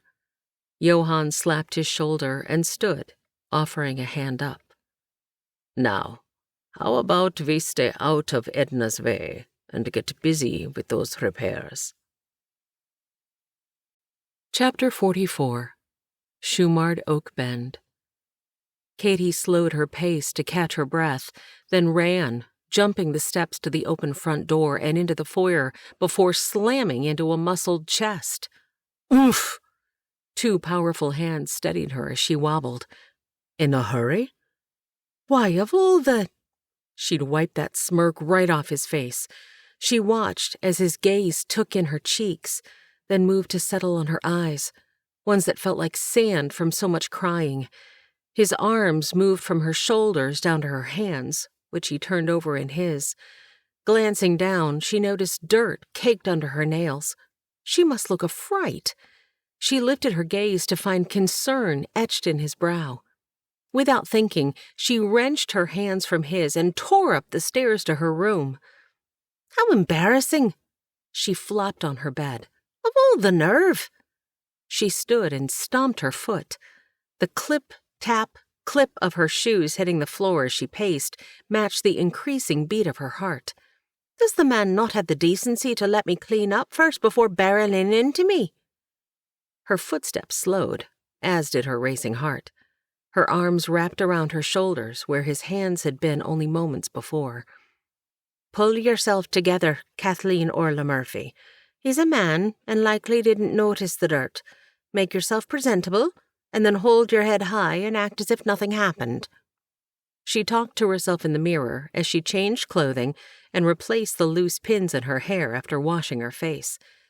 Eyes still puffy, cheeks now flushed a soft pink, she dabbed rose water on her neck. I might look a fright, but I can at least smell nice. Grit covered the bottom of her stockings as she turned. Dirt clods covered the floor where she'd paced before removing her shoes. Aunt Ideen would have a fit that she had made such a mess, and be even more upset if she tracked it downstairs.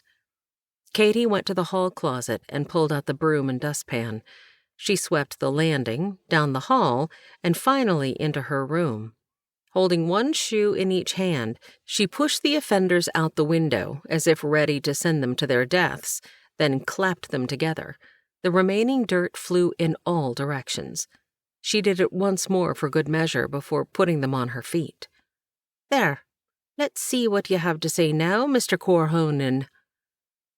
Halfway down the steps, she saw him. His blue eyes followed her every move. She stumbled, and he ran up 2 steps, reaching for her hand, which joined his without thinking. She stopped before the last step, meeting his gaze with her own. Everything inside pulled her toward him, but this was one impulse she would not give in to. She would not run headlong into a broken heart. She longed, no, needed, to hear him speak words of love, or at least indicate his feelings, before she gave in to her own. You look a mite better than you did when you came in, but for as long as you were up there, I guess it took a lot of fixing. Oh! With both hands, she shoved him hard enough that he stumbled. The open front door crashed into the wall, stopping his motion, but creating a bang loud enough to echo in the foyer. Of all the... If you had a single... Hans Corhonen, you are the most exasperating man I have ever met. Her last words came out high-pitched and louder than expected. Everything all right? Aunt Ideen poked her head around the corner as if staying out of the path of a duel. No! Katie yelled. At the same time, Hans said, Yes? Well now, which is it? Ideen looked back and forth between the two. I see. Well, might I suggest the 2 of you take this out to the barn? Reverend Jenkins doesn't care for the noise, and Rowty needs tending. She raised her eyebrow when Katie did not move. Katie spied a ridiculous grin on Hans's face. He bowed, his arm gesturing to the fresh air and light outside. She had no desire to go, but one look at Ideen's glower and the finger pointing to the open door, and Katie gave in. A deep punctuated her feelings. Hans took down a chair and placed it where he could see Katie's face when she sat. He held in a laugh when she picked it up and moved it to the other side. Dust clouds billowed as she plopped herself most unceremoniously into the chair, her skirts upsetting the dry straw. He wasn't sure what to say or do, so he removed Rauti's tack and began the steady motion of brushing down the horse. One of them had to say something. "Did you miss me?" Hans asked. "Oh, you are infuriating." Katie, I am sorry." Hans ran around his horse and grabbed her arm as she made her way to the barn doors. "What I meant to say was, I missed you." He felt her still before she turned, her skirts taking up more space between them than he liked. "You did?"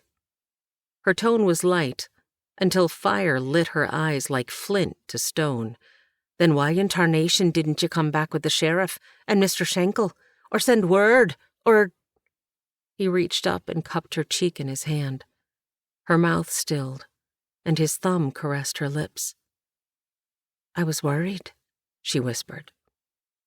The softness of her voice returned, and he willed his gaze to leave the redness of her lips and travel back up to drown in the emerald green pools of her eyes.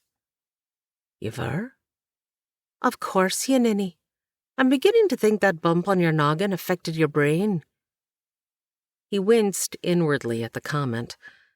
The blow to the head from Joe had knocked sense into him, as far as he was concerned. "I'm sorry. That wasn't a pleasant memory. What I'm trying to say is, who is Paul?" Hans interrupted. "Pardon me?" Katie's eyes were full of questions, and Hans wondered if she was trying to figure out how he'd found out about her beau. "Paul. Who is he?" he repeated. "I have no earthly idea what you're talking about." She took a step back and moved her hands to her hips. Her tone became harsh. "Katie, when I arrived that first day, we ate dinner, and you said, 'I am sorry, Paul.' You were distraught and struggled to eat your meal." Hans watched as a flurry of scenes passed through her mind, showing in her eyes until she landed on the one she'd been seeking. Light laughter turned into cackling, followed by several snorts rivaling Rauti's. He joined her, even though he didn't know what she was laughing at. It could be him, for all he knew. Tears streamed down her face. Paul was. Another snort, and she bent over, her arms wrapping around her midsection as if holding something in. "Paul!" She snorted, causing herself to laugh louder. Hans led her back to the chair and assisted her as she dropped into the seat. Leaning forward, she gathered her skirts and used them like a giant handkerchief to wipe her face and eyes. He stood, waiting for her to regain her composure. "Paul," she lifted one finger before taking a deep breath and continuing. "Paul was a goat." Hans wasn't sure if this unfamiliar word was a new one he'd missed while away at war, but he didn't suppose any man would appreciate being called a goat. "We ate him." She pulled her lips between her teeth as tears flowed fresh before she burst out again in hysterics. "Excuse me?" "Oh, Hans. Paul was Mr. Finch's goat. We were low on meat, and he gave us a fair price." She dropped her rumpled skirts from her hands, which bunched up on her knees. "We ate goat?" Mm-hmm. That nutty flavor you couldn't quite distinguish wasn't ground chestnuts. I mean, technically, Ideen used ground chestnut flour for the coating, but more than likely it was because that goat had ingested an entire barrel before Mr. Finch decided he'd had enough of the varmint and sold him to Ideen. It took her an hour of pounding to get that meat tender enough to chew. Hans felt green. "Do you need to sit?" Katie asked. She jumped from the chair and twirled him around like they were in a dance before he felt the back of the chair on his knees. He grabbed her elbows. "You mean to tell me Paul is not your beau?" "Well, I certainly hope not, especially since I ate him. Although I felt sorry for the old goat." She laughed at the reference. "Do you have any other beaux?" Hans watched the flecks of gold shimmer in her green eyes as her lashes came down to cover their intensity. "No, Hans, I do not have a beau." "Then I would like to apply for the job." He was an idiot. Apply for the job? Maybe Joe truly had done damage to his brain. He took a step back, forgetting the chair behind him, and fell into the seat, pulling Katie with him. The chair toppled, and the force of Katie's motion propelled them both to the floor. He felt her warmth and weight. Panic seized him, and he lifted her from his chest and held her aloft. He could not speak. The impact and the realization of how he longed for more of her closeness knocked the breath out of him. Her skirts flew every which way, and Katie scrambled to stand. "Oh!" In her haste to stand, she tripped on her skirts and sprawled next to him, laughter emanating from deep within. "Are you hurt?" he asked in a breathy tone, and watched her shake her head. She was beautiful. Her hair spilled over the straw-covered floor, and her hands were at her trim waist. Her skirts gathered above her knees, showing white pantaloons with dainty lace on the edges where her slim ankles peeked out. Everything stilled and quieted. "Quit looking at my ankles." Her words were soft as she edged her dress down. Heat washed over him. He cleared his throat before standing and offering her a hand. He pulled her to her feet, and she continued toward him, her free hand resting on his chest. "Hans Korhonen, what is your intent?" "To see those ankles every night for the rest of my life." He blushed. He had not meant to say that out loud. "Well, we'll have to see about that," she said, as she leaned in and erased every memory he'd ever had in a single kiss. Chapter 45. Hans stood before the large crowd gathered in the churchyard. The borrowed suit fit loose through the waist, but felt constrictive across his chest. Or were those just nerves? He ran his finger around the inside of his collar, where his skin felt irritated by the fabric. With his palms sweaty, even with the breeze blowing atop the hill, he wiped them on his pant legs one at a time as he shifted his weight. Nausea rose from the pit of his stomach, and he swallowed, wiggling his neck to release the stranglehold of his collar. People arrived in their finery, some alone, others with friends or family, but all with reverent steps. The Gray sisters alighted from Clint's cart, which Hans had taken up to the family only a few days prior when he delivered the news. He'd begged Clint to do the honor of leading the service. "I'll be there to support you, my friend. You can count on that. Let Ideen know the children will bring their bedrolls, so she doesn't have extra sheets to wash." Clint's words reverberated in his mind.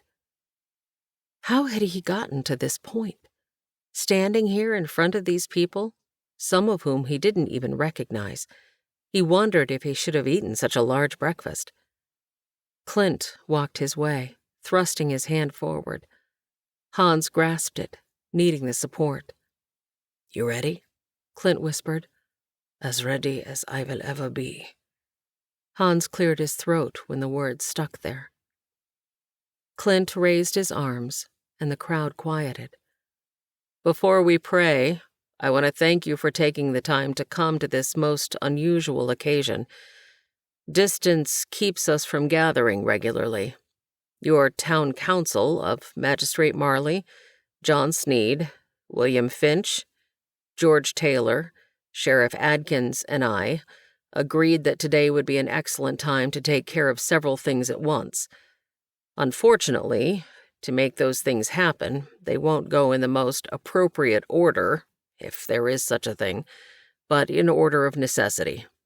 Thank you for being so understanding. Let us pray."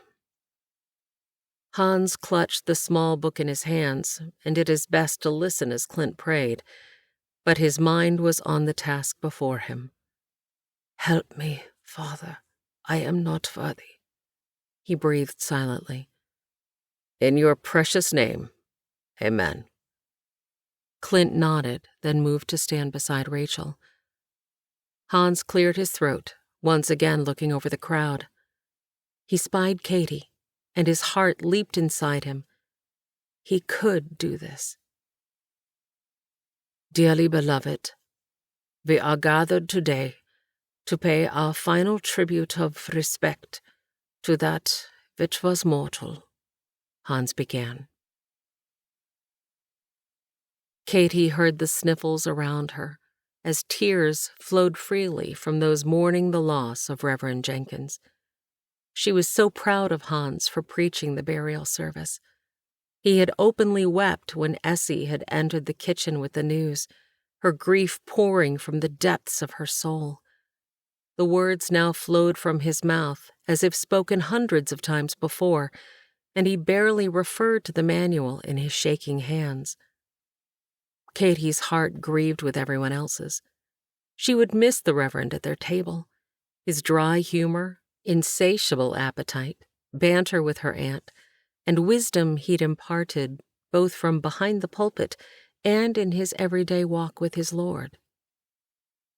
1 Corinthians 15:58 says, "Therefore, my beloved brethren, be ye steadfast, unmovable, always abounding in the work of the Lord, forasmuch as ye know that your labor is not in vain in the Lord. Reverend Jenkins was a true servant of the Lord, and he labored for the Lord every moment of every day. His joyous, often boisterous laughter," he paused as many people laughed, "reminded me that God is good even in the tough times." Katie stifled her giggle. Boisterous was one way to describe the Reverend and his laugh. "The man introduced me to the personal, relational, compassionate, forgiving Christ. He did not labor in vain, seeing as my life, and many of yours, is a testimony to the investment he made. Because of his efforts, my heart opened to receive the work of the Holy Spirit." Katie watched Hans bend down and reach for a clump of dirt. Small pieces dropped onto the wooden casket. "Forasmuch as the spirit of our dearly departed loved one has returned to God, who gave it, we therefore tenderly commit the body of Scott Earl Jenkins to the grave, in sure trust and certain hope of the resurrection of the dead and the life of the world to come." Hans released the last of the dirt. Katie's heart could take no more. She buried her head in her hands and wept, not caring if her outburst disturbed those around her. She had loved this man, and he was gone. "Well done, young man," Mr. Sneed said, as he placed his hand over the one he clasped. "You did just fine." "Mighty fine, preacher." The magistrate offered much in those few words. "Thank you both," Hans said. "I don't know if I will ever be much of a preacher, but I would be honored to be your pastor." "The job is yours, son." The magistrate placed his hand on Hans's shoulder. One after the other, people greeted Hans, Ideen, Katie, and Essie. Essie had done a fine job lifting to the heavens an offering of song and bringing more tears to those in attendance. "Are you ready?" Clint stepped up beside Hans. I am. Ladies and gentlemen. Clint raised his hands, quieting the crowd. Some resumed standing at the back, while others settled themselves on quilts. We will continue to grieve the loss of our brother in Christ, but we also want to honor that man's wishes. I had the privilege of writing his last requests. One of those was that he be present for Hans's baptism. This is about as close as we'll get to fulfilling that desire. Hans handed the manual to Clint and removed his jacket, shoes, and stockings. He climbed into the horse trough. I cleaned it real good, Hans, Mr. Finch whispered. Hans nodded and kneeled in the tight space as Clint found the page in the manual. Dearly beloved. Hans marveled at how burial, baptism, and marriage ceremonies began the same way. He didn't want to miss a moment and focused all his attention on Clint. Christian baptism is a means of grace, proclaiming Jesus Christ as Lord and Savior, Clint continued. Clint handed the manual to Mr. Finch. Hans looked at the mound of dirt only a short distance away. Reverend Jenkins may not be here in person, but his influence would forever live on in Hans's mind. Hans Korhonen, do you acknowledge Jesus Christ as your Lord and Savior, and do you believe he saves you now? I do, by faith.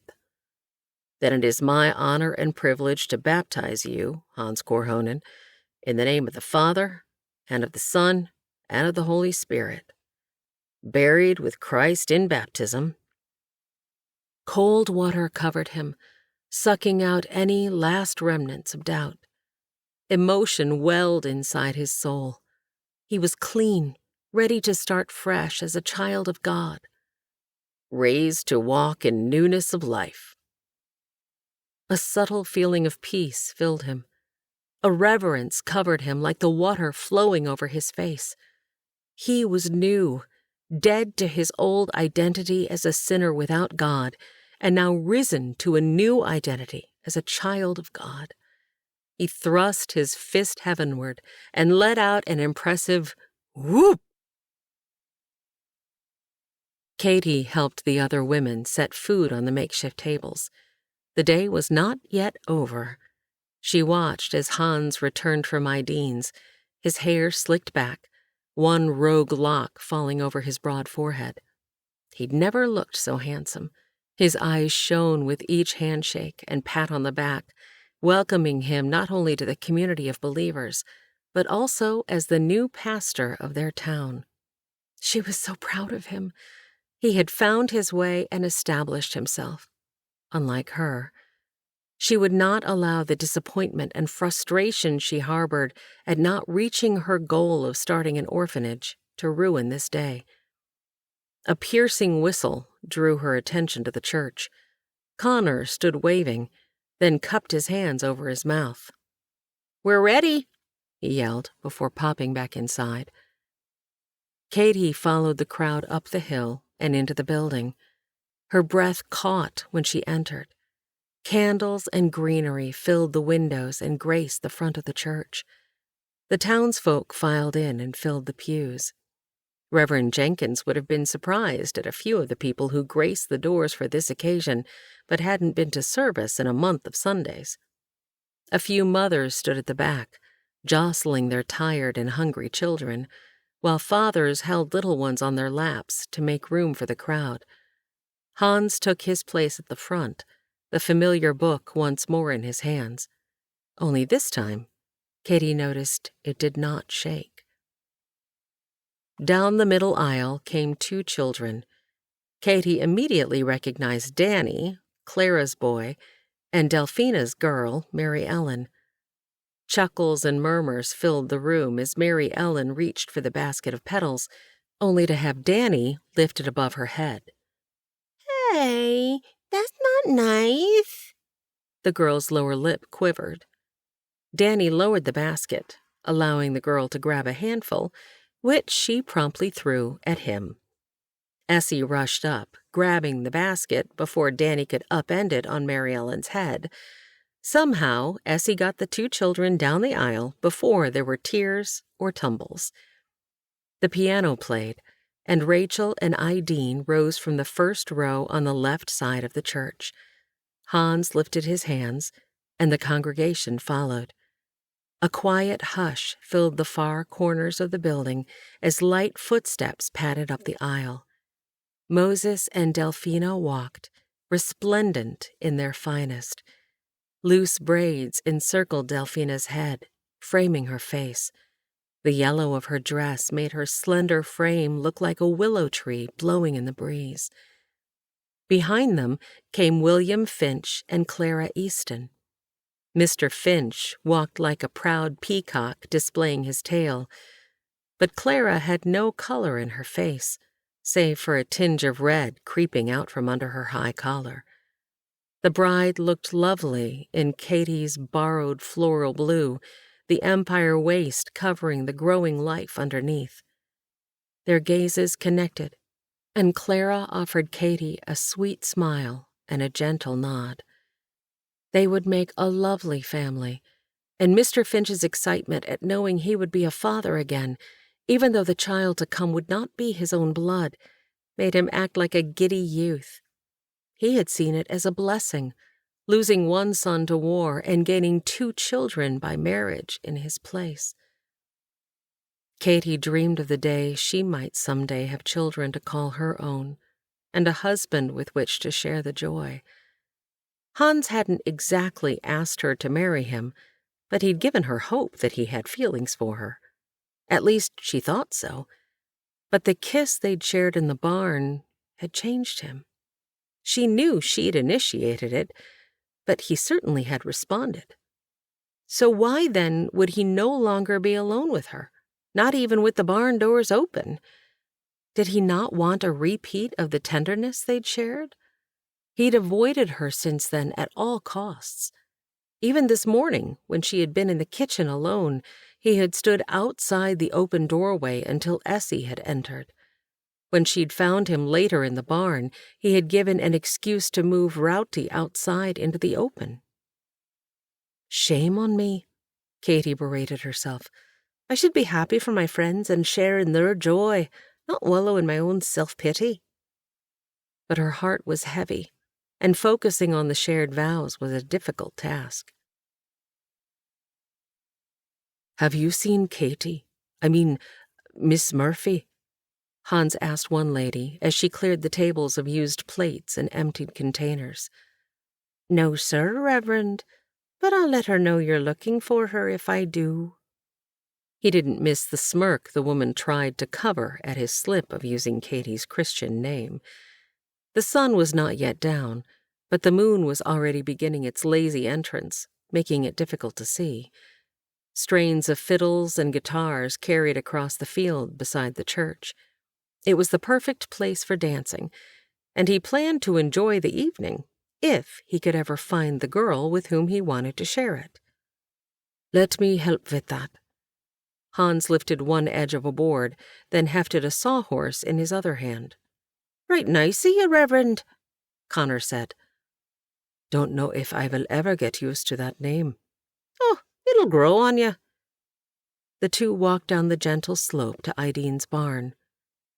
Hans heard soft weeping and slowed. Let's leave these here. You head on back for the next load. Will do. Connor must have heard the crying, if his blanched face and quick retreat were any indication. Hans stepped into the darkness. Two bare feet stuck out from the far corner. He would know those feet anywhere. You all right, Essie? He heard shuffling, and the feet disappeared under her pale green dress. Yes, sir, Mr. Hans. She sniffed. Oh, should I call you Reverend Colhonen now? That sure is a mouthful. Just Hans is fine, Essie. Would you like me to sit with you? Motion in the corner suggested she would. Hans took down the two chairs, placing them near the barn entrance. He waited for her to sit before taking a load off his own feet. Do you have something on your mind? Hans tilted his head, trying to make eye contact. Mr. Hans? Yes. Essie sniffed, and Hans wished he had a hanky to offer. Do you know what Reverend Jenkins said right before he died? She asked.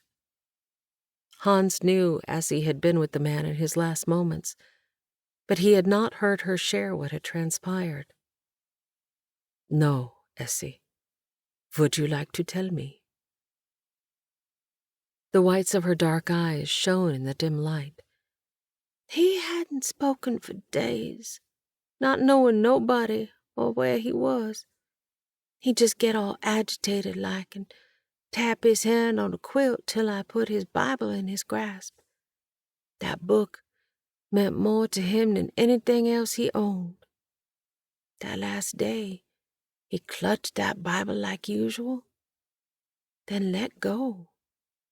It slid to the floor, and I thought he was gone.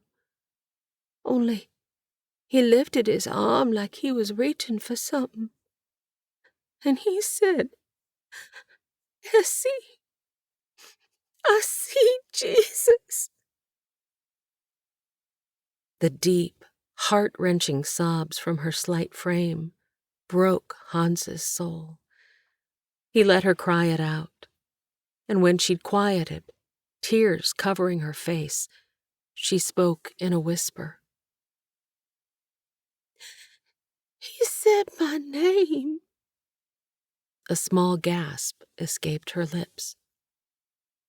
For days on end, he done forgot every living soul. But he knew me. And he knew the face of Jesus. Hans joined Essie, their harmony of tears a song he would never forget. Mr. Hans? He dried his tears. Yes. You gonna be a mighty fine preacher. She wiped her final tears. He watched her go and heard the kitchen door open and close. That girl was a wonder. Chapter 46. Shumard Oak Bend. You go on up to the dance, Miss Katie. I finished these dishes, Essie said, her hands deep in soapy water. I'm not much of a dancer. Katie lied. She loved to dance. I don't believe you for a skinny minute. That man of yours is... He's not my man, Katie interrupted. You go on telling yourself that, and you might just believe it. Katie moved a stack of dry dishes to the shelf, then picked up several cups. One slipped from her grasp. Before Katie could utter a sound, Essie's wet hand caught the falling object. You must have eyes in the back of your head, Katie said. Have to, with dishes this fine. Where did Aunt Ideen get such fancy place and all? Don't seem like her kind of thing. Essie rewashed the cup. This boarding house was once the home of Seraphina Brooks and her husband. Aunt Ideen said they'd come from money back east. They helped establish Shumard Oak Bend and built this home. Where are all the children that filled them rooms? God never saw fit to give them any. Katie watched Essie shake her head and understood the sentiment deep inside. When she died, she gave her home to Aunt Ideen and Uncle Paddy to use as a boarding house and restaurant for the stagecoach and weary travellers.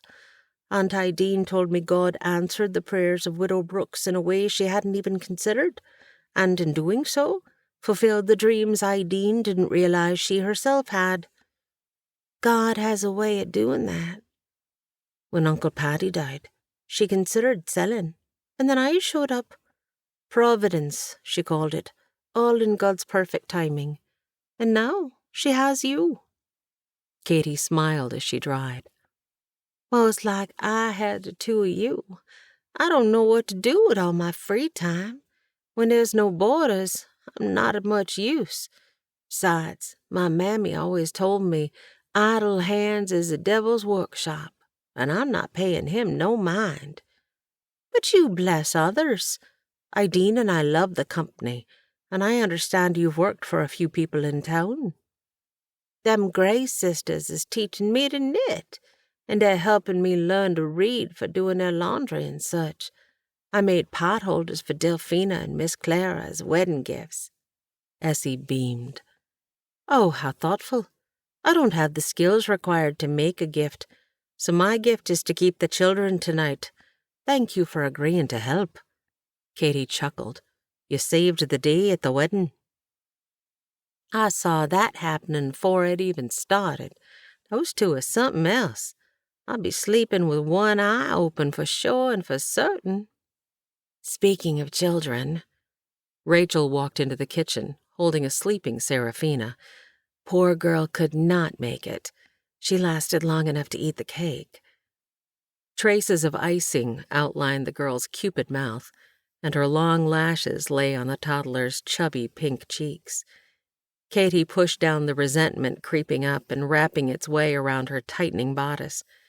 She reached for the girl, the desire to hold the sleeping child almost unbearable. "Here, let me take her." "Oh, no, you don't. I'm bushed, and I plan on resting my feet. You need to get up to the dance. Where can I put her?" Rachel asked. Essie dried her hands. "You come right back to Aunt Ideen's room. We have all the bedrolls ready for the little ones." Katie forced a smile. "She'll settle in, knowing you're near." She schooled her features, praying her longing did not show. "Go on now. You head on up to the dance. Once I've rested a moment, I'll help Essie finish the dishes." Rachel turned before leaving the room. Katie protested, but Essie took a stance beside Rachel. 2 against 1. The odds were not in her favor. "I heard you shot the gun clean out of Joe's hand." Connor added to the conversation the men were having around the refreshment table. "That's not quite how that happened," Hans responded. "Seems a mite odd for the Reverend to be a sharpshooter and all," a man as short as he was round added. "Now, men," Sheriff Adkins drew out the words, taking the attention off Hans, "let's not start tall tales." He sent a knowing glance to Hans. "Then tell us what did happen. You've been tight-lipped about the whole thing," a tall, lanky man interjected. "And for good reason," the sheriff said. "This was way bigger than any of us knew. Thank the good Lord none of our townsfolk were hurt, but several families lost their lives or their farms." "Ain't y'all gonna tell us anything?" A man missing most of his teeth spoke, all while keeping a piece of straw bobbing with each word. "Let me say this. We're blessed to have a former U.S. Marshal in our town who transported the prisoners to the county seat for trial." "That Clint Shangle is a good man," Connor offered. "Did I hear my name?" Clint joined the group, pouring himself a cup of punch and swiping a cookie from the table. "We want to hear all about the shootout and killing Joe and capturing his gang," Snaggletooth said. Clint's forehead wrinkled, and he looked first at the sheriff, then Hans. Hans lifted his shoulders in a shrug. "Well, not much to tell. All I did was ensure those horses were not in a position to ride should anyone try to escape. I didn't even unholster my weapon until it was all over." Clint shoved the entire cookie in his mouth and chewed slowly. "So that means you took him down, Hans? Reverend?" Mr. Tall and Lanky asked. "To tell the honest truth, it was Sheriff Adkins," Hans started. "What he's trying to say is that no weapons were necessary in taking down the 3 remaining outlaws." The sheriff interrupted. "Let's leave it at that." "Oh, come on, Sheriff," Short Man whined. Boys, we've come here to celebrate. Find yourselves each a girl and dance." The look on the sheriff's face was enough for the men to disperse. "A sharp-shooting preacher man. Who'd have thunk it?" Snaggletooth said under his breath. "Well, there will be some interesting stories out of this one." Clint wiped his mouth of crumbs. "Thank you for not sharing all the details. Mortification does not look good on me." Hans blushed. Henry slapped his back and laughed. "That secret is safe between us." He lifted his chin to Clint, who shoved another cookie in his mouth. "And I thought Pete Manning was the only man I knew who screamed like a girl," Clint said, his mouthful only partially hiding a smile. "I don't know about you, but I believe it's time for a dance with my beautiful wife." The sheriff's brightened tone pulled Hans from his musings. "Where's that girl of yours, Hans?" "Mine? Best find her before someone else does." Hans watched the sheriff pull his wife into the sway of the music as if it were a practice step. Clint asked one of the Gray sisters to dance. Hans searched the crowd but didn't see Katie until the moonlight glinted off someone coming up the slope. Her red hair pinned atop her head looked like an angel's halo. She pushed a wayward curl behind her ear, then lifted her skirts as she climbed. His eyes went directly to her hem. "Already? The night hasn't even begun." His head popped up at her teasing. The strum, pluck, and screech of the fiddle and banjo faded into the distance, yet his heart kept beat with the frantic rhythm. The ground moved under his feet. He wasn't sure if it was the jumping and twirling of the townspeople as they danced, or God trying to get his attention. "Would you care to take a turn?" Words finally moved from his brain to his mouth. "Will you be stepping on my toes?" "Highly likely," he replied with a smirk. He offered his hand, and she took it. They stood at the edge of the crowd, watching wide, smiling faces, swishing skirts, and stomping feet, but they did not join in. Several women waved as they turned in their direction. Hans felt his stoic heritage wrap itself around his neck, and he used his fingers to ease around the inside of his damp collar. He ran his hand through his hair, trying to release the rising tension. "Everyone seems to be enjoying the festivities." Katie released his hand when the music stopped. Hans felt the air rush out of him like a depressed bellow, and he labored to pull fresh air back in.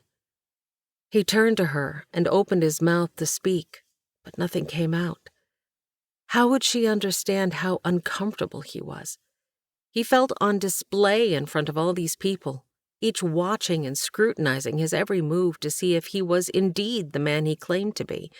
What would these people think if he joined in on the merriment? "You're wrinkling your forehead." "Excuse me?" "You do that when you're uncertain." Head down, he watched the swish of her skirts.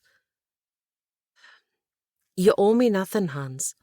You've made no commitment, and I've taken care of myself for most of my life. Do not feel obligated to drag me along. We can still be friends." His head jerked in her direction. "Excuse me? What I'm trying to say is, if you need the church to be your bride, I don't want to get in God's way." "Katie." "Young lady, might I have this dance?" Magistrate Marley bowed as far as his protruding girth would allow. "It would be my honor, sir."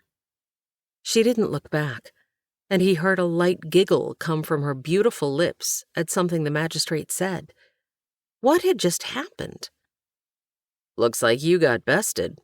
Of all the people to offer her the first dance, I hadn't expected you to let it be him." Clint breathed heavily. "This leg of mine can do no more. How about you walk me back to Idine's?" Hans nodded, and the man placed a hand on his shoulder. Hans wasn't sure whom it supported. "You know, the Reverend was quite the dancer in his day," Clint said. "He was?" "That he was. Every woman in town got a turn. That's how they knew when it was time to end the evening." Clint stumbled, then stood tall, inhaling deeply. "Hans, I'm not sure what's going on in that thick head of yours, but there are no second chances for making a first impression. These people will remember you for who you are today. Some you may not see again until you head out to their farm to bury their dead. You've proven yourself a capable preacher with a tender and compassionate heart.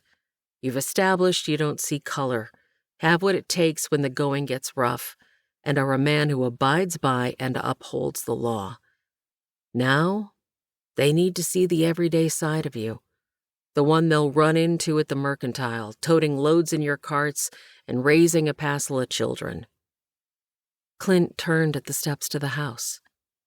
"Children?"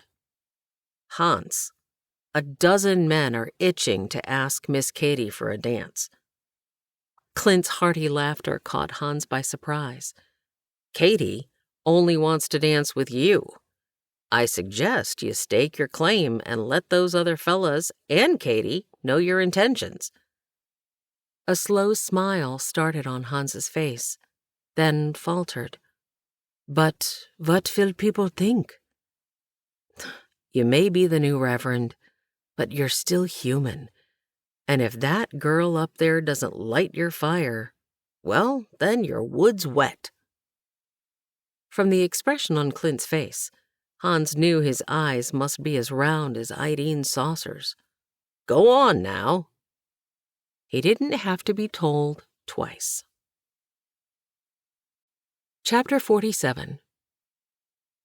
Katie wasn't sure what had changed, but she knew something had. Gone was the meekness and confused look of moments before. Hans barreled toward her as she worked to keep her feet out from underneath Mr. Sneed's. The man might manage money, but he did not know how to count steps. "Excuse me." It wasn't a question this time. Hans stood firm in their path, and Katie halted before Mr. Sneed ran her into Hans's broad chest. "I would like to dance with my Katie girl." Katie's knees went weak at the endearment Idine used. The words felt different coming from Hans. She released Mr. Sneed's grip. "Thank you, Mr. Sneed." She stepped back. "My pleasure, Miss Murphy. Reverend?" Katie gasped at the wink Mr. Sneed gave her. "I'm thankful to have gotten in one dance. I doubt there will be another." Fingers entwined with hers as the music changed to a waltz. Hans lifted her hand to his lips and kissed her knuckles, taking every scrap of resolve she had with them when he pulled away. She melted into him when his fingers gently touched the small of her back. "It's been a memorable day," Katie said as they moved in sync. "That it has." His eyes were dark, and his hand around her tightened. She opened her mouth to speak, but he shook his head and pulled her closer. She heard only the rhythmic beating of his heart. He smelled of sandalwood and man. She felt him stop, but she didn't want to. His fingers swept up her neck, the motion tugging on her heart and chin. "Let's get some punch." No music played, and Katie stepped back and wondered how long they'd been standing there in each other's arms. She blushed. "Our turn around the dance floor may be over, but those freckles are still at it." She swatted at his arm as his finger tapped the tip of her nose. "They have a mind of their own." She tried to sound good-natured, but her voice felt pinched, as did her insides. "I think punch might be a good idea." Hans held Katie's hand, never letting go as they mingled with the townspeople and made their way to the refreshments. Her heart soared as the congratulations and well wishes flowed. She listened with growing admiration as parishioners offered words of support and acceptance of Hans as their new pastor. She marveled at how he thanked each person while turning the conversation back to them and how he might serve them. Oh, how she loved this man. He turned as if hearing the words she hoped had passed only through her mind and not her lips. A lively tune started, and people dispersed from the refreshments and returned to dancing. "Care to walk?" he asked. "I do my best thinking when in motion, and not the type requiring me to count as I go." "Yes, I'd like that." How should he start? What words could he say to explain the feelings exploding in his heart? "Do we need to turn back?" Katie asked. He followed the tilt of her head to those in the distance. "You haven't wanted to be alone with me since—" "It isn't that. Lord help me. Katie, that is the farthest thing from the truth. I have wanted to be with you so badly I didn't trust myself. I put distance between us because I care more about your honor than my desires." He rolled his shoulders, then turned around to walk back the way they'd come. A sigh escaped her mouth and was nearly his undoing. He rammed his free hand into his pocket. The music volume increased as they got closer, and he didn't want to raise his voice over the noise, so he pulled her to a stop. Tears glistened in her eyes. Had he hurt her feelings? He'd never know her feelings if he didn't ask. "Katie." He took her other hand, leaving plenty of space between them. She looked at him, expectation in her eyes. "Katie, would you honor me by letting me court you?" There, he'd said it. Only she wasn't responding. A knot formed in his stomach, and it took all his willpower not to pull away from her intense gaze. "What does that mean, exactly?" "Excuse me?" "We live under the same roof, Hans. Don't you think people will talk?" He hadn't thought about that.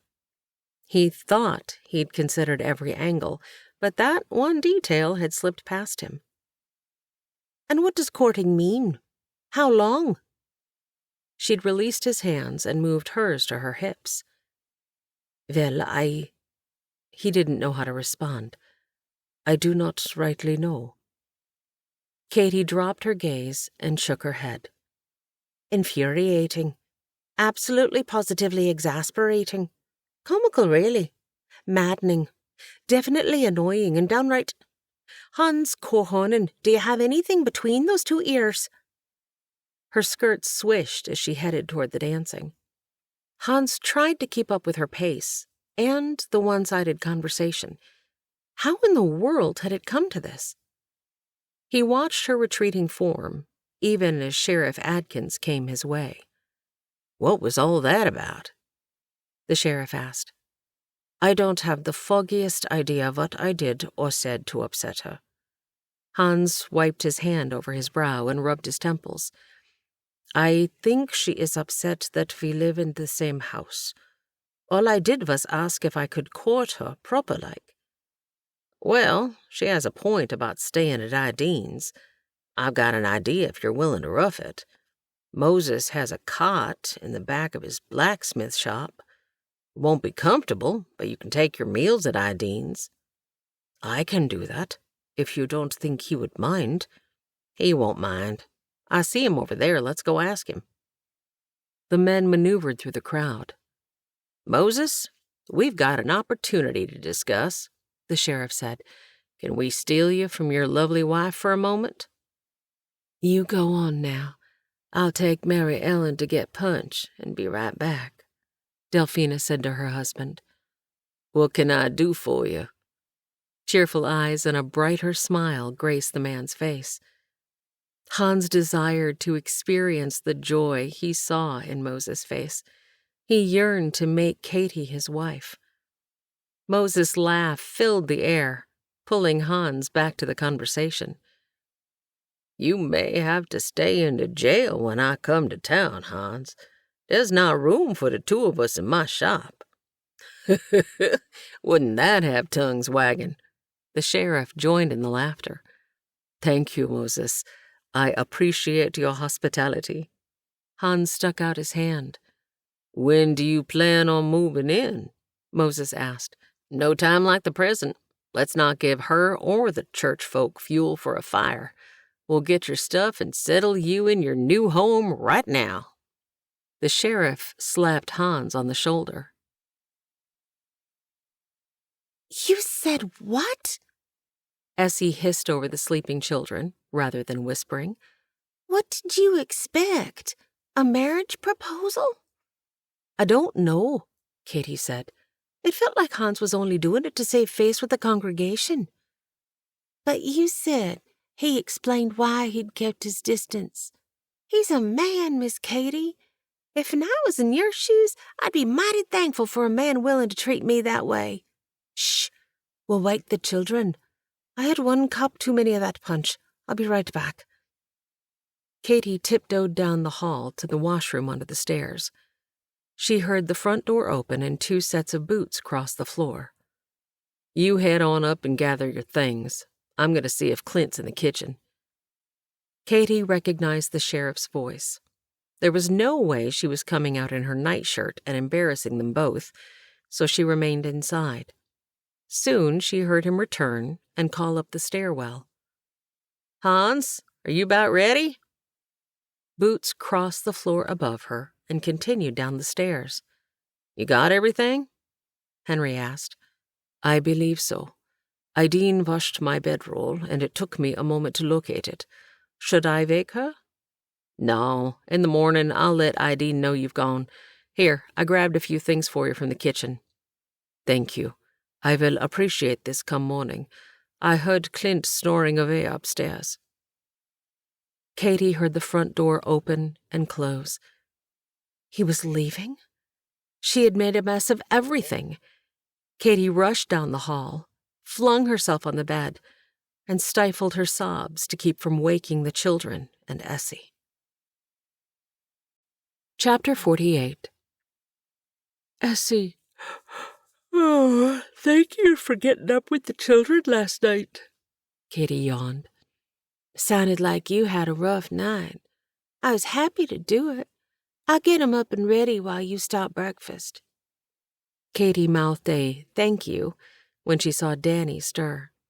Rachel and Delphina were already up, filling their baskets with leftovers for their journey back to the Schenkel Ranch. "Did I oversleep?" Katie looked out the kitchen window into the darkness. "No, we knew we'd have to have everything ready to go before the children woke," Rachel said. "Oh, well, let me help. Essie will dress the children. Since you're packing, I can start the breakfast." "Biscuits are already in the oven. If you gather the eggs and head over to Mr. Finch's for the goat's milk, I'll start the bacon in a moment." Rachel never stopped moving as she spoke. "Where's Ideen?" "She isn't up yet. We brought down our sheets, and Moses is out back, heating the pot for laundry now. I'd hate to leave you with all that work," Delphina responded. "Essie and I don't mind. We'll need something to keep our minds occupied today." Katie sighed.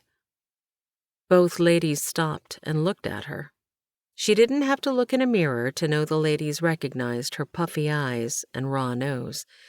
Thankfully, they shouldn't be able to tell her hair, which was bunched up under her mob cap, remained uncombed from the night before. She lifted the egg basket, then swept out the door before the questioning could begin. The chickens squawked and preened, ruffling their feathers and causing a cloud of dust to rise as she lifted the latch on the narrow coop door. "Good morning, you pesky little creatures," Katie crooned, using as soothing a voice as possible. "I don't care for you filthy beings, but I need your eggs." Even with her sing-song words, one hen pecked at her ankle. "Ow! Why, you mean little—" "Need rescuing in there, Miss Katie?" Moses came from the back. "Boo!" he yelled into the cage. Chickens went flying, getting as far from the offender as possible. His booming laugh kept them in a flurry. Best grab those quick, or they'll be back and madder than hornets. Katy picked up the eggs, placing them in the basket with care before slipping back out. Phew! Foul creatures. Foul or FOWL?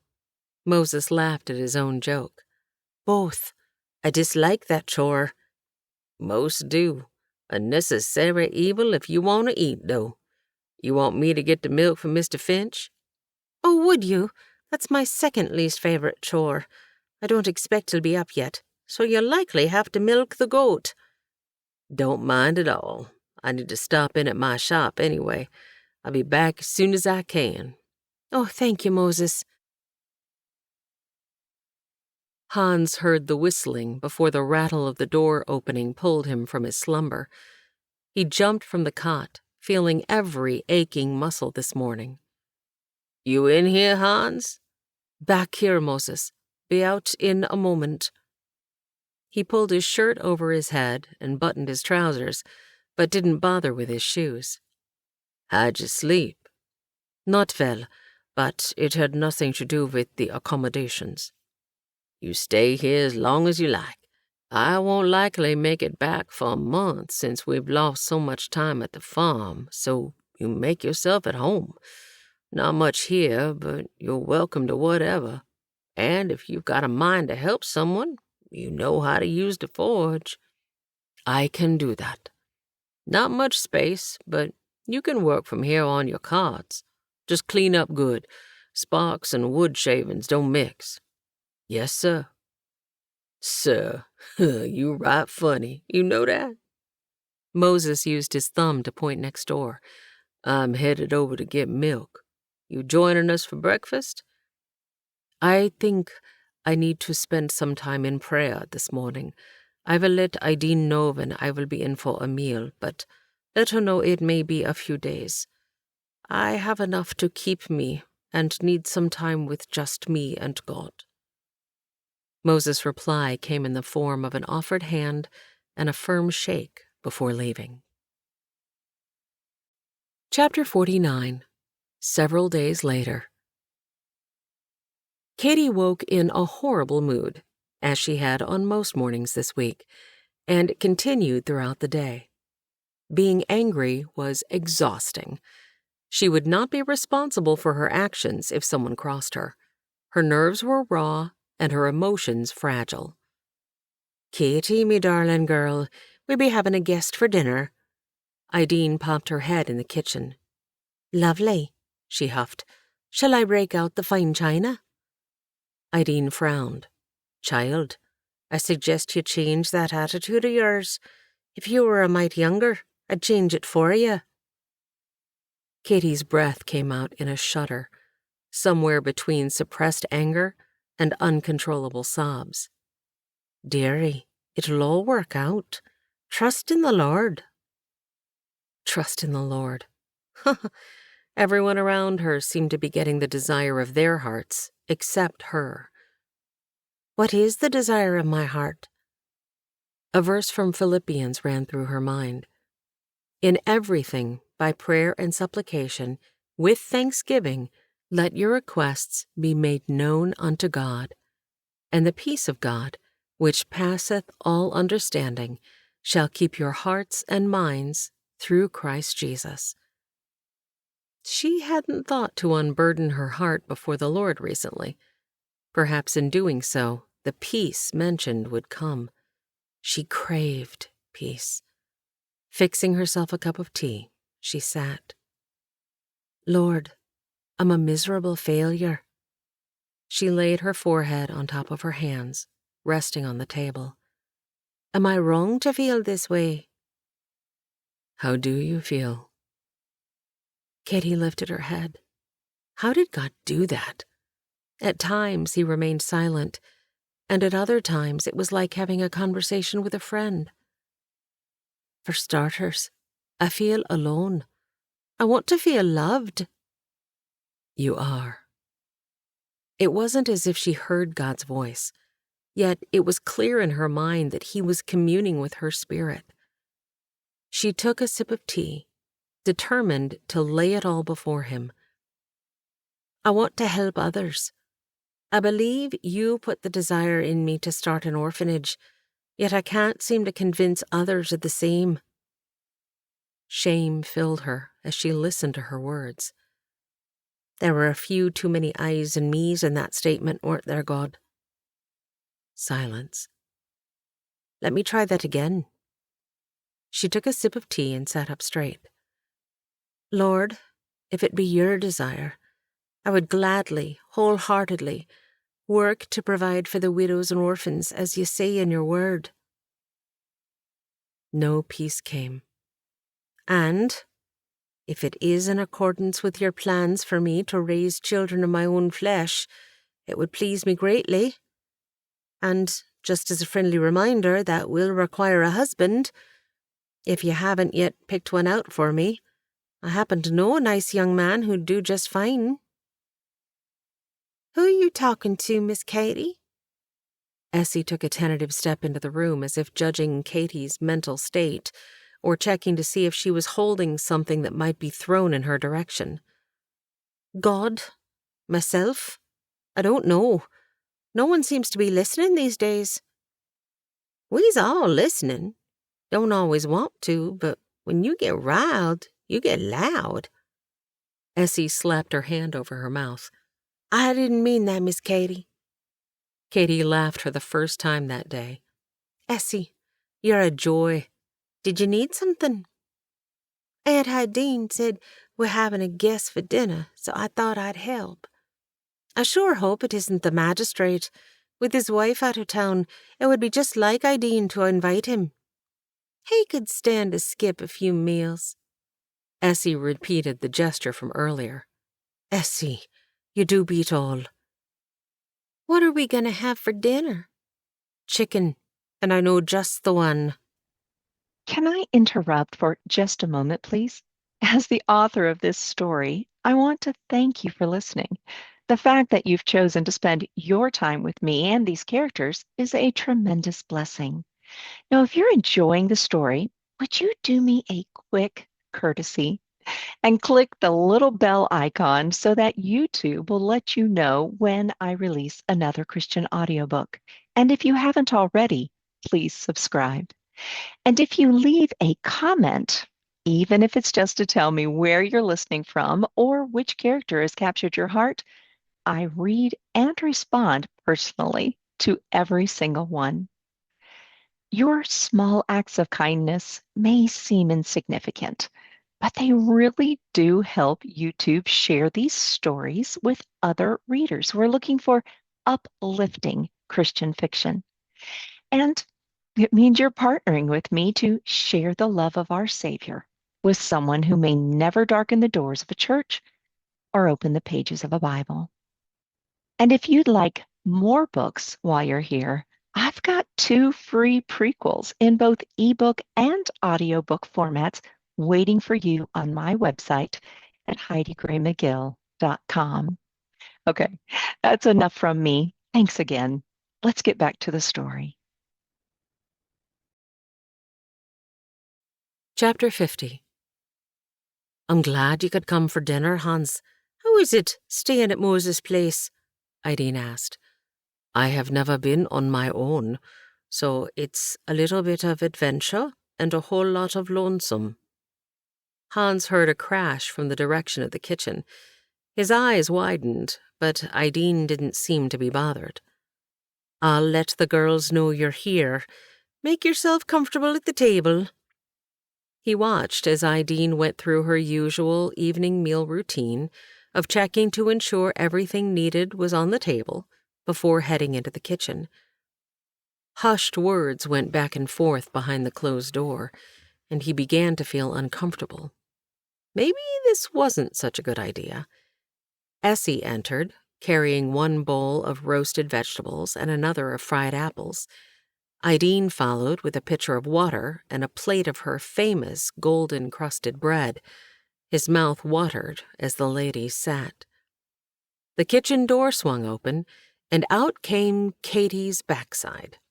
She turned with a platter of roast chicken, and in a most unladylike manner plopped it onto the table. Had he not seen the crispy skin and darkened rosemary leaves, he might have thought the bird was making a run for it. Katy plopped into her seat, slouched against the chair back, arms flopping as if the last bit of escaping air had left them limp. Wisps of fiery red hair stuck out beneath her slightly askew mob cap. Red tinged her cheeks. She remained relaxed in her chair, a vivid portrayal of how tired she must be, until her penetrating green eyes met his. Her direct eye contact made him squirm in his seat like a schoolboy. She gave him a smug look, and the memory of their first meal together surfaced, the day he had fallen in love with her. Essie, I need your help. Ideen stood from the table when they'd finished their meal. Yes, ma'am. Sorry to leave you with the dishes, Katy. The girl looked from her to Hans. I'm sure Hans will help you. The two were gone before dessert had even been served. Katy rolled her eyes. They had planned this. Hans stood and gathered the dishes nearest his. Without a word, he moved to the kitchen. She remained and listened as he pumped water into the wash basin. Oh, bother! Her hands hit the table and made the dishes rattle. She gathered them with care, determined to have this discussion once and for all. Her step faltered when she saw him, towel over one shoulder, hands deep in the sudsy water. His body moved as he scrubbed the pan. He was doing it all wrong. Never start with the pans. She huffed and pulled it from his dripping hands, causing water to spill down his front and onto the floor. With more force than necessary, she clunked it onto the counter.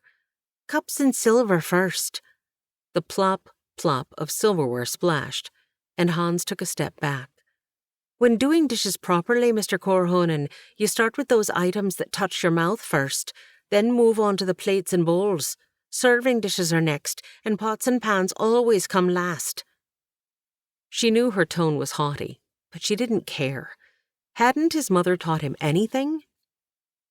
Each time she returned from the dining room, he turned and smiled at her, never once stopping or saying anything. How infuriating! She put the remaining carcass into the stock pot and pushed him aside with her hip. She filled the pot with enough water to cover the bird and placed it on the stove, then filling the tea kettle with water and placing it on a separate burner. Moving to his side, she sighed. Soap remained on the back of the plate on the drying rack. She rinsed it and replaced it. She nearly fell when Hans bumped her with his hip. She gasped and stared at him. A small smile curved on those lips of his. She made to return the gesture, but the devil himself must have snuck up behind her, for she scooped dirty, soapy water in her hand and flung it into his face. Hans sputtered, but didn't move. Guilt and regret fell on her like the drops of water off his strong nose and chin. He took the towel and dried his face, hands, and arms, then ran the cloth down his still wet neck. Everything he did fascinated her. As if in slow motion, she watched him twirl the cloth in his hands, the motion mesmerizing. Snap! One end of the towel left his hand and caught the edge of the counter. She jumped. Be careful, Kathleen. Starting a fight with me might be more than you bargained for, he teased. He began twirling the cloth again. Realization dawned on her, and she squealed, putting the butcher block between them. Snap! He hit the top of the wood directly in front of where she stood. He began to move, and she glanced to the kitchen door. Could she get there in time? I don't think so. We are having this conversation, and we are having it now. His teasing tone and the glint in his eyes didn't match the words he used. Snap! Katy backed into the corner. She would not let him bully her. Her chin jutted forward, and she crossed her arms. She would show no fear. In one swift movement, His lips were on hers, soft, yet urgent in their exploration. She was ever so thankful for the wall behind her. Breathing hard, he lifted his head, but did not pull away. He tucked her under his chin, and she heard the rush of his beating heart that matched her own.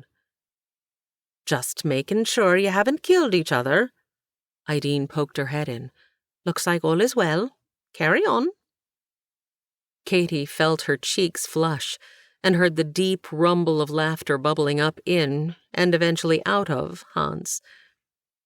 She leaned her head back and looked him in the eyes. You could have hurt me with that towel. That thing's a deadly weapon in your hands. I have proof, since I've swept the fly carcasses you've left in your wake in the past. Kathleen, it has never been, nor will it ever be my intention to hurt you, ever. The back of his finger trailed down her cheek, causing more heat. Only, I know I have, and I am sorry. He kissed her forehead. Please forgive me. No. She watched confusion, then hurt surface in his eyes, and felt bad for her teasing response. Because I forgave you long ago. It's I who needs to ask forgiveness. We seem to have some difficulty communicating at times. He placed his finger on her lips.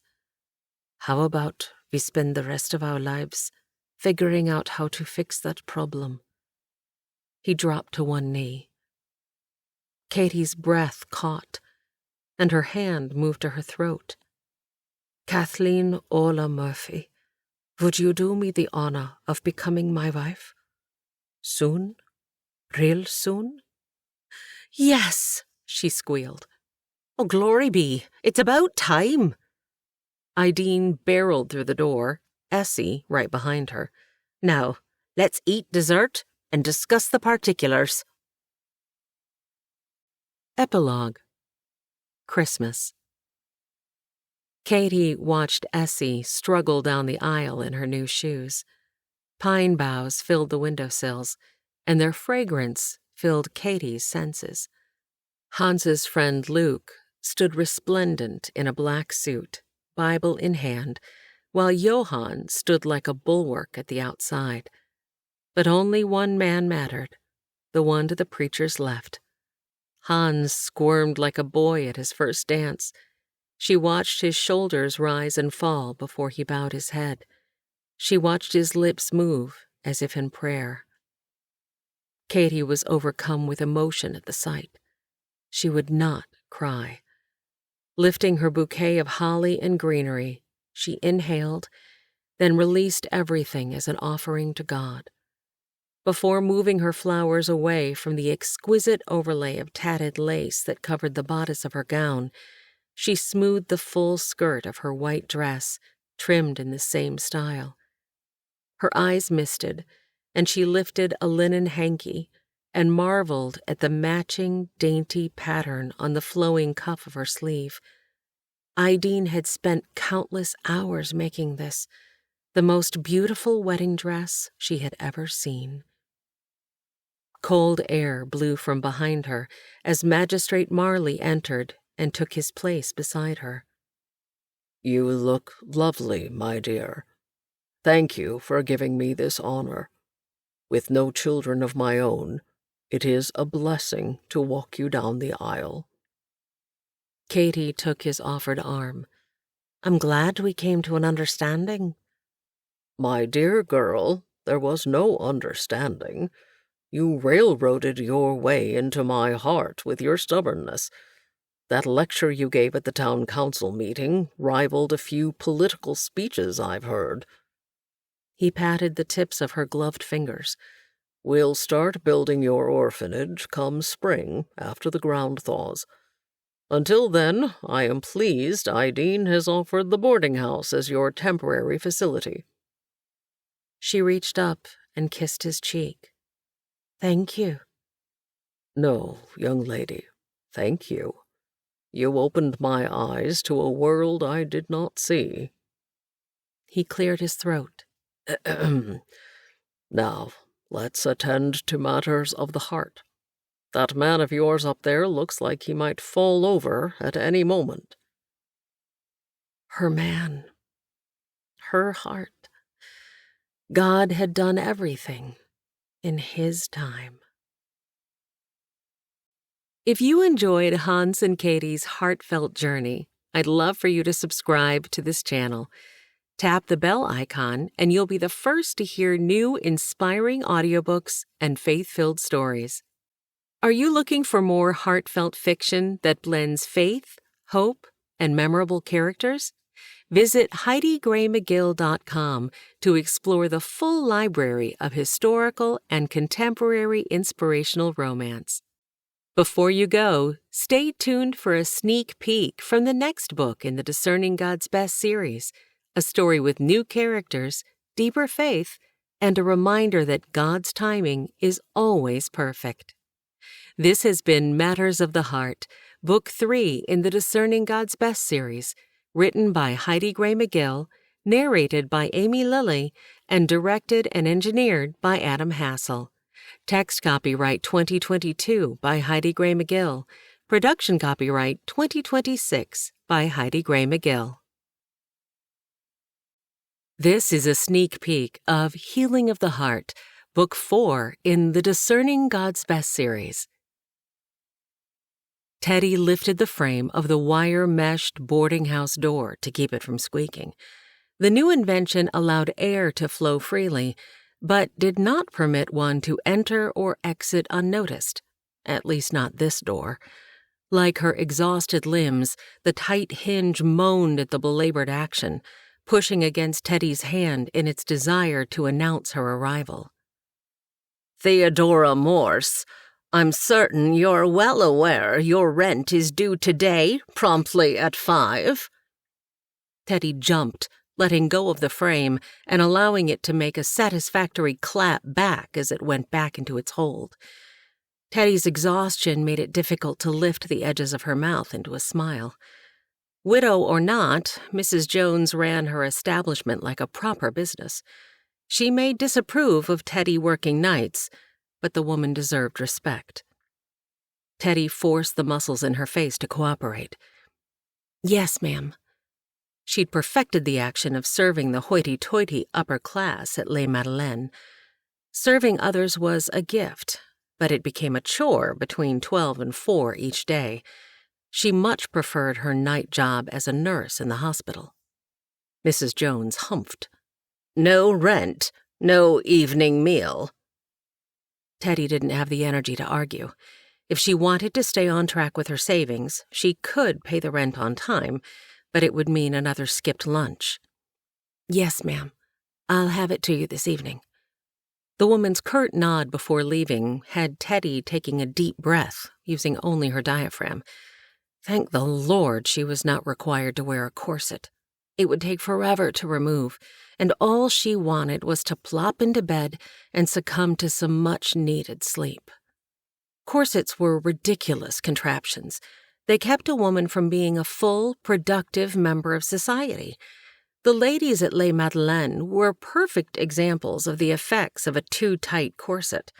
She couldn't afford to get herself all riled up before bed, and forced the rapidly increasing heat of her blood to cool. Sleep. That was all that mattered.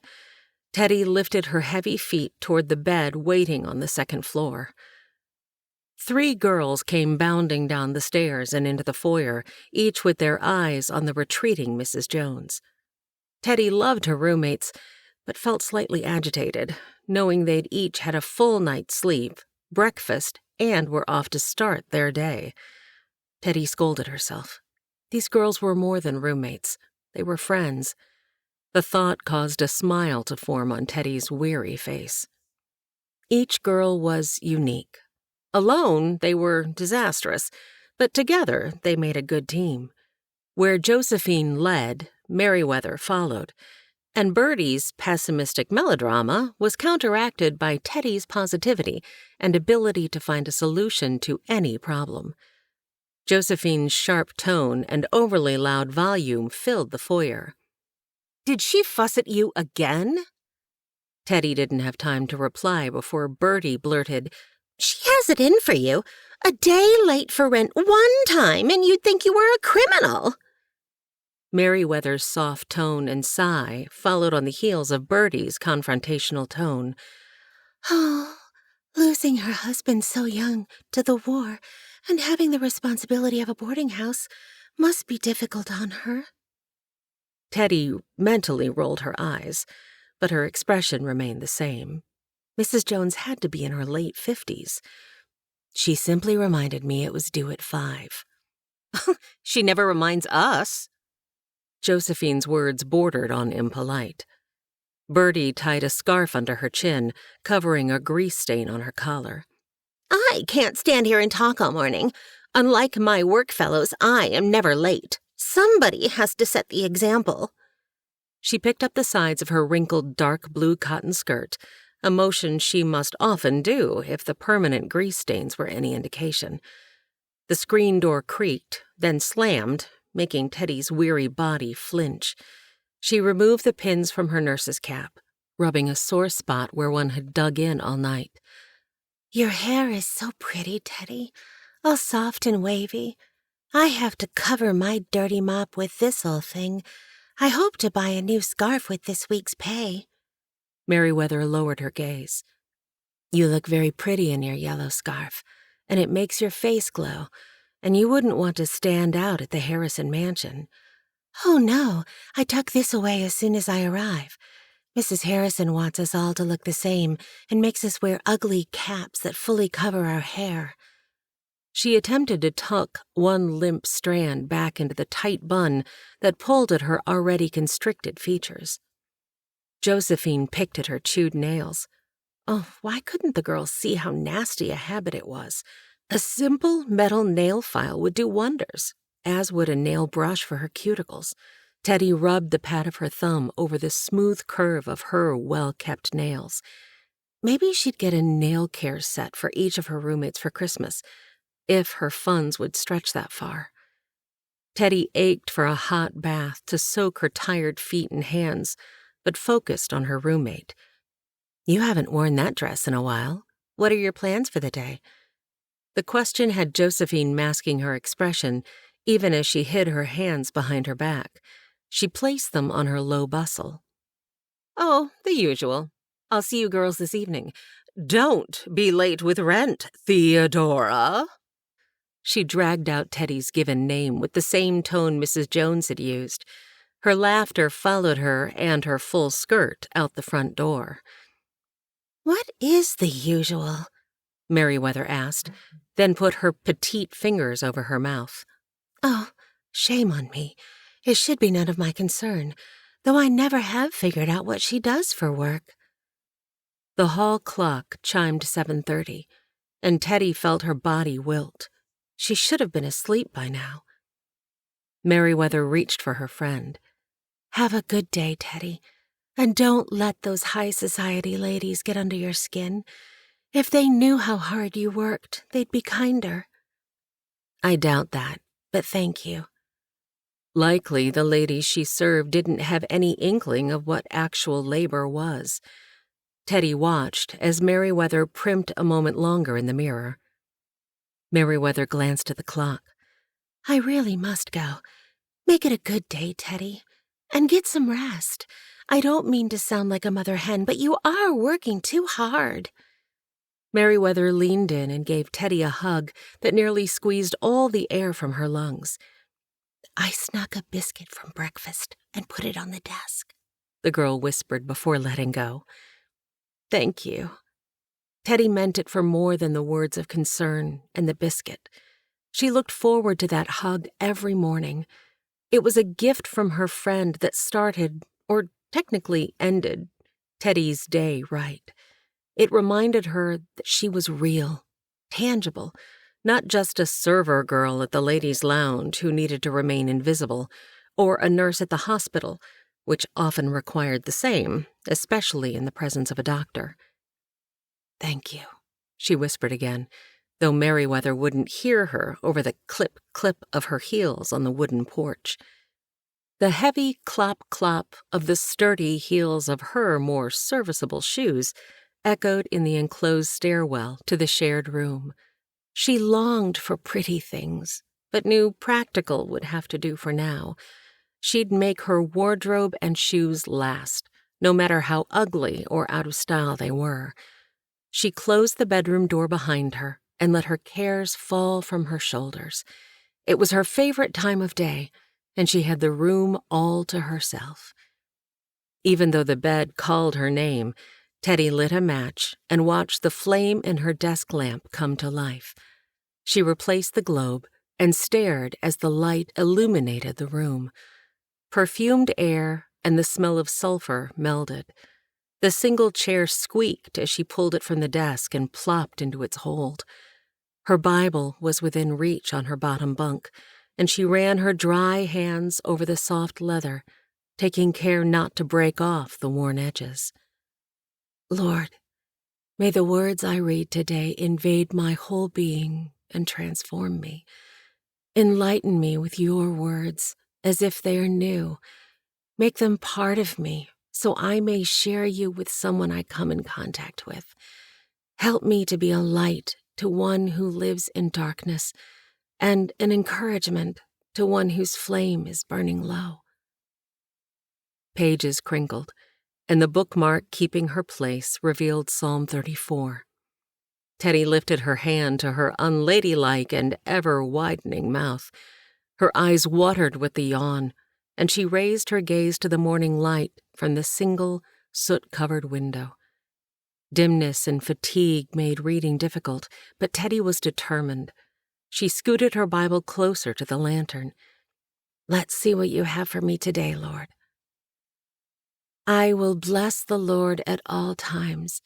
His praise shall continually be in my mouth. My soul shall make her boast in the Lord. The humble shall hear thereof and be glad. O magnify the Lord. Thud, thud, thud. Miss Teddy, you in there? Miss Teddy! Teddy's hands flew to her mouth in an attempt to keep the scream that wanted to escape inside. Whatever could be so urgent?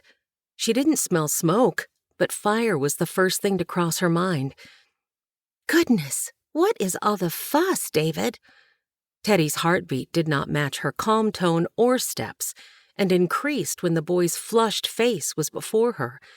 Miss Teddy, I know it's your Bible time, but Cook cut her hand real bad. She done ruined a loaf of bread. Her time with the Lord and sleep would have to wait. Extinguish my lamp, please, David, while I fetch my things, and shut my door behind you. Teddy grabbed her medical bag with shaking hands and hurried out the door.